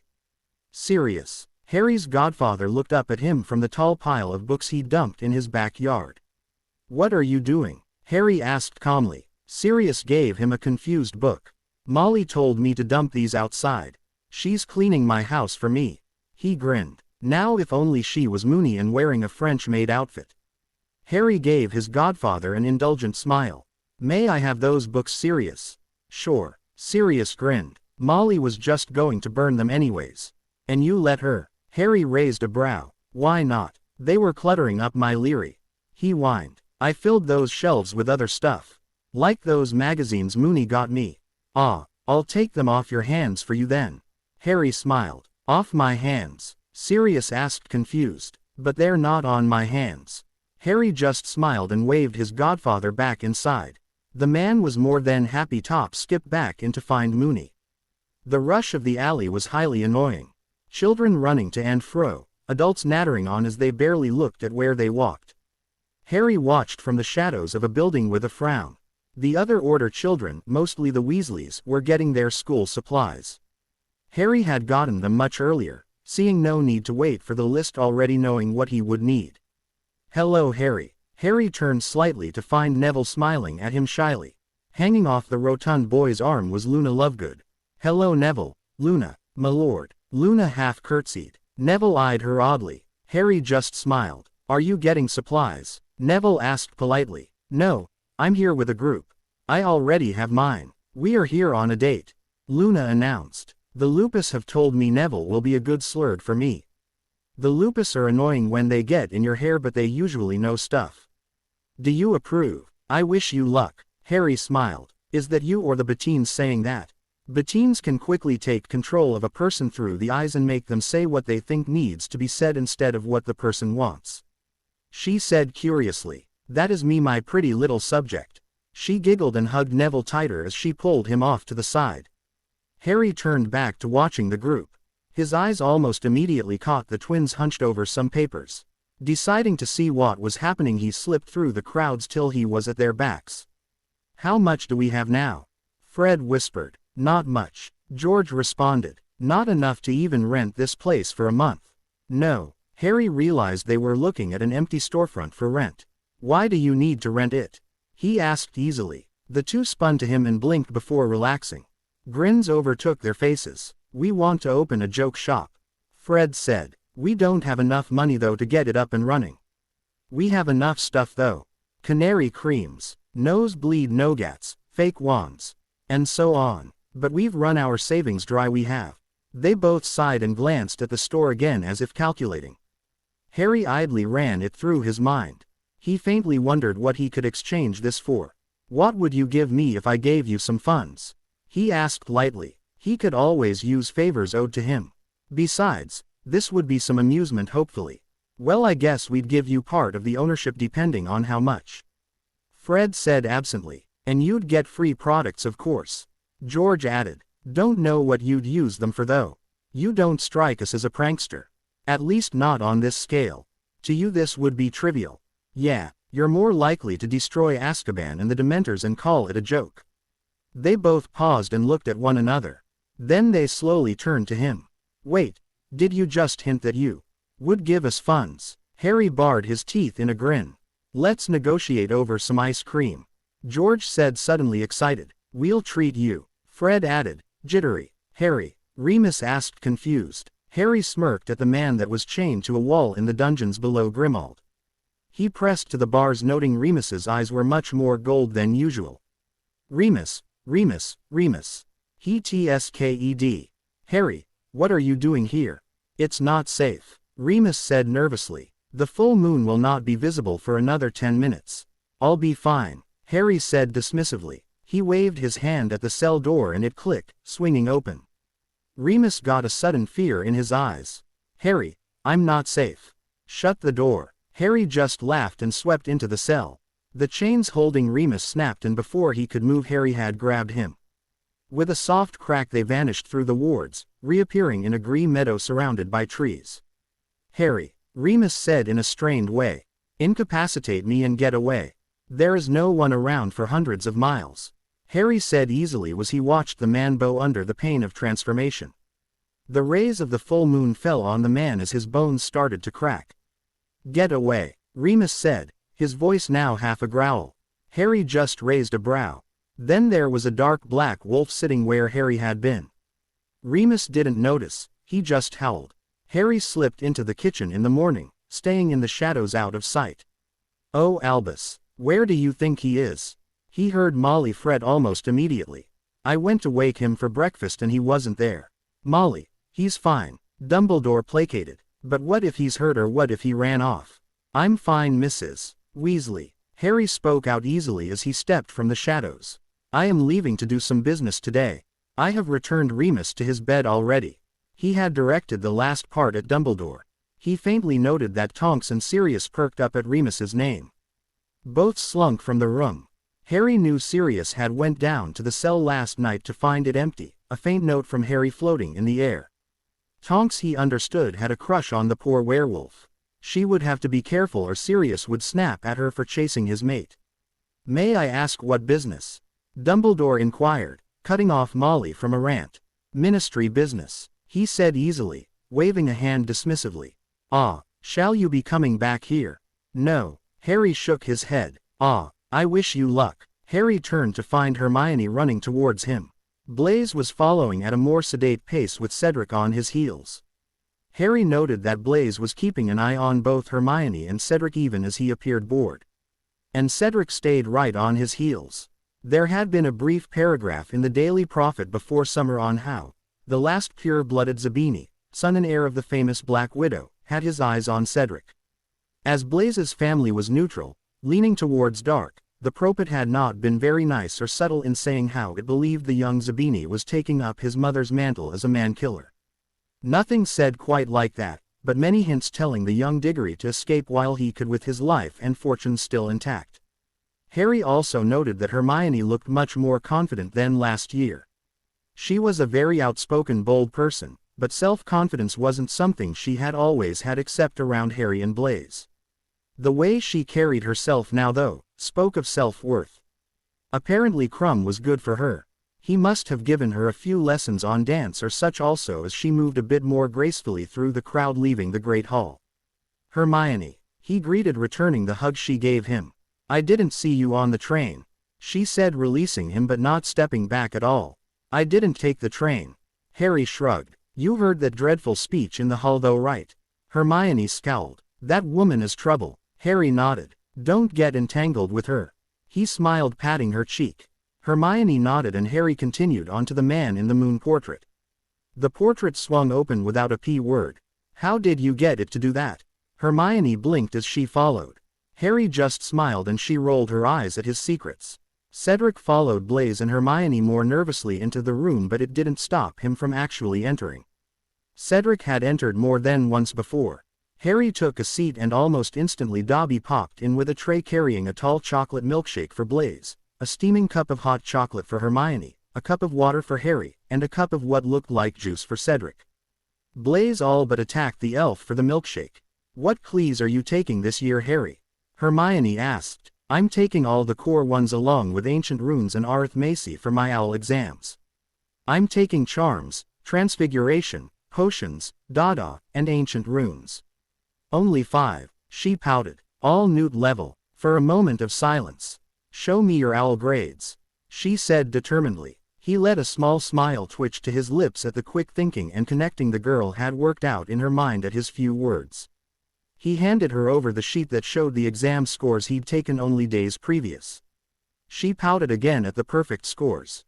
"You'll be helping me study," she finally said strongly. "Of course." Harry chuckled as he relaxed into a chair beside her, noting Cedric joined Blaise on the couch and leaned slightly into the younger boy. "I'm sorry to have called you in here during your Dada lessons, Harry," Dumbledore said as he took a seat at his desk. Harry noted the man didn't sound at all sorry. Dumbledore was a great actor. He could convey any message through his words and hide everything he didn't want to with his tone. He'd had over 100 of years to perfect his acting and his mask and his lying. But he'd never done so with Harry. He knew Harry was not to be played with as if he were a normal boy or even a normal person. Dumbledore didn't posture or act when speaking to Harry because he knew he'd been seen through. "What is it you wished to discuss?" Harry asked as he ran a finger over the row of old books on the shelf, not bothering to take the offered seat. The Sorting Hat looked down at him with an old leather smile. Harry tilted his head at the hat before looking back to Dumbledore. The headmaster had started adding sugar to his tea, stirring it wandlessly with a twist of his finger. A GL of what looked like pumpkin juice waited for Harry across from him. "I needed to inform you of a slip on my part," Dumbledore said sheepishly. "This summer when I was making claims of Voldemort's return I let slip your name. The papers latched onto it along with the minister. They are now calling us both delusional liars. They are spouting off nonsense about you claiming to have seen him with your own 2 eyes." Harry chuckled at the irony and at the look Dumbledore gave him but did not interrupt. "Umbridge is their spy in Hogwarts and everyone knows it," Dumbledore said sipping at his tea. "But she's also here to discredit me and you. I wished to warn you in advance that she will be targeting you in your Dada Cleese." "I could drop it," Harry said lightly as he picked up an odd bauble from the shelf. "There's no need to drop your CL." Dumbledore smiled easily. "It matters not to me. I could just as easily pee the exam at the end of the year." "I'm sure," Dumbledore agreed. "And if I may be so bold, may I ask what you and Voldemort have?" Harry looked up at Dumbledore with a quirked brow and a ready smirk at the abrupt shift in conversation. "We are neutral at the moment. But you don't expect it to last," Dumbledore stated. "No, Voldemort is too insane and power-hungry. And Marvolo." Harry looked at the old man who just smiled right back at him. "I suppose you have known of him since he fully appeared." "Yes." Harry gave a tittering laugh that sounded hollow to even his own ears. "He is mine and Voldemort knows that," Harry said with finality. He ran his fingers over the sphere in his hands, eyeing it with a smirk. Dumbledore's eyes caught the action. "Ah, something I picked up in China many years ago. I could never figure out its purpose. This is but a child's toy." He pressed his fingers to certain points and let his magic flow into the sphere. It gave a hiss before splitting in half, both halves floating into the air and spinning gently. Lights of light blue slipped from the middle crack, shaping into flower petals. Then they projected hundreds of white dots onto the ceiling. Dumbledore cut the lights off and closed his curtains, staring up at the sky dotting his ceiling with delight. "Ah, I've always enjoyed a starry night," he twinkled. "And there's the Gemini twins. My favorite constellation. Oh, and the Big Dipper is there." Harry smirked and tugged a book from the shelf. "I'm borrowing this," he said. Dumbledore smiled and nodded. Harry left him sipping his tea and muttering about his new toy as he left. Harry let his music float down the hallway as he stood, eyes closed. The melody was a newer one he'd come up with. It was sharp and high and as eerie as all his other songs. He liked to say it reminded him of dying. "What is that horrid sound?" His eyes opened and he broke the melody off to gaze half-lidded at Dolorous Umbridge. Flitwick, who had been sitting in a conjured chair peacefully frowned at the stout woman but did not say anything as she sniffed in disgust at them. "You are obviously ignorant of music, Potter," she sneered. "That rubbish couldn't even be called notes. Whoever gave you that violin was obviously delusional about your talents." Harry said nothing as he gripped the violin, lowering it from his chin and letting it dangle from his hand. "I don't want to hear such horrid noise again or I'll confiscate it," she said imperiously. "He has both my permission and the permission of the headmaster to play it," Flitwick said, speaking up. Umbridge's eyes flickered to the short man and she smirked in disdain. "You'll find, half-breed, that neither your word nor the delusional headmaster's count for much." She sniffed at him and sneered back at Harry. "The next I see the horrid thing I'll be confiscating it faster than you can say, 'Sorry, Madam Umbridge.'" Then she turned and stomped off. Harry stared after her with narrowed eyes. "You're bleeding, Harry." His eyes flickered to Flitwick who was looking at him softly. "So I am," Harry intoned looking down to where the strings had broken the skin of his palms. Flitwick threw up silencing charms on the hallway and leaned back in his chair knowing not to say anything more. Harry lifted the violin back up and drew the bow across the bloody strings, bringing forth a melody of anger and hate.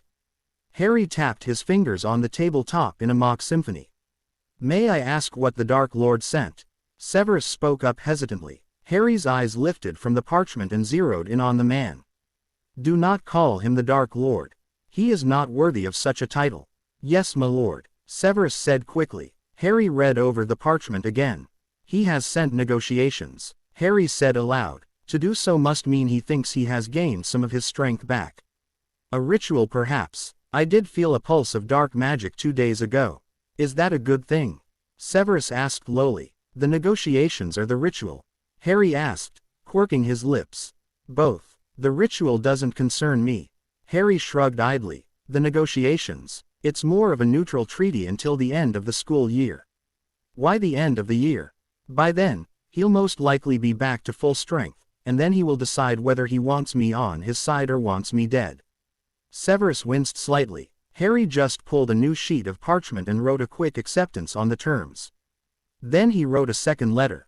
Holding the first up, Hedwig took it from where she sat next to him. Take it to Voldemort, and then leave. Do not get tangled up at his home. She hooted softly and took off out the open window into the night. The second letter he held out to Severus. Have it sent to Lucius. May I ask why? Harry smirked, eyes glinting in the dim firelight. Let's just say I have something for him to fetch me at the ministry. And tell him to wear gloves. I do not own Harry Potter. I apologize for any mistakes. Sorry it took so long to post. Psst, Harry. Harry turned with a raised brow to face the man dressed in muggle clothes with hair. Ah, Sirius, you're late. Sirius grinned wildly at him and grabbed him, dragging him into the hogshead. A back room please, Aberforth. Sirius said jollily under his glamour. The man eyed Sirius from behind the counter. A galleon an hour, the older man said simply. Sirius flipped him 2 gold coins. Some of your best liquor please, he said cheerily as he led Harry back to one of the rooms. Aberforth brought the liquor a few minutes later. Shutting the door, Sirius threw up a few privacy charms. Harry absently cast more, sealing the room. Sirius poured them both a GL of the golden liquid. Harry sipped at his and decided it tasted quite nice. What did you call me for, Sirius? Harry drawled. What was important enough to risk mailing me, then dragging me from school when the new High Inquisitor has posted new rules? Sirius practically quivered with a secret. His grin widened and his eye lit right up. Harry could see the child in the man was giggling in glee. Even the darker parts that had stuck with him after Azkaban were grinning. We're having a child. Harry paused, not expecting this at all. Excuse me, he asked, bemused. Me and Remus. Sirius cooed. We're having a baby. Harry considered this a long moment. Males cannot get pregnant, he said simply. Even with magic, they do not have a womb. Oh, I know that. Sirius giggled. We've found a womb donator. Harry raised a brow in question at both the wording and what Sirius meant. My niece, Sirius said, still excited but toning it down. Nymphadora Tonks. She's agreed to carry and give birth to the child. She knows she is only the carrier though, correct? Harry asked, knowing he did not wish his godfathers to be tangled in a love affair, mistaken contract. Yup, she knows Remy and I are together and agreed to carry our child. A quick potion, some with her, and her child will be born using her egg and Remy and I's sperm. Harry knew the potions. It allowed 2 fathers to have a child of their blood. All that was needed was an egg for the 2 sperm and the specialized potion. She agreed. Harry asked absently. Yup, she seemed a bit upset when she caught us having on the couch, but I think she was more concerned about the couch. In her own words, watching me and Remy have was hot. We decided she was not repulsive, she knew I was innocent, and she had no qualms about sleeping with us, so we asked her about carrying our child. She agreed. In exchange we're a threesome at least until the baby is born. Then we'll see. Harry mulled this over. He decided not to point out that Tonks was his cousin. Hopefully her father's blood and Remus's blood would help with any problems normal inbreeding gave. If not, well, Harry really couldn't bring himself to care. He decided on a single word answer. Interesting. Sirius took the next half an hour and the whole bottle to list out baby names, argue over a girl or boy, and talk about the nursery and cleaning up Grimmauld Place for the new pup cub. Hello, Not. Theodore Not spun in a wild circle, eyes darting for the unfamiliar voice. He froze as he spotted the speaker, back going rigid as his eyes widened. Hello, P. Potter. He stuttered a greeting. Theodore Not was not a coward. He was a strong-willed boy that had cunning to the bone. He was also sharp-witted and intelligent. Very little fazed him and he could very easily stand up for himself as he was not a small person. But like everyone, there were some things that scared him. Like Harry Potter. Harry smiled at him from where he sat on the common room couch, hand lazily propped up on one arm, holding his head up. His hair was loose around his shoulders and in the firelight his eyes looked like green death. The other Slytherins in the room avoided Harry like he was not only the plague but the apocalypse. In another sense though, many cast him lingering glances feeling something. There was something about them that drew them like moths to a flame. While he felt dangerous there was also that sense of safety around him. Most of the students in Hogwarts viewed Harry Potter as a quiet boy that was smart and vague in the picture of a shy hero, but to the Slytherins he was an apathetic cold boy that only used logic and cared nothing for emotional entanglements or any political plays. To the Slytherins this made him dangerous because it made him impossible to manipulate or predict. He openly operated on his own terms and screw anyone who tried to factor him into anything. None of the Slytherins messed with him. He excluded that air that said if you even glanced at him wrong he would kill you. Or look at you with that look of hollow amusement. Like he was watching bugs play beneath his feet and with one move he could crush them. Like he was amused that they would even think they were half a match for him. In his third year one seventh-year Slytherin had tried to maneuver him into a position that would get him caught by Flitch for some petty reason. Harry had seemed to vanish. When Flitch had ped, the boy had come face to face with Potter watching behind him. It was never clear what happened but the seventh year flinched horribly every time he had heard the words Potter or Harry or even Green after that. It had been a unanimous decision that while Harry Potter was the figurative enemy of their goals, they did not mess with him. Slytherins both respected and fear him and for that reason they never got in his way. What can I do for you? Theodore choked out. I came to talk. Harry purred eyeing the Slytherin like a delicious piece of cake. Please, sit. Theodore winced and hesitantly sat down beside the boy. Now, Theodore, please call me Harry first of all. Yes sir, Theodore said automatically. Harry smiled and Theodore wanted to flinch back at the cold gesture. Now, Theodore, I came to discuss Slytherin's future with you. Me. Theodore choked. Why not the prefects of the 7th years? Harry laughed, loud and long as if he had said something truly amusing. Why would I go to those weaklings? No, Theodore, I came to talk with the ruler of the Slytherin house. Theodore seized up, wide-eyed. It was a very, very well-kept secret that Theodore was the leader of the House of S. Many thought it was Draco but he was just a front. A few more thought it was Blaise Zabini, and even more believed it was one of the 7th years. All these were wrong. Theodore was the ruler of Slytherin and had been since year 2. He had been cunning enough to get people to listen and had taken control in under a year. He was the unofficial king of the SS. Even Voldemort did not know this. No one outside of Slytherin did. Not even the former Slytherins. Every year he had been king he had taken the time to obviate such knowledge from the graduates. They still had the odd feeling that they should respect him and trusted him much more easily but they didn't know why. They would know in an instant though if he wanted them to remember. It was best. How did you know? Theodore asked in a bare whisper. Perhaps Zabini had told him. Harry looked at him with eyes of green fire. Do not worry Theodore. Harry smiled. Blaise did not betray the Slytherins and tell me. He didn't even speak that you had a leader. It's just one of those things I make my business to know. Theodore shifted at Potter's smirk. The common room door swung open at that minute and a first-year led Professor Snape in. It was a gamble but Theodore hoped Harry Potter would not reveal anything before a professor. All the Slytherins, most of the Ravenclaws, and many of the Hufflepuffs and Gryffindors knew Potter had secrets but none of the adults seemed to suspect anything. Except Dumbledore. Theodore had seen the odd puzzled looks that Dumbledore gave Potter when he thought no one was looking. Looks that said Harry was a new puzzle he wanted to solve but knew that the answers would not be what he wanted. Professor. Theodore blurted out his greeting.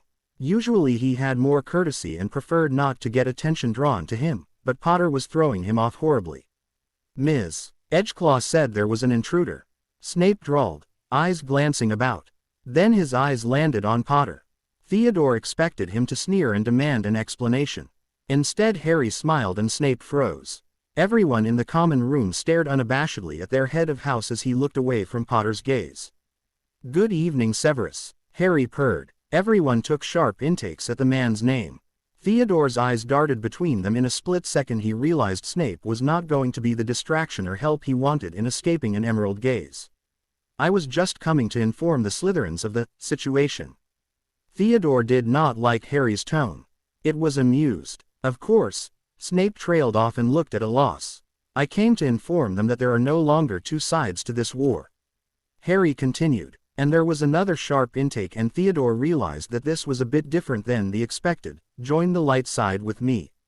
Of course. Snape nodded slowly. Come, Severus. And under the disbelieving gazes of the students Snape obeyed. Theodore not kept his gaze locked on the dark-eyed man and watched as Snape moved forwards, then kneeled at Potter's feet in a subservient pose. Theodore felt all his knowledge of Snape and all his few half-theories of Potter shatter. He had thought he was dealing with the boy who lived, enemy of the Dark Lord. Now he could see how wrong he was. He was dealing with Lord Potter, Lord in more than just name. Inform the Slytherins, Severus, of what side you are one. By now all the Slytherins had crowded into the room, fetched by the others. There was a good 5-foot bubble around Harry, and Snape though. I am on your side, my lord. Snape whispered as everyone stared in shock. I am on your side, Dark Lord. And Theodore felt himself freeze. Suddenly he felt lightheaded. The common room seemed almost hazy as this revelation slapped him across the face. Harry Potter was not the boy who lived. Nor was he light. Nor was he neutral. He was planning to take the mantle of Dark Lord. This also meant that he was against Voldemort, but he was not with Dumbledore. All his plans were broken and spread about. This was such a sudden revelation to his world that it had shifted. Dark Lord. Theodore somehow got out. Emerald green eyes turned on in, and suddenly he realized that while he had been wary of this boy, he had also always been drawn to him. The feeling of dark magic in the air, the waves of dark magic coming off this teen was intoxicating. Theodore's breath hitched, and he absently noted a few of the people closer also had looks of awe, elation, and euphoria. The few people in the room not aligned with the dark looked shocked and slightly uncomfortable, but still awed.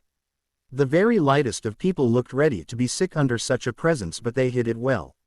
My lord, Theodore felt himself saying before he even realized he was bowing on his knees.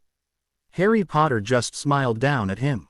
Theodore felt a weight lift from the air, and while the teen still looked menacing, Theodore felt safe, felt wanted. And he knew all his plans were in ruin, but he had found a leader, a lord. No, he thought, looking at all the figures bowing. All of Slytherin had found a lord that they would swear fealty to. Harry glanced up at Severus from his seat on the man's leather couch. Yes, Severus, he asked, sipping his drink calmly. Lucius retrieved the item you wanted from the ministry, Severus said, holding out a package of silk. Harry felt a smirk take over his lips as he looked at the green, silk-wrapped object. He held out his hand, and Severus dutifully unwrapped it and dropped the shimmering silver orb in his hands, wary of not touching it himself. Only those whom the prophecy was to, from, or about could touch the orbs without some very disturbing consequences. Immediately a silvery form of the divination professor appeared above the orb, eyes glazed and a voice emerging not her own. Harry listened silently to the entire prophecy, and when it was finally finished he rolled the orb between his fingers before carelessly tossing it at a wall to shatter. Interesting. Harry hummed, sipping at his drink again. Does this mean you have to kill Voldemort? Severus asked hesitantly. Prophecies are obscure at best. What I find particularly interesting is the last line. Neither can live while the other survives. Why use two different words, live and survive? Harry looked to the confused older man, looking deep in thought, and tittered lightly. Do not worry on it, Severus dear. I am not ruled by prophecy. The future is not set in stone, and I plan to change much. Ah, Harry, back out here painting. Harry looked up at Dumbledore but did not bother giving a fake smile, keeping his face blank. Yes, I am doing a piece for an acquaintance. May I look? One moment, it's almost finished. Dumbledore chuckled. I seem to come at just the right time every time. Always in time to see you finish. Dumbledore took a seat on the stone bench off to the side and watched Harry put the finishing touches on the canvas. The cold courtyard rustled with wind, sending dried vines and leaves into the air. Harry put the last stroke on the canvas and then leaned back slightly to admire the painting. Then he used his magic to breathe life into the colorful masterpiece, drying the painting in the same sweep. He set his brushes and paint to the side and looked over the painting for a long moment. Then he looked to Dumbledore. "It's yours," he said. Dumbledore blinked in confusion as if he had not heard. "It's yours," Harry repeated. "I made it for you." He gathered his paints and brush and headed for the castle. He heard Dumbledore's sharp intake as he laid eye on the smiling painting and looked back to see Dumbledore's face etched in sorrow and self-hate, and heartbreak all in one. The painting was not of one person, not a portrait. Instead it was a bouquet of flowers. But each petal was a mirror and in each mirror was a reflection. There was a red stone, a wand, a beautiful girl with long hair looking no older than 14 as she smiled, a man that looked remarkably like Dumbledore, a small boy that looked like Harry but with red eyes, and Harry beside him, and on and on. The reflections held a picture of a mistake Dumbledore had made over his vast lifetime. Beautifully depicted but mistakes all the same. The vase holding the reflection flowers was shaped like a vase but looked more like Dumbledore's face and beard as it was now. The stems and leaves making up to the flowers were filled with all his good and great deeds, all his heroism and all his love. Each scene moved, flitting in and out of the outlines and replacing one another, smiling out at Dumbledore. Dumbledore turned and met Harry's eyes. "Thank you," he said softly, and he sounded sincere, even with tears streaming down his face and a broken smile on his face. "Though both good and bad," Harry replied, "it is your life." And then he was gone, heading for his rooms. "Sue," Hermione drawled, "what homework are you doing?" Harry raised an eyebrow as she peered at the old leather-bound book in hand. "It's a book from the Black Leary. Dark magic. Sirius sent it to me. When Hermione had first entered this world she had been against dark magic. All the fairy tales of good and bad had made her vision black and white. When Harry said that dark did not equal evil and actually sat her down and explained, she had immediately started ranting on the rights that the dark should have if the light has them and on and on. So hearing what he was reading she only raised a brow. "Can I see after?" "Yes, but no attempting the spells," Harry said easily. "You know that you are light aligned. You can do dark magic but it will strain you and easily escape your control." I know. She waved her hand. Cedric Diggory just stared at them in shock. "Dark magic will get you expelled," he squeaked after a minute. Harry paused. Sometimes he forgot that Cedric was still not as open to dark magic. "Cedric," Harry smiled, "if you walked into a room and then realized that there were no shadows or color. If everything was just white and it was bright but there was no life source, what would you think?" Cedric furrowed his brow but answered, "Well, I'd be pretty weirded out. It would probably hurt your eyes after a while. It wouldn't make sense. And if you lived in a room that was always dark, would you know it was dark?" "Well, I guess not. I mean, if that's all I knew, it wouldn't be dark. Do you see?" Harry smirked. "Without light there can be no shadows. Without dark there can be no light." Cedric furrowed his brows further and stayed silent. "Really, Harry, you're confusing the boy even more. Just think of it this way, Cedric." Hermione rolled her eyes. "Everything is balances in the world. There is night and day, left and right, blue and yellow, dark and light. Doesn't that mean good and evil, right and wrong too?" Cedric frowned. "Yes, but none of those are the same. They're all opposites but one is not the other. Right is not good, nor is it light," Hermione said gently. "They are all in similar category, of course, all being consequences of actions and choices in nature. But just like red and green, blue and yellow, and orange and purple are all colors, they are not the same colors." "You've confused him even more," Blaise said absently from where he was sipping his milkshake. "I think what they're saying is dark is not evil and light is not good." Cedric frowned. And I guess I can see that. Another example," Hermione added brightly, "is that dark magic is generally seen as evil because it's mostly offensive while light magic is usually defensive in nature. Another example of opposites, offensive and defensive. But that doesn't mean you can't use light magic to just as much harm as dark magic. If you used a dark spell to, say, decapitate someone, you could use a light spell such as a levitating spell to levitate a blade or boulder over a person and then drop it. Or you could banish them off a cliff, or use a cleaning spell to scrub their skin right off, or use a stunner to make them drown, or the rope spell to hang them, or the tickling spell to make them suffocate, or even—" "You're making him ill," Harry said idly, and Cedric did look fairly green. "I get the point." He swayed. "I had never thought of such a thing." "Well, Anyways, Hermione huffed, while light magic can be used to kill like most people think dark magic is used, dark magic can be used to help.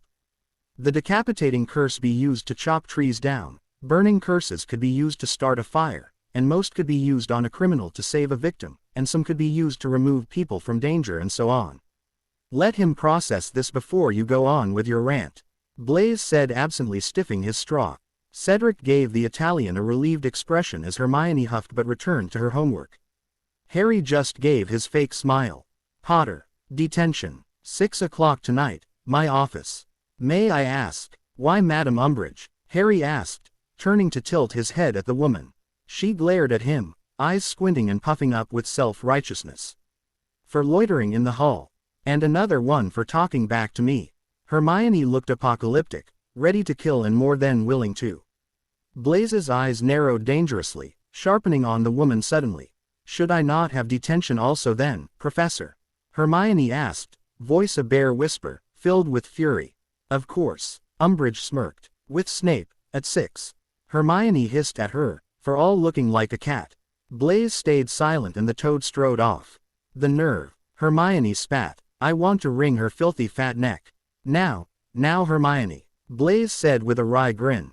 Let us not plan such murder out in the open. Hermione glanced at him, eyes still sparking with rage, then snorted, washing away the fury with a wave of composure that straightened her posture and had her face blank. Harry gave an odd smile. Hermione, how would you feel about animagus training? I'm quite sure you're a cat. Animagus training, you're one. Hermione squealed. And why do you think a cat? Because you look like one when puffed up in anger, kitten. Harry said. Hermione's scream of rage echoed through the hallway. Harry ran a finger over the fresh wound on his hand. I must not tell lies. He found it a worthless thing to be engraved in his flesh.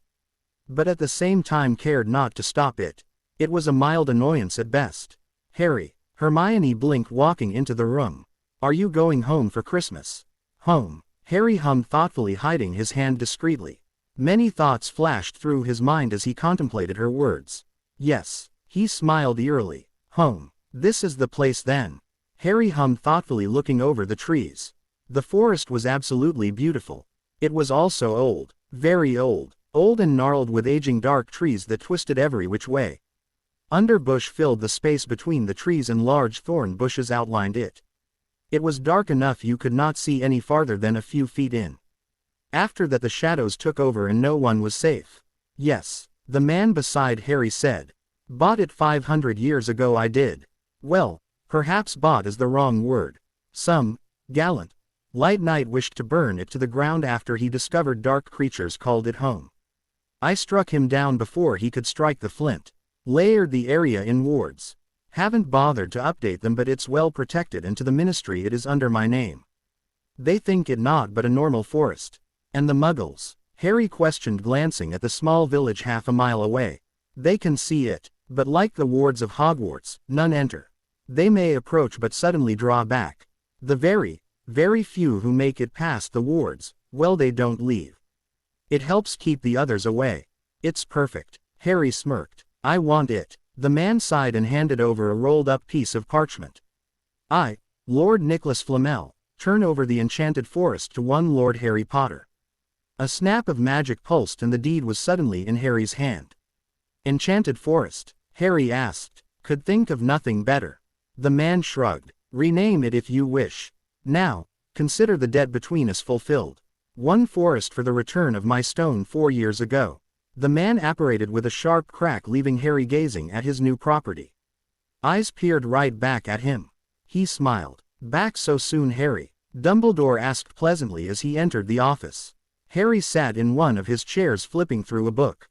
Dumbledore took this in stride and took a seat behind his desk. I needed to return for the solstice. Harry remarked. May I ask why? I need use of Hogwarts. Wards. Dumbledore raised a brow. Harry snapped the book shut and tossed it behind him. It floated back to the shelf. On the solstice I will experience how to put it? I will experience an emancipation in a way. Emancipation. Dumbledore blinked. From my human restraints. Dumbledore stared wide-eyed. So soon? Yes. Not a full awakening, but more than a few blocks will snap. I need to be hidden away behind the wards of Hogwarts so that I don't alert every magical person in Britain. They will still feel it, but they will not be able to find me and such." Dumbledore contemplated it silently. Harry stood and moved back to the shelves encircling the room. He ran his finger over a framed picture of Dumbledore in his youth next to a tall. The people in the picture smiled back. "Madame Umbridge will be here," Dumbledore finally answered. "Distract her for a night then," Harry dismissed with a flap of his hand. He turned back to the man and reached in his satchel. He pulled out a beautiful goblin-crafted harp he had bought a few years back. He handed it to a surprised Dumbledore. "What is this for?" "Happy Christmas." Harry shrugged. "How did you know I could play the harp?"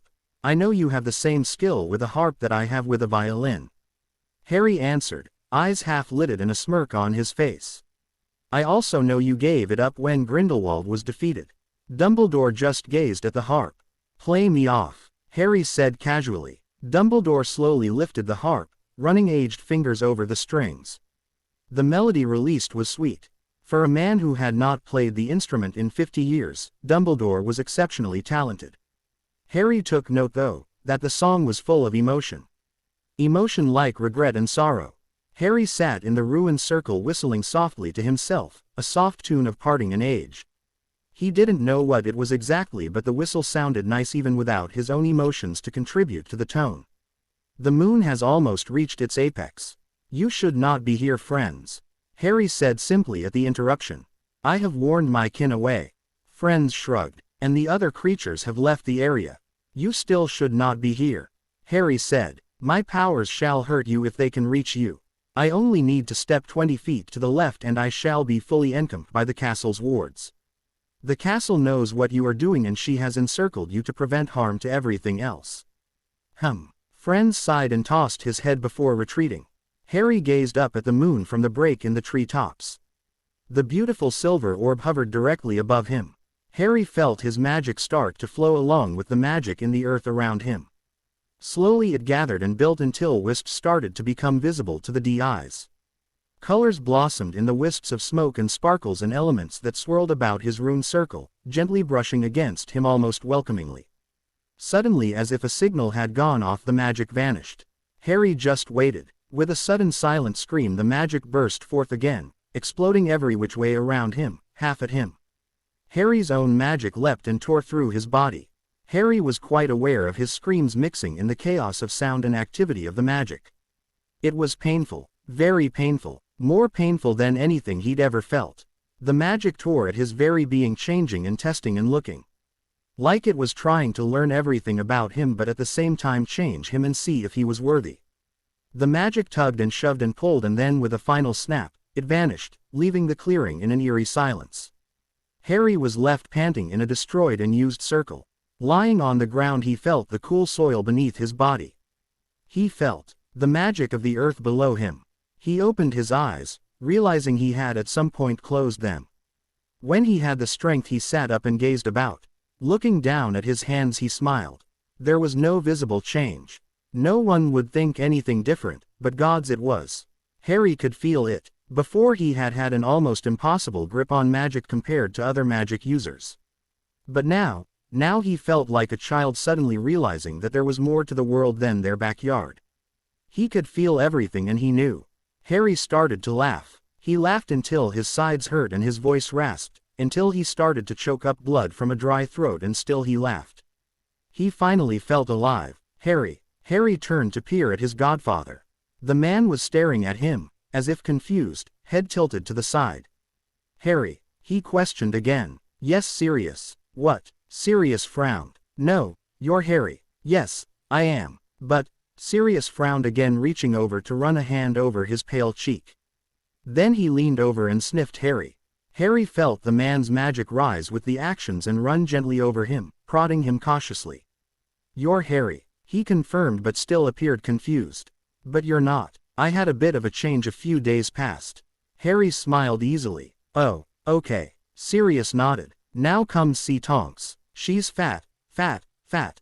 He gave a laugh like a happy child and scrambled off, calling Tonks' name. "Excuse him," Remus whispered from his spot on the chair. "He is still changed because of Azkaban." "I have always known so."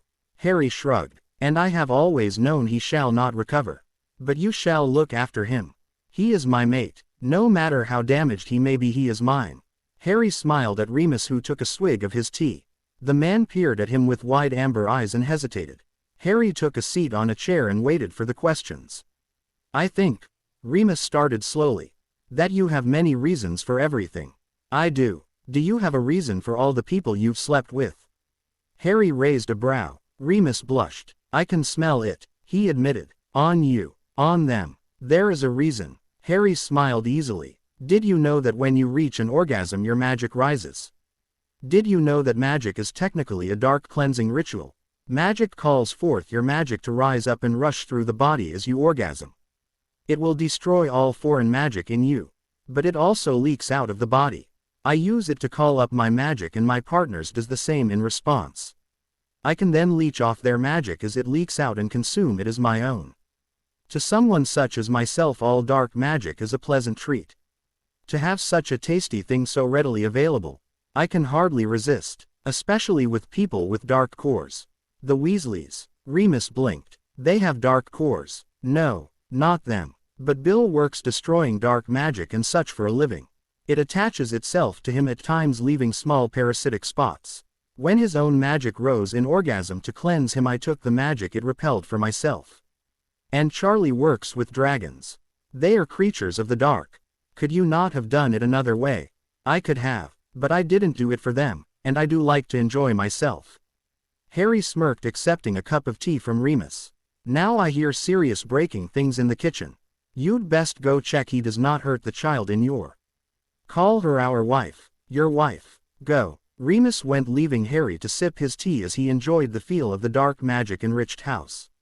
"Harry." Noir Ed, eyes glazed over as he gazed at Harry. Harry smirked at him and noted the same glazed look in Maine's eyes. "I can feel it," Noir purred. "Your magic, it's so much thicker, so much stronger, so much darker. Gods, he let out that. Said he was lost to the intoxication of such heavy dark magic. It was rapture to the vampire."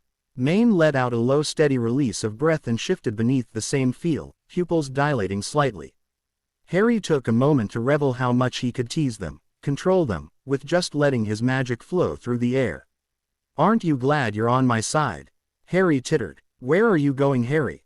Hermione blinked as Harry stood, wide eyes glancing at him from over the thick tome in her hand. "I have someone I need to see," Harry said, tucking the note Hedwig had delivered in his pocket. Hedwig cooed and edged his cheek until he opened the window to let her out. "Don't be out long," she said mildly, turning back to her book. "Curfew is soon and the other prefects may catch you. Hermione dear, could anyone catch our lovely Harry here if he didn't wish it?" Blaise drawled while ing Cedric's arm, slowly making his way up. Hermione snorted but delved back into her book. Cedric shuddered under Blaise's the Italian whispering things into his skin. Harry paused at the door and looked back at the scene. "You shall be on my side," he said aloud. "You are stating the obvious," Hermione quipped, eyes glued to her book. "Run along, Harry lovely," Blaise said. "We will be waiting for your return as always." Harry stepped out of his dorm and into the silent dark hall. "A door, milady," he said aloud. Hogwarts magic thrummed through him in a greeting before a large double oak door appeared across from him.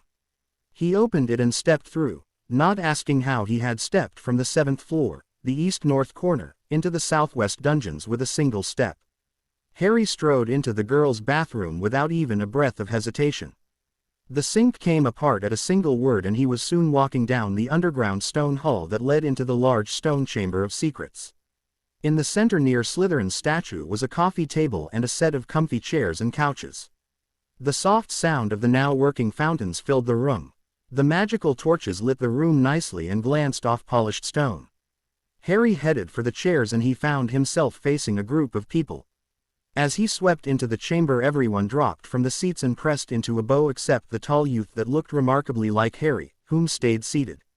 Harry tilted his lips in a half-smile as he stepped around a chair and looked at all their bowed heads. He gazed at the bowed figures for a long moment, then looked up at the only person not bowing. "Marvolo," he acknowledged. The rest stayed bowed. Marvolo stared at him wide-eyed, as if seeing something only he could see. Harry couldn't tell if the youth wasn't bowing because he still refused to submit or because he was far too shocked to do anything. "You may stand," Harry said aloud, stopping at the beginning of the carpet on the floor. The men kneeling did so in a few fluid movements. Harry gazed at them all. He noted Lucius looked a bit irritated, gripping his cane harder. That Snape was as calm as ever, hands clasped behind his back. That Crouch Jr. looked like an eager puppy, unsure of whether or not to grovel or hug him. That Rabaston and Rodolphus Lestrange were nervous, the anxiousness hidden deep in their eyes. That Remus was fidgeting next to Maine, unsure. That Noir was gazing at him lustfully, trembling slightly. That Maine was hunched slightly, a sign of submission. "Sit," Harry ordered clearly, voice ringing in the empty chamber. They sat just as an elf popped in, levitating a tray of beverages and snacks. It set them on the table and popped away. No one moved. Harry took his seat on a leather armchair, crossing his legs as he leaned into the seat. For a long moment silence reigned. "What did you do?" Marvolo finally asked, voice breathless, breaking the silence between them. Harry smirked at the man as he felt Marvolo's magic release sporadically, in short bursts that prodded Harry warily. The twins glanced at Harry as if to see what he would do to Marvolo for speaking out of line, looking to be waiting for something painful. They were to use to Voldemort for anything but pain. Remus just kept his eyes steadfast on Harry, and the rest did as they usually did, watching warily or relaxing. Harry did notice that Barty Jr. was gazing at him adoringly, Snape with mild awe, and Lucius with expectancy. "I have just partially awoken," Harry tittered, eyes flashing as he gazed half-lidded at the half-a-soul. "Partially," Marvolo breathed, with wonderment at the thought of what that meant for now and for later. "Yes, partially," Harry drawled. "I've not fully awakened yet." Marvolo just gazed at him with half-glazed eyes, tuning into his magic to drink in the feeling of Harry's power spread about the area. "Why are we here?" Snape finally snapped, breaking the silence again. "Because I called all my faithful," Harry said, drawing the word out mockingly. "And because I am hoping to make this chamber a meeting hall from now on. Keep the portkeys I gave you. They are reusable." "Them?" Lucius asked bluntly, prodding his cane at the two twins, as if he could not contain the question any longer. Said twins stiffened, the anxiety they felt rising. They glanced at one another as if for reassurance and then back at him, their eyes downcast so as not to meet his. "My lord," they both said in union, dropping to their knees again. "We have come to join you. Voldemort will not be happy that I have once again stolen two of his inner circle." Harry smirked widely, remembering Voldemort's face as Harry announced Snape, Lucius, and Barty were his. "He does not know," Rabaston said hesitantly. "We thought we could be of use unknown to him." Harry smirked at him and the man ducked his head lower, feeling the gaze on him. Harry wondered what was going through their minds, how they had worked up the courage to become spies. "And why have you come?" Harry asked. "Why join me? Why him? Why not stay with Voldemort?" They knew nothing of him, yet they chose him over Voldemort. "You," Rodolphus started before breaking off. "Yes," Harry prompted. "You are far stronger," Rabaston finished for his brother. "You will win this war." "You are dark," Rodolphus added. "Pure darkness." Harry let a slip of magic wrap around them. Ah, Rodolphus was highly magically sensitive. It would not surprise Harry if the man could see the waves of dark magic rolling off of him. In fact, Harry was surprised the man could stand to be so close when he knew he was practically flooding the area with his own magic. All of the man's senses must have been overwhelmed, and he was on a high of sorts now, so numb he couldn't feel anymore. Wrapping a strand of magic around the man, Harry cut him off from the overwhelming feel of his magic. Rodolphus practically collapsed with a soft exhale of air, his whole body trembling as if he had run a marathon. Thank you, my lord," he stuttered, voice shaking. "Sit," Harry said. "You are mine." The word was a soft purr. The two bowed again, even lower. Harry's magic reached out and twisted their dark marks to his own design, adding an illusion if Voldemort ever looked. When the two were once again seated, he glanced to Lucius. "You said you had something for me," he said, referring to the letter he had received after calling the meeting. Lucius withdrew a rolled-up piece parchment that was sealed with a S-designed wax seal. "Voldemort's Pact of Neutrality," Lucius drawled. "It lasts until summer solstice. And is magically binding. Obviously he does not wish to fight me for now." But if he had any thoughts of leaving me be he would have made it a permanent treaty. Harry said, catching the scroll from the air and tucking it away to look over later.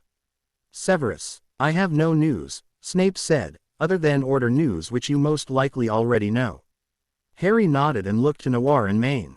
Noir still looked drunk on his magic, looking at him with glazed eyes, and Maine averting his eyes respectfully. And you too, just came to see you pop it. Noir slurred, as if drunk, his words containing a wistful sigh. Harry rolled his eyes as Maine helped Noir sit straighter. You smell of blood flame. Maine snorted. You were doing this to him on purpose. Harry just smirking thinking of the blood ritual he had used a night before to key the Chamber of Secrets wards to him. Then he turned to the second werewolf. Remus. Remus started, pausing as if unsure. We are on your side, Harry. It was said hesitantly but strongly, truthfully. Harry gave the werewolf a softened expression that made the man relax slightly. I know, Remus. When is the child due? 6.5 months. Remus answered more easily. Good. Harry hummed. And finally, Marvolo, do you have what I wanted? Marvolo gave a distracted nod, still focused more on his own magic which was prodding Harry's as if trying to learn its secrets, and tossed a bag onto the coffee table between them. What is that? Rodolphus breathed in disbelief and horror. Harry knew the man could see the repulsive magics used to make the items in the bag.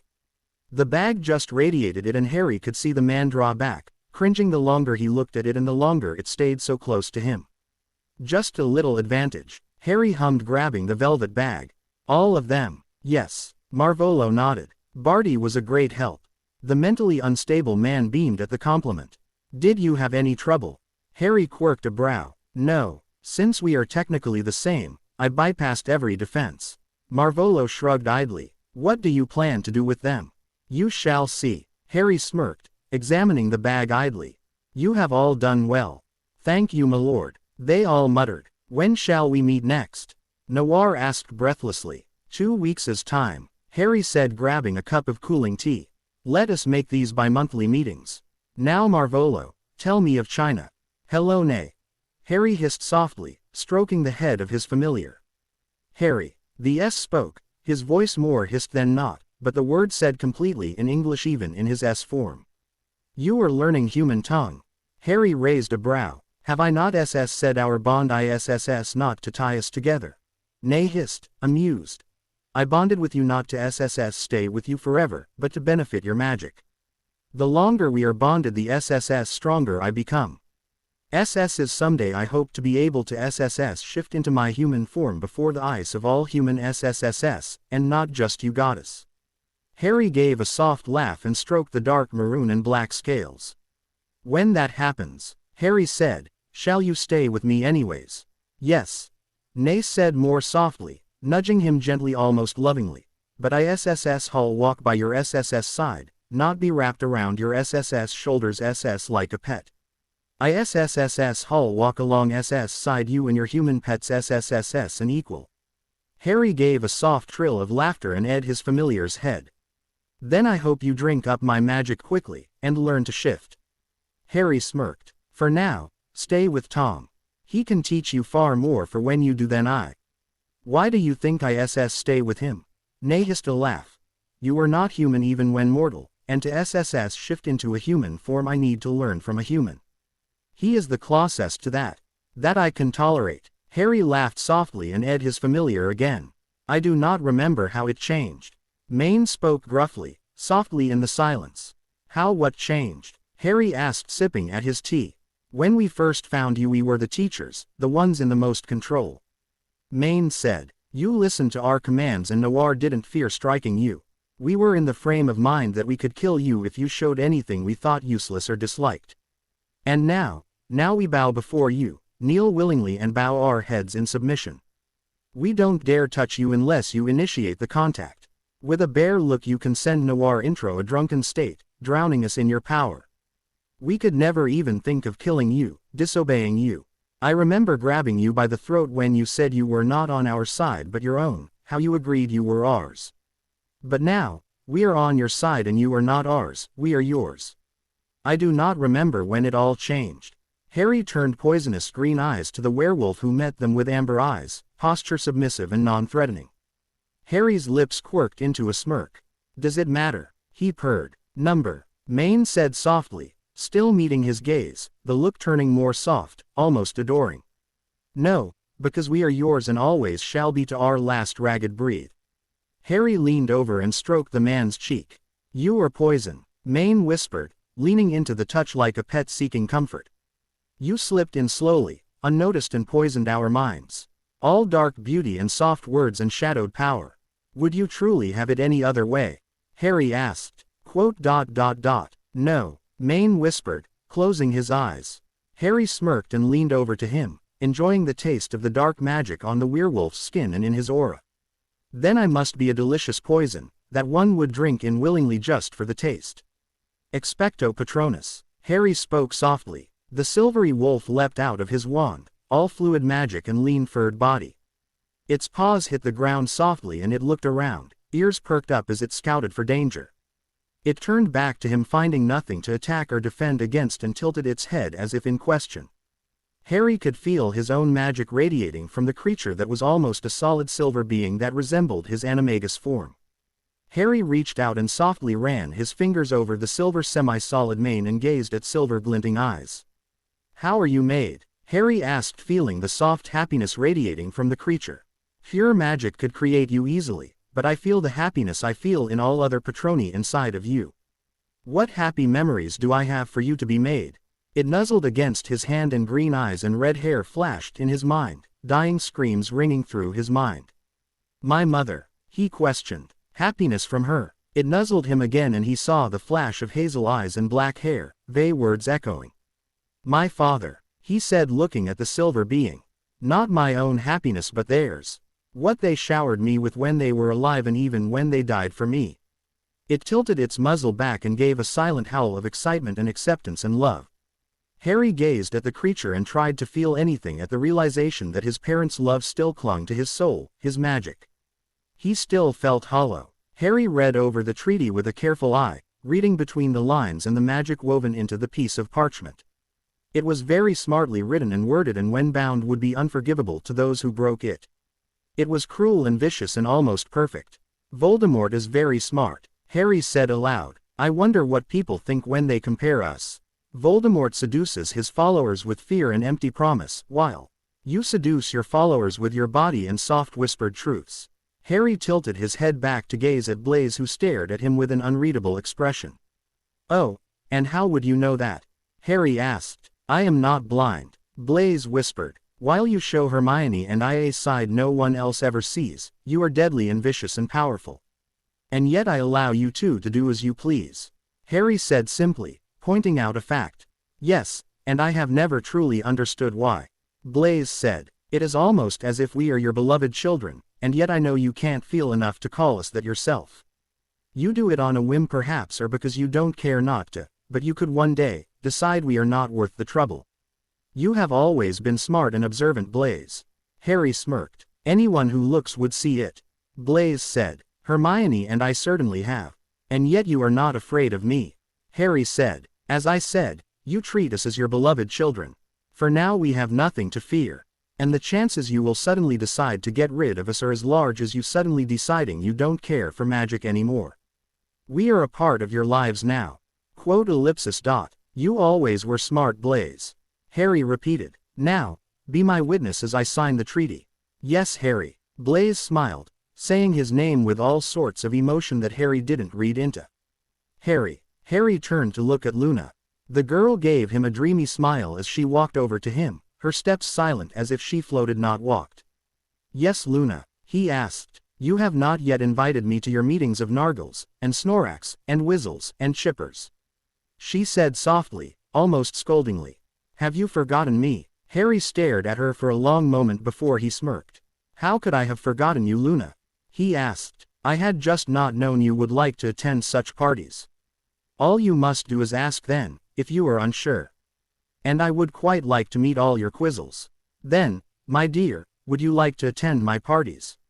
Yes, I would. He gave a tittering laugh and pulled a silver cellet from the air, decorated in moons and blue stones. He snapped it around her wrist and ran a finger over it, attaching the proper magics needed. Then he ate each of her eyelids and allowed her to do the same. Do not forget me again, Harry, she warned as she skipped off. Or I will have my slurg pinch you. Of course not, Luna, he called after her. Why do you like blood so much? Severus asked one evening when they lay in his bed made of black sheets and green covers. Why? Harry asked, eyeing a strand of hair absently. Why not? Blood is life, power. It is everything. And the color is pleasing, as is the taste and the feel. And blood is a property of the dark in magic aspect. To use life to fuel you magic was forbidden by many ministries, and it takes a certain talent. And yet you wield it effortlessly. Severus said softly, reaching out to hesitantly touch his pale skin. Harry leaned into the touch, fluttering his lashes. Yes, yes I do. Was there something you wished of me? Can you take blood away from a person? Could you take my father's blood out of me? Harry gazed at Severus for a long moment, seeing the self-hate, the bitter anger, welling in the man at the thought of who his father was. Harry knew he did not hate his father for his heritage, but rather for how he had treated Severus and his mother. No, Harry answered, lied, he could. It would be a simple matter of a ritual, but Severus would never be the same, and Harry did not want that. News for me not? Harry asked, turning. The dark-haired boy flinched at his gaze and quickly bowed. Yes, my lord, I have a list of students who wish to take your mark. And who said I was handing it out? Freely. Harry smirked. Not winced and swallowed thickly. We had been hoping. Not said softly. The Voldemort wishes most of us to take his at the beginning of summer. So you need a way to say you are loyal to me. Or are you looking for a way out? Not winced again. Many of you wish to take your mark to prove our loyalty, to prove our hope in you, my lord, but there are others who, well, I believe Voldemort has asked them to spy. Who? Draco Malfoy, Crabbe and Goyle. Harry gave a chuckle. Lucius shall deal with them for me. Nott's eyes flashed wide for a brief instant, and Harry knew the boy was surprised at Malfoy Sr.'s loyalties. Harry held out a hand, and Nott quickly placed a piece of parchment in it. Is Blaise on this list? Harry asked, not bothering to look at it. Nott stared at him wide-eyed. No, he finally answered. We had believed he already carried your mark. He said nothing about wishing to be placed on the list when he saw it. Harry hummed. Who was his mother again? It was a rhetorical question. Harry knew everything about one of his beloved. Mistress Zabini, the Black Widow. She is on husband 10, a Death Eater higher in the ranks. Nott said. It is rumored she took the mark after being neutral for years. And of course, her darling son is expected to follow in her footsteps. Harry finished for the boy. You're dismissed, Nott. I shall consider the list. Do not worry on it. Even if you should be forced to take Voldemort's mark, it is such an easy thing to manipulate. Nott bowed himself out of Harry's common room. Harry pulled loose the parchment when the boy had left and threw it at the wall, a knife leaving his fingers seconds later and pinning it. Blaise, dearest, Harry purred to himself. Whatever are you planning? Harry looked up at the woman who sneered at him as if he were a bug under her foot. Whatever for Madame Umbridge? He asked smoothly, eyeing her pink cardigan with the closet thing he could ever feel of the emotion discussed. For strutting down the hall like you own it, Mr. Potter, she simpered. Madame Umbridge, he sighed. I am terribly sorry, but I'm not in the mood today.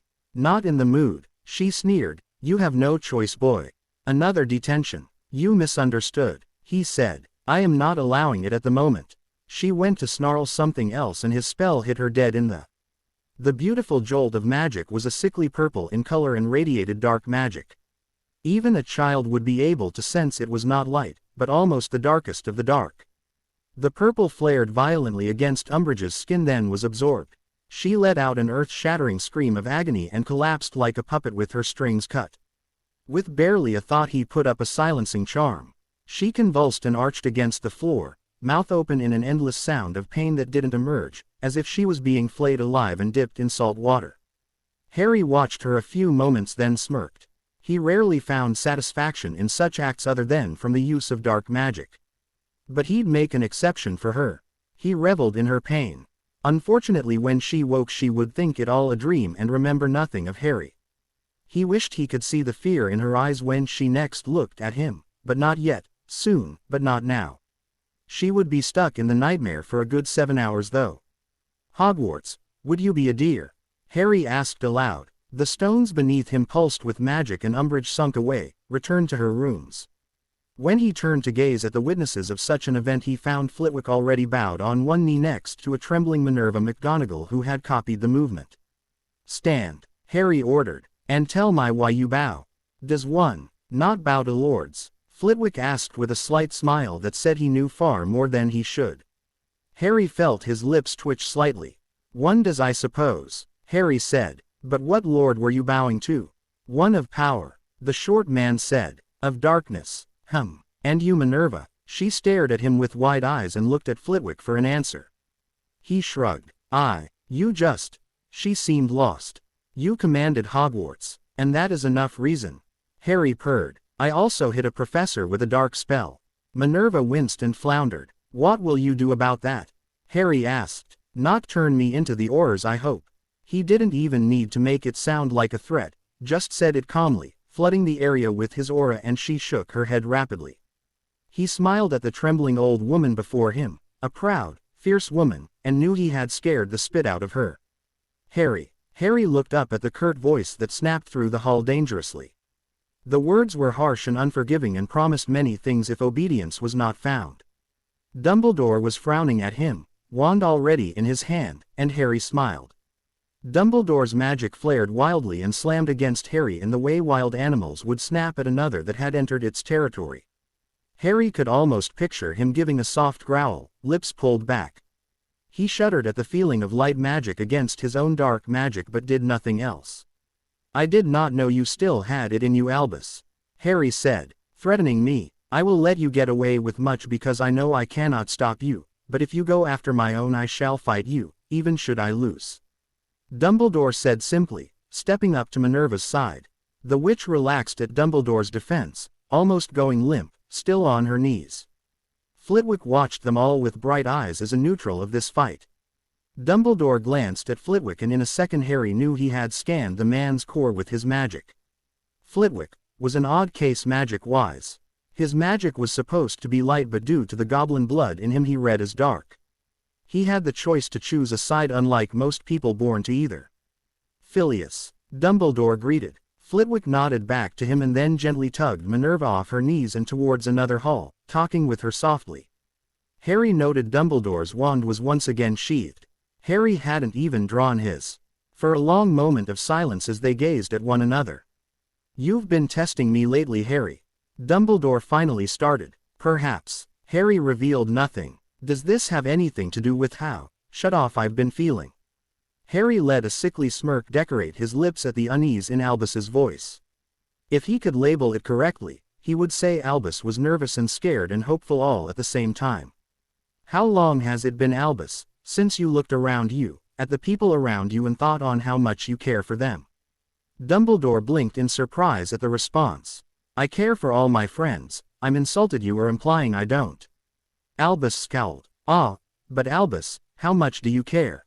Harry asked. "Compare how you feel for your friends now, how strongly you feel about anyone now, to how you felt about people, say, about 50 years ago." Albus scowled in thought, his beard twitching. "Do you find your feelings now have less shine, less luster?" Harry cooed. "Don't you feel as if your emotions now are just shadows of what they used to be?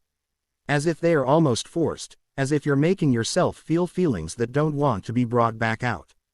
Albus's eyes grew wide with each word, and he started to tremble, eyes glazed as if he had just reached an epiphany. "What have you done?" he rasped. "It is not anything I have done," Harry shrugged. "Starting to walk of, I have not the power to affect you like that. You know why, but you ignore it." Harry paused at the corner of the hall. He looked back at Dumbledore and gave his brightest smile that was completely empty of any emotion whatsoever and probably looked quite out of place on his face. "I would stop doing that soon. You'll need to make a choice soon, and that will be hard if you miss the question. Oh, and I think you are far underestimating yourself. If you fought me full out I would be hard-pressed to say who would win." "Blaise keeps vanishing." Harry looked up to Hermione, who carried a large thick tome in her arms. Blaise," she prompted. "He vanishes. And not into cupboards with Cedric, but from the school. He has missed some clues." "Leave him be," Harry said, smiling through half-lidded eyes. "He is scheming something, and it does not sound good for us. Or at least does not seem as such when he does not trust us with it." Hermione said softly, stroking the spine of her book. Would he ever dare move against me? Harry asked. I want to say no, she said. And in a way he would never move directly against you, but he could use you as a mean to an ends in many ways. Blaise is smarter than that, Harry said, smiling. Too smart at times, is what I believe the problem to be. You know what he's doing then? She asked. Of course, my dear. He's mine and I always like to know where my toys go. She winced at the word toys but sighed. Fine. He'd better be okay though. I worry for him. And you too, you know. You need not concern yourself with my safety. He smiled. No, I suppose not, but I love you, so I worry anyways. He gazed at her for a long moment and she met his gaze squarely, eyes open and flooding with emotion.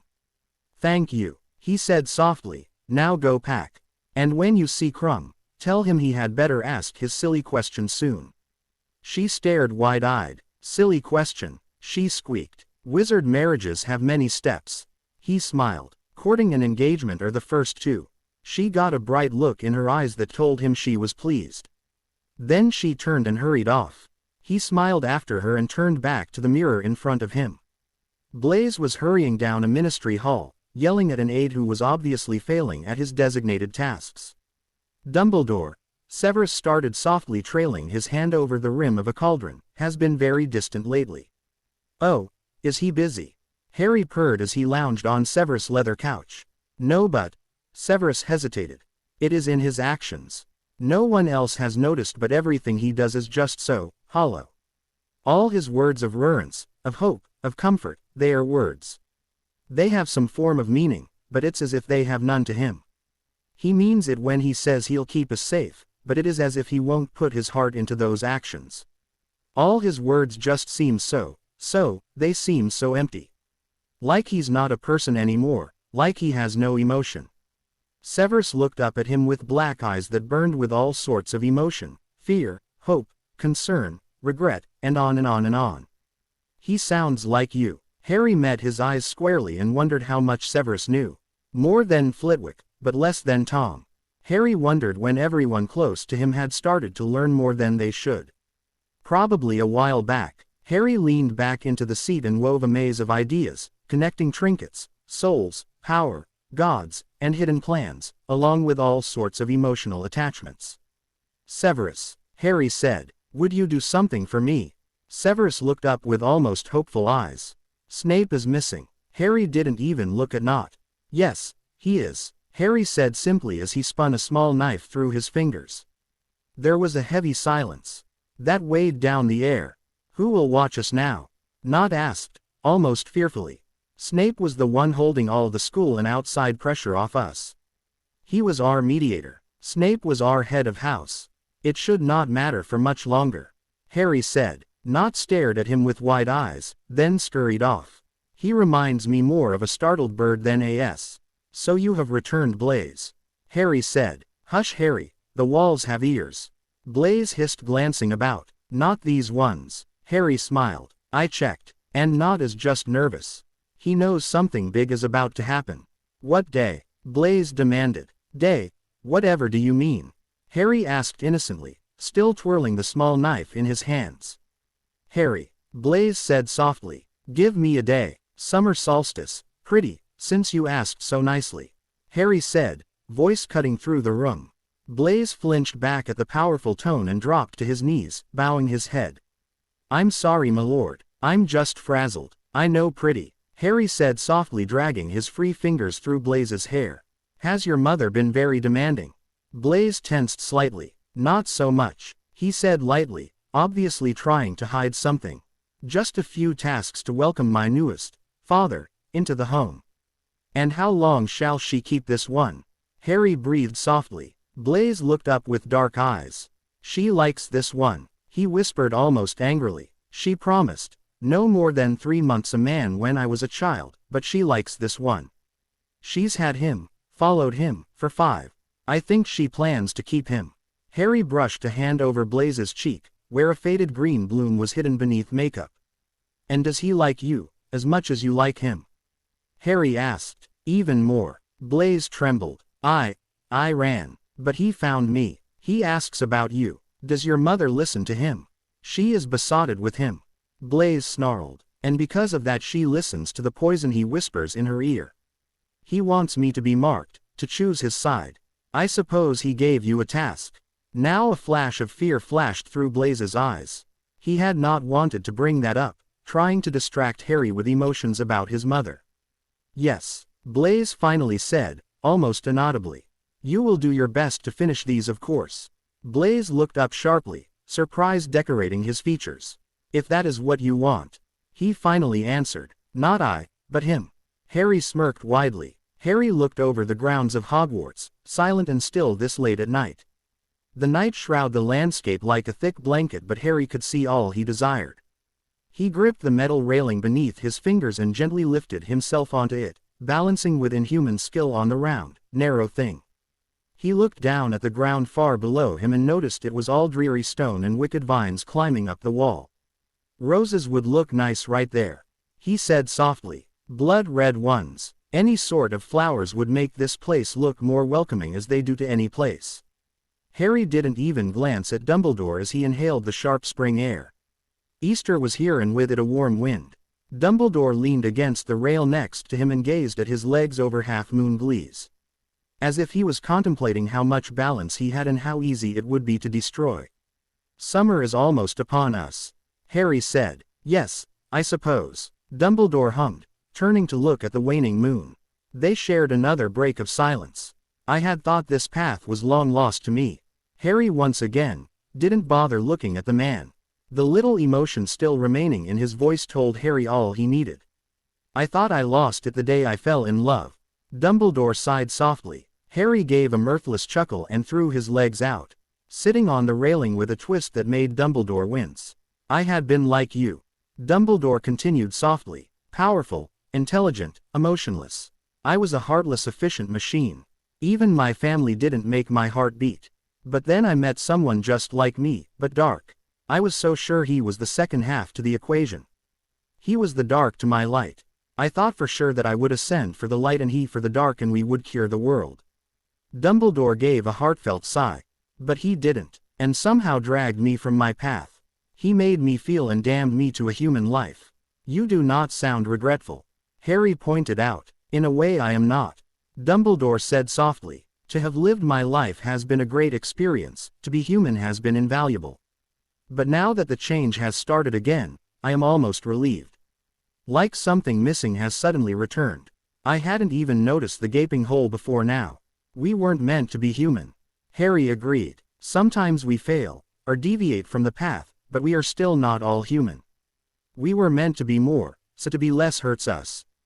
Could not have said it better myself. Dumbledore said wryly. When do you think we will ascend? Summer, Harry said, smiling widely, a grin of teeth and dark promise. But first we need the triggers. Triggers? Dumbledore asked curiously. We need something to trigger the change. Something that would have destroyed us as humans and in a way will. Oh, Dumbledore frowned. Do you know what they are? I take it is different for each of us. They are different because we are different. Harry shrugged. And yes, but you must figure it out on your own, or wait for it to happen. That does not sound promising, Dumbledore said uneasily. Harry turned glowing green eyes on the aged wizard.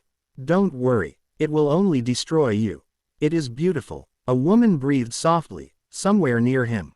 So emotional. Harry quirked his lips, wondering at the irony. His music was devoid of emotion, and thus it was something very different. But people couldn't comprehend a void of emotion, so they labeled it as so filled with emotion they couldn't even label them.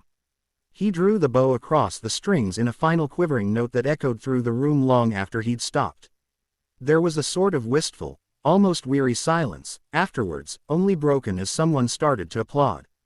Harry took a bow and watched from his perch on the fountain as everyone resumed their previous activities. A few came and gave him a few words of appreciation, but they'd left soon. When the last had started to move again, Harry gathered his case up. He put the violin away amidst the jostle of the crowded square, careful not to damage the gift from Maine and Noir. Touching, Marvolo sneered sarcastically. Now Marvolo, Harry smiled. They are ignorant, do not blame them. I very well will blame them. Stupid muggles, Marvolo grumped. Harry gave a polite laugh and shouldered the instrument case. What is it you wish to know, Marvolo? I'm pressed for time. Pressed for time. Marvolo blinked. What are you doing in Bulgaria that is so important? Picking up a companion. Marvolo said, looking off. There was a moment of silence. You know that task you gave Snape? Marvolo said suddenly. Yes. Can I help him with it? Harry turned his gaze on the now fidgeting man. Did you know, Marvolo, that you are half a soul? Marvolo blinked at the words and at the suddenness of them. Of course I know that. He hissed. And did you know Voldemort is approximately 0.007 of a soul? What? No, he's half a soul like me. Marvolo said. He divided his soul in half and made you. So half a soul for each of you. But then he divided that half in half to make a second Horcrux. And so on, until he had divided his half 7 times. So no, he's not half a soul. Marvolo stared, dumbfounded. That means you are more Tom Riddle than he is. Harry smiled. You are smarter, stronger, better. He is just more insane. Marvolo gaped for once in Harry's memory, full on working his jaw. So you don't have to fear him. Harry smiled. Because you are the dominant half of Tom Marvolo Riddle's soul, made even stronger by the anchoring of my magic. There was a long stretch of silence. You may still go help Severus if you wish. But please take Barty. He needs the attention. Harry said, sounding amused. Yes, thank you. Marvolo said softly in a voice that told Harry he was thinking deeply. Harry watched him vanish into the crowd and smiled. Oh, Harry. Hermione breathed, eyes bright and sparkling. I take it he asked. Harry said, mixing in a large red bowl. Yes, she blurted out. You knew, of course. He eyed the large pink diamond ring on her finger, embedded in white gold, shaped like a flower. Of course. He has good taste. It befits you. She smiled at the compliment and accepted the spoon covered in cake mix when he offered it. I think I shall love him. She said. Not that I don't now, but I think Victor and I shall be together for many years to come. How many years of school does he have left? Harry asked suddenly. 2 years. Drumstrang has a few extra years than Hogwarts for people looking for more specialization. The charms professor asked him to become an apprentice of sorts. And you yourself have 2 years also. Harry smirked. She stared at him for a moment, then her eyes grew wide. I couldn't, she said. You, Blaze. I am done this year, Harry said simply as he poured batter into a pan. And you can still write and visit. Drumstrang tuition would be higher since I'm not from their usual catchment area. She said softly. And they have more clees, more supplies. Hogwarts is already taxing my parents. You have to but ask Hermione. Harry hummed. Of I, or Victor? I would give should you ask, and Victor would give you the world even if you do not ask. Even Blassie would if you asked. She stared at him and then slowly licked the spoon again. I'll think on it, she said softly. You can enter now, the nurse said softly. Harry stood alongside his 2 godfathers, the one disguised as he was still a wanted fugitive, and walked calmly for the door while they practically bowled over one another in an effort to get in there as fast as possible. Stepping into the room, he laid eyes on an exhausted-looking Tonks, her hair a limp gray and her eyes a tired black. But she was smiling, propped up on pillows as she held a small blue bundle. His godfathers were already right beside her, cooing and awing and generally being impressed. Harry took a seat in a wooden chair against the wall and waited for the parents to finish. Harry, look, Sirius said fairly soon after he had sat. My son, our son, your godson, I can see Sirius, Harry said, voice leaking amusement he didn't know if he felt or not. Hold him, Sirius said, holding the wrapped infant forwards. Harry took the child and looked down at the wrinkled red baby. Isn't he beautiful? Remus sighed happily. Nah. He's ugly. Sirius howled with laughter. Well, he will be beautiful. Tonks huffed tiredly. Harry looked down at the child that was his godson. The child yawned and lifted tiny arms towards him. His magic already hummed inside his tiny body and Harry used his own to soothe it. The child's magic was beautiful to Harry, dark and tempting, filled with ancient blood and the power of the moon. What is his name? Harry asked softly. Theodore. Lupin. Tonks Black. Sirius grinned, cooing at his child. We actually agreed on Theodore Lupin. Tonks smiled softly. We decided to let Black die and Tonks is more my first name now.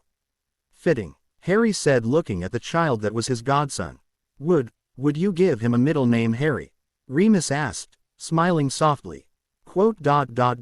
Knox. For night. He shall be a child of the night and the darkness. Harry said, smirking. Theodore Knox Lupin, my godson. His magic purred at the announcement and wrapped about the child, coaxing his own magic into forming a bond between them. You are mine, child. Harry watched calmly as Dumbledore stood at the head table and walked out the door to the side. No one else noticed. Most were far more caught up in the newspapers that blazed of a newly collapsed Azkaban.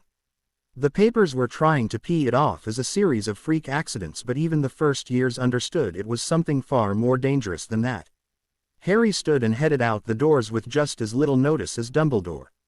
His feet carried him quickly down the stone halls, making nary a sound. He turned a corner and Dumbledore drew back, startled at his appearance.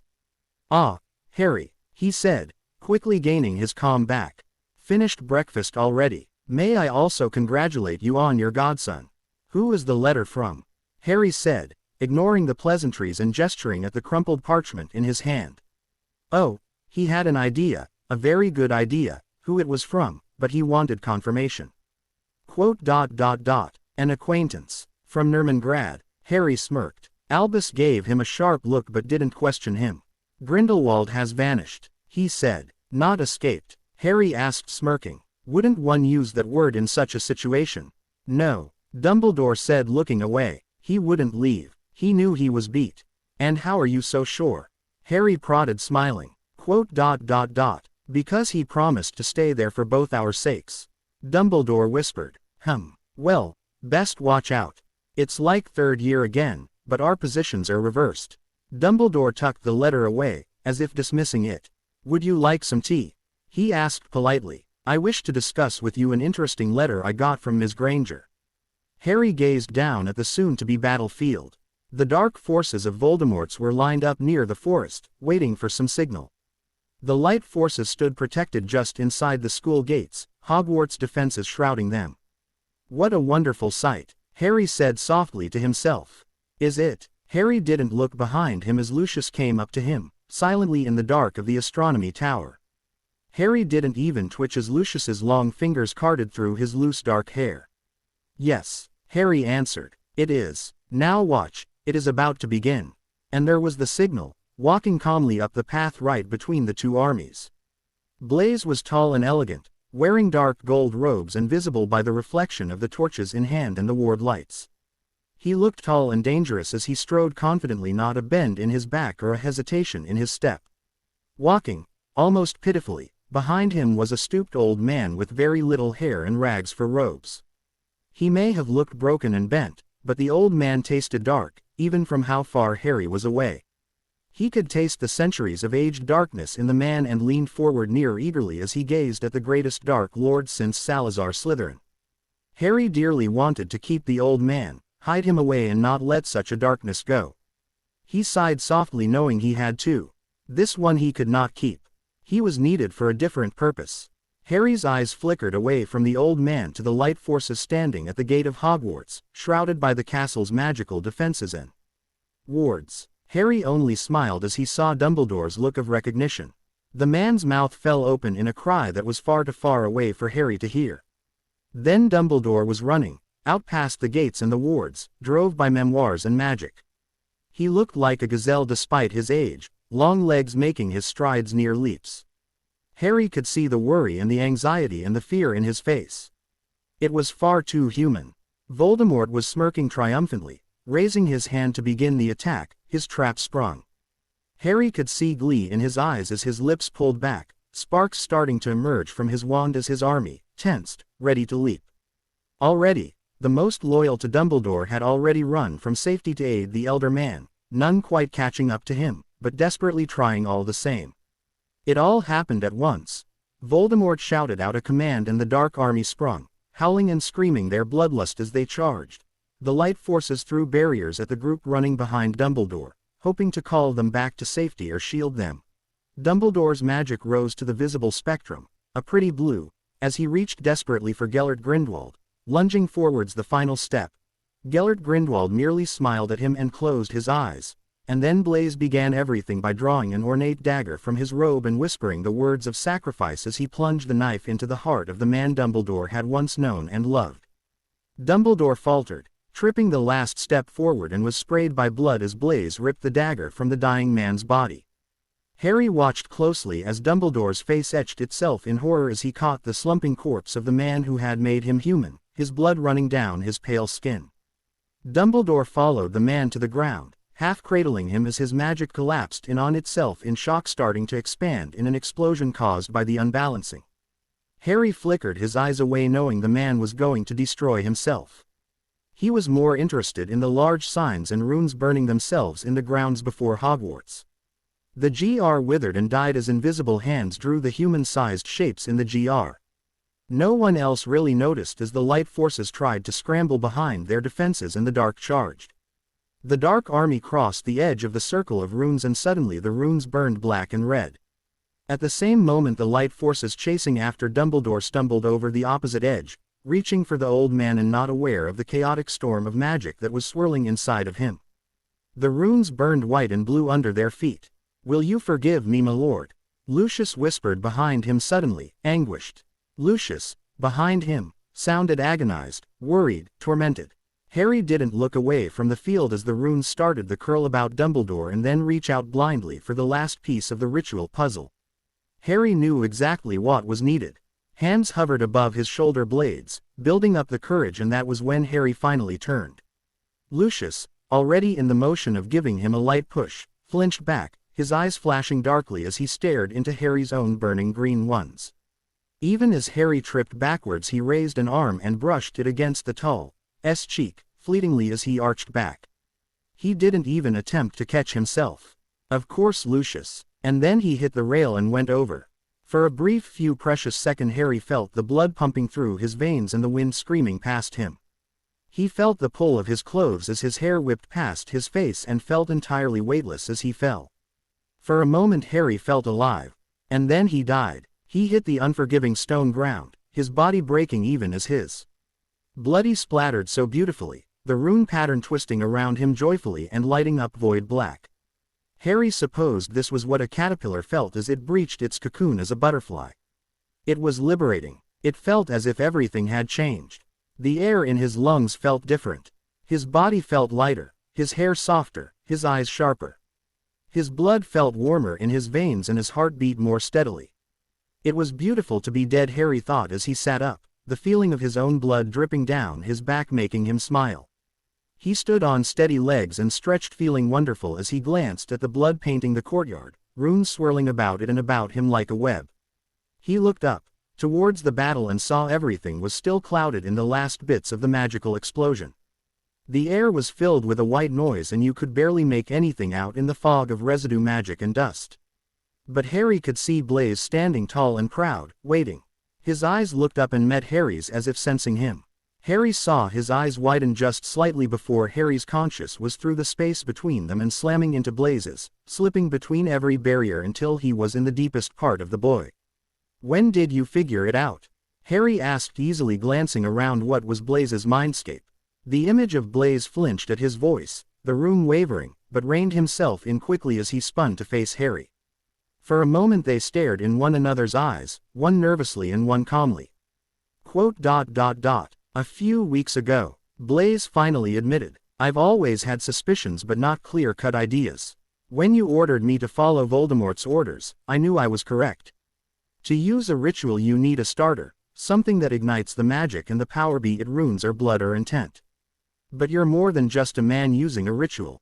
You're a god." It was said in a breathless whisper that echoed in the room and made Harry smile. "Say it, Blaze," he purred. "Say it. A god of darkness. My god." Harry sighed as he felt magic flow through him, jolting. Prayer and belief fed him now. Made him stronger even. Not that he required it from beings such as humans. The universe had already acknowledged him and he needed nothing more, but all these little extras were delicious. "Good job, Blaze," he said, the words soft-spoken. "And now is where you make your choice." "Choice?" Blaze asked, sounding confused for the first time in a long time. Harry smiled again and held out a soft pale hand.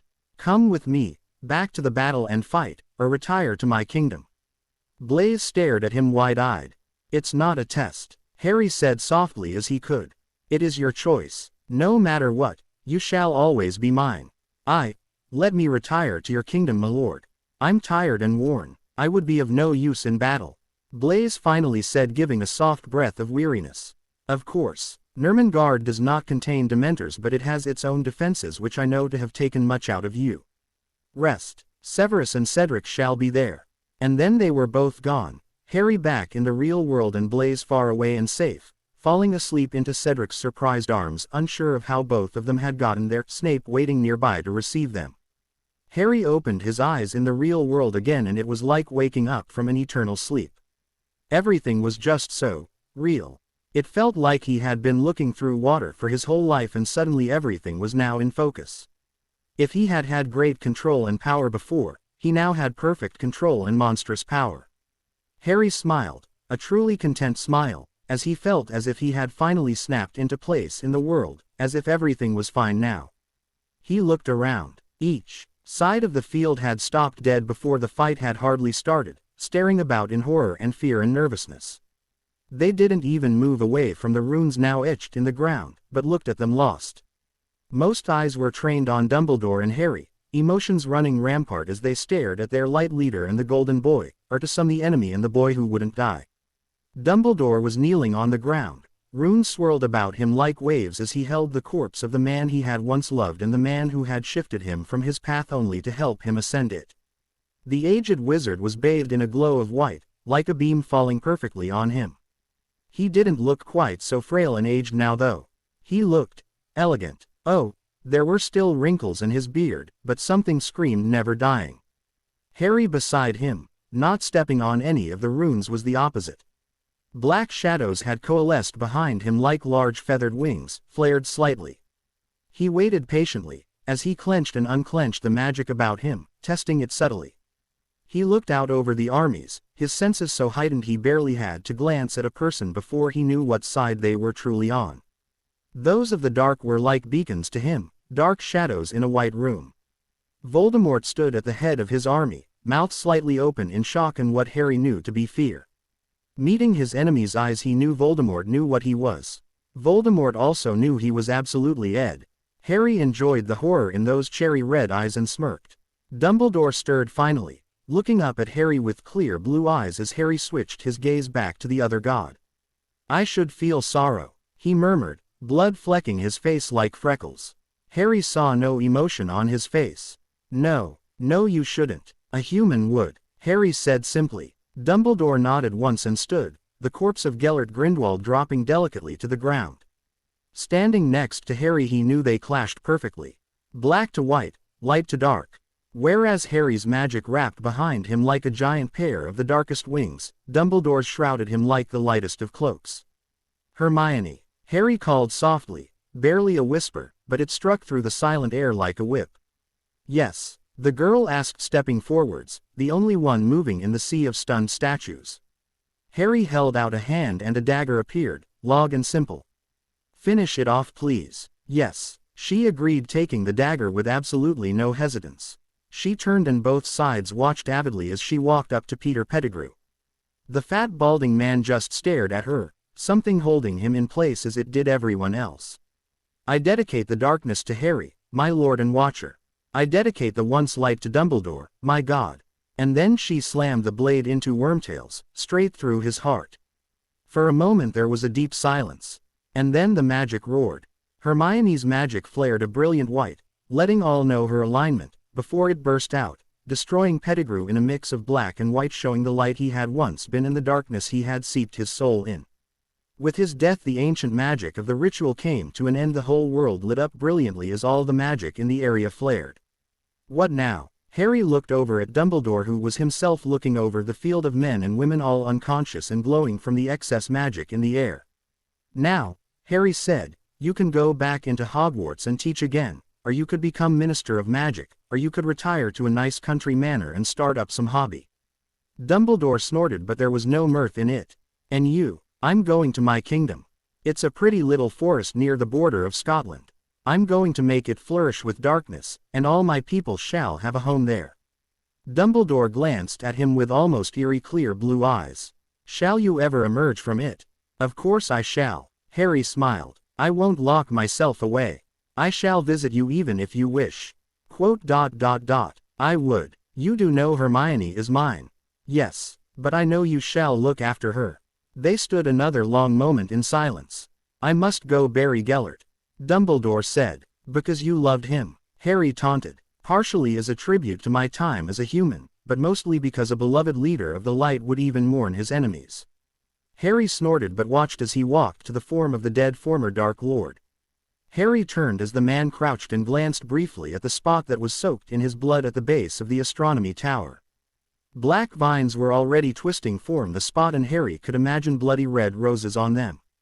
Turning back to the armies that lay sprawled on the ground, he leaned over and plucked Voldemort and Lucius, who had ran down to see what had happened to the lord he had killed, up, one on each shoulder. Looking at the unconscious feared Dark Lord, he smirked. We'll piece you together yet, Tom. And then he and all those fully dark aligned vanished with nary a sound or breath. Lawrence had lived in all his life. It was a small village barely large enough to even be called a village. It was made entirely of farmers who spent their days in the field and the mountains.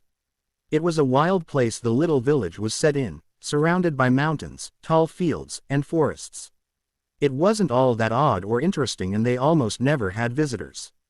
It was a type of place people moved away from, not into. It was the perfect place for people who wanted peace. Not to say it wasn't dangerous.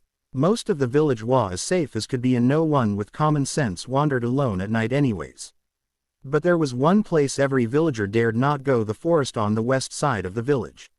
It was the oldest one around for many a mile, filled with large gnarled trees and thick underbrush. The forest spilled over the plain they lived on, down into a valley and stretched a long distance.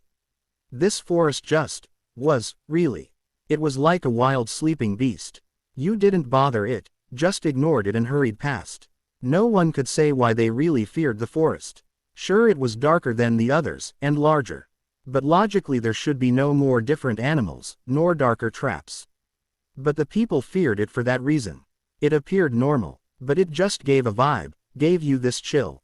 You'd look at it and think about going in and a second later you'd be scared spitless for no reason and swearing never to go near it.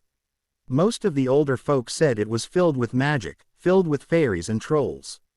Things that would steal you away. Lawrence, having grown up with it, had never once considered entering it. Even the children of the village didn't dare one another to go to it, as if sensing it was far too dangerous. That was why when Lawrence saw a skinny boy on the cusp of manhood standing gazing at the forest on the edge of his field, he gave a shout. "Son," he shouted, standing up from where he had been tossing some hay to the sheep. The boy didn't seem to hear him, and as Lawrence approached he wondered when the boy had even arrived. "Son," he called again as he drew upside the stranger. Now the boy heard him, looking up at him. And Lawrence's breath was stolen away at the image. The boy had midnight hair and poison green eyes set in a pale face. He looked like a fae, and Lawrence took a step back without even noticing. "Yes?" the boy asked, eyeing him. "If you're considering entering the forest, I wouldn't," Lawrence said, catching himself from staring. "Oh?" the boy asked, turning his gaze back to the forest. "Why? It's not the place for men," Lawrence said truthfully. The boy turned an amused smile on him. It's a place of darkness and magic," Lawrence said softly. Yes it is." The boy smiled again. "Do all you villagers believe it? You can see it. We all know not to enter," Lawrence said slowly. "And course we can see it. Shouldn't we?" The boy hummed again and said something softly about blood having lived in a shroud of magic for so long they had adapted. "I mean, sometimes visitors ignore it like they can't," Lawrence felt obligated to add, getting more confused by the minute with this conversation. "Interesting. I suppose that makes this village mine also." The boy smiled. "Pardon," Lawrence blinked. "Do not worry." The lad smiled at him, the smirk twisting his lips. "I take care of my things." Then he turned and strode towards the trees. "Wait, son, don't," Lawrence said, reaching for the boy's back. Somehow, like magic, a small part of him whispered. The shirt slipped between his fingers as if it were smoke. Lawrence stumbled half a step and the lad laughed, dancing around him into the edge of the trees to meet 5 more people. Lawrence stared at the 5 newcomers with wide eyes, all of them having suddenly just appeared. Lawrence shuddered softly as the gloom about the trees seemed to deepen and a black mist crept from the bushes, brushing at him. Lawrence froze like a rabbit and felt even his heart still. 4 were men, all tall and dark-haired. The first was a pale man with a hooked nose and black eyes. The second was of mocha skin and rich caramel eyes, slender but built. The last 2, twins he noted, could almost have ped as a TW triplets to the lad he had just been speaking to if not for the bloody red eyes.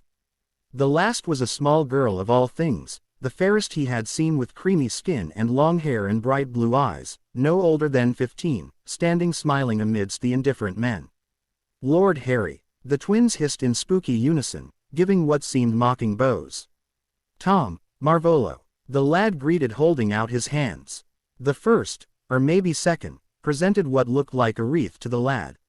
Lawrence stared at the thing with wide eyes. It looked to be made of shards of GL and bright red roses. The lad smirked and set it on his head gently as if it were a crown. Lawrence expected blood but saw none. "My lord," the last 2 men said as the crown settled. "How was your visit with Dumbledore and Granger?" The Swallow man sneered. "Same as always," the lad said. "And it's Crumb now." "Of course," the man sneered. "The werewolves need you attention." "How was she?" the mocha-skinned boy asked politely, elbowing the older man. "And Dumbledore?" "Fine. Happy," the lad said. "And Dumbledore is cleaning the ministry up very well. Everyone else of mine is doing well also. Dumbledore watches them. The Weasleys and Sirius, Remus, Nymphadora, and Teddy especially." "How is the rest of my kingdom?" "Smooth." The other teen smiled politely. "Perfect. Hello Gabrielle." "Harry," the girl finally squeaked out, unable to contain herself as she hugged the lad, him then running off with a giggle and vanishing amongst the trees. She couldn't wait at the heart of the forest like the rest. The tall man sneered. The lad merely smiled. "Let's go home." The 4 men vanished as abruptly as they had appeared, but the lad stayed, looking for all a lost soul beneath the deadened black NCHES about him, a mist swirling at his feet. He turned back to Lawrence, and Lawrence was sure for a moment he had died looking into those poison green eyes. Then the lad smiled, white teeth glinting against pale skin and bloody red lips. He gave a mocking wave of his fingers and the mist pulled him into the trees. Lawrence collapsed to his knees, shuddering and panting as if he had worked all day and night, sweat on his brow. He was somehow sure he had escaped with his life only out of mercy. He was also sure he had a new landlord. His wife found him 4 hours later, still trembling and muttering prayers to the forest and the King of the Dark. The end. I hope you enjoyed this story. Also remember to subscribe and like this video. See you in the next video.